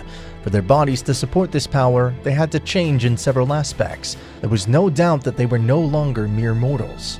They optimized powers that positioned them on a higher scale than any living being in the multiverse. After those 2 weeks, what Daishin-kan said was already being fulfilled, since the Ancient King was already hours away from being released. Lord Zeno Sama, there's only a couple of hours left before the old king is released from the seal. I know, but there's nothing left to do. My reign's over. Goku and Frieza didn't make it out of the Room of Time. The only thing left to do is to wait for his arrival and face him no matter if we die trying. My father gave me the task of protecting this world. I can't waste all his efforts. So if I have to die, I'd rather do it fighting for this world. Suddenly, Daishinkan and Zeno Sama would feel an exorbitant key. It's already late. Managed to get free, but it was not supposed to be released for a couple of hours. Suddenly, they would feel this key meters from where they were. Hello? It's been a long time since the last time I was in this place. Who are you? I see you must be the son of that bastard who locked me up. Very similar. But I can't remember you. Daishinkan launches himself against the ancient king of all, but he's quickly overpowered by the king. I see. You're not so pleased with my visit. Why have you come? Isn't it obvious? I've come to reclaim my place as king of everything. The one that was stolen by your insignificant father. Zeno Sama extends his hands, trying to destroy the former king. It's useless, little boy. Your powers of destruction are nothing compared to mine. Besides, your physical strength is no match for that of a puny mortal. Daishinkan gets up and returns to throw himself against the king, but this also gives him a beating. Both are badly wounded and on the floor, so they decide to flee, in the hope that Goku would leave the Room of Time. These are teleported to the Universe 7, and they arrive in the presence of Beerus and Whis, wounded. Mr. Zeno Sama, Daishinkan, what's going on? Why are they both wounded? Whis, heal their wounds. This is very bad. Unfortunately, the old king managed to free himself from the seal that Zeno Sama's father used, and quickly came to claim his throne as king of everything. And unfortunately, there's no one able to stop him. Not even me. The worst thing is that if he takes control of everything, there's no doubt that he'll destroy all life existing so far, and create new universes, only by defection, and destroy those who do not obey his orders. Alright, now, what should I do first? Now that I was able to regain my position as king of everything, I must first destroy those 2 insects that escaped. I don't want for any reason to be locked up again, so I'll destroy everything, create new universes, and begin to create an army so that I can conquer in the same way the different dimensions. Now let's go back to Daishinkan. There's no time left. In a very short time, the Ancient King will start with the destruction of the universes. Quickly, let's go to where the time room is. I'll try to repair the entrance and get Goku and Frieza out of there. They're the only hope we have left to save this world as we know it. Those quickly head to the outskirts of said room, but thanks to Daishinkan's speed, he manages to get there in an instant. Quick, Whis, help me. This room has been here since before we existed, so I don't know if it'll work, but we must try. They use all their power in the hope of fixing the entrance, but they just don't manage to repair it at all. It's useless. We don't have enough power to fix this room, because this room was created by the Ancient King. My power's nowhere near that of the damned. The good thing is that the exit of Goku and Frieza will be much easier for them. Now everything depends on them. They're strong enough. They managed to open this door. Suddenly the door of the room explodes, and out of nowhere several planets begin to explode. What is this? The bastards already started to destroy this world! No, it's not that. And out of nowhere, Daishinkan feels 2 exorbitantly large presences. He turns his head and sees Goku and Frieza. But these were strange, because they didn't look anything like what he remembered. Frieza had an imposing appearance, but that showed his superiority. Instead, Goku had extremely long hair, and was in a phase of Ultra Instinct that no angel had managed to reach, not even Daishinkan himself. Hey Goku, I know you can't remember anything about your life out here. Goku didn't let Daishinkan finish and quickly grabbed him by the hand, but Daishinkan, he could tell that Goku was shedding a lot of tears. I can see that you don't remember, but your subconscious does. Something tells you that you missed being outside, but you don't remember it, right? Let me help you. I can wake up your dormant memories. You're right. There's something that tells me I've been to this place, but despite trying, I couldn't remember anything. Even you look familiar. I understand. Just let me release your memories. But first, I need you to return to your base state. Goku closed his eyes and switches to normal Ultra Instinct. What's wrong? Can't you go back to your normal state? Not since I was able to train my mind. I haven't been able to return to my base state. This is as low as I can go. I see. You got so calm that you adopted that state as if it was your base form. Amazing.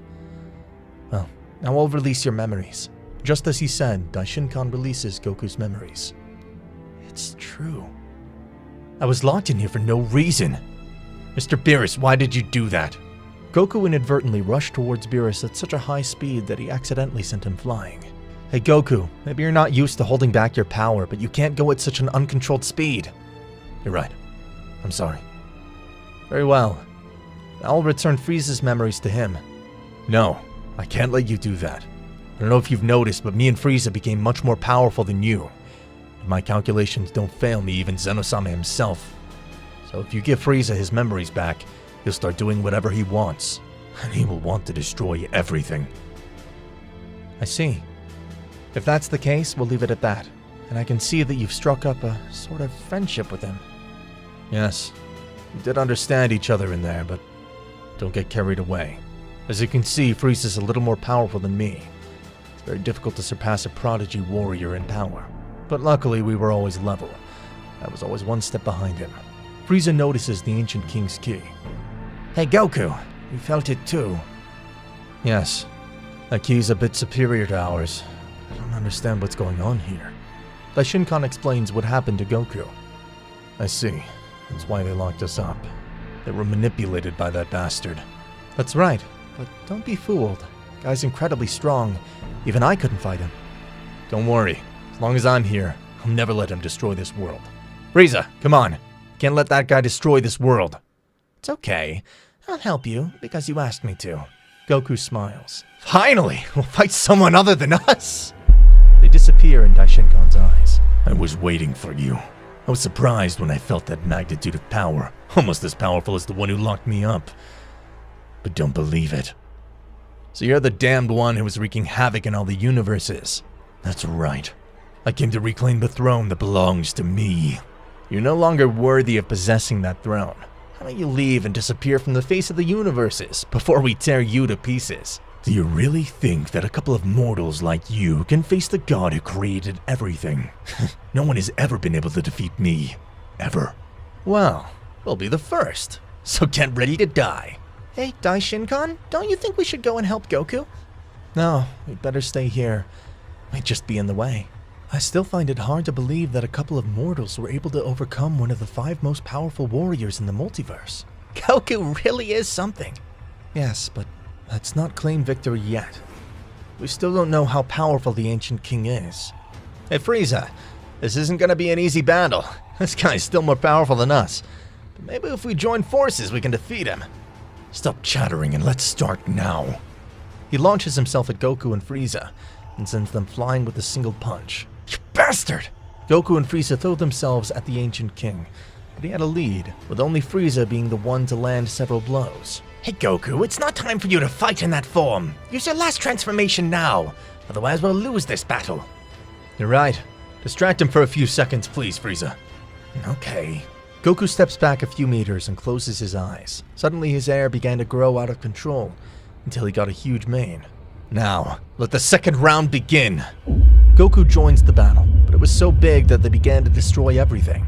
The palace of Zeno Sama had ceased to exist, and with it, several universes. Damn it. If Goku and Frieza continue to fight, they'll destroy each other, and each and every universe. Something must be done! The battle of these 3 titans continued. They were shaking not only the universes, but also other dimensions, because their battle was destroying the barriers between dimensions, and if this continued, there would be no possibility of restoring the destroyed universes. As the battle continued, both Goku and Frieza and the old king were wounded, but the wounds of Goku and Frieza were worse, and they were starting to tire the old king. I must admit, you stopped being mere mortals a long time ago. The last time I had a battle like this was a long time ago.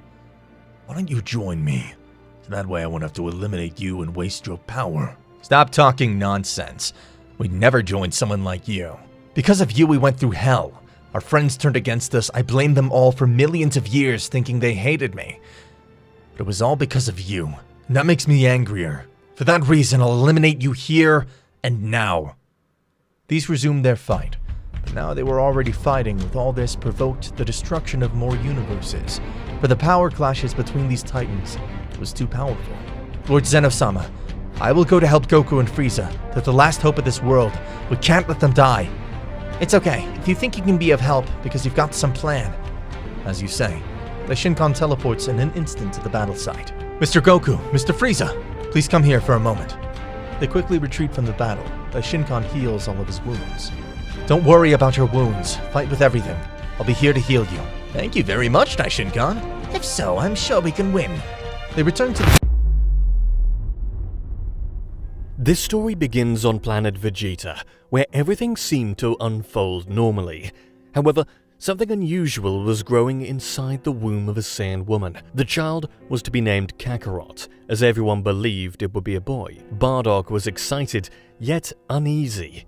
Deep down, he suspected something was wrong. He had experienced strange premonitions, visions he tried to ignore, but the fear lingered. He never told Gina, thinking he was just going crazy. Still, the months passed, and the date of delivery drew closer.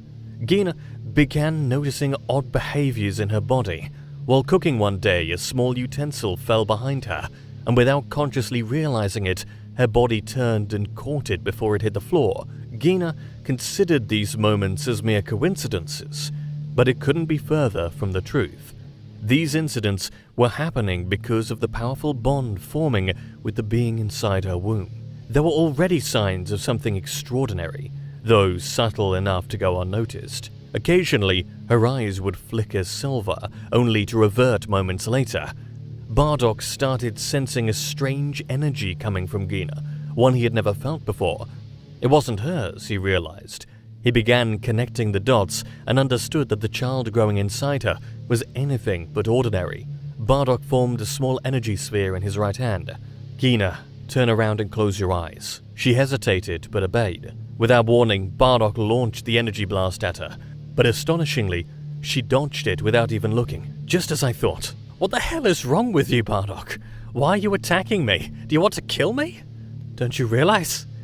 You just dodged my attack without seeing it. Yeah, I know. It was pure luck. If I hadn't moved, you could have hurt me. Or worse, killed our child. You're being reckless, Bardock. You still don't get it. With your power level, there's no way you could have reacted that quickly.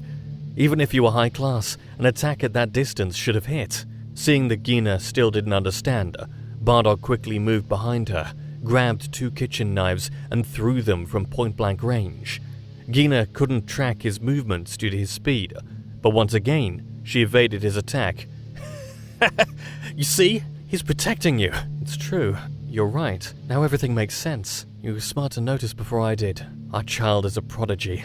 I can't imagine what they'll be capable of once they're born. I'm really looking forward to meeting them. That means our child might even be eligible to join the Saiyan elite. Exactly, Gina. Time passed. Gina was now 7 months pregnant when complications arose. She went into early labor. However, in reality, it wasn't premature. The baby had developed at an accelerated rate compared to other Saiyan infants. Medically, it was labeled a premature birth, but doctors couldn't explain the abnormal development speed. The delivery was difficult. Gina's body wasn't ready. On top of that, the child began releasing a massive amount of energy as they prepared to be born. Sadly, the energy was too much for Gina's body to handle. She died during childbirth. To save the child, they had to perform an emergency incision.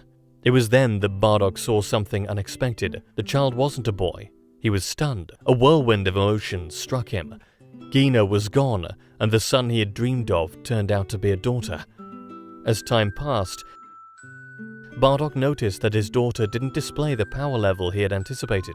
He began to think Gina's death had been a tragic medical error, but again, he couldn't have been more wrong. He attempted to scan the girl's power level several times. The results were always the same, far too low. In fact, so low that the scouter didn't even bother trying to measure it. Absolute zero. It was the first time anyone had seen such a weak power level, lower than that of an average Earthling newborn. Bardock couldn't hide his disappointment.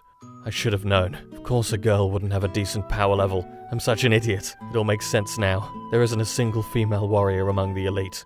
Meanwhile, on Beerus's planet, Whis suddenly noticed a strange ripple in the vast expanse of the universe. His eyes sharpened. Interesting. I can sense a new energy. Just born, and it feels oddly familiar. It's a girl, that much is clear. How unusual. It might be fun to tell Lord Beerus about this. No, better not. Let him continue sleeping. I'll just keep observing from a distance. There's no need to intervene. Yet. Back on planet Vegeta, despite Bardock's deep disappointment, the child was still his daughter, and he knew he had a responsibility to raise and protect her. He made a decision. He would raise her as a warrior, not as a fragile, conventional woman. He had a strong feeling something was wrong with the future of the Saiyan race.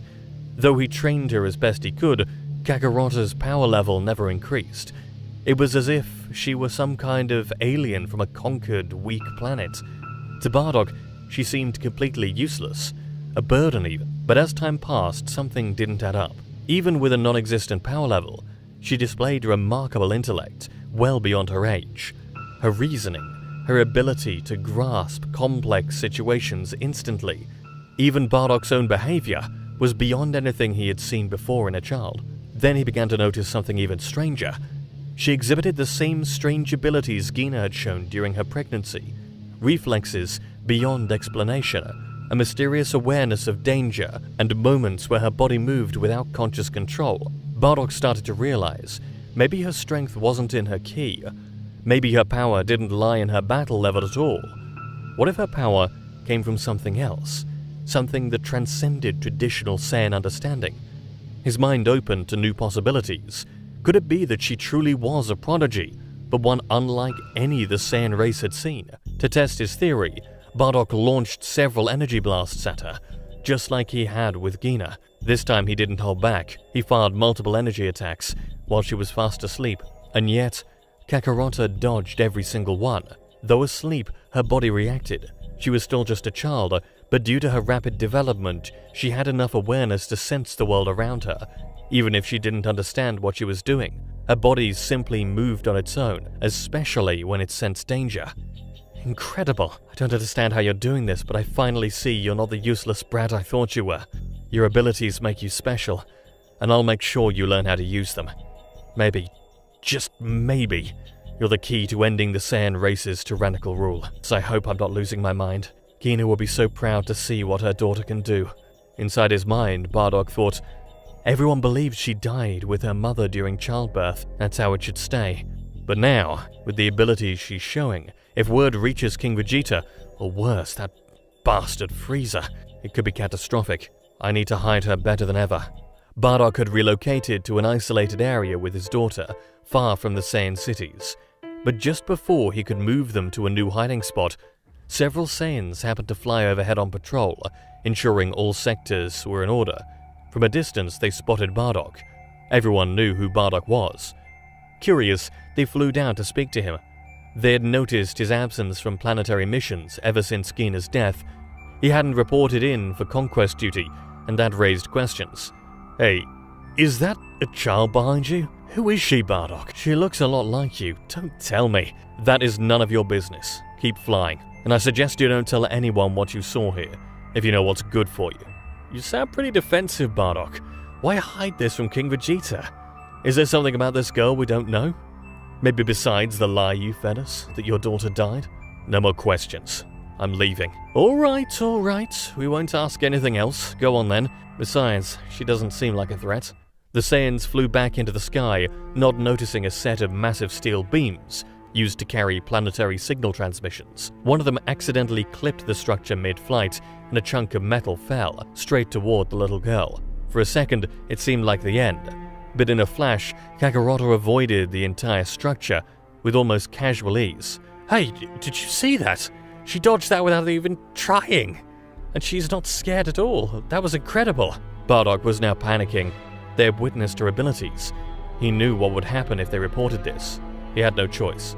I'm sorry, but you weren't supposed to see that. I didn't want it to come to this. What are you talking about? Before the words finished leaving his mouth, Bardock struck. A single devastating blow pierced the Saiyan's heart. He dropped to the ground, lifeless. The others froze. They begged for mercy, swore they'd never tell a soul, but Bardock couldn't risk it. One by one, he killed them all. Yet one of them, barely clinging to life, managed to send a warning to King Vegeta through his scouter before dying. Bardock realized what had happened. Rage and desperation filled his chest. Damn it! He slammed his fists into the ground over and over, fury burning in his veins. He had just killed 5 of his own, and now he was a fugitive. Worse, he was hiding a child with unknown powers. King Vegeta received the message, furious and alarmed. He ordered every soldier to locate Bardock and his daughter. Bardock was to be executed, and the girl evaluated.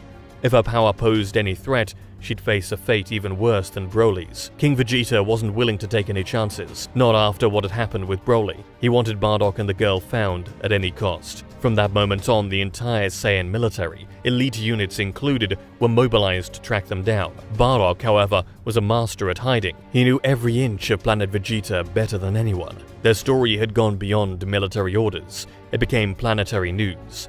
Every inhabitant, soldier or civilian knew about Bardock and the mysterious girl. A massive bounty was placed on their heads. The reward was enough to drive entire squads into a frenzy to find them. Word even reached Frieza himself. A girl? How amusing. I don't see why such a fuss is being made over a child. What a ridiculous matter. To Frieza, the situation was laughable.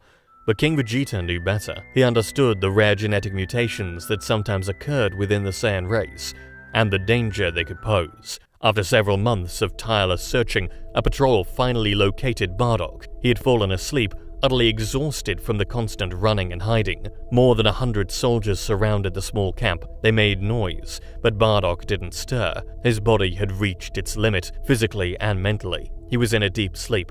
But Kakarot was awake. Despite her age, her senses were alert. She didn't cry. She didn't scream. She simply watched. When Bardock finally opened his eyes, the air was still, silent. He sat up slowly, and what he saw shook him. Dozens, no, a mountain of bodies lay scattered across the ground. Every single soldier was dead, not a scratch on her. What the hell happened? I didn't feel a thing. I didn't sense anything. And the gods, you're okay. Did you do this, my daughter?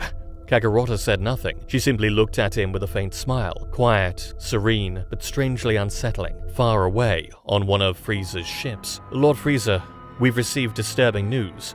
The girl, the one we mentioned before, she just slaughtered 100 of our soldiers. In under 10 seconds, according to reports. It sounds unbelievable, my lord. That Saiyan's daughter did that? How is that even possible? Seems she's not just an ordinary girl after all. This is more concerning than I initially thought. Looks like I'll have to intervene personally. Prepare the coordinates for planet Vegeta. I'll handle Bardock and his daughter myself. I'll end their lives before this problem gets any bigger. Bardock already knew King Vegeta had been after him since the last incident, when he killed the 5 Saiyans who had discovered him. One of them managed to send a report. Since then, he had been under surveillance. But what had happened now was far worse. The death of over 100 soldiers confirmed it. Frieza must have found out. The only way to be sure was to infiltrate and hear it with his own ears. If Frieza was on the move, there was no time to waste. He put on an old armor with no insignias, lowered his ki to nearly undetectable levels, and covered part of his face with a cloth. He wrapped Kakarot in a camouflage cloak and carried her on his back like mere luggage. He made his way to the city center, walking like any other warrior. No one recognized him. Among so many Saiyans, all busy with the general alert, his disguise worked. He reached an area near the command center. There, he hid behind a collapsed structure. It didn't take long before he heard a conversation between soldiers. Frieza is coming. It was confirmed a few hours ago. Frieza himself. Why the big deal? Haven't you heard? The squad that found Bardock and the girl was wiped out. All of them. But not by him. By the child. They say she left no one alive. She didn't even defend herself. Just dodged them and suddenly they were on the ground. No one knows how she did it. King Vegeta is furious. He didn't want another Broly case. This time there'll be no exile. If they find her, they'll kill her. And Bardock's already condemned. Doesn't matter if he surrenders or not. Frieza doesn't forgive. Bardock closed his eyes. Everything he feared had been confirmed. Frieza was coming. His daughter wasn't going to be studied or watched or judged. They were going to kill her without hesitation. He couldn't stay with her. That same night, he would make his decision. Bardock silently left the area. He couldn't remain in one place for too long. He knew that if he was discovered, his daughter wouldn't have any chance of survival. He took an alternate route, crossing through dark alleys and maintenance corridors. There was no turning back now. He headed toward an old military hangar that had been shut down years ago. He remembered that there were still some old escape pods there. Some might still be operational if the reserve energy was intact. But before he arrived, a patrol appeared in front of him. "You! Stop right there! Why are you covering your face?" Bardock didn't answer. One of them raised his scouter. Bardock knew that if they scanned his face or ki, it would all end right there. He couldn't allow it. He attacked without hesitation. He punched the first one straight in the jaw, knocking him out instantly. The second he grabbed by the neck and slammed into the wall. The third tried to retreat, but Bardock hit him with an energy blast to the chest. He fell without making a sound. Bardock dragged the bodies to a dark corner and kept moving. There was no time to waste. Minutes later, he arrived at the hangar. The place was in ruins. Rusted gates, collapsing structures. But the auxiliary power still worked. He entered from the side, forced open an old door, and powered up the main system. Most of the pods were useless, but one was still operational. Bardock activated the console. The panel flickered. The navigation system was functional. He quickly browsed the logs, looking for habitable planets. Far away and without Imperial presence, there it was, Planet 4032 ERDE, Earth, a primitive world. Extremely low power levels. Humans as the dominant race. No warrior species, no key control, no Frieza influence. A perfect planet to vanish on. Bardock looked at his daughter. She was awake, looking at him without fear, calm, as always. I can't take you with me. If I do, they'll find us. But if you go alone, no one will know where you are. He held her for a few seconds. His hands didn't shake, but inside he felt shattered. It wasn't the choice he wanted to make. It was the only option he had. I don't know what you are, but I'm sure you're not ordinary. I hope one day you understand this and forgive me. He opened the pod, placed his daughter inside, fastened the belts, closed the hatch, activated the launch sequence. The pod began to hum. You're not running away. I'm giving you the only chance I can. The pod slowly rose, exited through the broken roof, and vanished into the starry sky. Bardock watched it without saying a word. There was no time to stay still. If Frieza detected only one fleeing pod, he'd know it was a child. But if he found two trajectories, he'd be thrown off. Bardock needed to divert attention. He quickly scanned the rest of the hangar, found another old pod, smaller but functional. He activated the system, set a destination completely opposite to Kakarota's, a random location on the edge of the universe with no strategic value. If Frieza follows me, he won't find her. He shut the hatch, powered the thrusters, and launched. Meanwhile, aboard Frieza's mothership, the atmosphere was tense. All soldiers walked in silence. No one dared say a word too much. Frieza was already en route to planet Vegeta, and the fury he carried was obvious. Never before had he shown such frustration. Not over war, not over rebellion, but over what he considered a direct insult. Commander Kikano entered the control room with an urgent report in hand. Lord Frieza, we have a problem. Frieza didn't even look at him. Speak. Reports from the base say 2 pods were stolen just minutes ago.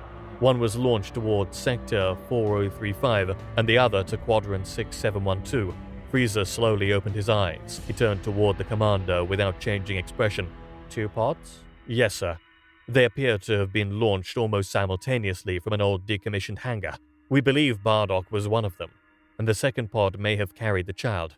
Frieza remained silent for a few seconds. Then he smiled, that cold smile everyone knew. So, you chose to separate from her. Kikano swallowed harder. 2 pathetic monkeys mocking me, stealing my pods, killing my soldiers, and wasting my time. I won't allow it. Frieza stood up. Cancel the destruction of planet Vegeta. Everyone in the room turned to him, shocked. I don't want a single soul on that planet to die until Bardock and his daughter are dead before me. Understood? Understood, sir. Frieza looked out the window of his ship, in the direction the pods had gone. Find them. Both of them. I don't care how long it takes. You will bring them to me, or I'll tear them out of wherever they are myself. On planet Earth, the pod pierced through the atmosphere at high speed. The landing was rough, but the system worked perfectly. In the distance, an old man was walking through the forest gathering firewood. His name was Son Gohan. He lived alone atop a mountain, a retired warrior, someone who had chosen to live in peace. He heard the crash, looked up at the sky. Something was falling fast. He ran toward the impact site.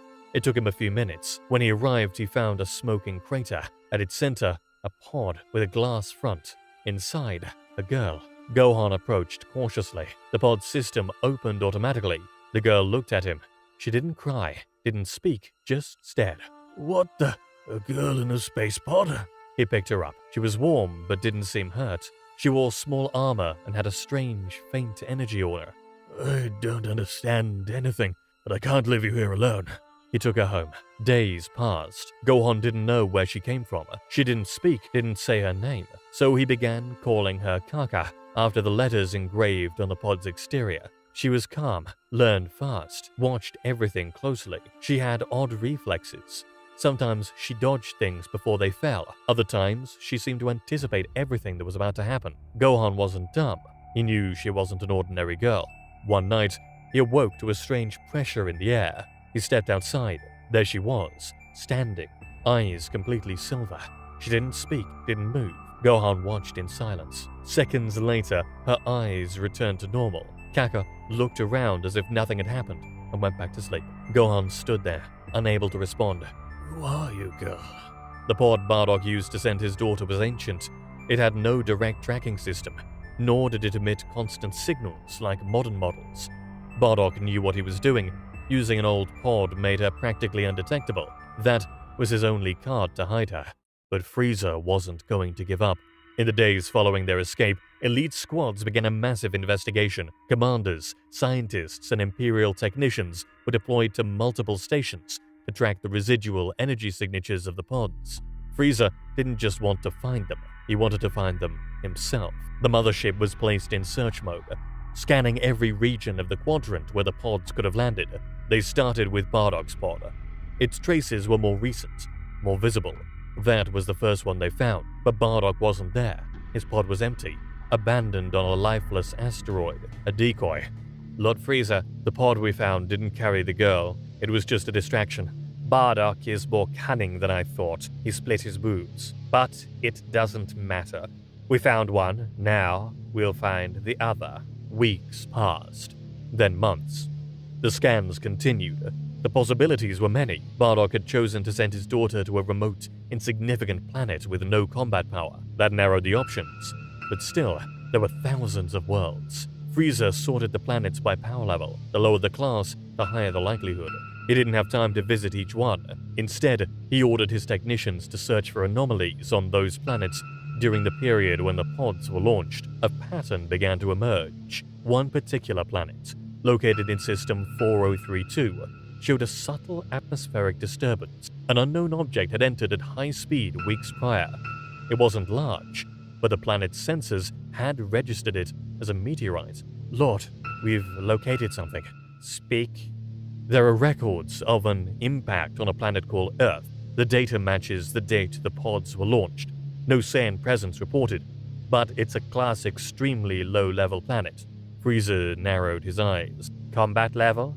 Minimal, almost zero. Humans, no known dominant race, no galactic army, no significant energy. It's a primitive planet. Frieza smiled. Exactly the type of planet Bardock would send his child to. Hikino hesitated. Sir, we can't be certain that it's her. Frieza didn't let him finish. I don't need certainty. If there's even the slightest chance the girl is there, I'll go personally. He turned to his men. Prepare my ship. We're heading to Earth. Immediately. This time, I'll leave no loose ends. The army mobilized once again. Frieza didn't say it aloud, but he was obsessed. Never in his life had a low-class warrior put him in this position. Never had a child humiliated his army. He couldn't allow it. His ego, his authority, everything was on the line. I don't care if it's a girl, a demon, or a genetic mistake. Anyone who defies my empire does not deserve mercy. I will find her, and I will make the universe remember what happens when my patience is tested. Inside the Imperial ship, Frieza sat firmly on his throne. The view of planet Earth was slowly approaching on the front screen. No one spoke. No one dared to disturb the Emperor at that moment. Lord, we're 30 minutes away from entering the orbit of planet 4032877, Earth. The pod Bardock stole was tracked to the system. Frieza didn't respond right away. Since then, we haven't detected any signals, neither from the girl nor Bardock. There's a possibility he's dead. Frieza slightly turned his head. Dead?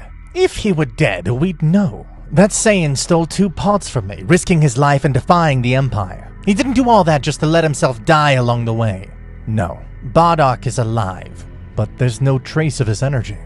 No transmissions. That only means he's learned how to hide. I know him well. A man like him doesn't hand over his daughter and then just vanish. He's waiting, watching. Sooner or later, he'll come for her. Kikono lowered his head, not daring to argue. Frieza stood up and walked to the center of the room. If that girl is still alive, she can't be anywhere else. Earth is the only possible destination, but I won't move a single soldier until I'm absolutely sure. Lord, one of our cloaked probes is already descending. It'll detect any unusual energy within minutes. Perfect. I want no mistakes. He crossed his arms and stared at the projection of the planet as it came closer. If she's down there, I'll see her, and then I'll decide what to do with her. A beep echoed through the command center. Everyone turned toward the main panel. Lord Frieza, the probe is transmitting now. We have real-time video from the planet's surface. Frieza stepped closer. A projection appeared before him. The image was stable. It showed a lush, peaceful forest. The camera panned until it focused on a moving figure. It was a girl, small, messy-haired, barefoot. Her clothes were worn and dirty. She ran through the trees with a stick in her hand, pretending to fight invisible enemies. She spun in the air, tripped over a root, fell to the ground, and laughed. Then she stood up again and resumed her game. Genetic match confirmed. It's her. Frieza said nothing. He watched the footage without a hint of emotion. The girl jumped from one rock to another, threw the stick into the air, and caught it like a sword. She swung her arms wildly, imitating combat techniques she didn't even know. Frieza raised his hand. The transmission paused. Is this what I came to destroy? No one answered. This is the so-called threat that had you all so worried in your reports. Silence continued. An undisciplined brat, no training, playing with a stick as if it were a weapon. He stared again at the frozen image. Kakarota was laughing, completely unaware of what was happening above. What a waste of time! Then shall we abort the mission? No. Don't touch her. Not yet. Kikona looked at him, confused. Bardock is alive, I'm convinced. And if he is, one day he'll want to see her again. If I destroy the girl, I lose the only bait that could draw him out. Look at her closely. Everyone turned to the projection. That creature, playing among the trees like a savage. She won't stay a child forever. When she grows up, she'll have questions. She'll be curious about her origin. About what she really is. She'll want to know why she's different, why she has abilities humans don't. He leaned forward. And that's where I'll come in. Females are easier to manipulate. Materialistic, vain. When she grows up, I'll offer her the entire universe, if she kneels before me. Kikono frowned. Are you suggesting recruiting her? Frieza looked straight at him. I'll make her one of my elite soldiers, or maybe even my right-hand man. And if she refuses? Then I'll kill her. But it will be on my terms, not now while she's still a filthy child who doesn't even know what she is. He crossed his arms again. Let no one know of our visit. We're leaving, and no one will speak of this. As you command. Frieza stared one last time at the frozen image of Kakarota, still laughing among the trees. Bardock thought he could mock me, but he just made the worst mistake of his life. Bulma was checking her radar as she drove through the forest in her capsule bike. The beeping was getting louder. It's close. There's definitely a Dragon Ball around here. She stopped abruptly, got off the vehicle, and walked with the radar in hand. But before she could take another step, a figure dropped down in front of her from the trees. Who are you? And what are you doing here? Bulma jumped back in shock. What the?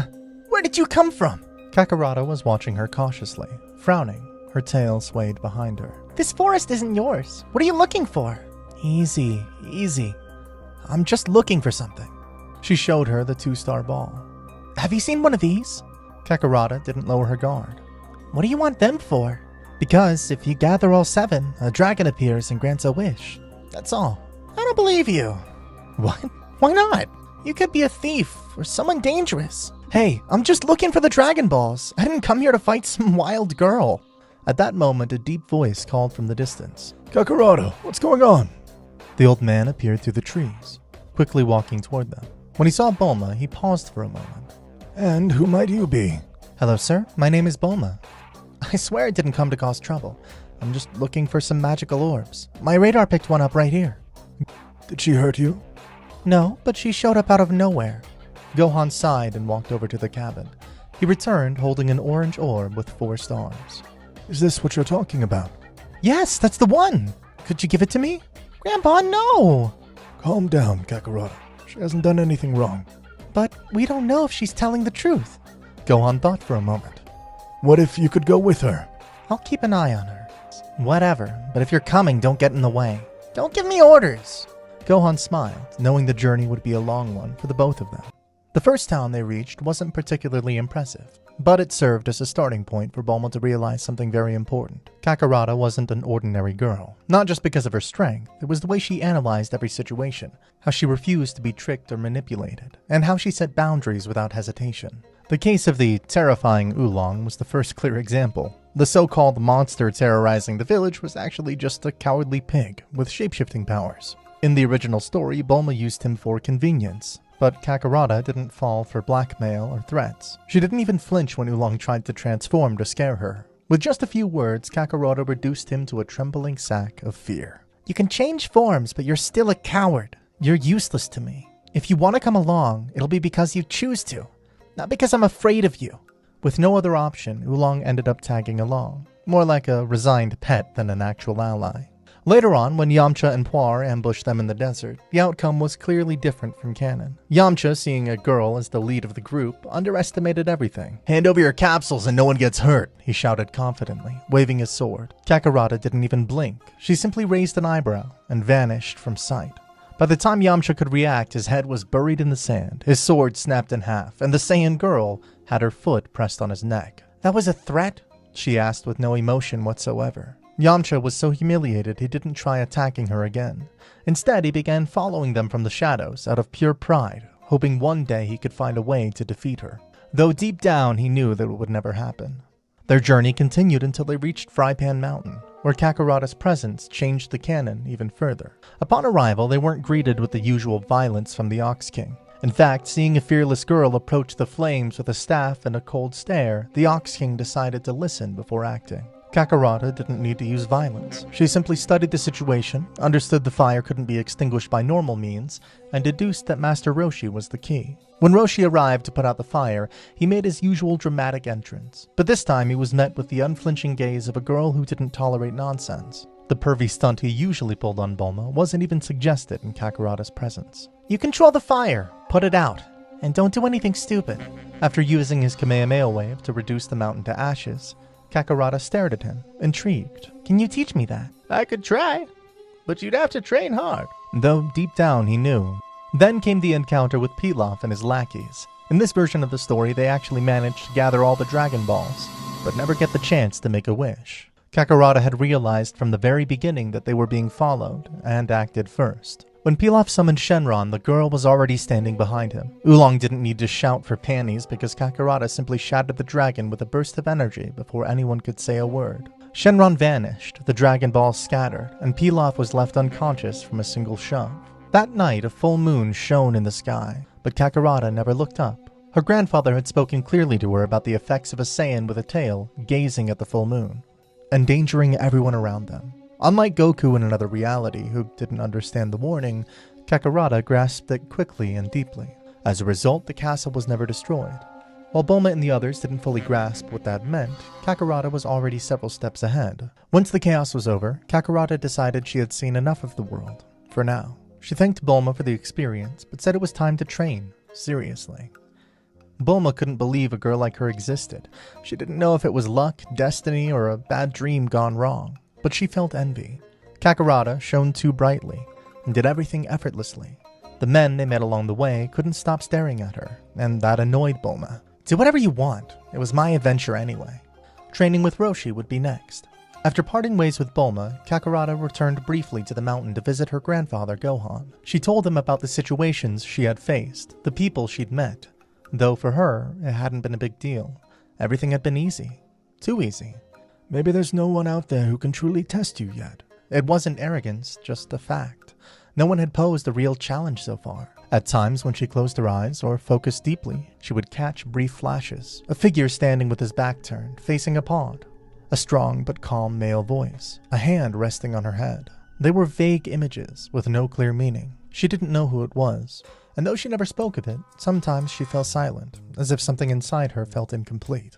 One day, Gohan told her if she wanted to keep discovering more about the world, she could visit an old acquaintance who lived on an island, Master Roshi. That old man owed him a favor from long ago, and maybe, just maybe, he could teach her something.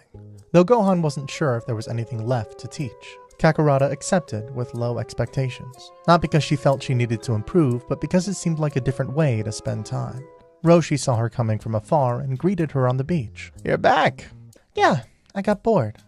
The old man studied her carefully. Her energy was overwhelming, but her demeanor was calm. She didn't have the aggression or pride he'd seen in many great fighters. She was just there, peacefully. He agreed to train her, not out of routine, but because he genuinely wanted to see how far this girl could go. Soon after, another boy arrived, Krillin. He had a clear goal: to impress, to win, to stand out. But when he saw Kakarada lifting massive boulders like feathers and running at speeds he couldn't even track with his eyes, his spirits dropped. She didn't boast, she just did. Roshi's classic training methods, delivering milk, cleaning with heavy shells, running through trap-filled fields, had no effect. Kakarada completed everything without breaking a sweat. So Roshi changed his approach. He began teaching her martial arts history, battle strategies, combat philosophy. She absorbed it all. Remembered names, styles, weaknesses, even improved techniques just by analyzing them. It wasn't just physical power, it was mind, it was vision. And sometimes, while training or meditating alone at sunset, those flashes returned. That figure, that pod, that voice, and a word she couldn't quite grasp. Father. But it meant nothing to her, it was just an echo. Months passed and Roshi decided to take them to the 21st World Martial Arts Tournament. She won the 21st World Martial Arts Tournament without breaking a sweat. Each of her opponents was defeated in seconds, including veterans who had trained their entire lives. Not even Jackie Chun, a disguised master trying to teach her humility, could make her flinch. Her technique, her power, and her absolute composure left him humiliated in front of the entire crowd. Kakarada simply took the prize without boasting, while the audience still struggled to understand what kind of warrior they had just witnessed. Her serious face and distant attitude made it clear. For her, winning had been as simple as breathing. In the weeks that followed, her name began to spread across the world. The Red Ribbon Army, a ruthless paramilitary organization searching for the Dragon Balls to conquer the planet, heard about her. At first, their higher-ups didn't take her seriously, until it was too late. One by one, the Red Ribbon commanders and bases began to fall. The Northern Base, Muscle Tower, General Blue headquarters, none of them could stop her. Not even the legendary assassin Tao Pai Pai was a challenge. The moment he attacked, Kakarada knocked him out cold with a single blow, without even powering up. Eventually she reached the Red Ribbon headquarters and left no stone unturned. It wasn't a battle, it was an execution. No complex techniques, just her raw strength, speed, and lethal awareness of her surroundings. By the time it was over, every high-ranking officer was neutralized, and the Dragon Balls were in her hands. She returned to Siupa and used the orbs to fulfill her promise, revive Bora. Years went by, and while all of Master Roshi's students and other martial artists trained hard for the 22nd World Martial Arts Tournament, Kakarada decided not to participate. It's a waste of time. None of them are a real challenge. Not even her grandfather Gohan could convince her. To Kakarada, repeating what she had already done years ago made no sense. She knew it would be an empty victory, like all the others. She watched the tournament on TV from the mountain, alongside her grandfather. She observed the fights, watched their efforts. She was mildly surprised to see Roshi disguised yet again, still trying to teach lessons she had long since outgrown. Yamcha, Krillin, even Tien. They all seemed like they were playing in a lower league, not from lack of training, but from natural limits. However, something changed. A few hours after the tournament ended, the TV channel interrupted its programming with breaking news. The anchor's words were direct and cold. "We regret to inform that one of the tournament's participants, young Krillin, was found dead in the stadium hallways just minutes ago. Authorities are investigating." Kakarada, without saying a word, clenched her fists. Something inside her had been triggered. It was the first time someone close had died during her journey. And it wasn't an accident. She knew it. She felt it. That boy, we saw him at the tournament. He seemed harmless. Who would want to kill him? It wasn't a human. The energy in the air, it's dirty. Disgusting. What are you going to do? Find whoever did it. Without wasting a second, she rose into the air. Gohan tried to call out to her, worried, but she was already gone, flying at full speed, following the faint trail of dark energy still lingering in the air. A signature only someone like her could detect. After Krillin's death, Kakarada hunted down the killer and his master without hesitation. Tambourine was intercepted mid-flight and slammed into the ground with a single blow. He didn't even get a chance to fight back. She crushed him like a cockroach, without remorse, without effort. Then she went after King Piccolo, facing him head-on. Her power was so overwhelming, the old demon could barely move before she vaporized him with a single energy blast. There was no drama, no drawn-out fight, just a cold, swift execution. To Kakarada, there were noisy insects, disturbing the balance. After that, she disappeared. No explanation, no trace. She knew she was far too powerful and saw no point in staying surrounded by such weak people. Grandpa Gohan was the only one who understood her decision and let her go. Years passed. She was now an adult, strong, confident, and in full control of her abilities. She could fly, sense ki, and fight with absolute precision. At times, she still had strange visions of a past she didn't understand, but she didn't dwell on them. She was in total control of her power and the world around her. Meanwhile, in the mountains, Gohan had gone out for a walk, but a sinister voice echoed nearby. It was Frieza. So, you're the old man that brat calls Grandpa. What a shame for what I'm about to do to you, old fool.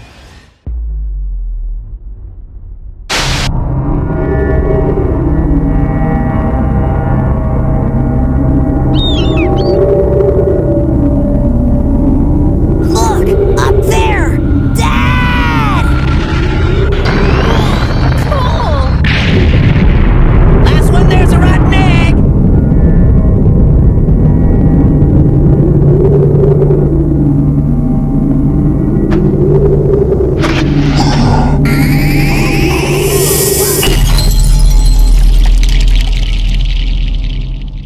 But to start this story, we have to go back to the beginning. It all began with a flash in the universe. The huge explosion on planet Namek sent a roar across every corner of the galaxy. The fierce showdown between Goku and Frieza tore the planet apart, scattering it into the cosmic void and bringing the battle for the universe to an end. However, Goku, who seemed to have died in that blast, took a Ginyu Force ship and escaped at the last second, saving his life and setting off toward a place unknown to him. Days went by aboard the ship until it finally reached its auto-set destination. But that didn't matter to Goku. He had beaten the most powerful being in the universe, and all he wanted now was to get back to Earth to see his family and friends. First, he had to recover from that brutal fight. The story, however, was about to take a very different turn. Goku landed and, badly wounded from his battle with Frieza, passed out on the spot. Weeks went by, and while Goku remained in his pod, disaster had already begun. Something no one could even understand had appeared in that world, turning the Yardrat's urge to help others into a storm that wiped out everything in its path. Goku woke up still aching from his clash with the evil Emperor. He stepped out of the pod and took in the planet's bleak landscape. At first, he thought he'd landed on a dead world, but he dropped that idea the moment he spotted several figures walking across the surface in the distance. Goku, badly hurt, approached them, and without warning, these strange beings attacked with a ferocity he'd never seen. With the little energy he had left, Goku fought off every creature that rushed him, but there were too many. Desperate, he pulled back as fast as he could, looking for a safe place to recover and figure out what was going on. Had he come to a planet whose own people were putting themselves at risk? And if so, why didn't they attack him the whole time he was unconscious? After escaping those strange creatures, Goku was weak and disoriented. Even so, he spotted a small community in the distance, beings who looked different from the infected ones he'd just fought. As he got closer, Goku realized they were the real natives, the Yardrats, the planet's original inhabitants. One Yardrat explained that the mysterious infection had started spreading across the planet weeks earlier. They didn't know its source or why it began, but its impact was immediate, turning people into bloodthirsty beings driven by uncontrollable rage. Many fell to that terrible virus, and the peaceful planet became a scene of chaos and despair. Despite his injuries, Goku chose to help the Yardrats survive and fight back. For weeks, he trained them, trying to teach combat techniques and ways to hold off the infected and protect the last survivors. During that time, Goku battled these strange creatures himself, but stopping them was insanely hard. Still, his duty was to protect the innocent. He didn't know how, but he had to try to save them from the apocalypse that had fallen on the planet. He was determined to do it. He even refused to return to Earth when he felt his friends trying to bring him back indirectly with the Dragon Balls. They thought Goku had died fighting Frieza, but when they asked Porunga to bring his soul to Earth, the dragon said he couldn't. Goku was still alive, so Bulma and the others decided to wish Goku back to Earth instead. Goku had the chance to save himself by returning, but when he sensed the wish, he flat out rejected it. He said he'd stay to try to save the planet's people first, then come back on his own once he found a solution. As months passed, things on Yardrat got worse. The infection spread way too fast, and it got even more complicated when Goku learned Frieza had survived Namek's destruction and was heading for Earth. along with King Cold. That made Goku feel he had to go back no matter what was happening on Yardrat. He had no choice, so he went looking for the ship he'd arrived in, planning to use it to reach Earth, defeat Frieza, and then help the Yardrats later with the Dragon Balls. Desperate, he headed for his ship and ran into a massive number of creatures trying to attack him. The weird thing was, they seemed to have evolved. They weren't mindless anymore. They could fly and even fire energy blasts. For Goku, taking them down one-on-one wasn't hard. The problem was the endless stream of monsters that kept on coming. That made everything harder. But he finally reached his ship. Right before boarding, another large horde of infected ambushed him and managed to wound him. The damage was minor, but enough to make Goku unleash a big burst of ki, flooding the city air with energy. He climbed into the pod, sent the coordinates, and headed home to save Earth from the hands of the terrible Emperor of Evil. Meanwhile on Earth, a mysterious young Saiyan had appeared, and against all odds, took it upon himself to defeat Frieza and his father, King Cold. Everything was confusing. The mystery around that young man worried the Z-Fighters. Trunks, who had come from the future, told them that Goku would arrive on Earth, estimating touchdown in about 3 hours. They were uneasy at first, but something told them that this stranger could be trusted, so they waited, anxious but hopeful. After a few hours, they saw a spaceship approaching the meeting point. It was Goku, it had to be. The mysterious youth was right. He had finally come back to Earth, to everyone's joy. The ship set down and the pod opened immediately. Everyone waited, eager to see the savior of the universe. But minutes went by with no sign of Goku. The pod looked empty. That's what they thought, until Gohan, desperate to see his father, called out to him from a distance. And the ship reacted, rocking side to side like someone was inside. It was strange. The air grew heavy when suddenly they saw something start to emerge. First, a rotten hand. Then an indescribable being crawled out from within. The reaction was instant terror. Trunks, Vegeta, Piccolo, and the others could not believe what they were seeing. Was that Goku? No, it definitely wasn't him. It was an abomination, radiating a rage no one could grasp. It was the beginning of devastation. Something terrible had reached Earth, and the Z-Fighters had no idea what they were about to face. Gohan's heart pounded. He knew it was his father, but a deep horror froze him in place. What had happened to Goku? Gohan's eyes still held the same love as always, but now they showed terror at the monstrous figure that had taken over his dad's body. Vegeta was speechless. He had no words for what he was seeing. He couldn't feel Kakarot's ki, even though the creature looked like him. Was he in Super Saiyan? Was this the look of the legendary warrior that appears every 1,000 years? Uncertainty and fear showed plainly in his eyes. Piccolo, horrified, couldn't make any sense of it. Had the mysterious youth tricked them? Was this a trap? Trunks, for his part, went blank. He'd never met Goku. But Goku was supposed to land here at this exact time. It had to be him. So why was he like this? Had his time travel changed this timeline for good? While the warrior stood frozen by the sight of this creature, Goku, if he could still be called that, looked at them with a cruel smile. Without hesitating, he launched himself at the closest target, his own son, Gohan. Thanks to the future boy's quick reflexes, Trunks intercepted the strike, barely deflecting it. The creature switched targets and with horrifying ferocity bit Yamcha. Yamcha went limp from the shock, unable to process how his friend Goku was attacking him without mercy. It was a nightmare none of them had ever imagined. As Goku kept mauling Yamcha in front of everyone, a desperate Trunks landed a powerful kick that sent the creature flying. Even after all that, no one understood what was happening. Maybe it was a truth that they refused to accept, not yet grasping the scale of the tragedy. Trunks shouted for everyone to run. Now, this wasn't how things were supposed to go. The Goku they knew was gone, laying out the unbearable truth. Goku, the savior of the universe they had waited for, had become a hellish beast. Gravely hurt, Yamcha used what little strength he had to lean on Bulma. With Par, Tien, Krillin, and Chaozu, they managed to flee, trying to treat Yamcha, who was in terrible shape after the unexpected attack. While the others escaped, Trunks, Piccolo, and Vegeta braced to face the creature threatening Earth. At first, Gohan refused to leave. He couldn't accept that his father had tried to attack him. Piccolo yelled at him to stop talking nonsense and get out of there. Eyes full of tears, Gohan finally obeyed, running off with a broken heart as he watched his father crawl through the rubble. Goku had completely lost it, and no one could understand why, no matter how badly they wanted to. The creature rose from the debris and stared with inhuman fury at the three warriors before it. Trunks didn't hesitate, knowing he might be their last hope. He charged at Goku with devastating power. He knew he was the only one there who could stall that beast.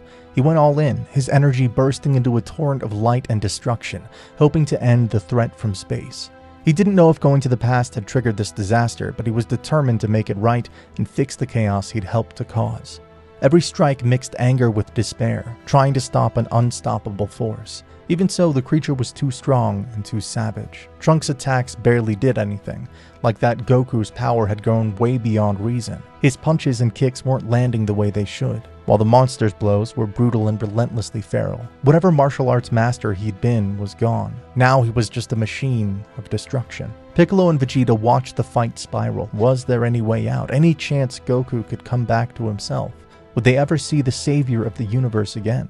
Meanwhile, those who had escaped reached Kame House. The atmosphere was tense and suffocating. They treated Yamcha's wounds, though the pain in their hearts ran deeper. They laid him in a room to rest while they tried to process what had happened to Goku. The young man who announced Goku's arrival was an even bigger mystery now.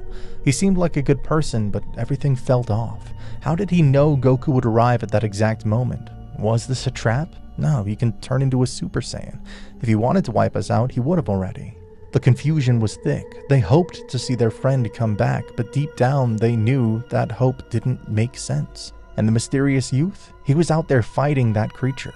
There was no way he had planned this. He looked genuinely shocked. As they tried to get a grip, a sudden noise upstairs, where Yamcha lay, snapped them back. Worried, Krillin went to check. His heart pounded as he climbed the stairs, afraid of what he might find. At the top, a chill ran down his spine. The bed was empty. Yamcha was gone. Panic hit, and he tried to warn the others, but before he could, Yamcha attacked him with ferocity.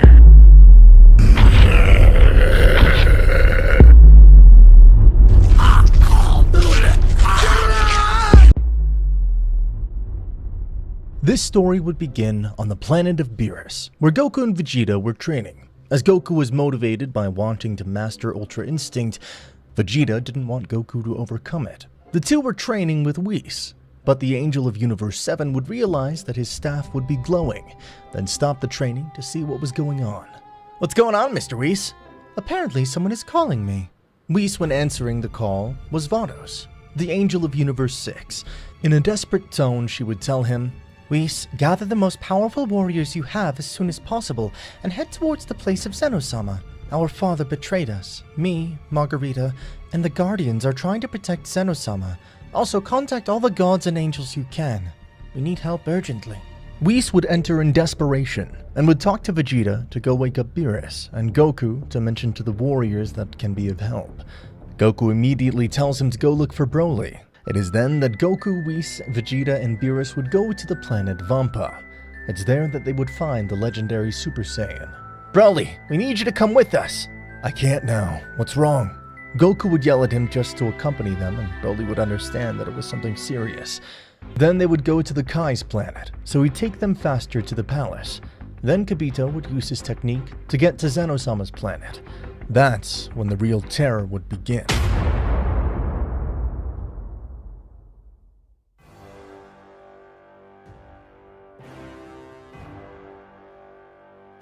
Daishin-kan would have killed the guardians of Zeno Sama. The priest was unrecognizable. His eyes had become a reddish color. He was not the same serene and calm priest he used to be. He had changed completely. Daishin-kan would notice the presence of our warriors. He would decide to go assassinate the Zeno Sama of the future. Vados, Markiata, and the other angels and destroyer gods were seriously wounded. Some of them were even dead. Our warriors had arrived too late. Daishin-kan would put his hand in front of Zeno Sama of the future, so with one attack, he would pulverize him. Zeno Sama could not erase him every time he tried. His technique was in vain. It didn't work against the priest. It is then that the priest would say, "It's a real shame. You can see that you can't use your powers, Zeno Sama. Leave them to me. I will give them a better use." Daishin-kan would start grabbing Zeno Sama by the head, thus absorbing all of his powers. Goku would go into a state of rage, and he could no longer watch this scene, and would go to attack Daishin-kan, but Vegeta would stop him. Vegeta! Let go of me, damn it! Can't you see something has to be done? Wait, Kakarot! Don't be so dumb! For once, just listen to me. If you go in there, you'll be killed in an instant! At that moment, Beerus and Whis would decide to fuse, thus giving way to a super god.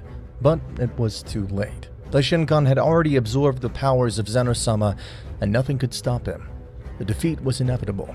The fusion would surrender, but Goku would not. It was then that he would transform into Super Saiyan Blue and launch a Kamehameha, but his attack would be destroyed. I'm fine with you accepting your defeat, since now I'm practically the most powerful in existence. I'll now erase the entire multiverse. That's how Daishinkan would raise his hand, and do the technique used by Zeno Sama to erase everything in existence.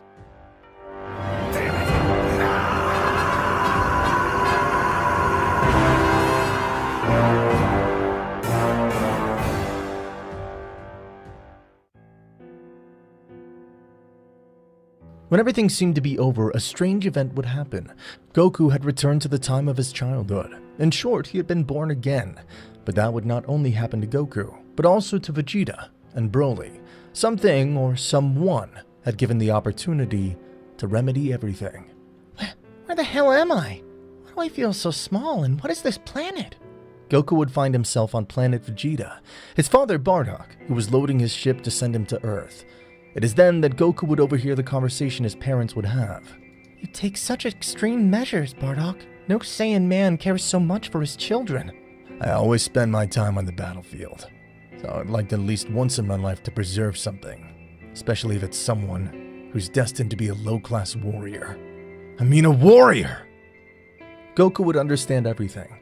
The reason in which his parents sent him to Earth. He realized that Frieza was going to destroy his parents along with all of his race, and that he had to do something to prevent it. Then Goku, with all of his strength, would leave the ship, breaking it completely. Bardock and Gine would be impressed with the feat that Goku did, and it's then that Goku would tell his parents that he wants to stay to fight against Frieza. Bardock would be fascinated with the attitude that his son had shown. Son, I'm proud of your attitude, but unfortunately you can't. You don't have enough power, since you are a low-class Saiyan. Of course I have enough power. Goku would start to raise his power like this, making everything fly. Bardock couldn't believe the amount of power Goku was giving off. Gine, on his side, would be insisting Bardock for Goku to stay. It is then that Bardock would say, Alright, Kakarot, you'll stay. But first let me measure your power level with a scouter. If it's not high enough, you're going to Earth. Goku confidently would nod his head. Meanwhile, Vegeta would wake up on another planet. Confused, Vegeta would wonder where the hell he was. In the middle of the night, Nappa would wake up. Hey, Vegeta, is everything okay? Vegeta, seeing Nappa, would be so surprised that he would take a few steps back and unintentionally step on Raditz. Hey, be more careful next time, you idiot. Vegeta would think it was a dream, but on his tracker, a communication would sound. Attention Saiyans! Attention Saiyans! Lord Frieza wants you all on planet Vegeta because he wants to have an important meeting. At that moment, Vegeta would realize that he was in the moment before his race was destroyed. Nappa, Raditz, and the others, get up! We're going home. But Vegeta, we thought you didn't want to go. Get up and let's go, right now before I get mad and kill you again. Vegeta would leave towards planet Vegeta, thinking about how he was going to avoid the destruction of his race, and thinking about what happened in that fight against Daishinkan, also if it would have happened to Kakarot, same thing that happened to him. Thousands of questions had flooded Vegeta's mind.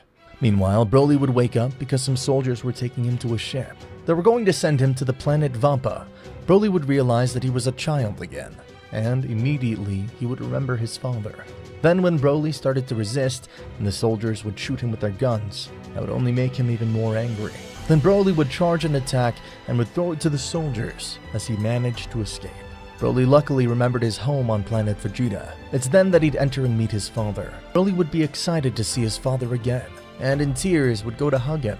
Paragus would wake up and ask Broly why he wasn't in the breeding capsule.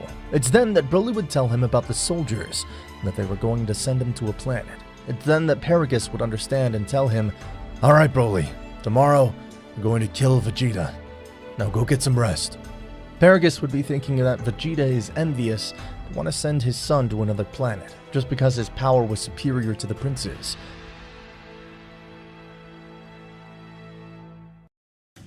Morning would come on the planet Vegeta, and Vegeta had arrived with his comrades to his home. What? How come they didn't send Broly to planet Vegeta? Bring Paragus and Broly here immediately. After a few moments, Paragus would arrive with his son to the kingdom. Paragus, your son seriously injured some soldiers last night. If he's just a child, he's a threat. I can't imagine the danger he'll be to everyone when he's a man. My son defended himself because you were going to take him to another planet by force. Your son has an incredible power, even more than many of us here. You never thought that your son is a mutant? He'll get out of control, and no one will be able to stop him. Have you thought about the chaos he would unleash if he becomes an Ozaru? He represents a danger to the race. That's why I decided to send him to a distant planet. Broly will know how to control his power since he has me. Then help him learn to use his power away from this planet. King Vegeta would order to send them both to planet Vampa. But that's when Vegeta would take action. No, Father. They'll stay here. I don't understand. Why do you want them to stay here? Vegeta, thinking of some excuse, would say, It's because Broly's the only one who can give me a fight on this boring planet full of debts.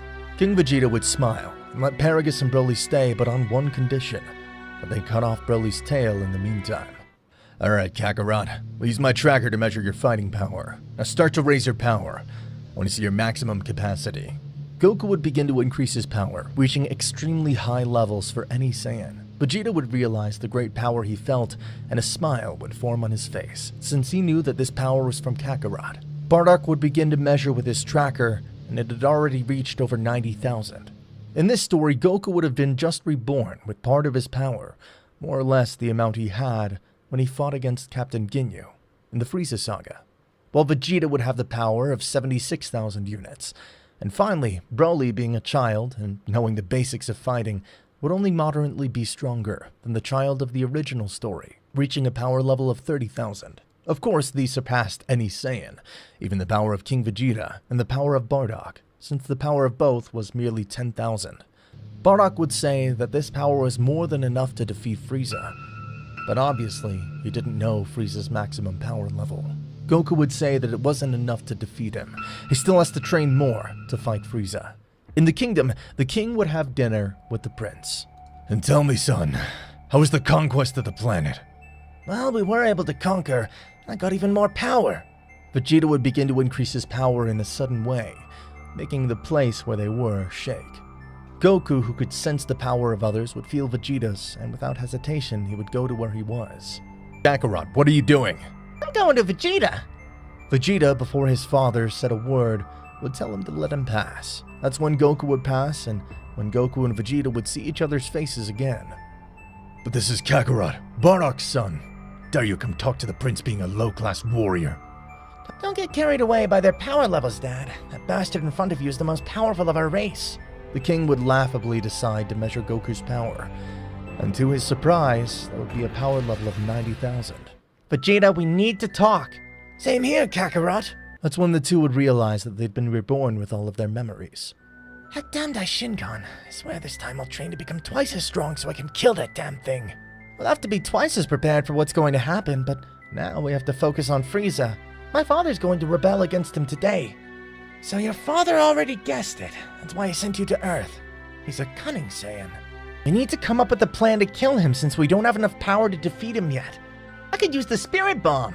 I have a better idea. Vegeta would gather 10 Saiyans. Among them were Nappa, Raditz, King Vegeta, Bardock, and they were going to do the ritual for the two of them to become a Super Saiyan God. We're gonna do a ritual! A ritual, you say? What for? We'll do the ritual of the Super Saiyan God. King Vegeta and Bardock would be astonished. But the Super Saiyan God is just a legend. No, it's not. It can be done. You just have to do a ritual. 5 Saiyans must give their soul and power to a single Saiyan in order to reach the divine phase. With that power, will be more than enough to defeat Frieza. Alright, but who will we do the ritual to? Me and Kakarot. Are you sure you can handle that much power? You're just kids. We have experience with Divine Ki. God Ki? What the hell is that? Nothing. Forget it. Let's start the ritual. The ritual would begin, and the two groups formed by 5 Saiyans would take each other's hands and would give their energy, elevating the two children. A blinding flash would be present on the planet, and from it would come out the two saviors of the Saiyan race, Goku and Vegeta, in Super Saiyan God form. Mr. Frieza, almost all the Saiyans are on planet Vegeta. Perfect. It's time to start my plan. And by the way, about the legend of the Super Saiyan and the Super Saiyan God? No information could be given. Apparently it's just a legend. I thought so. But I can't afford to let a species like the filthy Saiyan monkeys live. Frieza would exit from his ship through the upper deck and see 3 Saiyans flying towards his direction. They were Goku, Vegeta, and Bardock. Frieza would then decide to release all of his soldiers. But to the Emperor's surprise, his entire army would be blown away by a super powerful attack. The two Saiyan gods were on another level. This would frighten Frieza, but before letting him do anything, Goku and Vegeta would give him a strong punch, thus destroying a large part of his ship. Surrender, Frieza. What you feared so much is present before your miserable eyes. We're the Saiyan gods. You don't stand a chance against us. No, I will not allow two mere apes to humiliate me like this. Frieza would pass into his final form, dominated by fury. That power's amazing. So that's what Kakarot meant by his power wasn't enough to defeat Frieza. Goku and Vegeta would show no expression in the face of Frieza's power, and together with an incredible combination, they would attack this evil emperor. Impressive. Those two have great coordination. It looks like they've known each other for years. Frieza would be getting a beating and humiliation of his life. Dominated by fury, he would go to 100% power. Hey, you guys, finish off Frieza quickly. They've been transformed for a while now. Goku and Vegeta would continue to be superior to Frieza. Upon receiving so many blows and attacks, he could no longer even breathe, and dropped to his knees on the ground. Well, I think that's the end of this fight. Vegeta would charge a strong attack, and before launching it, they would lose their Super Saiyan God form, and Frieza would realize this instantly, so he would hit both of them hard and start torturing them, squeezing their heads and making poor Goku and Vegeta scream in pain. Bardock would be witnessing this merciless scene. Frieza would realize this and would decide to send a powerful attack to Bardock, which he would receive squarely. Damn it! I can't die. I must protect my son. I must protect my family. I must protect my race from that bastard. This isn't my time to die. Bardock would break free. Listen, damn you. I know you hate the Saiyans more than anything else, but that doesn't give you the right to destroy millions of innocent lives. And that's why I'll defeat you, Frieza! Bardock would become a Super Saiyan, and this would leave Goku and Vegeta surprised. Die, once and for all. This attack would hit Frieza. But unfortunately, it wouldn't be enough to exterminate him.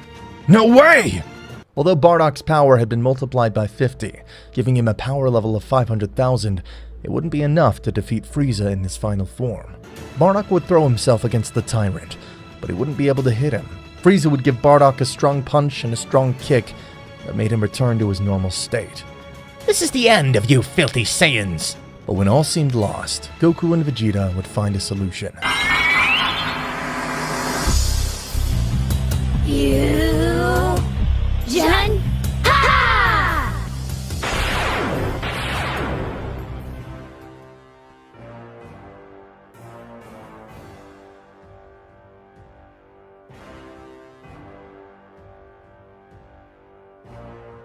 Goku and Vegeta had fused, thus giving rise to the most powerful mortal, Gogeta.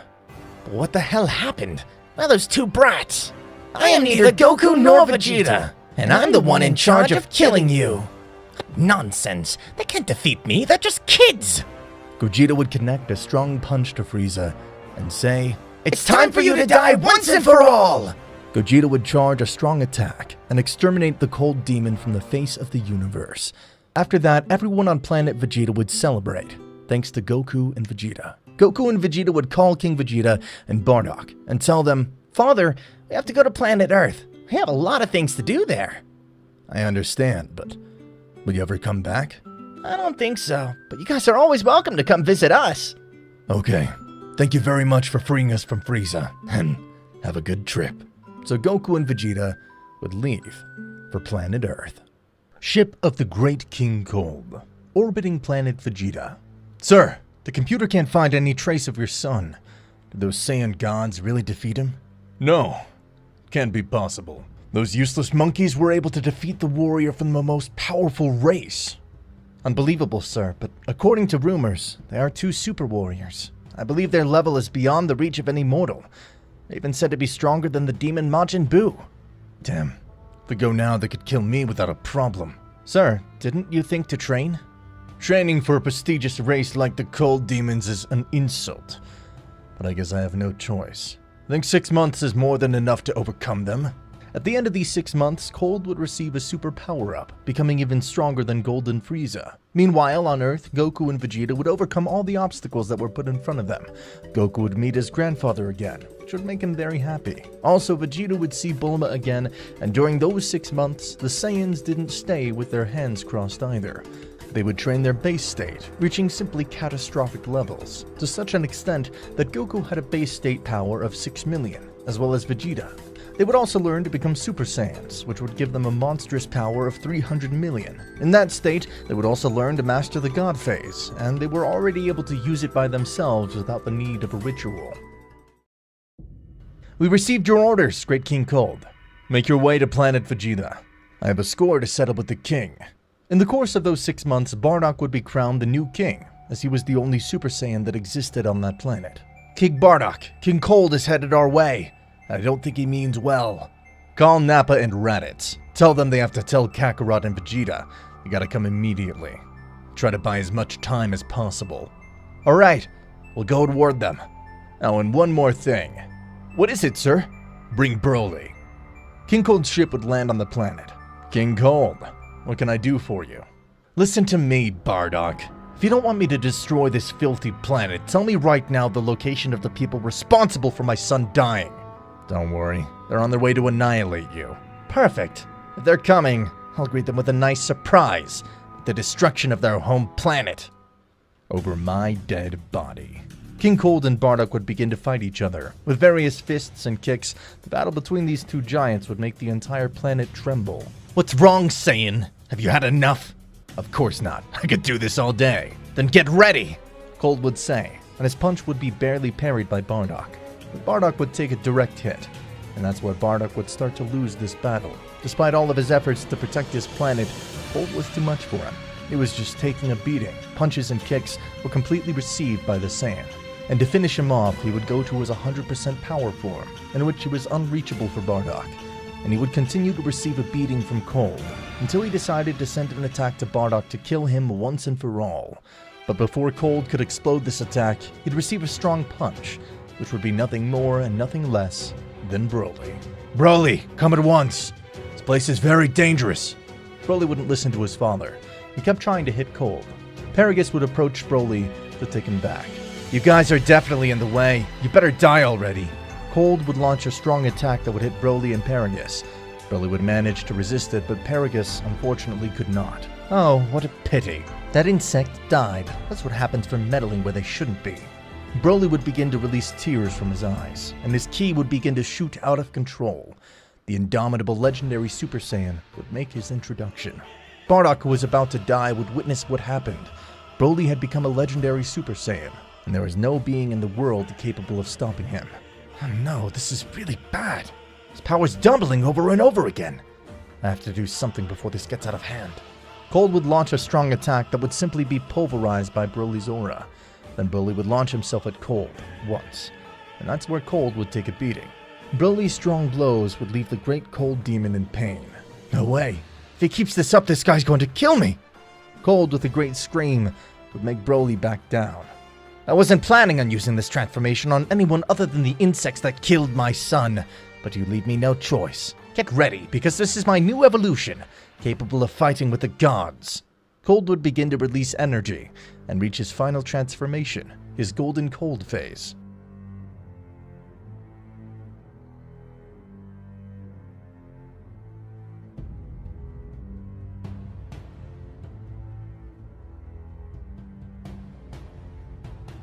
Now get ready, because I'll tear you to pieces! As a bit of a side note, I decided to use Golden Cooler's design because there's almost no images of Golden Cold, and also because it's more to my taste. It has a much more interesting design than it should be. So without further ado, let's continue. Broly would look blinded by anger and would go towards Cold. But this time, Cold would stop him with ease and would give him a strong blow. This would make the legendary warrior more enraged, that would pass fully to the legendary Super Saiyan, and this would give many more blows to Golden Cold that would continue, even with the legendary Super Saiyan. After that is when the two make strong attacks that would end with the agonizing victory of the Demon of the Cold. I'm weakened. Should return to my ship to rehabilitate myself. Let me tell you, you're not going anywhere. Goku and Vegeta would fall to the battlefield. We're the ones responsible for your son's death. Damn you, I'll never forgive you! Cold would launch a blast aimed at Goku's chest, but they would deflect it while in the God phase. Are you ready, Vegeta? Let's go! The two would go at Cold, landing several direct hits. Damn, these kids are going to kill me! Goku and Vegeta would charge a Kamehameha in Final Flash, which would combine to form a final Kamehameha, and which would disintegrate Cold completely. Over the years, the world was at peace. Goku would have his son, Gohan, and Vegeta would have his son, Trunks. In this story, Goku would not suffer from the heart disease, as he never visited the planet Yardrat. But in a laboratory, a bio-android would be created from the cells of everyone on Earth. Suppose the Red Ribbon Army's commander had never made that ridiculous wish. Suppose the Red Ribbon Army was always an army of assassins, but this time it was never necessary for Goku to intervene. Grandpa Gohan would meet Goku and Vegeta, and he would be in charge of raising Goku since he was just a child, especially considering that Vegeta would frequently leave the mountains. Because Goku never interfered with the Red Ribbon Army's evil plans, Dr. Gero was able to make surprising technological advances, as he didn't need to stay hidden. Needless to say, he had many more resources at his disposal to lead his projects. The Red Ribbon Army would see on TV that 2 children had arrived from space, and by their actions they would note these kids were extremely strong. That is where their plan for world domination would begin. With more resources, Gero would send satellites into the orbit of other planets, so that his computer could extract the genetics of extraterrestrial species. Among these planets was planet Vegeta. The place Dr. Gero discovered was where the 2 children came from. Thanks to his investigations, he had hidden microphones and cameras in Mount Paozu to monitor every move and behavior of the Saiyan Goku. Months would pass. 4 months went by, and Dr. Gero saw something that left him astonished. The 2 kids had unleashed a type of energy completely unknown to him. It was Divine Ki, an energy with a calm nature, but thousands of times more destructive than normal Ki. The doctor would see these 2 children disappear and decide to check the satellite of planet Vegeta. Indeed, they were there. As the battle against King Cold took place, the computer would manage to extract the genetic code of Goku, Vegeta, Bardock, incredibly Cold's own, and even Broly. I can't believe I have these genetic codes. They don't even match an anomaly. They belong to a divine nature. With this, I'll be able to dominate the entire planet. No, what am I saying? With this, I can rule the entire universe. Thus, the project would begin. First, he would create 2 young androids and infuse them with traces of Namekian genetics, divine Super Saiyan God genetics, the genetics of a legendary Super Saiyan, and finally the genetics of a divine Frost Demon, referring to King Cold's race. This would grant the 2 androids universal power, something simply beyond anyone's comprehension. Lastly, he would create his final project, a bio-android made from the genetics of the most powerful warriors in the universe, the likes of which had never been seen before. This being would be destined to rule the entire universe, the ultimate warrior. After that, Dr. Gero would decide to betray the Red Ribbon Army and take over by himself, considering that those in the army were of no use. Years would pass, and Goku would have Gohan, while Vegeta would have Trunks. These 2 hybrid Saiyans would possess unimaginable power, being the children of divine warriors. Gohan and Trunks would train their entire lives. Of course, Chi-Chi would pressure Gohan to study, but that wouldn't stop him from training with his father. At the age of 13, Gohan and Trunks would be capable of mastering Super Saiyan Blue. Dr. Gero's plan had gone perfectly. He had all the preparations ready for the androids to be unleashed to destroy everything. As for Cell, he was about to break out of his cocoon and emerge from his larval form. Goku and Vegeta already knew this threat was coming, so they prepared themselves. Goku could partially use Super Saiyan Blue combined with the Kaioken, while Vegeta could use his Super Saiyan Blue evolution form. Everything was set. The time had come for the androids to emerge from their capsules. The Doctor would release them, and just like in the original story, they would rebel against him. Gero would be killed. Then, on their own, they would decide to destroy the lab. But first they would free Android 16. The androids would launch a powerful attack on the lab, but it would be nullified. It was a colossal power that left everyone in shock. It was Cell, but not in his larval state. He was in his first perfect form, which left everyone both astonished and a bit afraid, because they felt that this monster had unimaginable power. Thus the grand melee would begin. Gohan and Trunks would fight against Android 17. Goku and Android 16 would face Cell. Vegeta would fight Android 18. The battlefield was on fire, and for Gohan and Trunks, even though they could already use Super Saiyan Blue, 17 managed to keep both at bay. However, neither of them would give up, and they would look to counterattack. Vegeta, for his part, was relatively evenly matched with 18, but the android maintained a slight advantage over the Saiyan. Meanwhile, Goku and 16 managed to keep Cell at bay, even though he was in his first form. Stronger than the androids, Goku and 16 could still handle him.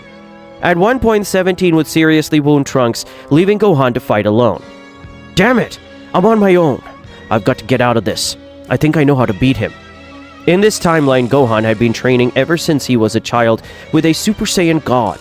The results of that training would be seen in this moment. I'll have to use my maximum power if I want to defeat you. Gohan would start raising his power. Whis, who was on his way, would sense Gohan's power from afar and be amazed. Damn it! If Kakarot's son is about to show off, I'm not going to be left behind, Vegeta would say, also powering up in the same way. Cell would be surprised at everyone's power. Vegeta had reached Super Saiyan God, and Gohan had also achieved Super Saiyan God. Androids 17 and 18 would no longer be a match for them, and so they would regroup cornered by the Saiyans. Damn it, we're finished! Cell would see the two androids together and seize the moment. He would shake Goku off and, with a hard strike, knock 16 far away. Then he would teleport to 17 and 18 and teleport them to a nearby location. Damn it, Kakarot! Immediately lock onto Cell's key. Damn it, I can't find it. That bastard concealed his key. I can't feel 17 or 18 either. He's probably absorbing them already. Remarkable. It seems these warriors are in trouble. Cell would have just absorbed both androids and it was done. The super perfect being would make his appearance. Cell had completed his development, and he was absolutely unstoppable. There was no one on Earth capable of defeating him. Cell would fire a beam at Gohan, but Goku would jump in the way and take the blast, losing his transformation and falling to the ground. Dad, no! Please, hang on! Don't die on me! At that moment, an intense light would be seen in the sky. A spaceship. The Saiyan ship. Bardock, Broly, and company had come to save our warriors. Bardock and Broly would step out of that ship. Well, looks like there are two more pieces of trash ready to die. Bardock would send medical personnel to treat Goku. Everyone save your energy. I'll take care of him. What are you saying, you bug? You can't defeat him. I know what I'm doing. Just leave him to me. Broly would begin to scream and start transforming. His pupils would turn yellow. His hair would stand on end. His armor would break, and fur would grow on his abdomen and arms. He would look more savage. Broly's power was incredible. His new transformation was the result of fully controlling his wrought state, allowing him to become an Uzaru, the great ape, without the giant monkey appearance. This can't be. How is it possible for someone to have this kind of power? Broly's instincts would be at their peak. As his transformation made him much more violent, Broly would charge at Cell and thrash him without even letting the bio-android breathe. But this only benefited Cell, who grew stronger and stronger as he regenerated. I've had enough. I think you served as good training, but now the real battle begins. Brace yourself. Cell would achieve his golden form thanks to his King Cold genes. If he was powerful before, now he was breaking every limit. Damn it! This is getting out of control. I can't just stand here. I have to do something, or the universe might be in danger. Returning to the battle, Cell would mop the floor with Broly. Even with his new transformation, Broly was getting pummeled. Damn it! I have to help him! Bardock would likewise become a Super Saiyan God, and go to assist Broly. But Cell with a swift kick knocked him unconscious. Goku would see how everyone was going to help Broly but was getting swatted away like flies, so he told the medical staff to stand aside. But sir, we can't leave you like this. You're seriously injured. I said move. Goku would close his eyes and begin radiating heat, surrounded by a bright glow. Emerging from it, Goku would be seen in Ultra Instinct at its highest level. Everyone, especially Whis, who was there, would be stunned. What the heck did you just do? The only one who understood that state would be Vegeta, who smirked. You did it again, Kakarot. Without a word, Goku would appear right in front of Cell. Cell would be shocked by his speed and try to land a punch, but Goku dodged it with ease. After that, Goku would land a solid blow that sent Cell flying. Goku would pursue him and deal multiple precise hits, leaving Cell badly wounded. Haven't you realized? You're weakening by the second. Since it's your first time in this transformation, you don't have much time. Goku would charge a Super Kamehameha, and Cell would do the same. Damn it! Don't think I'll let you beat me so easily. I'm destined to rule the universe. Goku would fire his Kamehameha, and Cell would do the same, causing a huge power clash, with Cell gradually gaining the upper hand. This would push Goku to his limit. This is the end for you. Nothing and no one can beat me. I am invincible. Damn it, I can't beat him. Suddenly, Goku's Kamehameha would swell immensely, and Goku would see that Broly was helping him. Damn it, how could I forget about that insect? Alright, Broly, on the count of 3, unleash all your power. 1, 2... Broly and Goku would unleash every bit of their strength, managing to disintegrate Cell and kill him once and for all.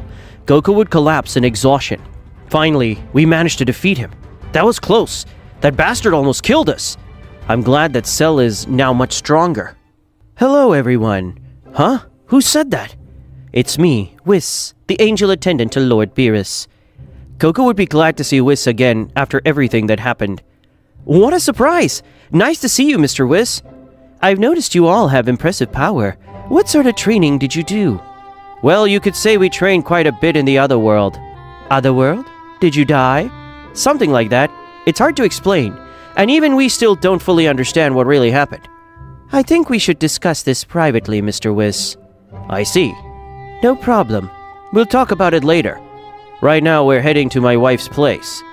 Do you want to come along? I think you might want to try some Earth dishes. Of course, I'd love to.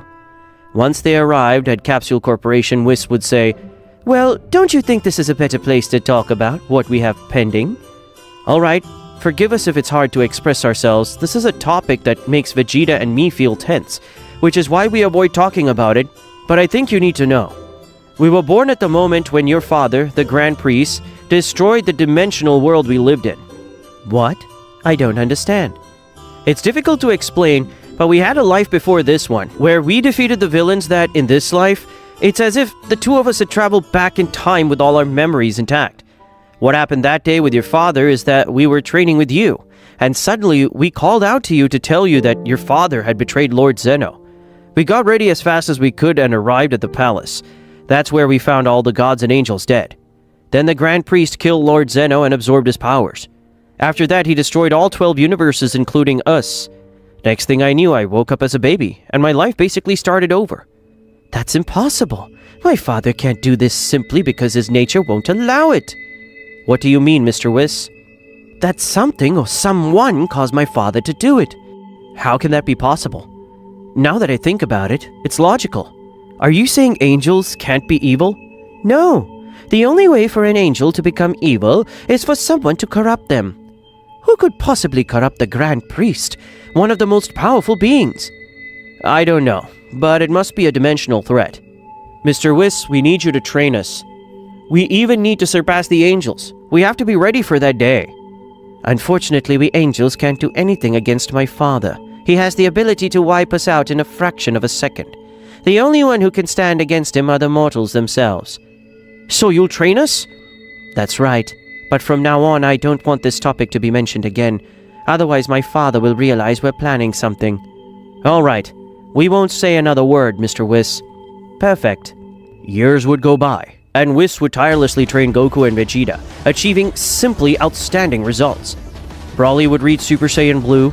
Goku and Vegeta would reach a new transformation that gave them power rivaling the Grand Priest. They asked the Dragon Balls on Earth to restore their tails, allowing them to access the Uzaru transformation like Broly.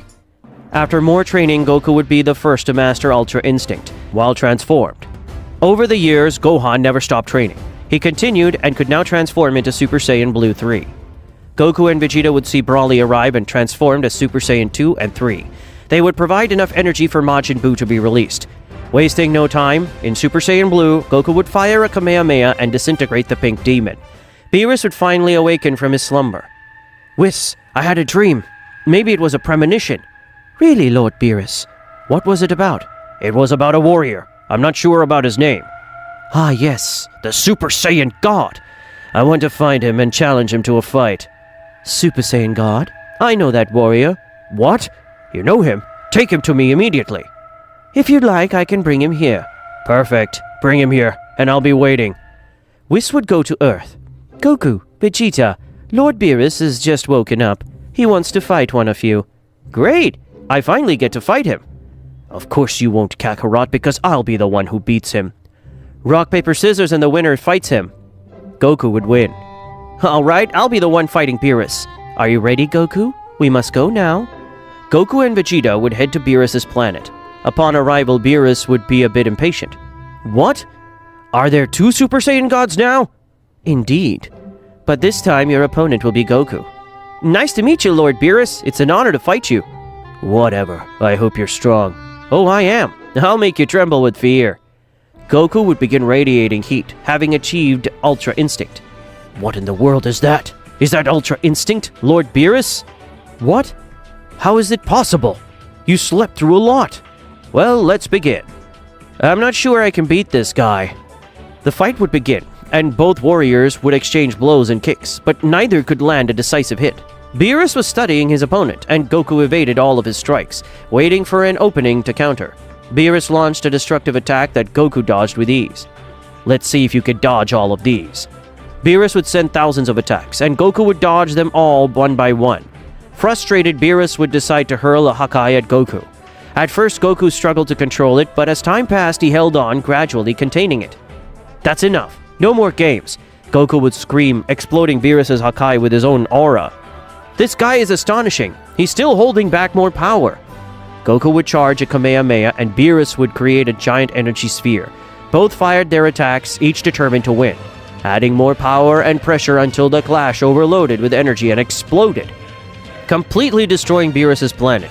Yet Whis would rewind time to prevent it, ending the fight in a draw. You have incredible power. You made me use my full strength. Likewise, Lord Beerus, and let me tell you, I didn't use my full power. What? You still have more power? Yes, but I don't need to use it. I'm saving it for a special day. Suddenly, everything fell silent. Why the tension? Did something happen? Nothing, Lord Beerus. Don't worry. Thus, Goku and Beerus would meet. Then Champa would visit his brother to propose a tournament, which Vegeta alone would win. Even defeating Hit with Ultra Instinct, that's where Goku would meet Vados. After that, Goku would go stop Zamasu so he wouldn't wreak havoc. Therefore, since there was no future Trunks timeline, the Goku Black Saga would never occur.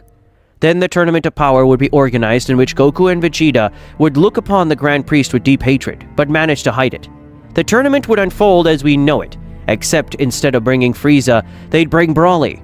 Goku would only use Ultra Instinct because if he used his new transformation, the gods would see him as a multiversal threat. Everything was back to how it was at the beginning of this theory. Every day that passes brings them closer to that catastrophic day, and Goku and Vegeta would know it better than anyone. The day arrived, the day the Grand Priest killed the entire universe. Goku, Vegeta, and Broly were more nervous than ever. So anxious they couldn't sleep. First thing in the morning, they would be on Beerus' planet. Relax. Think about it going well, Beerus would say. I don't know, Lord Beerus. Something tells me this is our last chance. Otherwise, we'll all vanish. We failed once already. We don't want to fail again. You have nothing to worry about. You have enough power not to fail. Take this. It's a transmitter. Whatever it captures will show up in the vacant area for any of the 12 angels. If my theory that the dimensional threat will corrupt my father is correct, this will alert all the gods and angels. This time there are no sensu beans, and there aren't any Dragon Balls that can bring us back, Kakarot. I know. That's why we must win, no matter what. Whis would give them an object that would allow them to infiltrate Zeno's palace undetected. Whis decided to take them halfway. Upon reaching that midpoint, Goku would take out a Bulma capsule containing the transport cube they'd used to travel for Champa's tournament. Alright, from here on, it's just us three. I wish you good luck. The fate of all 12 universes is in your hands. Whis and Goku would look at each other in the eyes as if saying goodbye, like it might be the last time they'd see each other. Okay, let's go. Goku would summon the transport cube, which would take them close to Zeno's palace. Alright, from here, we have to fly, or else they'll know we're here. Goku, Vegeta, and Broly would fly in. Damn it, the closer I get, the more I remember that day. We can change our destiny. The three Saiyans would enter the palace through an opening they made themselves, hiding in a corner. They'd set up the device Whis gave them, and just wait for something to happen. We arrived 2 hours earlier than last time. It's just a matter of time before something happens. Whis would watch everything closely. Grand Priest, we're bored. We're done with this game. Alright, Saya. How about I tell you the current status of the universes? We only want to know about Universe 7, which won the tournament. How's Goku? Very well. I'll look him up. The Grand Priest would search for Goku in Universe 7, but wouldn't find anything. How strange. It seems Lord Goku is not in his universe. I'll speak to Whis to ask him about it. That would make Goku, who was listening, extremely nervous. But when the Grand Priest was about to contact Whis, the palace would start to shake. What's going on? Guards! Yes, sir. What are your orders? Find out what's happening. Understood, sir. We'll go immediately. An hour and 40 minutes before we arrived. Darn it. What could be making the palace tremble? Get ready. I have a bad feeling. Zeno's guards would search the palace but find nothing. Grand Priest, we inform you that we conducted an intense search of the entire territory and Just as they were about to finish speaking, something would crash through the palace roof at great speed and land in front of everyone. Lord Zeno, stay behind me. Guards, assume defensive formations. The guards would take point. The Grand Priest in the rear. But what on earth just hit us from above? Whis would see all this and decide to open communication with every angel, so they could see what was happening. As soon as the smoke cleared, the thing that came from the sky started to take shape, turning into something completely terrifying. A shadow would begin morphing until it appeared in a humanoid form. It gave off an unprecedentedly evil presence, an aura so malevolent that none of the three Saiyans could even turn around to look at it. Whatever it was gave them deadly hallucinations. It was horrifying. Lord Zeno, stay behind me. Who are you? What are you after? Don't be afraid. Death has arrived, and there's no escape. I'm talking about everyone here. That sent chills down Goku's spine, as though it knew they were hiding. I won't let you do anything. Guards, attack him! Don't you know? I am Darkarus, the multiverse destroyer, and this time fate has turned against you. Darkarus would distort himself and begin to enter the Grand Priest's body, shocking both Zenos and the guards. So this is the perfect warrior's body. I like it. They all realized the truth. The one who had done all of this wasn't the Grand Priest, but something far worse. To all the angels and gods of every universe, this is an emergency. Gather your best warriors and head to Lord Zeno's palace immediately, if you don't want to be wiped out. It's time to go out there. Goku and the others would come out of hiding, seeing the Grand Priest screaming. They'd see his eyes turning red, just like that day. It was time to fight. All right, unleash your maximum power. All three would shout, unleashing an indescribable power, the fruit of so many years of training with Whis. They would gain black fur and silver eyes upon using Ultra Instinct. They had achieved Super Ultra Instinct. Are you three the ones who plan on fighting me? Indeed, we're going to wipe you out, you bastard. I see. Come on then. The fate of death awaits you. The three Saiyans would charge with all their might, but they were held back by the Grand Priest. Before anything, I forgot to do one thing. The Grand Priest would lock both Zenos and their guards inside a cage. No way! Our priority is keeping him away from Lord Zeno. Broly would see things were getting bad and decide to activate Ultra Instinct. He would break through the barrier preventing them from advancing. Then Goku, Vegeta, and Broly with astonishing speed would land a direct blow on the Grand Priest. Alright, we managed to hit him. The Grand Priest would be sent flying. A perfect warrior being overcome by these vile mortals. I won't allow it. He would power up and attack our Saiyans, severely injuring them. Damn it! Are you guys okay? The other two Saiyans would stand up.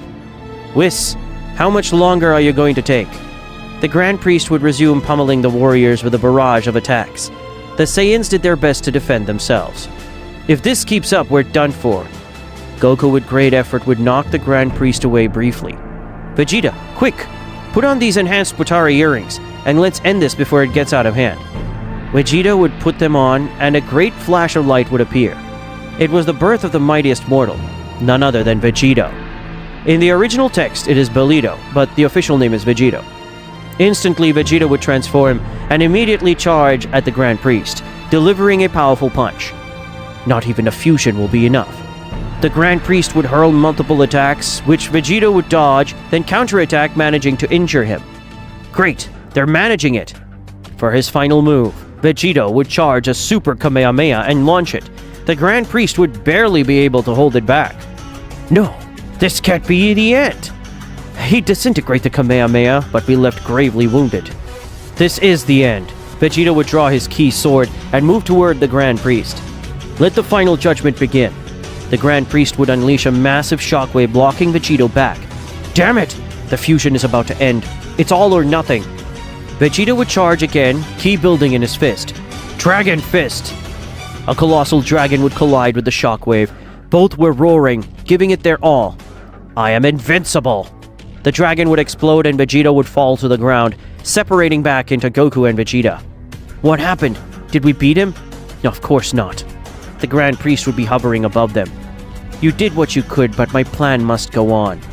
He would bring out both cages holding the two Zenos and start absorbing them. Damn it! We lost again! We couldn't stop him! And now he's going to wipe us out. While the Grand Priest roared, his power soared to unreachable heights. I failed my mission. Now we're all going to be erased. No, he won't let that happen. Suddenly the angels and gods would arrive, alongside the most powerful warriors of each universe. Thanks for buying us time, Goku. The Supreme Kai of Universe 7 would heal Goku. Goku, remember when I told you only a mortal could harm my father? Yes. Well, that mortal isn't just any mortal, it's you. I realize that since the Tournament of Power. So what's your plan? All of us will give you our energy. That will be more than enough for you to achieve perfect Super Ultra Instinct. That's impossible. I'll die. I can't handle that much power. Don't worry. I'll be the one to sacrifice myself. What are you saying, Mr. Whis? No one can die here.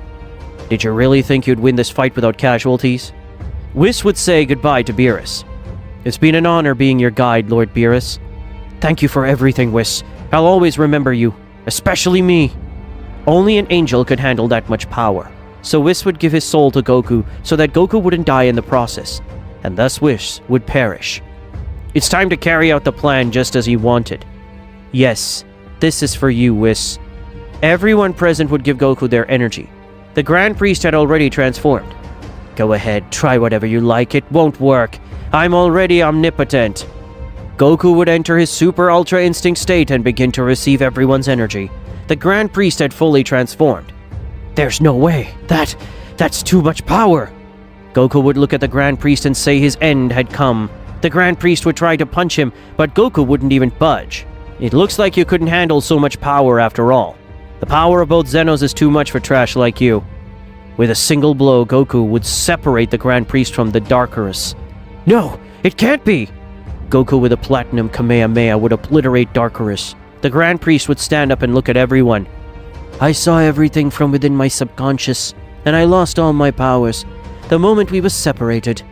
Goku, Whis has earned the position of Grand Priest, but since you now have his soul, would you accept that role? We were in the middle of the Majin Buu saga, shortly after Goku had to return to the other world because his time on Earth had run out. He entrusted the potential of Goten and Trunks to defeat Majin Buu, with Piccolo guiding them to continue teaching the fusion technique. The difference in this story is that, after a couple more hours of practicing the fusion, Piccolo would become frustrated and completely lose his patience upon seeing that the boys were making no progress and still couldn't even execute the fusion dance correctly.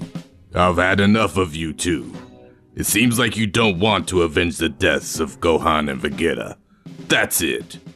We don't have much time for you two to properly fuse and fight Majin Buu.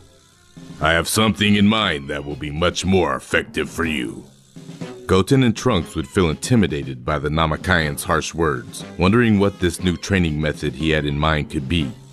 Shortly after, they would discover that this method was going to be the hyperbolic time chamber.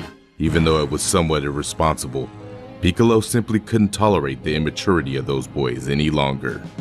You two will train in the chamber for an entire day. Learn fusion on your own, and I'll check your progress in a year. With no further discussion, the boys were forced into the hyperbolic time chamber by Piccolo. Inside the chamber, the environment was extremely harsh and difficult to endure for their small bodies and the limited power they had.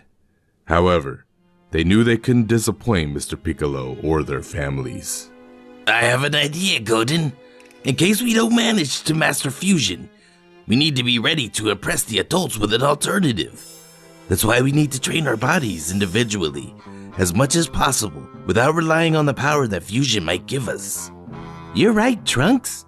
I remember my brother telling me how hard it was for him to train in this room.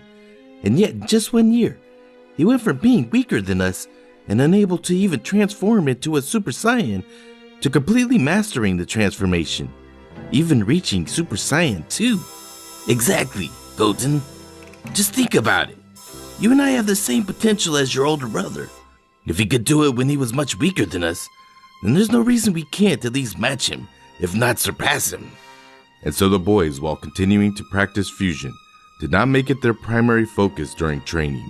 Instead, they concentrated on strengthening their individual bodies, training with the same ferocity and intensity as their fathers, trying to replicate the harshness of their parents' training. This approach proved highly effective due to their hybrid potential, and the results came quickly. In just 6 months of training, Goten and Trunks had achieved Super Saiyan 2, reaching the same level of power Gohan had during the Cell Saga. As a result, they had already surpassed the Gohan of the Buu Saga, who had become slightly weaker compared to 7 years prior. As they neared a full year of training in the chamber, the power of the two hybrids had increased immensely. By then, both boys had surpassed their fathers in the same form and had fully mastered Super Saiyan 2 at maximum efficiency. This colossal power gave the boys a tremendous boost in ego and arrogance, a characteristic often tied to the power of Super Saiyan 2 when obtained at a young age, just as Gohan experienced during the Cell Saga. Because of this arrogance, during one of their intense training battles, they unknowingly damaged part of the entrance to the hyperbolic time chamber. They only realized the extent of the damage when it was already too late. Oh no, Goten, please don't tell me. Don't tell me we've destroyed the entrance. Oh god, Try opening the door, Trunks, please, responded a terrified Goten. Trunks slowly and with great fear approached the exit door. With extreme caution, he opened it, and to the boy's greatest horror, the door no longer led to the outside world. Instead, it opened into the void that lay beyond the palace, which connected that dimension to the real world. From that moment on, the boys entered a state of extreme panic. Goten was the most affected, blaming himself for partially destroying the entrance and believing it was his fault they were now trapped. Trunks, however, tried to remain strong for both of them, attempting to comfort Goten by assuring him that eventually Piccolo and the others would find a way to get them out. In the meantime, he said, the best thing they could do was to keep training as much as possible, so they would be ready when they were rescued. Goten, though still frightened, listened to his friend's advice. While the boys resigned themselves to continuing their training inside the chamber, Piccolo, surprised that the boys had stayed inside for so long, decided to go check on their progress over the past year. However, to his utmost horror, he discovered that the entrance had completely destroyed, leaving the boys trapped inside. Damn it! Those idiots must have been so careless that they destroyed the entrance, said the Namakayan in a tone of pure panic. His concern deepened as he realized he would have to confront the boys' mothers about the situation. Meanwhile, the boys, resigned to their fate, continued training. By that time, they had already completely mastered the fusion technique, but they kept growing individually. Ironically, they were unaware that they already had enough power to escape the hyperbolic time chamber if they screamed with all their strength while fused. This fusion, as in the original story, would push their potential to new heights, allowing them to reach Super Saiyan 3, the same form Goku had shown them before returning to the other world. However, the two boys were determined to train as hard as possible to achieve that transformation individually. After nearly a second day in the chamber, during which Dendi and Piccolo were still unable to reconnect the hyperbolic time chamber with Kami's lookout, everyone was forced to stop what they were doing as they felt Majin Buu's ki change drastically. Majin Buu had transformed into a worse version of himself, more evil, more dangerous, and more intelligent. He had become Super Buu. This new version of the Majin Demon did not wait for the 3 days that Goku had set for their next battle. Instead, Super Buu immediately headed toward Kami's lookout. Upon arriving at the lookout, everyone was terrified and helpless in the face of such a monstrous power as Super Buu. The events of the waiting period unfolded more or less as in the original story, with Piccolo doing everything possible to buy time, distracting Super Buu in every imaginable way while silently praying that Dendi could finally reopen the hyperbolic time chamber. Eventually, Super Buu could no longer bear to wait. Not even the hourglass Piccolo had given him as an example of how much longer he needed to wait could pacify him. And even Videl's presence at the lookout failed to calm the demon. Resigned, Piccolo tried one last tactic to gain more time, leading Super Buu on a long walk through the entire interior of the lookout. At that moment, Piccolo came up with the idea to contact the boys telepathically. The two, surprised but relieved, were finally able to hear Mr. Piccolo's voice. "I'm sorry, boys, for not contacting you earlier. I was so stressed and scared that we had lost you that I forgot I could do this. I regret to tell you that we've lost. Majin Buu has arrived at the lookout, and he's determined to fight you, or kill us all." Piccolo's voice carried a melancholic tone, which deeply unsettled the boys. It can't be! Mr. Piccolo, we're so sorry. We wish we could get out of here. I know, boys. I know whatever happened in there wasn't intentional. And I'm sorry that you're going to face such a slow and horrible death. Alone, with hunger and thirst. I'm so sorry, but this is the end. Majin Buu is going to kill us all. I'm ashamed of myself for not being up to the task. I've failed you. I'm so sorry, boys. Overwhelmed by the shame of his failure, Piccolo cut off the telepathic connection with the boys, convinced that his and everyone else's end was near. Super Buu had completely lost his patience and realized that Piccolo had led him in circles around the lookout for half an hour. Enraged, Super Buu was now about to kill everyone by turning them into sweets, except for Chi-Chi, whom he had already turned into an egg and killed after she dared to confront him. Damn it, Godin. We have to get out of here now. I know, Trunks, but I don't know how to do it, damn it. Damn it. We have to do something, anything, damn it. The boys, desperate and briefly losing control of themselves as the Saiyan rage coursed through their veins and flooded their minds, began screaming into the void in frustration. In their desperation, both transformed into Super Saiyan 3, their cries filled with anguish and fury as they struggled to cope with the pain of knowing they had lost. But eventually, from that desperation came the solution to their problems. Their combined scream tore open a dimensional rift between the hyperbolic time chamber and the outside world. When they realized what had happened, they immediately exited the chamber. At last, after 2 years trapped inside, they returned to the outside world. However, they were extremely exhausted from the sheer energy they had expended in their scream. The exhaustion quickly turned into something else entirely when they saw Super Buu, his face covered in chocolate. He had devoured all their friends and family and wasted no time mocking the boys about it. Buu ate all your loved ones.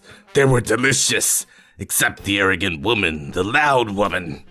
We turned her into an egg and crushed her like nothing. It was so funny, the demon said, his face filled with pure satisfaction and sadism. Goten, realizing that the crushed egg was all that remained of his mother, and Trunks, understanding that part of the chocolate Super Buu had eaten was his mother, were both consumed with a level of fury they had never felt before. Their hybrid Saiyan powers surged dramatically, pushing them far beyond their previous limits. Now, individually, they were as strong as Gotenks had been in the original story. For the first time, Super Buu began to feel a flicker of concern. You'll see, you damn monster! We'll make you pay! You have no idea what's coming! The boys stood ready, and in perfect synchronization, performed the fusion dance. At last, they revealed the mighty Gotenks, who immediately transformed into Super Saiyan 3. The power he unleashed was monstrous and absurd, surpassing anything seen up to that point. It was a power so immense it could be felt from the Supreme Kai's planet. Goku and Gohan, sensing the incredible ki, were curious about its source. They couldn't believe it was the fused ki of the boys. Gotenks was serious. There was no room for games this time. Without any further words, he launched himself as Super Buu ready to obliterate him completely from the face of the earth. He sought to avenge his friends and family, and ensure that the 2 years trapped in the hyperbolic time chamber hadn't been wasted. As Super Saiyan 3, Gotenks exuded immeasurable and crushing power that terrified Super Bu.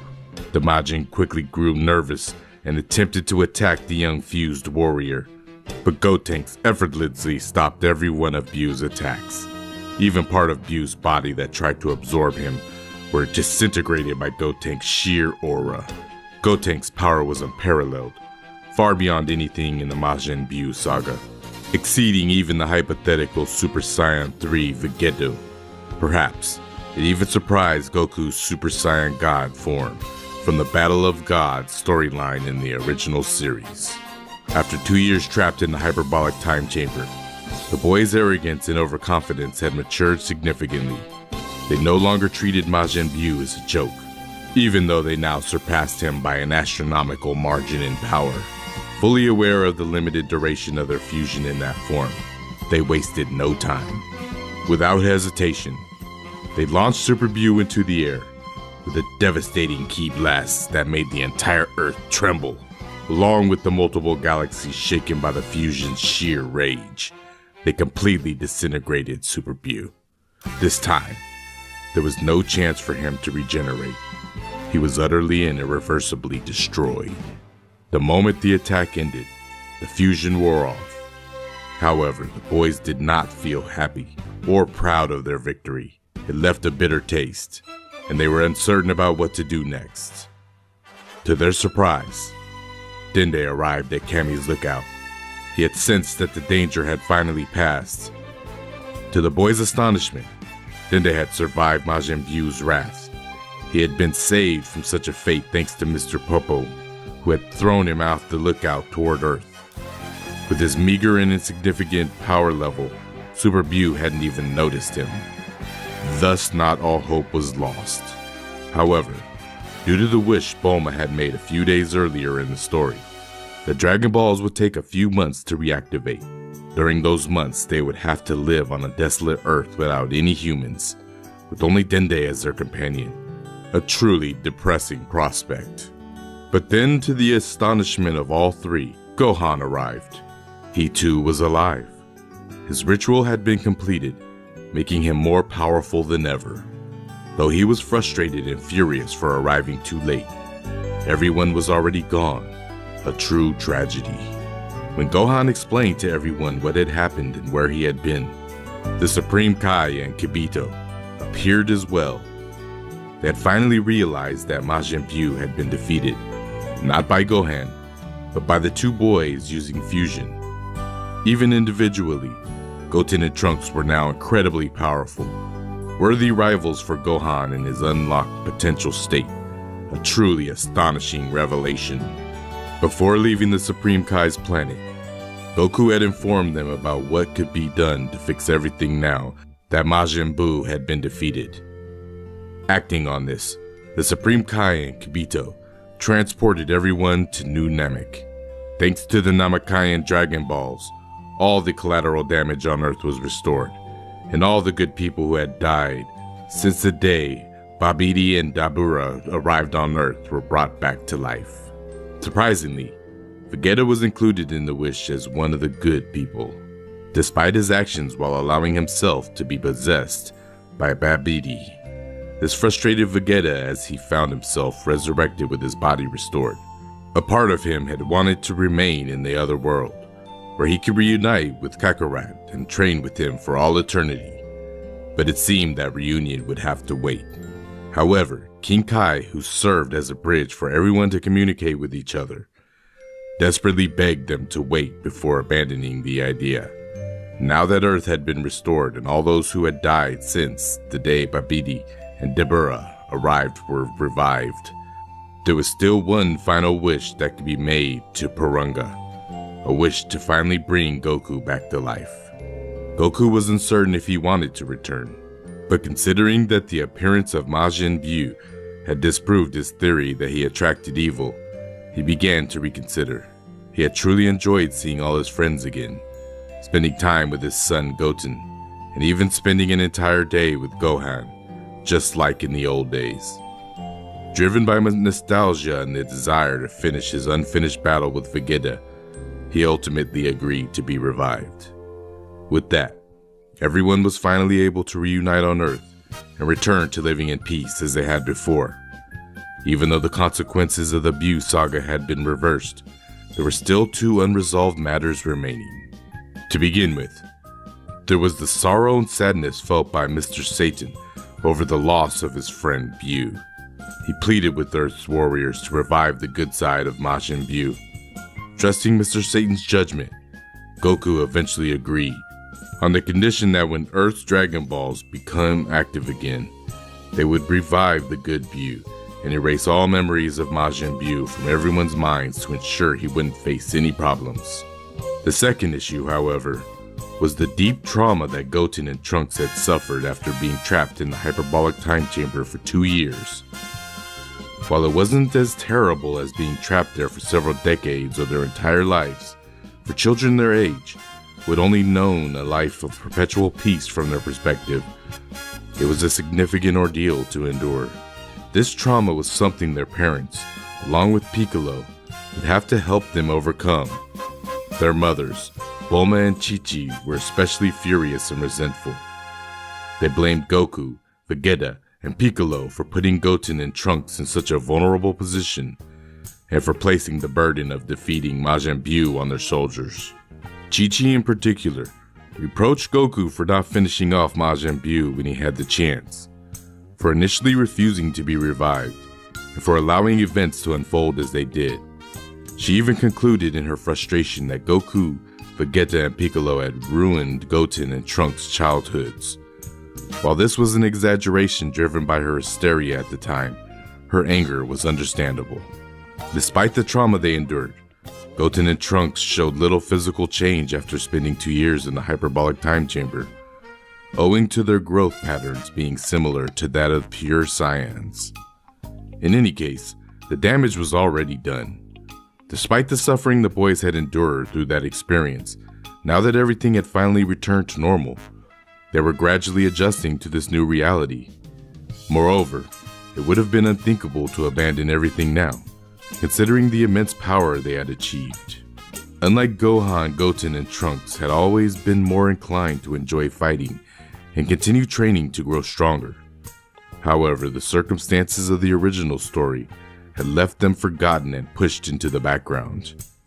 Here, things would be completely different. Goten and Trunks were simply too powerful to be forgotten. In fact, they were far more powerful than their fathers, even individually. And as for their fusion, it was on a completely different level.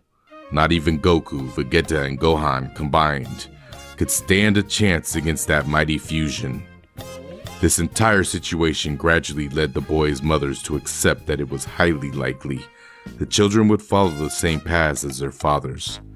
This was even more apparent now, given the vast experience they had gained after being trapped in the hyperbolic time chamber for 2 years. And so, life continued from that point forward, with Goku and Vegeta training more than ever before, alongside their sons. The two fathers became much more involved in their children's lives, bonding over their shared passion for training and fighting. Ironically, they became better fathers than they ever were in the original story. This newfound involvement also brought a tremendous motivation for Goku and Vegeta to keep training and growing stronger. They found it unacceptable that they were now much weaker than the boys. After all, they felt they needed to continue earning their children's respect. As a result, by the time the events of the Battle of Gods began, Goku and Vegeta were significantly more powerful than in the original story. Vegeta in particular had also achieved Super Saiyan 3, inspired by the ingenuity of the boys in using that form despite its drawbacks. Eventually, he managed to overcome the immense energy drain of the transformation, making it as viable and useful in prolonged battles as the earlier Super Saiyan forms.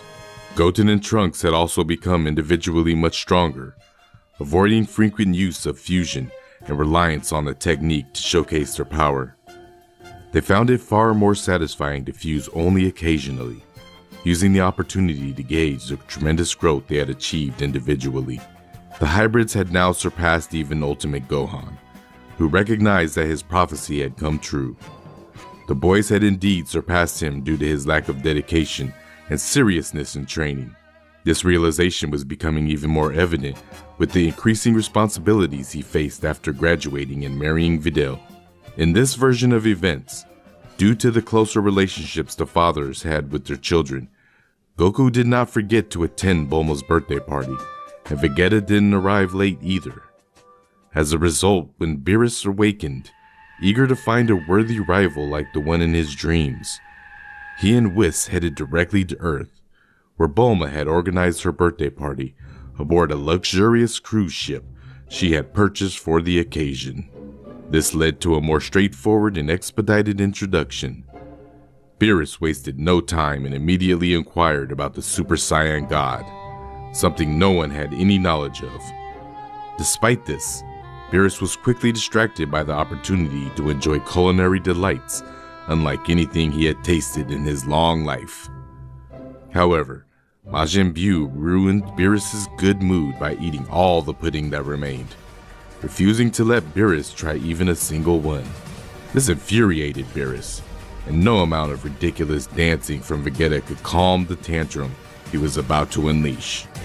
With no other option, everyone, especially Goku and Vegeta, desperately attacked Beerus to stop him. Unsurprisingly, their efforts were futile. Shockingly for everyone, especially Beerus, within just a few seconds, only 2 warriors remained standing to confront him, Goten and Trunks. Confused, Beerus asked if Goku and Vegeta had not yet shown their full power. The pure Saiyans responded that they had indeed given it their all and that, in truth, their sons were far stronger than them by a wide margin.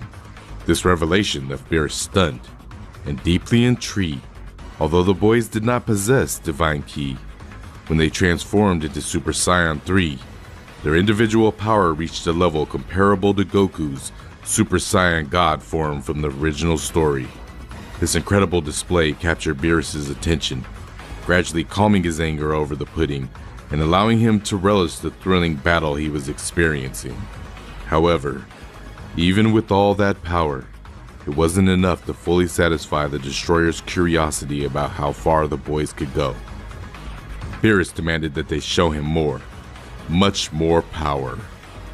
Dende then healed the boys, restoring all their energy. With their strength renewed, they performed the fusion dance, transforming into the powerful and intimidating Gotenks despite their young age and small stature. Once again, Beerus was astonished. Although the battle against this fusion was much shorter due to its time limitation, it didn't diminish the fact that these boys were undeniably worthy rivals for the God of Destruction. More than being impressed by the power they displayed while fused in Super Saiyan 3, Beerus was thrilled by the evident potential they represented. If, at such a young age, these two were already so powerful, he could only tremble with excitement at the thought of how far they might go as adults, as old as their fathers. Perhaps they might even reach or surpass his own level. However, for that to happen, they would first need proper divine training. After all, if they could reach such extraordinary levels of power with only mortal ki, the possibilities were unimaginable if they learned to harness divine ki, or better yet, discovered how to become a Super Saiyan God. Thus, after the battles and meals, Beerus proposed that the boys come to his planet to train with him. The boys, however, agreed only on the condition that their fathers could join them in the training. Beerus, with little choice, agreed to the whims of the boys despite the disapproval of their mothers. Bulma and Chi-Chi had to begin accepting the reality that Goten and Trunks were growing up. While they might not have been growing physically as quickly, they were certainly maturing mentally. It was clear they were gradually becoming more independent and less reliant on their parents. With that, after Bulma's birthday party, the hybrids, along with their fathers, departed with Beerus to his planet and toward new adventures yet to come. Once parents and children arrived on Beerus' planet, their long stays there began as they trained under Whis' tutelage. The training was rigid and rigorous. Although the boys were technically stronger than their fathers, their still developing bodies gave them a significant disadvantage in enduring prolonged training sessions. It was reminiscent of the issue Goku faced in Dragon Ball GT, where his small body struggled to handle his massive power. Eventually, all those disadvantages would be corrected thanks to the immense vitality and endurance granted by Divine Ki. This advantage grew even more evident one day when Goten, seemingly out of nowhere, transformed into a Super Saiyan God. His power far surpassed everyone else's, leaving Trunks disappointed that he hadn't been the first to achieve the form. Meanwhile, Goku was ecstatic and filled with pride. He couldn't believe how powerful and talented his son was. It was surreal to think that, at Goten's age, Goku himself couldn't have even dreamed of wielding such power. Beerus awoke from his nap, startled by the sheer pressure of divine power radiating from Goten's body. Quickly dressing, he demanded a fight with Goten. Goten, confident in his newfound abilities, agreed. The resulting battle showcased an unparalleled power. While Beerus was still far superior to Goten, his groggy state from just waking up left his reflexes less than ideal for combat. Imagine fighting at such a high level immediately after waking up. It would be like fighting while drunk. Fortunately, Beerus was more than strong enough to handle Goten, but even so, Goten's power was astounding. His strength likely rivaled or even surpassed that of Goku and Vegeta in their Super Saiyan Blue forms from the Champa saga, rather than being comparable to the initial Super Saiyan God transformation. Shortly after, Trunks also achieved the Super Saiyan God form, followed by Goku and Vegeta, who unlocked it almost simultaneously due to how evenly matched they were as rivals. Although all of them unlocked the form later than in the original story, their raw power was far beyond where it should have been at this point. They still had several months of training ahead, specifically 4 months. 4 months because Frieza had finally been resurrected by his loyal soldiers, Sorbet and Tagoma. Frieza decided to train for 4 months to level the playing field. He was also somewhat curious about the boys Sorbet mentioned, children who had defeated Majin Buu. However, Frieza wasn't too concerned. He assumed that if those boys were able to defeat Majin Buu, then Goku and Vegeta must be even stronger. Confident in his training, Frieza believed he would easily surpass them without issue, a grave miscalculation by the Emperor. The next few months passed, and driven by the motivation of having so many powerful training partners, both the children and the adults managed to achieve Super Saiyan Blue. However, it was still in its imperfect form, a highly unstable and exhausting transformation. They didn't have much time to practice mastering it, but that didn't matter. Their raw power was already so far beyond what it should have been at this point in the story that Super Saiyan God would be more than enough for what was coming next. Frieza's return to Earth, ready to exact his revenge after 4 months of intense training. While it might sound laughable to other warriors present, for Frieza, those 4 months were truly exceptional, given that he had never trained a single day in his life before.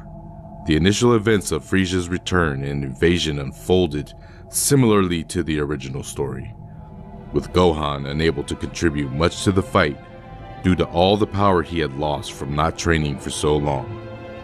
Eventually, however, Goku, Vegeta, Goten, and Trunks learned about what was happening on Earth through Whis' staff. Without delay, Goku teleported everyone back to Earth. Frieza was thrilled to finally see Goku and Vegeta again, though he was surprised to see the children with them. He didn't expect much from them, especially after seeing that Gohan couldn't put up a fight.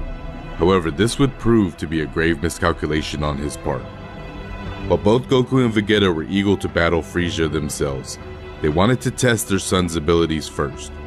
They decided to let their children take the fight, but they took the challenge up a notch, playing rock, paper, scissors to determine who would face the Emperor. Trunks emerged as the winner. When Trunks stepped forward to face Frieza, ready to take him on, Frieza was hit with a vivid flashback of the trauma he suffered the first time he died. He remembered how future Trunks had cut him into pieces before disintegrating him as if he were nothing more than a joke. He, the great Emperor Frisia, shaken but determined, Frisia took the fight against this boy, who looked so much like that lilac-haired warrior, very seriously. He immediately transformed into his final form, wasting no time before revealing his new evolution. Frisia's transformation into Golden Frisia stunned everyone present, showcasing the immense power he had achieved in such a short time. While the sheer display of power intimidated Trunks slightly, the young Saiyan determined to impress both Goten and Vegeta, maintaining an unwavering expression. He confidently assured Frisia that, golden or not, he was going to defeat him. To back up his words, Trunks transformed into Super Saiyan God, a form that once again astonished everyone present. Gohan in particular was left speechless upon realizing that not only Goten, but also Goku and Vegeta had achieved this transformation. It was in that moment he fully understood the magnitude of his mistake in neglecting his training. Trunks began to his battle with Frisia. While Golden Frisia's strikes were immensely powerful and painful to endure, Trunks gradually overcame his initial lack of confidence. As the fight progressed, he noticed something peculiar at times. Frisia would clumsily evade or avoid his attacks, his movements betraying a clear fear in his eyes. Unbeknownst to Trunks, Frisia was deeply intimidated by the boy's mere presence and appearance. Memories of his death at the hands of future Trunks haunted him, and now, facing a younger version of someone so similar, his fear lingered just beneath the surface, undermining his confidence. Not understanding why his face seemed to terrify Frisia so much, Trunks took full advantage of the psychological edge he had over the Emperor. He began to devise more efficient ways to counter Frisia's attacks and inflict significant damage, all while feeding the fear Frisia appeared to harbor toward him. Although Trunks was still in the dark about what was happening, everyone else, especially Goku and Vegeta, understood it perfectly. Vegeta smirked and even laughed at the pitiful sight of Frisia, still haunted by the memory of future Trunks, and how he had been cut down so many years ago. Eventually, alongside the psychological advantage Trunks had over Frisia, the enormous energy drain caused by the golden form began to take its toll. Frisia had failed to properly acclimate to his new transformation before coming to Earth, started to falter. As this became more evident, Trunks completely dominated the fight, turning it into a one-sided beatdown. Trunks thoroughly enjoyed pummeling the villain who had once terrified his parents before he was even born, but he also knew it was time to finish things once and for all. Unlike the arrogance that often defined Saiyan warriors, Trunks had learned from his and Goten's experience with Majin Buu when hesitation or overconfidence could cost dearly. Understanding the importance of ending the fight when necessary, Trunks prepared to deliver the final blow.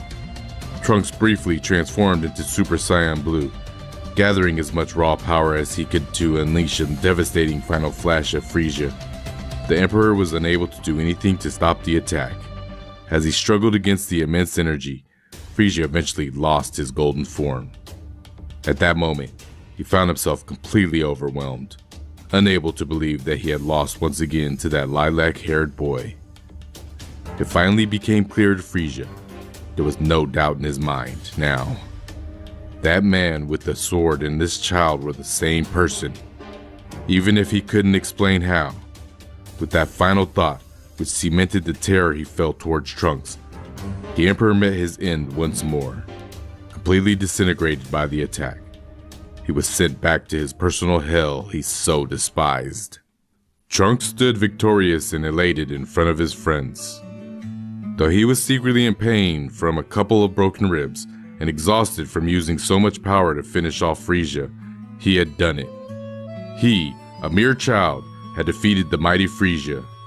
Vegeta couldn't have been prouder of his son, especially since Trunks had used his father's signature attack to defeat Frisia. In a way, Trunks had honored his father by avenging him for all the years of servitude and humiliation Frisia had forced Vegeta to endure in his youth. And so, after the battle, Trunks was healed from his grueling fight. Eventually, everyone returned to Capsule Corporation to celebrate such a monumental victory, with Trunks as the star of the party dedicated to him. His parents were closer than ever, expressing their pride in their son, a display that, truth be told, made Goten a little jealous. Noticing this, Goku stepped in to encourage his son, telling him that he knew without a doubt that Goten would have done just as well against Frieza. He reassured Goten that he, too, couldn't be prouder of him. The young hybrid, comforted by his father's words, felt much better. With the celebration and the banquet in full swing, everyone enjoyed their well-deserved peace, at least for now.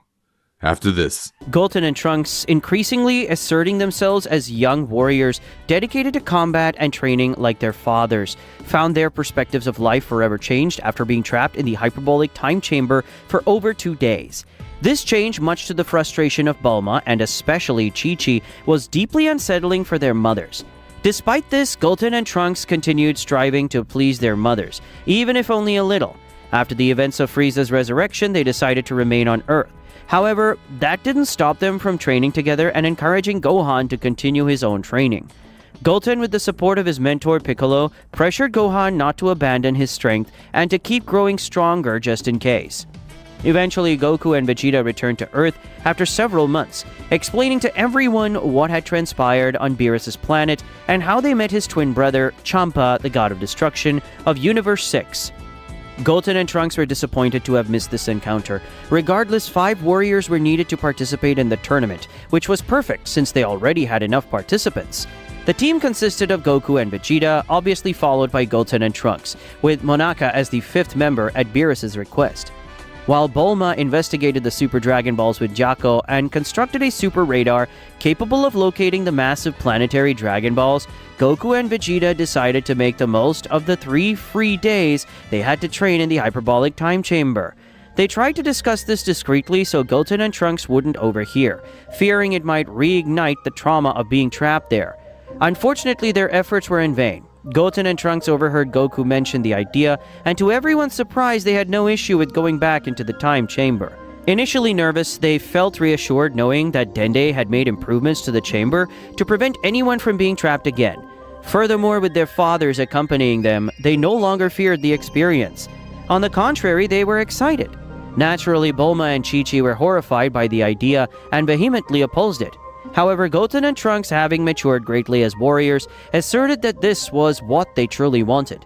They refused to lag behind their fathers after everything they had sacrificed during their time in the chamber to attain their current powers. They were determined not to squander their potential like Gohan. After all, their time trapped in the chamber had already altered and taken away their childhoods. By this point, they were on the verge of transitioning from their childlike appearances into adolescence. Spending 3 more years inside wouldn't make much difference to their futures. They were resolute in their path as warriors and even envisioned opening a martial arts dojo when they grew older, much like the lore described in Dragon Ball Online.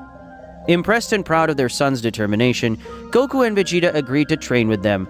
Together they aimed to perfect their powers and enhance their mastery of Super Saiyan Blue. Thus, fathers and sons entered the time chamber for 3 years.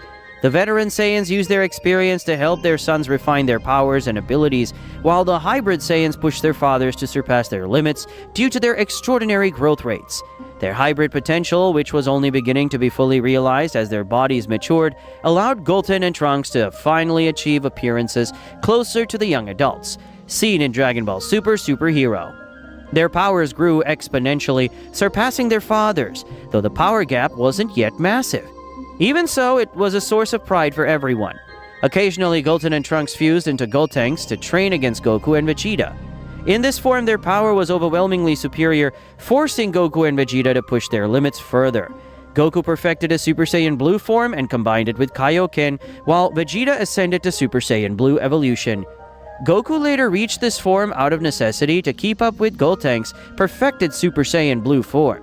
After 3 years of training, the power emanating from the Saiyans, both purebloods and hybrids, was staggering.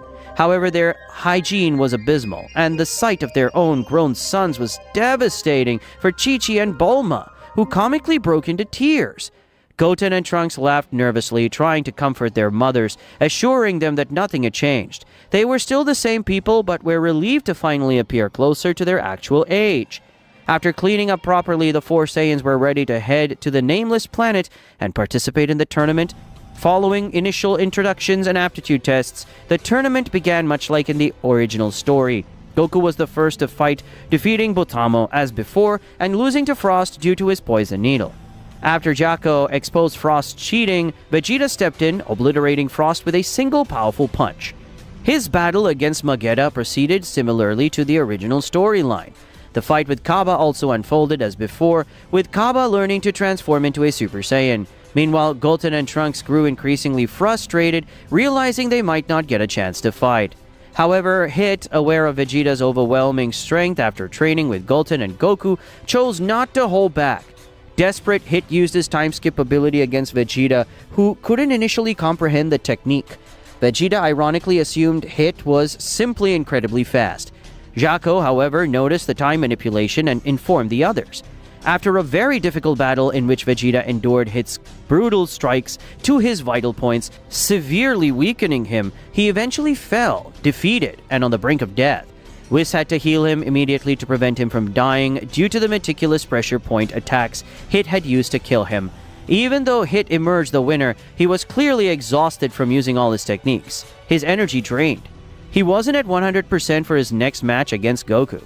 Thanks to all of that, and the fact that Goku himself was already much stronger than in the original story, plus Hit being worn out and Goku having understood the assassin's time skip technique, it was no problem at all for the Saiyan to gain the upper hand, under such favorable circumstances. He defeated Hit without much trouble in an ordinary Super Saiyan Blue form, not needing to use Kaioken or Blue Evolution. However, Goku wasn't fully satisfied, knowing Hit hadn't been at his maximum due to having fought Vegeta first. He hoped they could face each other in the future. Thus, Universe 7 needed only 2 fighters to win the tournament. Champa was left stunned by the power of the Universe 7 warriors. Eventually, Grand Zeno appeared and all the gods bowed down to him in terror, while Goku retained his usual casual attitude. This time, Goten and Trunks also interacted with Zeno, and the Omni King greatly enjoyed the trio's cheerful personalities. He was satisfied with the tournament and considered organizing another involving multiple universes in the future. Zeno gave Goku, Goten, and Trunks each a button they could use to call him or visit him whenever they liked. Beerus and Champa trembled at the thought of the risks involved in leaving such power in the hands of someone as irresponsible as Goku and, in their view, those 2 children. After that, a bitter Champa left for his universe. Meanwhile, Universe 7 discovered, thanks to Monaka's indications, that the nameless planet was actually the missing Super Dragon Ball. They were thus able to finally summon Super Shenron or Zalama. Beerus, in a rare gesture of generosity, wished for the Earth of Universe 6 to be restored so that his brother Champa could also enjoy Earth's cuisine whenever he wanted. Soon afterwards, everyone returned happily to Earth to celebrate their victories, though Goten and Trunks felt a deep sense of bitterness and frustration at not having participated in the fights. They would soon get their chance to show just how powerful they truly were with what was about to unfold in the near future.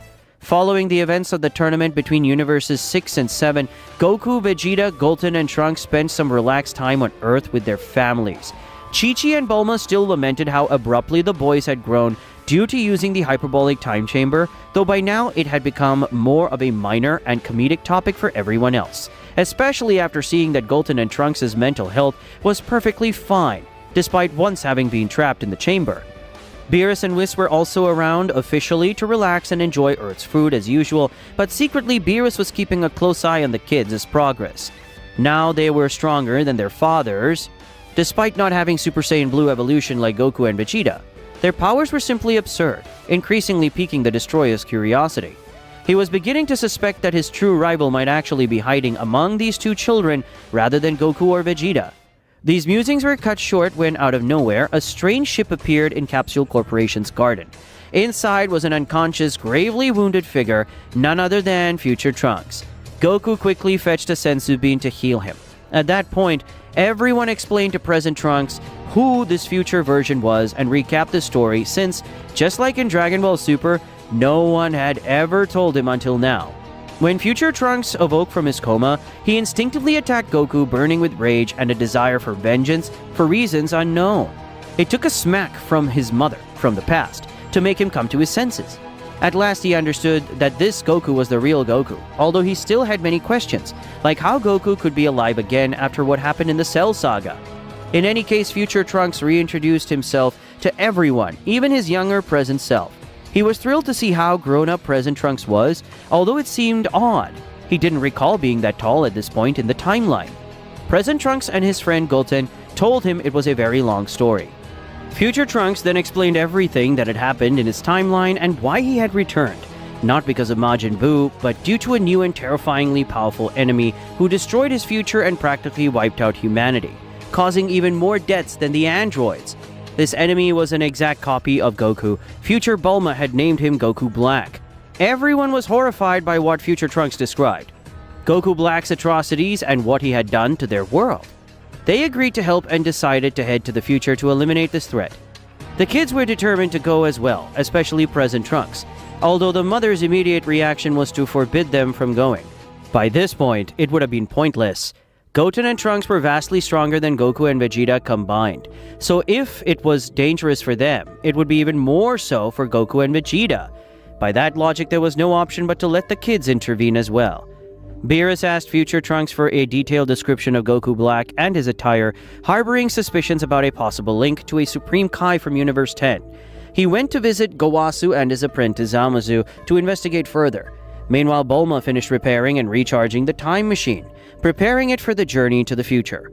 A day or two later, everything was ready. Goku, Vegeta, Goten, and both Trunks squeezed themselves into the time machine to travel back to the future and defeat that Goku Black imposter. Upon arriving, everyone was horrified by the devastation and desolation. Goten and Trunks felt particularly shaken by the apocalyptic scene, even more than Goku and Vegeta, because the hybrid Saiyans had a moral code closer to that of a justice-driven hero, much like Gohan had once tried to be as the Great Saiyaman. Future Trunks was overjoyed to reunite with Future Mai, who had survived. He gave her a sensu beam by mouth so she could swallow it, which made present Trunks quite uncomfortable. While Goten couldn't help teasing him, the teasing quickly shifted to Goku when he admitted that he had no idea what a kiss was, causing Goten to feel very awkward and question how on earth his father could be unaware of something so basic, yet somehow managed to have him and Gohan. The very thought sent shivers down Goten's spine, and he tried to forget about that embarrassing moment as best he could. With everything settled, they set out to provoke Goku Black into appearing. The fake Goku was confused as to why Vegeta and the real Goku had brought children to the future, unaware of just how powerful these kids were since they hadn't fought in the Universe 6 tournament. Vegeta began fighting Black first as in the original story. Although Vegeta was indeed far stronger here than in the original timeline, the same held true for Goku, which in turn meant that Black, having stolen Goku's body, had likewise reached a correspondingly higher level. He adapted and adjusted to this new power scale because of his stolen Saiyan body's quick evolution and Zamazu's divine essence within it. The fight between him and Vegeta proceeded similarly to how it did originally, with Black essentially forcing himself to evolve by gaining further mastery over that body, achieving Super Saiyan Rose after being saved multiple times from fatal blows by Zamazu. Everyone then began to suspect that this Zamazu must be the Supreme Kai from Universe 10, whom Beerus had mentioned before they left for the future. Present Trunks flew into a rage when he saw his father impaled by Black's Keyblade. He immediately transformed into Super Saiyan Blue to fight him. Black was stunned to see these damned mortals were so corrupt and dangerous that even their children could wield the power of the gods. Goten joined his friend in battle, while Future Trunks felt powerless, witnessing how far his past self had surpassed him. At least he and Goku could occupy Zamazu, who was far weaker compared to them.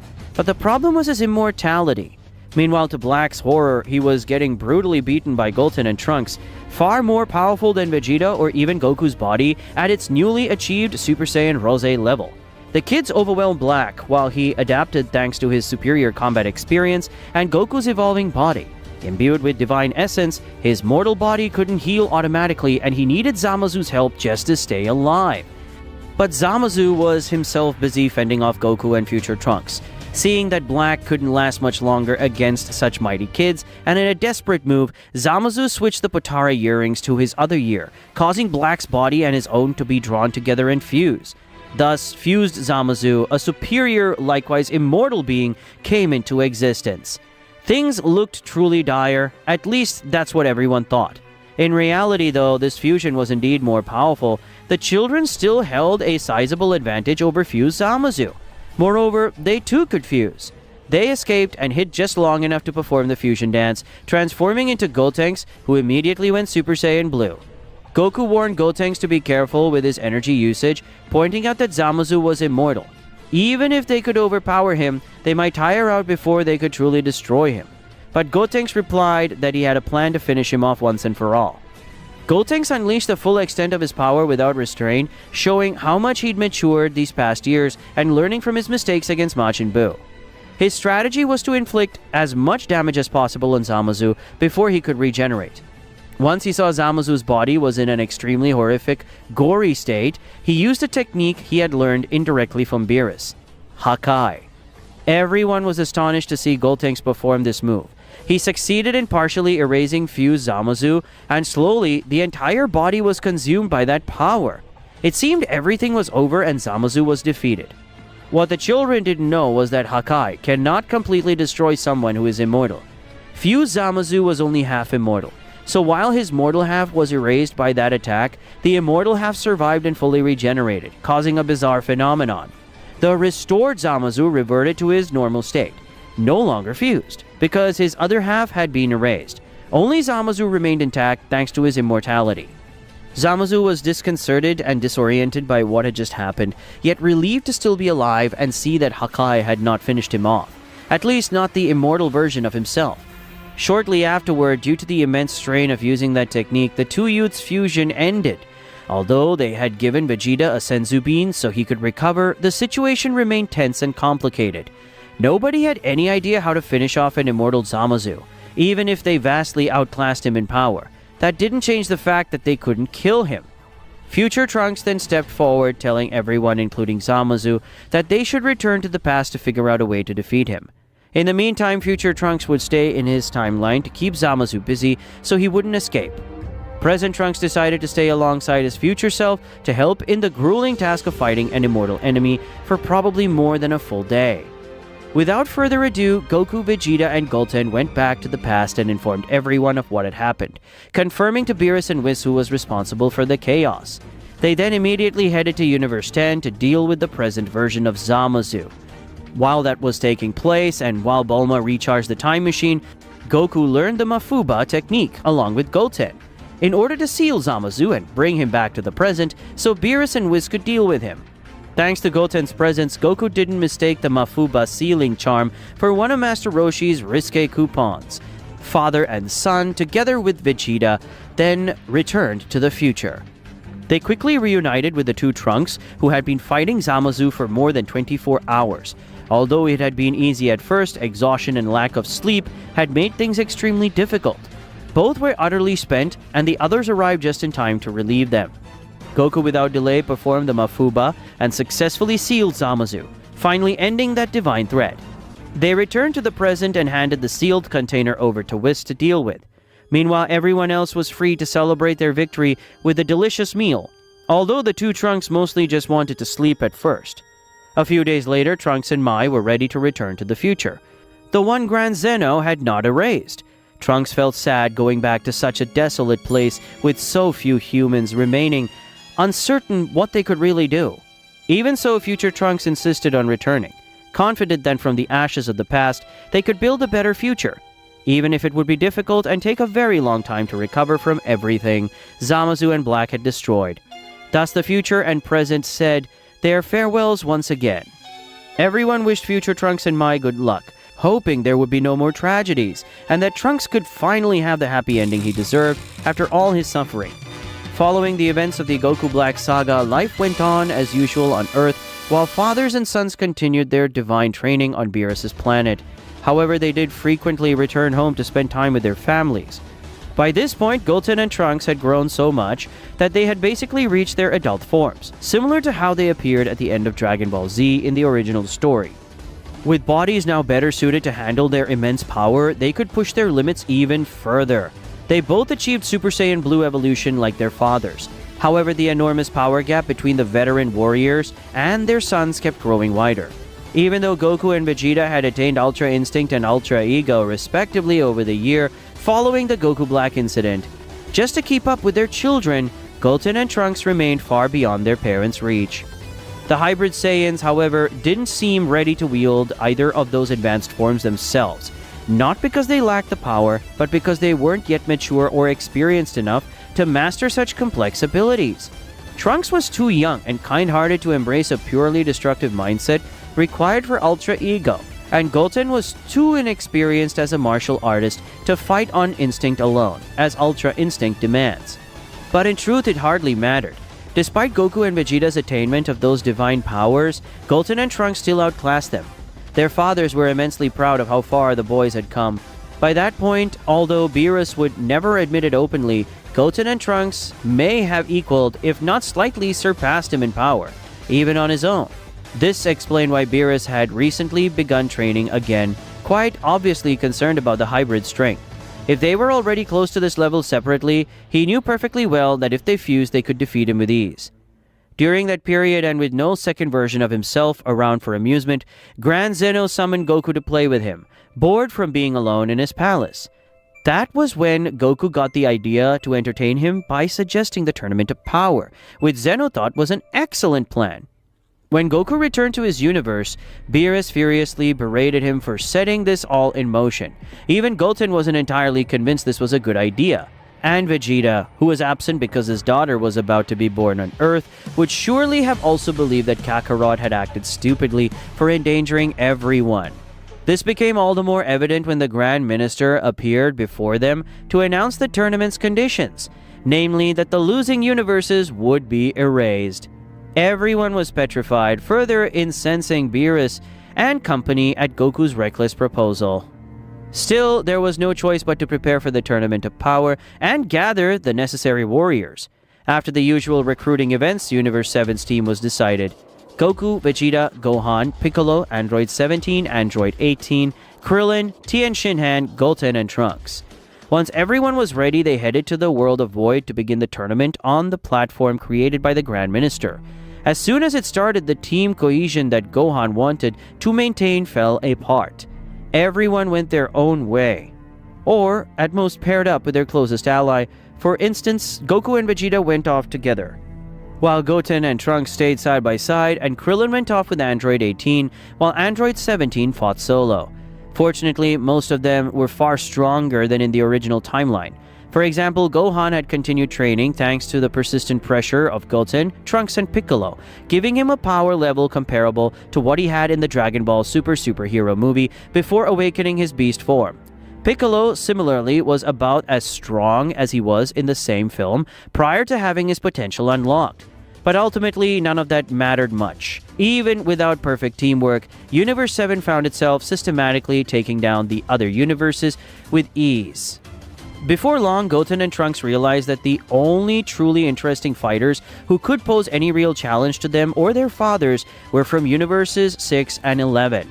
Multiple battles raged simultaneously among these three universes, which were the only ones left after the rest had been eliminated. But once again, the massive power advantage of Universe 7 became apparent, especially since they were still holding back considerably. With little choice, Jiren stepped in to aid the remaining members of Universe 11, Dispo and Topo, while Universe 6 was down to hit Caulifla, Kale, and Kaba. Caulifla and Kale, who had learned the Super Saiyan transformation thanks to Kaba, used the Potara earrings to fuse into Kefla, amassing enough power to hold off Universe 7's warriors for a time. However, in this version of events, Gohan was easily strong enough to defeat her without significant trouble. Meanwhile, Vegeta had an honorable confrontation with Kaba, once again pushing him to surpass his limits as a mentor would. But eventually, Vegeta had to move on in the tournament and knock Kaba out. Still, he promised that if Universe 7 won, they would use the Super Dragon Balls to resurrect the other universes. Kaba, deeply grateful for that kindness, trusted Vegeta's words and left the stage along with his fellow Saiyans, also defeated by Gohan. The last one standing from Universe 6 was Hit, who gave everything he had against a very relaxed Goku. Goku was able to predict all of Hit's attacks and time skips without breaking a sweat, even though Hit had grown much stronger since their last battle. Realizing that their fight wasn't going to be much of a challenge, Goku quickly ended it, apologizing to Hit for not having more fun in their match. Thus, Universe 6 was also defeated. Goku hurried because by then, Goten and Trunks had started fighting Jiren. The most interesting battle, and both Goku and Vegeta wanted badly to join in. Sadly for them, it looked like neither would be needed. Even separately and without using their full power, Goten and Trunks, only in Super Saiyan God, were pushing Jiren to his limits, leaving him completely unable to defend himself. To the two hybrids, it felt like an easy fight. Seeing their sons had it under control, and that they had arrived too late, Goku and Vegeta settled on rock, paper, scissors to decide who got to fight Toppo. Vegeta won, angering Toppo even more by taking the match so lightly. He immediately attacked Vegeta, only to realize that Universe 7's warriors had been so relaxed the entire time. Vegeta unleashed Ultra Ego, shocking all the gods of destruction, even Jiren, who realized they had all been holding back for the fun of it. Furious, Jiren tapped into more of his hidden power, but once again it hardly mattered against the young hybrids.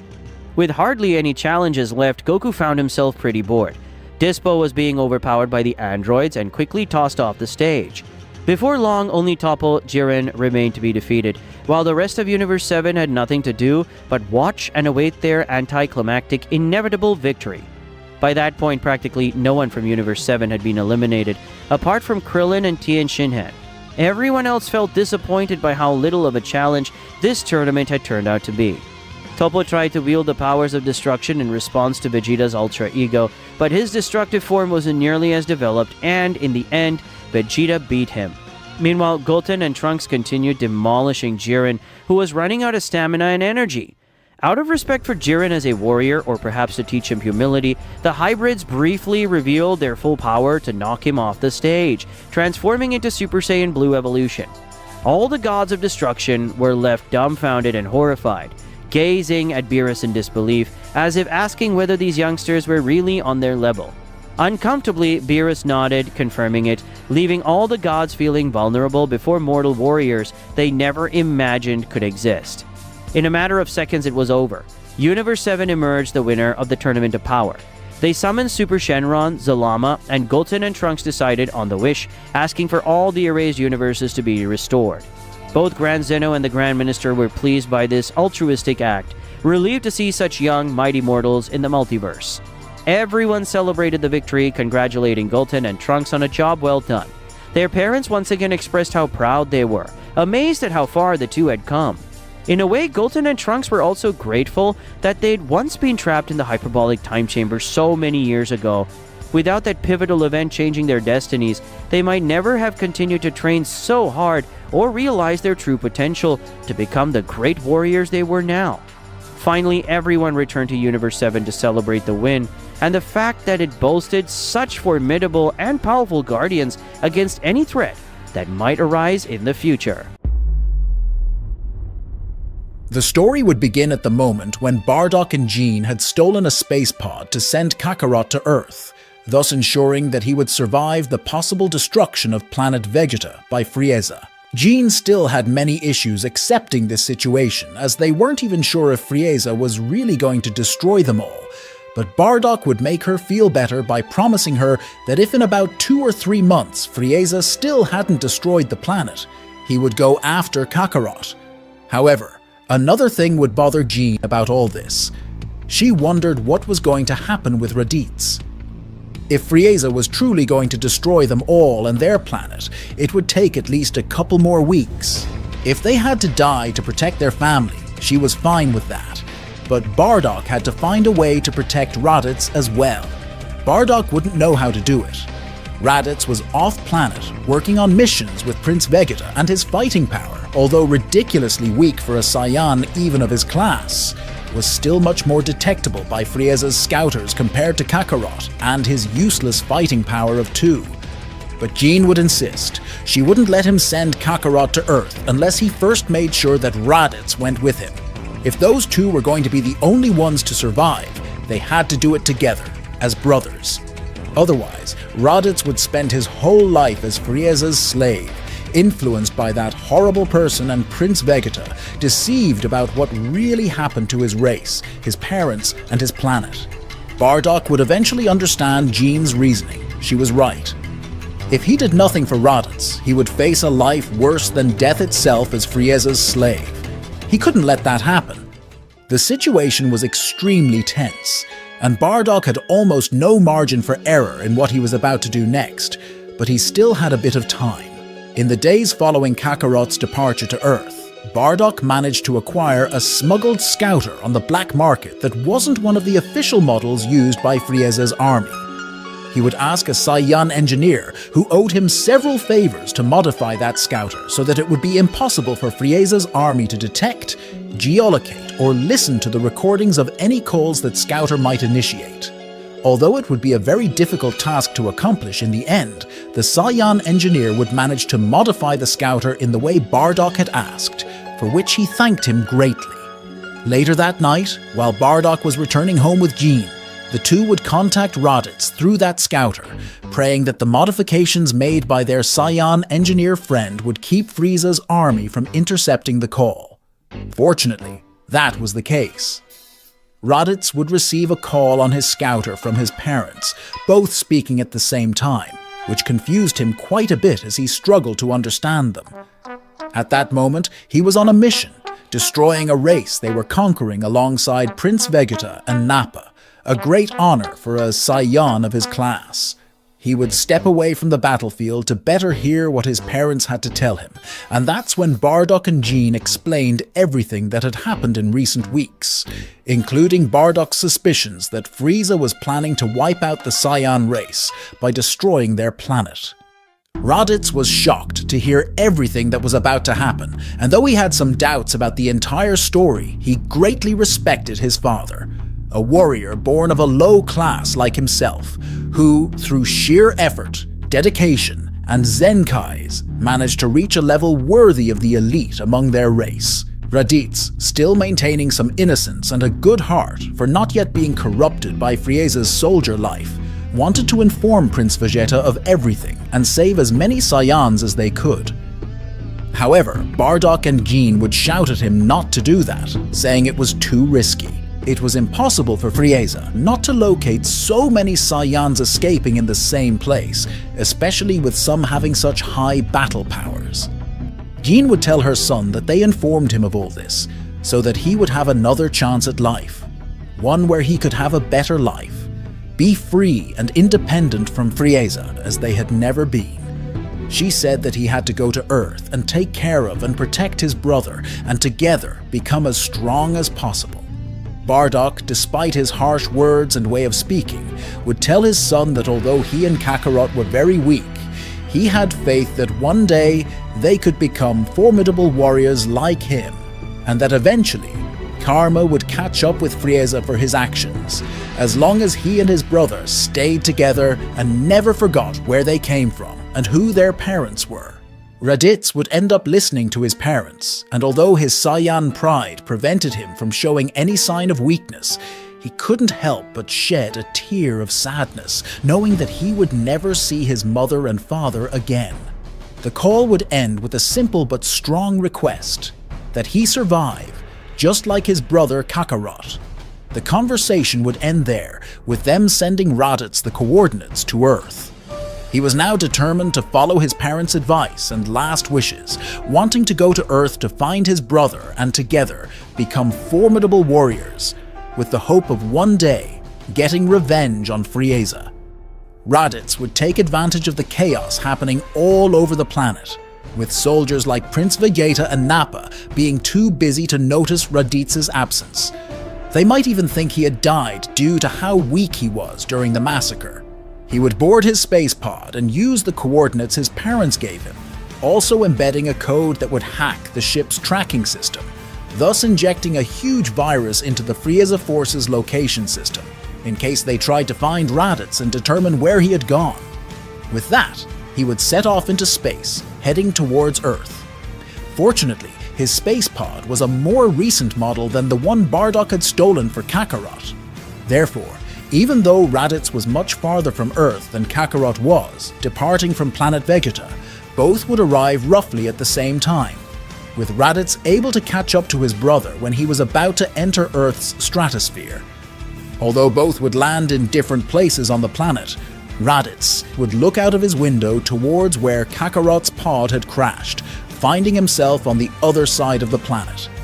He would have to fly as fast as he could to reach the direction where he remembered seeing Kakarot land. The problem was that Raditz was very weak, extremely weak, even by the standards of his race, with only a battle power of 750. Even with his speed and flying ability, it would take him several hours to reach Mount Paos. But eventually, when it was starting to get dark, he would have arrived at the mountains, quickly finding Kakarot's space pod, but worrying when he saw that Kakarot was not inside. He would curse the situation, thinking that Kakarot was so weak that even a human could have killed him by now. He would search all over Mount Paos, but without flying over it, since he was already extremely tired and exhausted from flying at his top speed all day without stopping.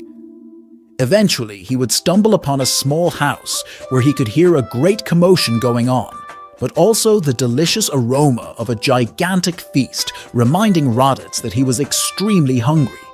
Without the slightest shame or manners, he would open the door to the house, and to his astonishment, he would find an old man sitting at a table of food.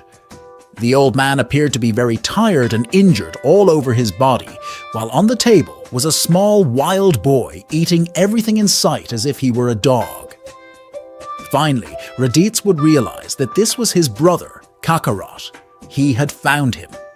The little Saiyan would stop his culinary carnage and turn around to look at the boy dressed similarly to him, and with the same face he had just called out to with a name that resonated deeply within him.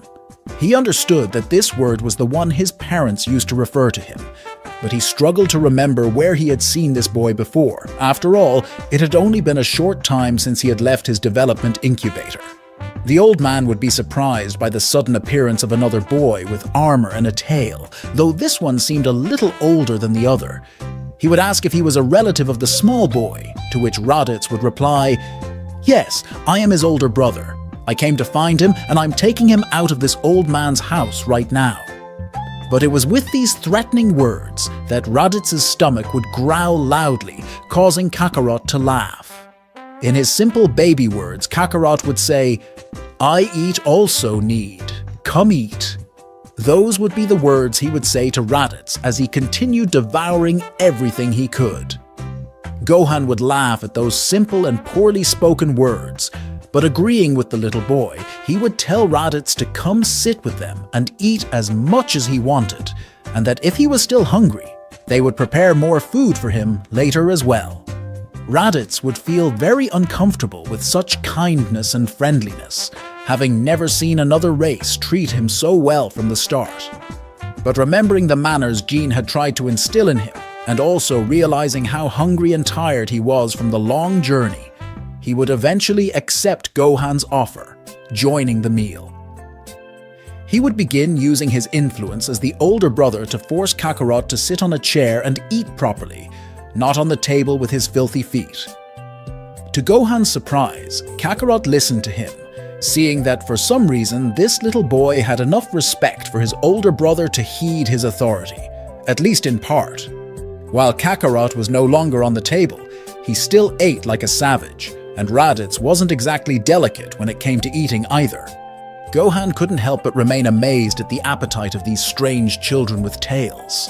Without realizing it, after finally filling their empty stomachs, the two Saiyan brothers were too exhausted, eventually falling asleep on the table. Gohan would carry them to one of his beds, making them sleep and rest together, while he would have to clean up the mess they had made on the table before going to bed himself. Raditz, knowing that now it was just him and his brother, and that they couldn't count on the help of anyone from their race, let alone their parents, and seeing how kind this old man was and how he had fed them so well, would decide to open up to him, at least partially.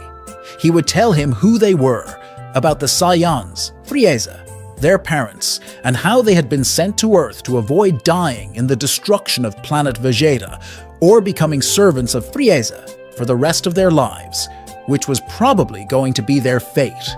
Gohan would be shocked by such a story. He had already suspected that Kakarot didn't come from Earth with that strange space pod, but this whole story would confirm his doubts. Raditz would be able to provide much more context and understanding of why these children were on Earth. Gohan felt a deep empathy for these children who had lost everything, and although Raditz tried to act tough and not show his feelings, the old man could see in his eyes the deep sorrow he felt for losing his parents, especially his mother, Jean. Gohan would decide that it was now his responsibility to take care of them, proposing to Raditz that he stay and live with him, and that he would take care of and train the two brothers as much as he could. With Raditz having no other options at the moment, he would agree. And so the life of the two brothers began with Gohan, with Kakarot not having any accidents that would cause him to hit his head and lose his memory or forget where he came from. Even if that had been the case, it wouldn't have been so bad, since Kakarot had Raditz by his side, who could provide him with all the context about his past and origins, as well as tell him about their parents and how they had saved him from the terrible fate Frieza had in store for them. As time passed, Raditz wanted to push his powers to new heights in order to grow stronger and one day be powerful enough to avenge his parents. Meanwhile, Kakarot, with less context about his past, simply wanted to get stronger to support his brother and for the thrill of the battles. However, it would quickly become very obvious to Gohan that Kakarot was monstrously weaker than his brother, while Raditz was a true monster in terms of power, being far superior to Gohan or even his master Roshi with no difficulty. He couldn't believe that a child could be so powerful. This would be a very strange change for Raditz. For the first time in his life, he was being praised for his great natural power, something he never thought would happen. He, who was always called Raditz the Weak, was now on Earth, in the eyes of his brother, Raditz the Strong. This would finally increase his self-confidence and self-esteem, motivating him to push his limits as much as possible to honor the memory of his father, whom he admired deeply for being such a powerful, low-class warrior. He was determined that one day he would avenge his entire race by defeating the evil Frieza once and for all. Years would pass, and Raditz would train hard, taking advantage of Gohan's teachings and martial skills to improve as much as he could. But he would quickly realize that with a rival as weak as Gohan, it would be impossible for him to become more powerful. Then he would think of something. If a low-class warrior as weak as him could become that strong under such poor conditions, then his brother Kakarot could do it too. From that moment on, Kakarot would not only train his skill and technique like Gohan, but his older brother would push him and force him to train hard and violently like a true Saiyan warrior, being brutally beaten by his older brother every time they trained by fighting. This horrified Gohan, who would try to stop it. However, Kakarot would assure him that it didn't bother him, and on the contrary, when he was defeated by his older brother, he felt more alive than ever. It only made him want to try again, feeling how his Saiyan blood was boiling. Kakarot doesn't have the full context of his story, and raced to feel so attached to Raditz's mission of seeking revenge for what Frieza did. However, he would perfectly understand that deep desire within his brother to become stronger. And upon hearing stories from Raditz about how out there were beings abysmally more powerful than him, and that Raditz was actually considered a weakling, Kakarot would only get even more excited. This would push him to increase his raw power much earlier than in the original story. But despite everything, over the years, Raditz would manage to calm down a bit and become more relaxed and affectionate with his brother, thanks to Grandpa Gohan's influence. Still, both of them would remain Saiyans, brothers but also rivals, with both greatly enjoying each other's company as they grew stronger together. Speaking of growth, during the months leading up to the start of the first Dragon Ball saga, Raditz, out of nowhere, and in just a few weeks, would start growing rapidly, reaching almost his adult height. This surprised both Kakarot and Grandpa Gohan, though Raditz assured them that it was normal for a Saiyan. Saiyans barely grow at all until the late teenage years, and then they hit a growth spurt all at once. Of course, during all these years, Grandpa Gohan survived along with the boys thanks to Raditz, warning Gohan and his brother about the full moon and their transformation into Ozaru, taking Raditz's warning very seriously. Eventually, the day would come when Bulma arrived at Mount Paozu, searching for the 4-star Dragon Ball, with her car crashing into Kakarot and Raditz, who had gone fishing for food. The car ended up completely destroyed due to the incredible resilience of both Saiyan's bodies. Kakarot would get scared, thinking that the vehicle was a monster, but Raditz would stop Kakarot by calling him an idiot for thinking that.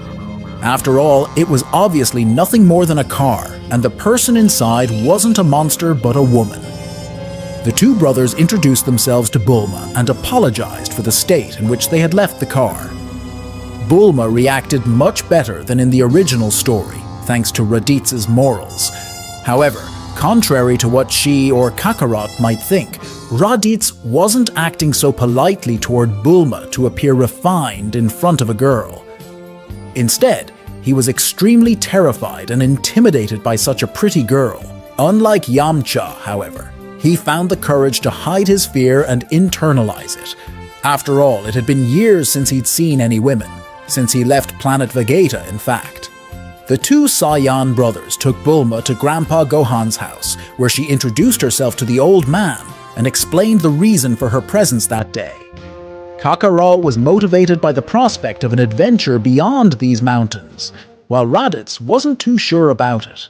For one, he felt extremely shy around Bulma, but also because he didn't think he could become stronger from the adventure they were about to experience. However, Grandpa Gohan managed to convince him to go with his brother to protect him, and in doing so, strengthen his mind by overcoming his fear of girls. Raditz, feeling embarrassed about the situation, reluctantly agreed. After giving them the 4-star Dragon Ball, Grandpa Gohan wished the three of them luck. Then Kakarot, Raditz, and Bulma embarked on the adventure to search for the Dragon Balls. Despite the shyness that greatly hindered Raditz during the journey, both he and Kakarot were very powerful, with the latter being far stronger than in the original story, thanks to having his brother as a training partner for so long. In Raditz's case, despite being much younger, since he arrived on Earth he at least tried to train, actively seeking to become stronger no matter how limited his training was. As a result, his power level would already be close to the one he canonically had much later in the story, meaning a power level of 1,500, while Kakarot, having pushed himself to try to catch up to his brother over all these years, would have a power level of 150. So even if Raditz didn't intervene most of the time, Kakarot was more than enough to defeat any adversary or enemy they encountered on their journey. But little by little, Raditz would gain more confidence and become more comfortable approaching Bulma and defending her in very specific situations, like when he wanted to protect his honor from the perverted Roshi, asking him to show his panties, or when Yamcha appeared as a potential romantic interest for her. Raditz would traumatize Yamcha so much with his immense power that the desert bandit would flee, never to be seen again. The part where they would help Ox King with his burning castle wouldn't change much. However, the only difference is that the problem would be solved much faster, with Raditz going to find Roshi to help them put out the fire in the castle, while Kakarot would go to find Chi-Chi, with whom he would get along quite well from the start. And despite still being very innocent, Kakarot was a little more mature and learned from his mistakes faster than Goku in the original story, not needing to test whether Chi-Chi was a girl, having understood the differences between boys and girls simply by seeing Bulma and receiving an explanation from his older brother. Eventually, everyone would gather around the castle, with Raditz being very curious about how such a weak old man could do something to put out the fire. It was then that he would unleash his muscular form to perform his powerful Kamehameha technique, which would extinguish the fire from the entire castle while completely destroying it. Everyone would be impressed by Roshi's power, even Kakarot. However, Raditz would be quite disappointed, finding that power rather normal and insignificant. Almost mocking Roshi, he would replicate his Kamehameha to impress Bulma, but Raditz would create an attack massively bigger and more powerful than Roshi's, shaking the entire surrounding area because he hadn't fully controlled his power. Without a doubt, this would leave a huge impression of surprise and impact on everyone, and it would begin to genuinely attract Bulma, finding it very attractive that a man could be so strong and powerful, maybe the most powerful man on the planet, though she didn't know it. And in theory, she was right. Raditz was indeed the most powerful person on Earth at that moment by far. Also, with Raditz being there, he would explain to Kakaroto what it would mean to promise Chi-Chi that they would marry when they were older. And with Kakaroto understanding his brother's explanation, he would not give Chi-Chi an answer, but would only respond with a maybe if he remembered or did not find a better partner, something that was extremely rude and brutal to say on the part of the Saiyajin, although it was unintentionally and without bad intentions, with Chi-Chi accepting the challenge to become strong enough to impress Kakaroto so that he would accept to marry her. From then on, little by little, without external interference from other rivals or adversaries like Yamcha, Raditz would begin to open up more to the young woman. She would admire his ferocity and strength, but she also found his extreme shyness toward her cute, as well as his good manners only with her, while with others he spoke like a true savage. This would eventually lead to the moment when they gathered all the Dragon Balls, defeating Pilaf without the slightest difficulty and many days ahead of schedule. This meant there was still no full moon, as none of them knew what wish to ask for. Kakarot was simply satisfied with having seen the massive and impressive Dragon Shenron. However, Raditz would try several wishes just in case. He would ask Shenron to make him the strongest in the universe, but Shenron would warn him that it would drastically shorten his lifespan, something Raditz wouldn't want. So he would try different wishes that might help him defeat Frieza, but none were feasible or viable for the dragon, or sometimes even for himself. He was very tempted as a last resort to ask the dragon to make him immortal. However, at the same time, he feared that this would upset Bulma and cause her to lose interest in him for such a cowardly act. Furthermore, it would condemn him to eventually see her age and die alone. So, motivated by having a girlfriend now, he would retract those desires easily, simply wishing to know if his parents had survived the destruction of planet Vegeta. Unfortunately, the dragon would confirm to Raditz what he had already suspected. Neither Bardock nor Gine survived the destruction of planet Vegeta, which saddened Raditz deeply as he was supported by his little brother and now girlfriend Bulma. She was surprised to discover for the first time that Raditz and Kakarot were aliens, but at the same time, seeing their tails, it wouldn't surprise her as much. On the contrary, she would find it even more attractive and exotic to be dating such a powerful alien. And so, without further ado, the first adventure of Dragon Ball would end, with Kakarot deciding to go train with Master Roshi and see what he could learn from him. Meanwhile, Raditz would want to live for a while with Bulma in the city and spend time with his girlfriend to build their relationship. However, he promised his brother that he would keep training as much as possible, so Kakarot wouldn't have it too easy to surpass him. Still, Kakarot promised that one day he would surpass his brother and give him the best fight of his life. Both brothers and rivals would bid each other farewell as they headed toward their next adventures, until fate brought them together again. After the entire adventure they had just experienced, Kakarot and Raditz would briefly take different paths. Raditz moved to the city to live with his new girlfriend, Bulma, feeling very excited to finally leave the mountains of Mount Paz after so many years of isolation with Gohan and Kakarot. Meanwhile, the latter went to train with Master Roshi, but not before stopping by Gohan's house one last time to pick up his belongings and tell him all about their experiences and adventures. Gohan was very happy for them, and also found it amusing that Raditz had gotten a girlfriend, Bulma being the lucky one, especially considering how terrified of her he seemed at first. Before Kakarot left for Master Roshi's island, however, Gohan told him to wait, as he wanted to go with him to help with his training alongside Roshi. Kakarot was, of course, thrilled with the idea, knowing that having two such experienced masters would prepare him even better for the upcoming World Martial Arts Tournament. In truth, that extra help as a training partner for Roshi was much needed, as Kakarot was already very powerful, perhaps equal to or even slightly stronger than him.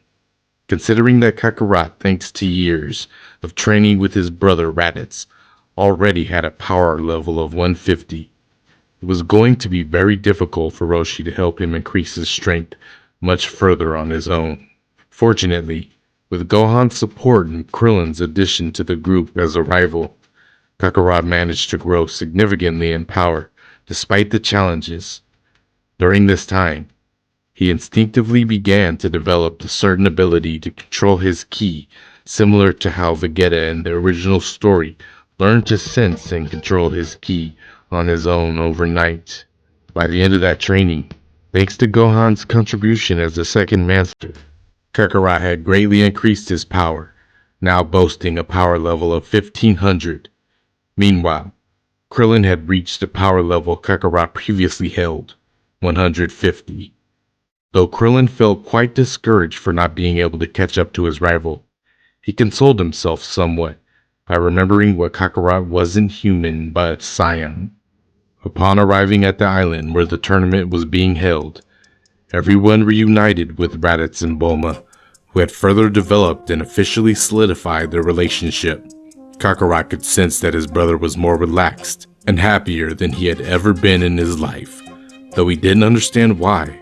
Gohan and especially Roshi understood perfectly well the reasoning behind Raditz's unusually exaggerated happiness, sharing a few laughs about it. Raditz, however, insisted that he hadn't relaxed as much as they might think. Thanks to the advanced equipment provided by Capsule Corporation, he had also been training, albeit only a little. Bulma had even started working on a gravity chamber module to help Raditz train, though it was far from complete, as she was still collaborating with her father to finish it.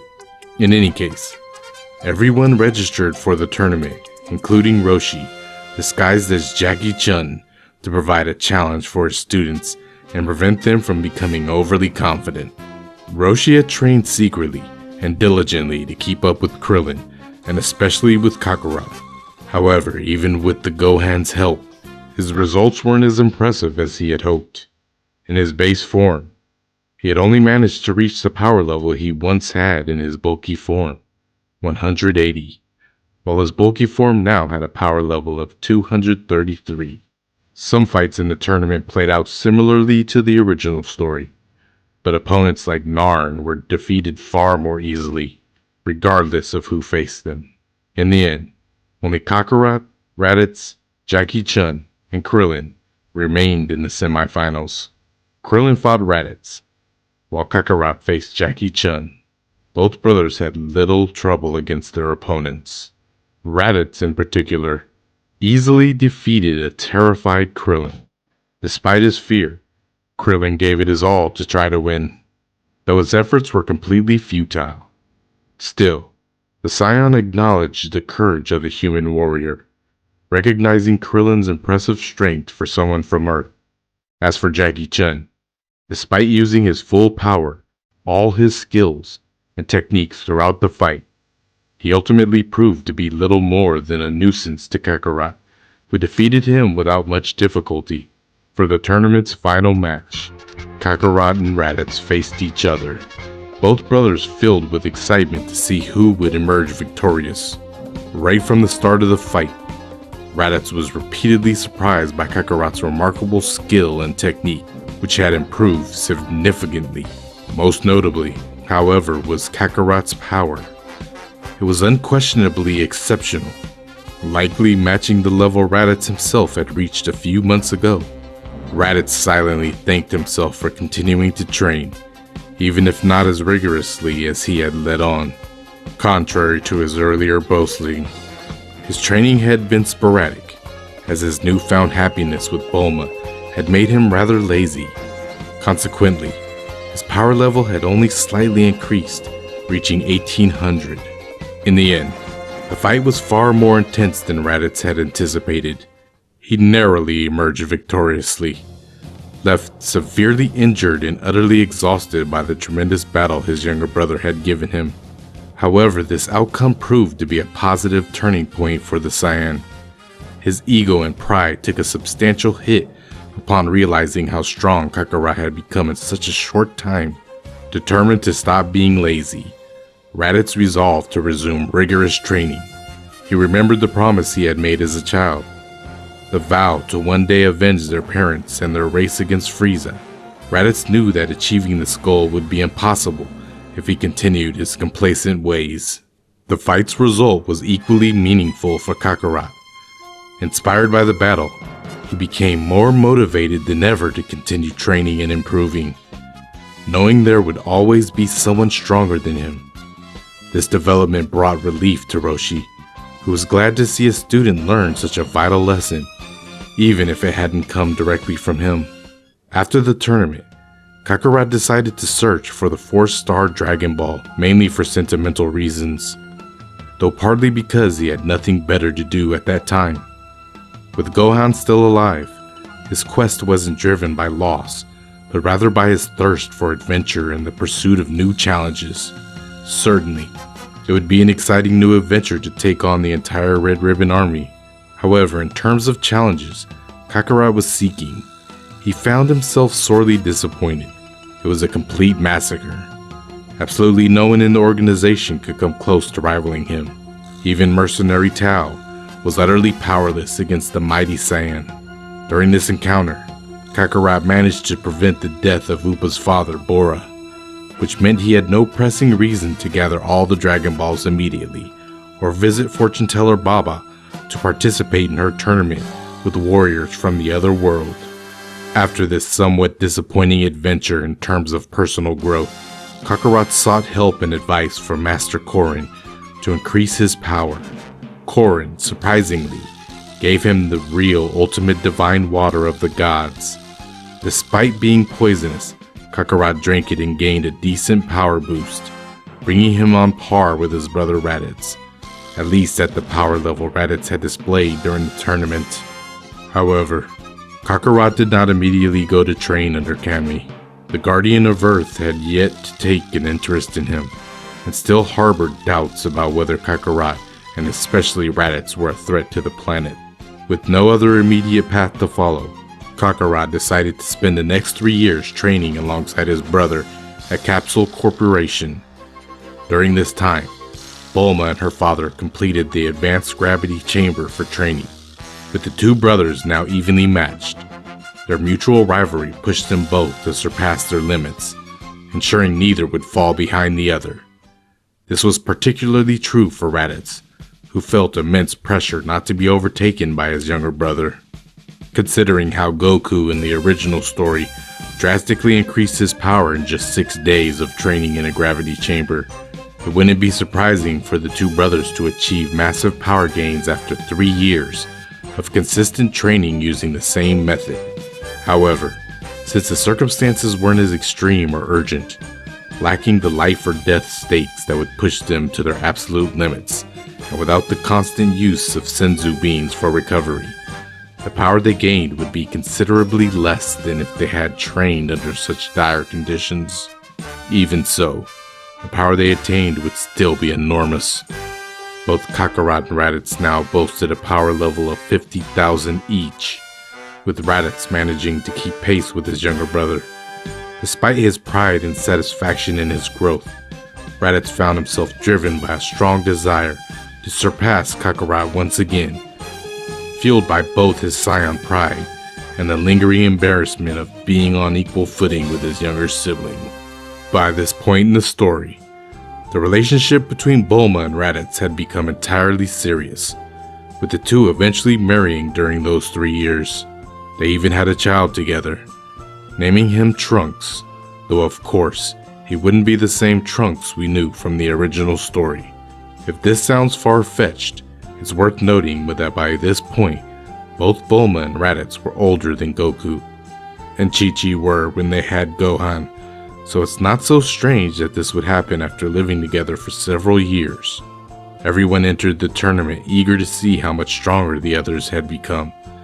However, the mysterious Jackie Chun, Master Roshi in disguise, chose not to participate, fully aware that he was now completely outclassed.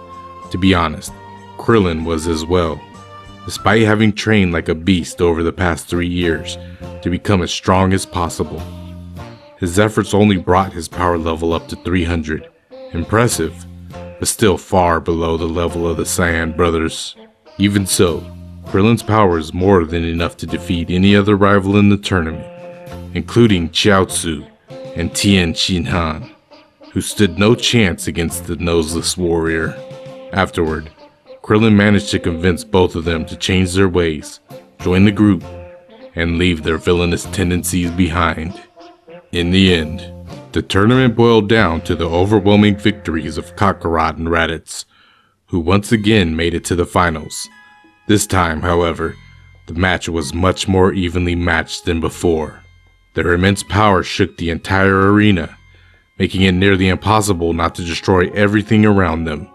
After a grueling and dangerously intense battle for the spectators, the fight ended in a draw as both brothers fell out of the ring simultaneously.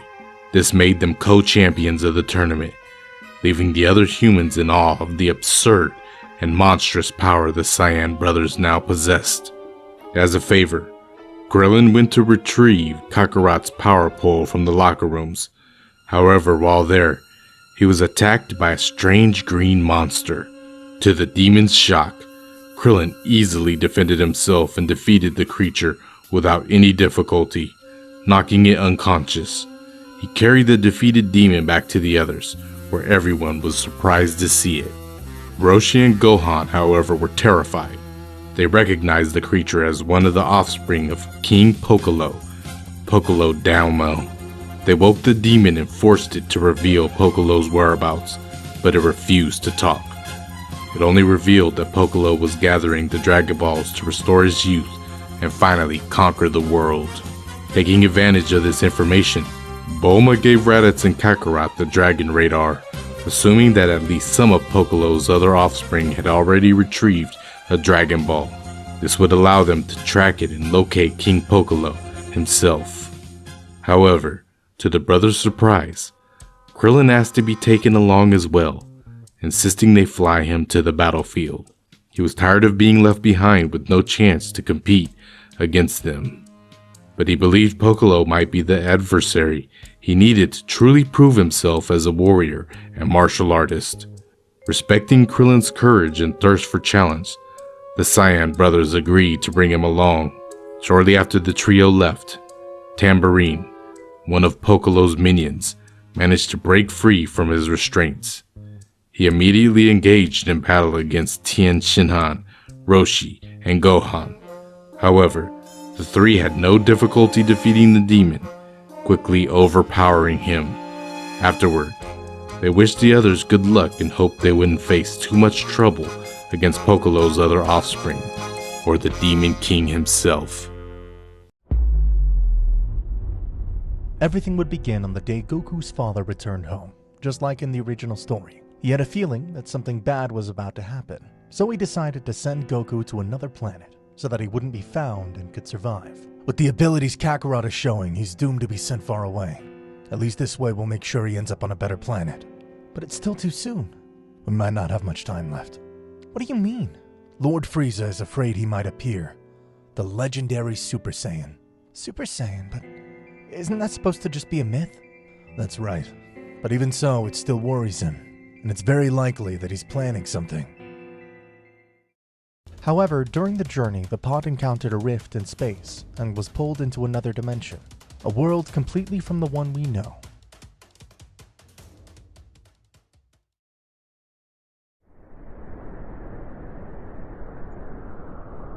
Goku's ship landed in a snowy forest. The spatial rift caused a temporal distortion, aging Goku slightly due to the time shift caused by the rift. The landing created a crater in the area. Coincidentally, it was near a small mountain family's home. A woman and her 2 children went to see what had crashed near their house. To To their surprise, there was a strange capsule. Inside that capsule was Goku.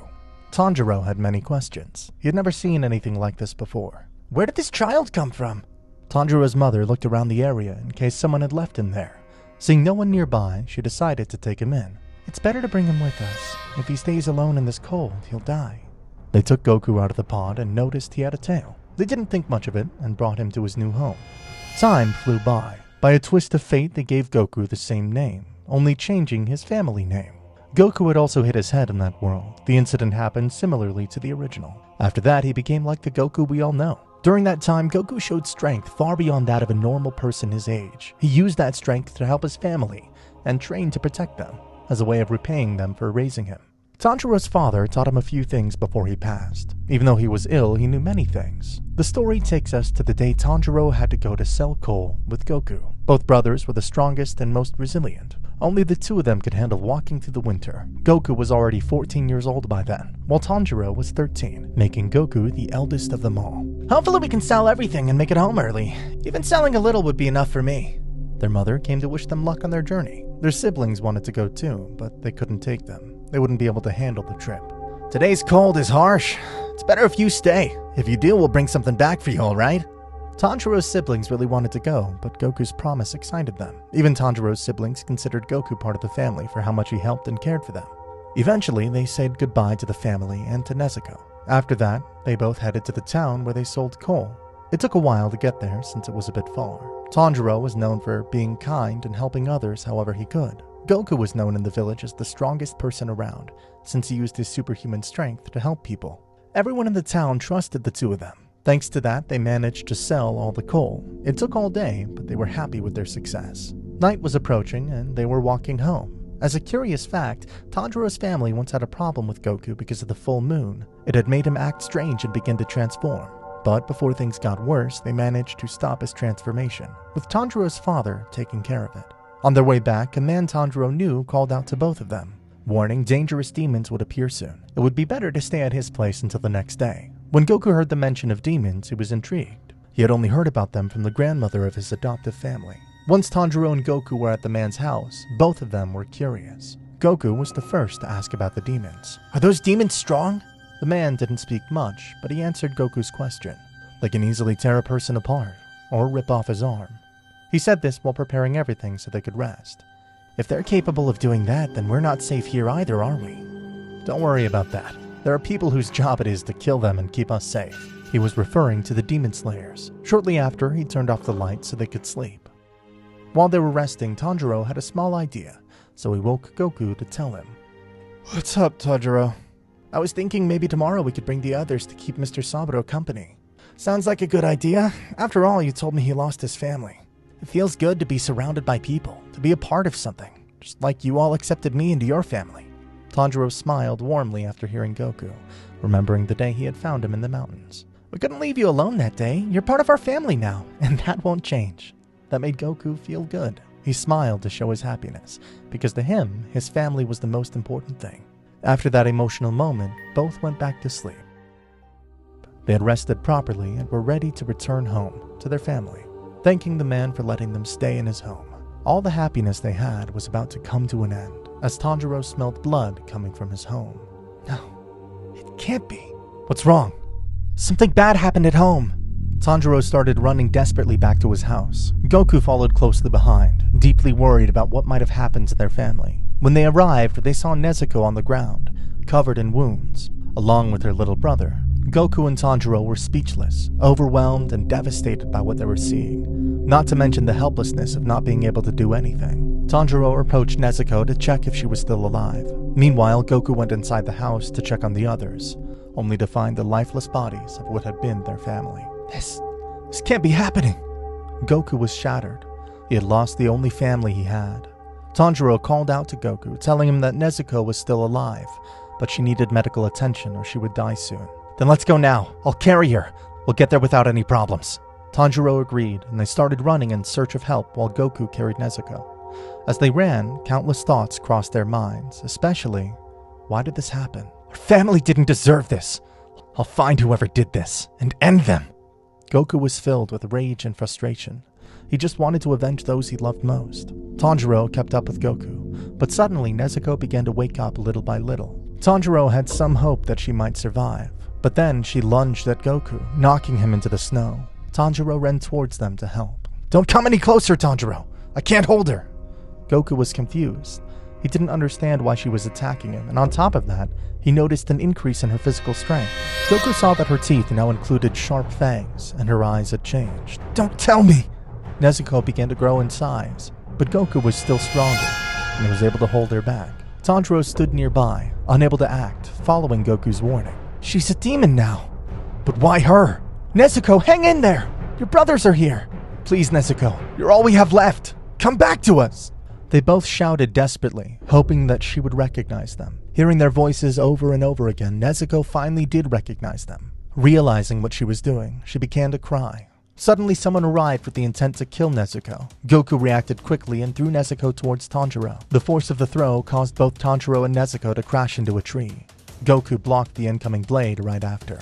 He barely made it. This new man was incredibly fast, but Goku had enough strength to stop his sword. "Who are you, and why are you attacking her?" The man pulled his sword back from Goku's grip. He didn't speak much, which was clear from the long silences between his responses. Tanjiro noticed from the writing on his blade that he was a demon slayer. "Why are you protecting her?" "She's our sister!" "That's your sister?" As soon as he said that, the demon slayer moved swiftly to grab Nezuko. Goku stood up to try to stop him, and by the time he did, Giyu already had Nezuko. "When did he? He's unbelievably fast!" Goku was shocked by the display of power. Tanjiro was speechless. Everything had happened so quickly. "I will decapitate your sister." "It's not her fault. Someone else did this to her." Tanjiro was begging the demon slayer to spare Nezuko's life. Goku wanted to act, but couldn't find any opening in the slayer's stance. "We don't know how she transformed, but she didn't kill anyone." "Demon blood covered her wounds. That's how they reproduce. And she was about to devour you. That's proof enough. We'll protect her with our lives. We need to find a way to turn her back into a human. I'll hunt down the one responsible." The demon slayer grew tired of hearing their words and ended up yelling at them to scold them. He made it clear that the reality was that their sister would not return to normal, and it was their fault that this had happened. Both Tanjiro and Goku were speechless at what he said. It wasn't easy for the slayer either, but he had to do his job. He raised his sword and pierced Nezuko. "I can't keep watching this." That enraged Goku and overwhelmed Tanjiro. Both of them decided to fight back to defend their sister.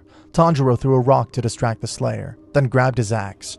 Goku approached the slayer to buy time. He launched an attack, but the slayer dodged it. Tanjiro threw another rock, which managed to distract him enough for Goku to land a powerful punch. That blow left the slayer a bit stunned. He didn't expect anyone to possess such strength. "I shouldn't have underestimated you."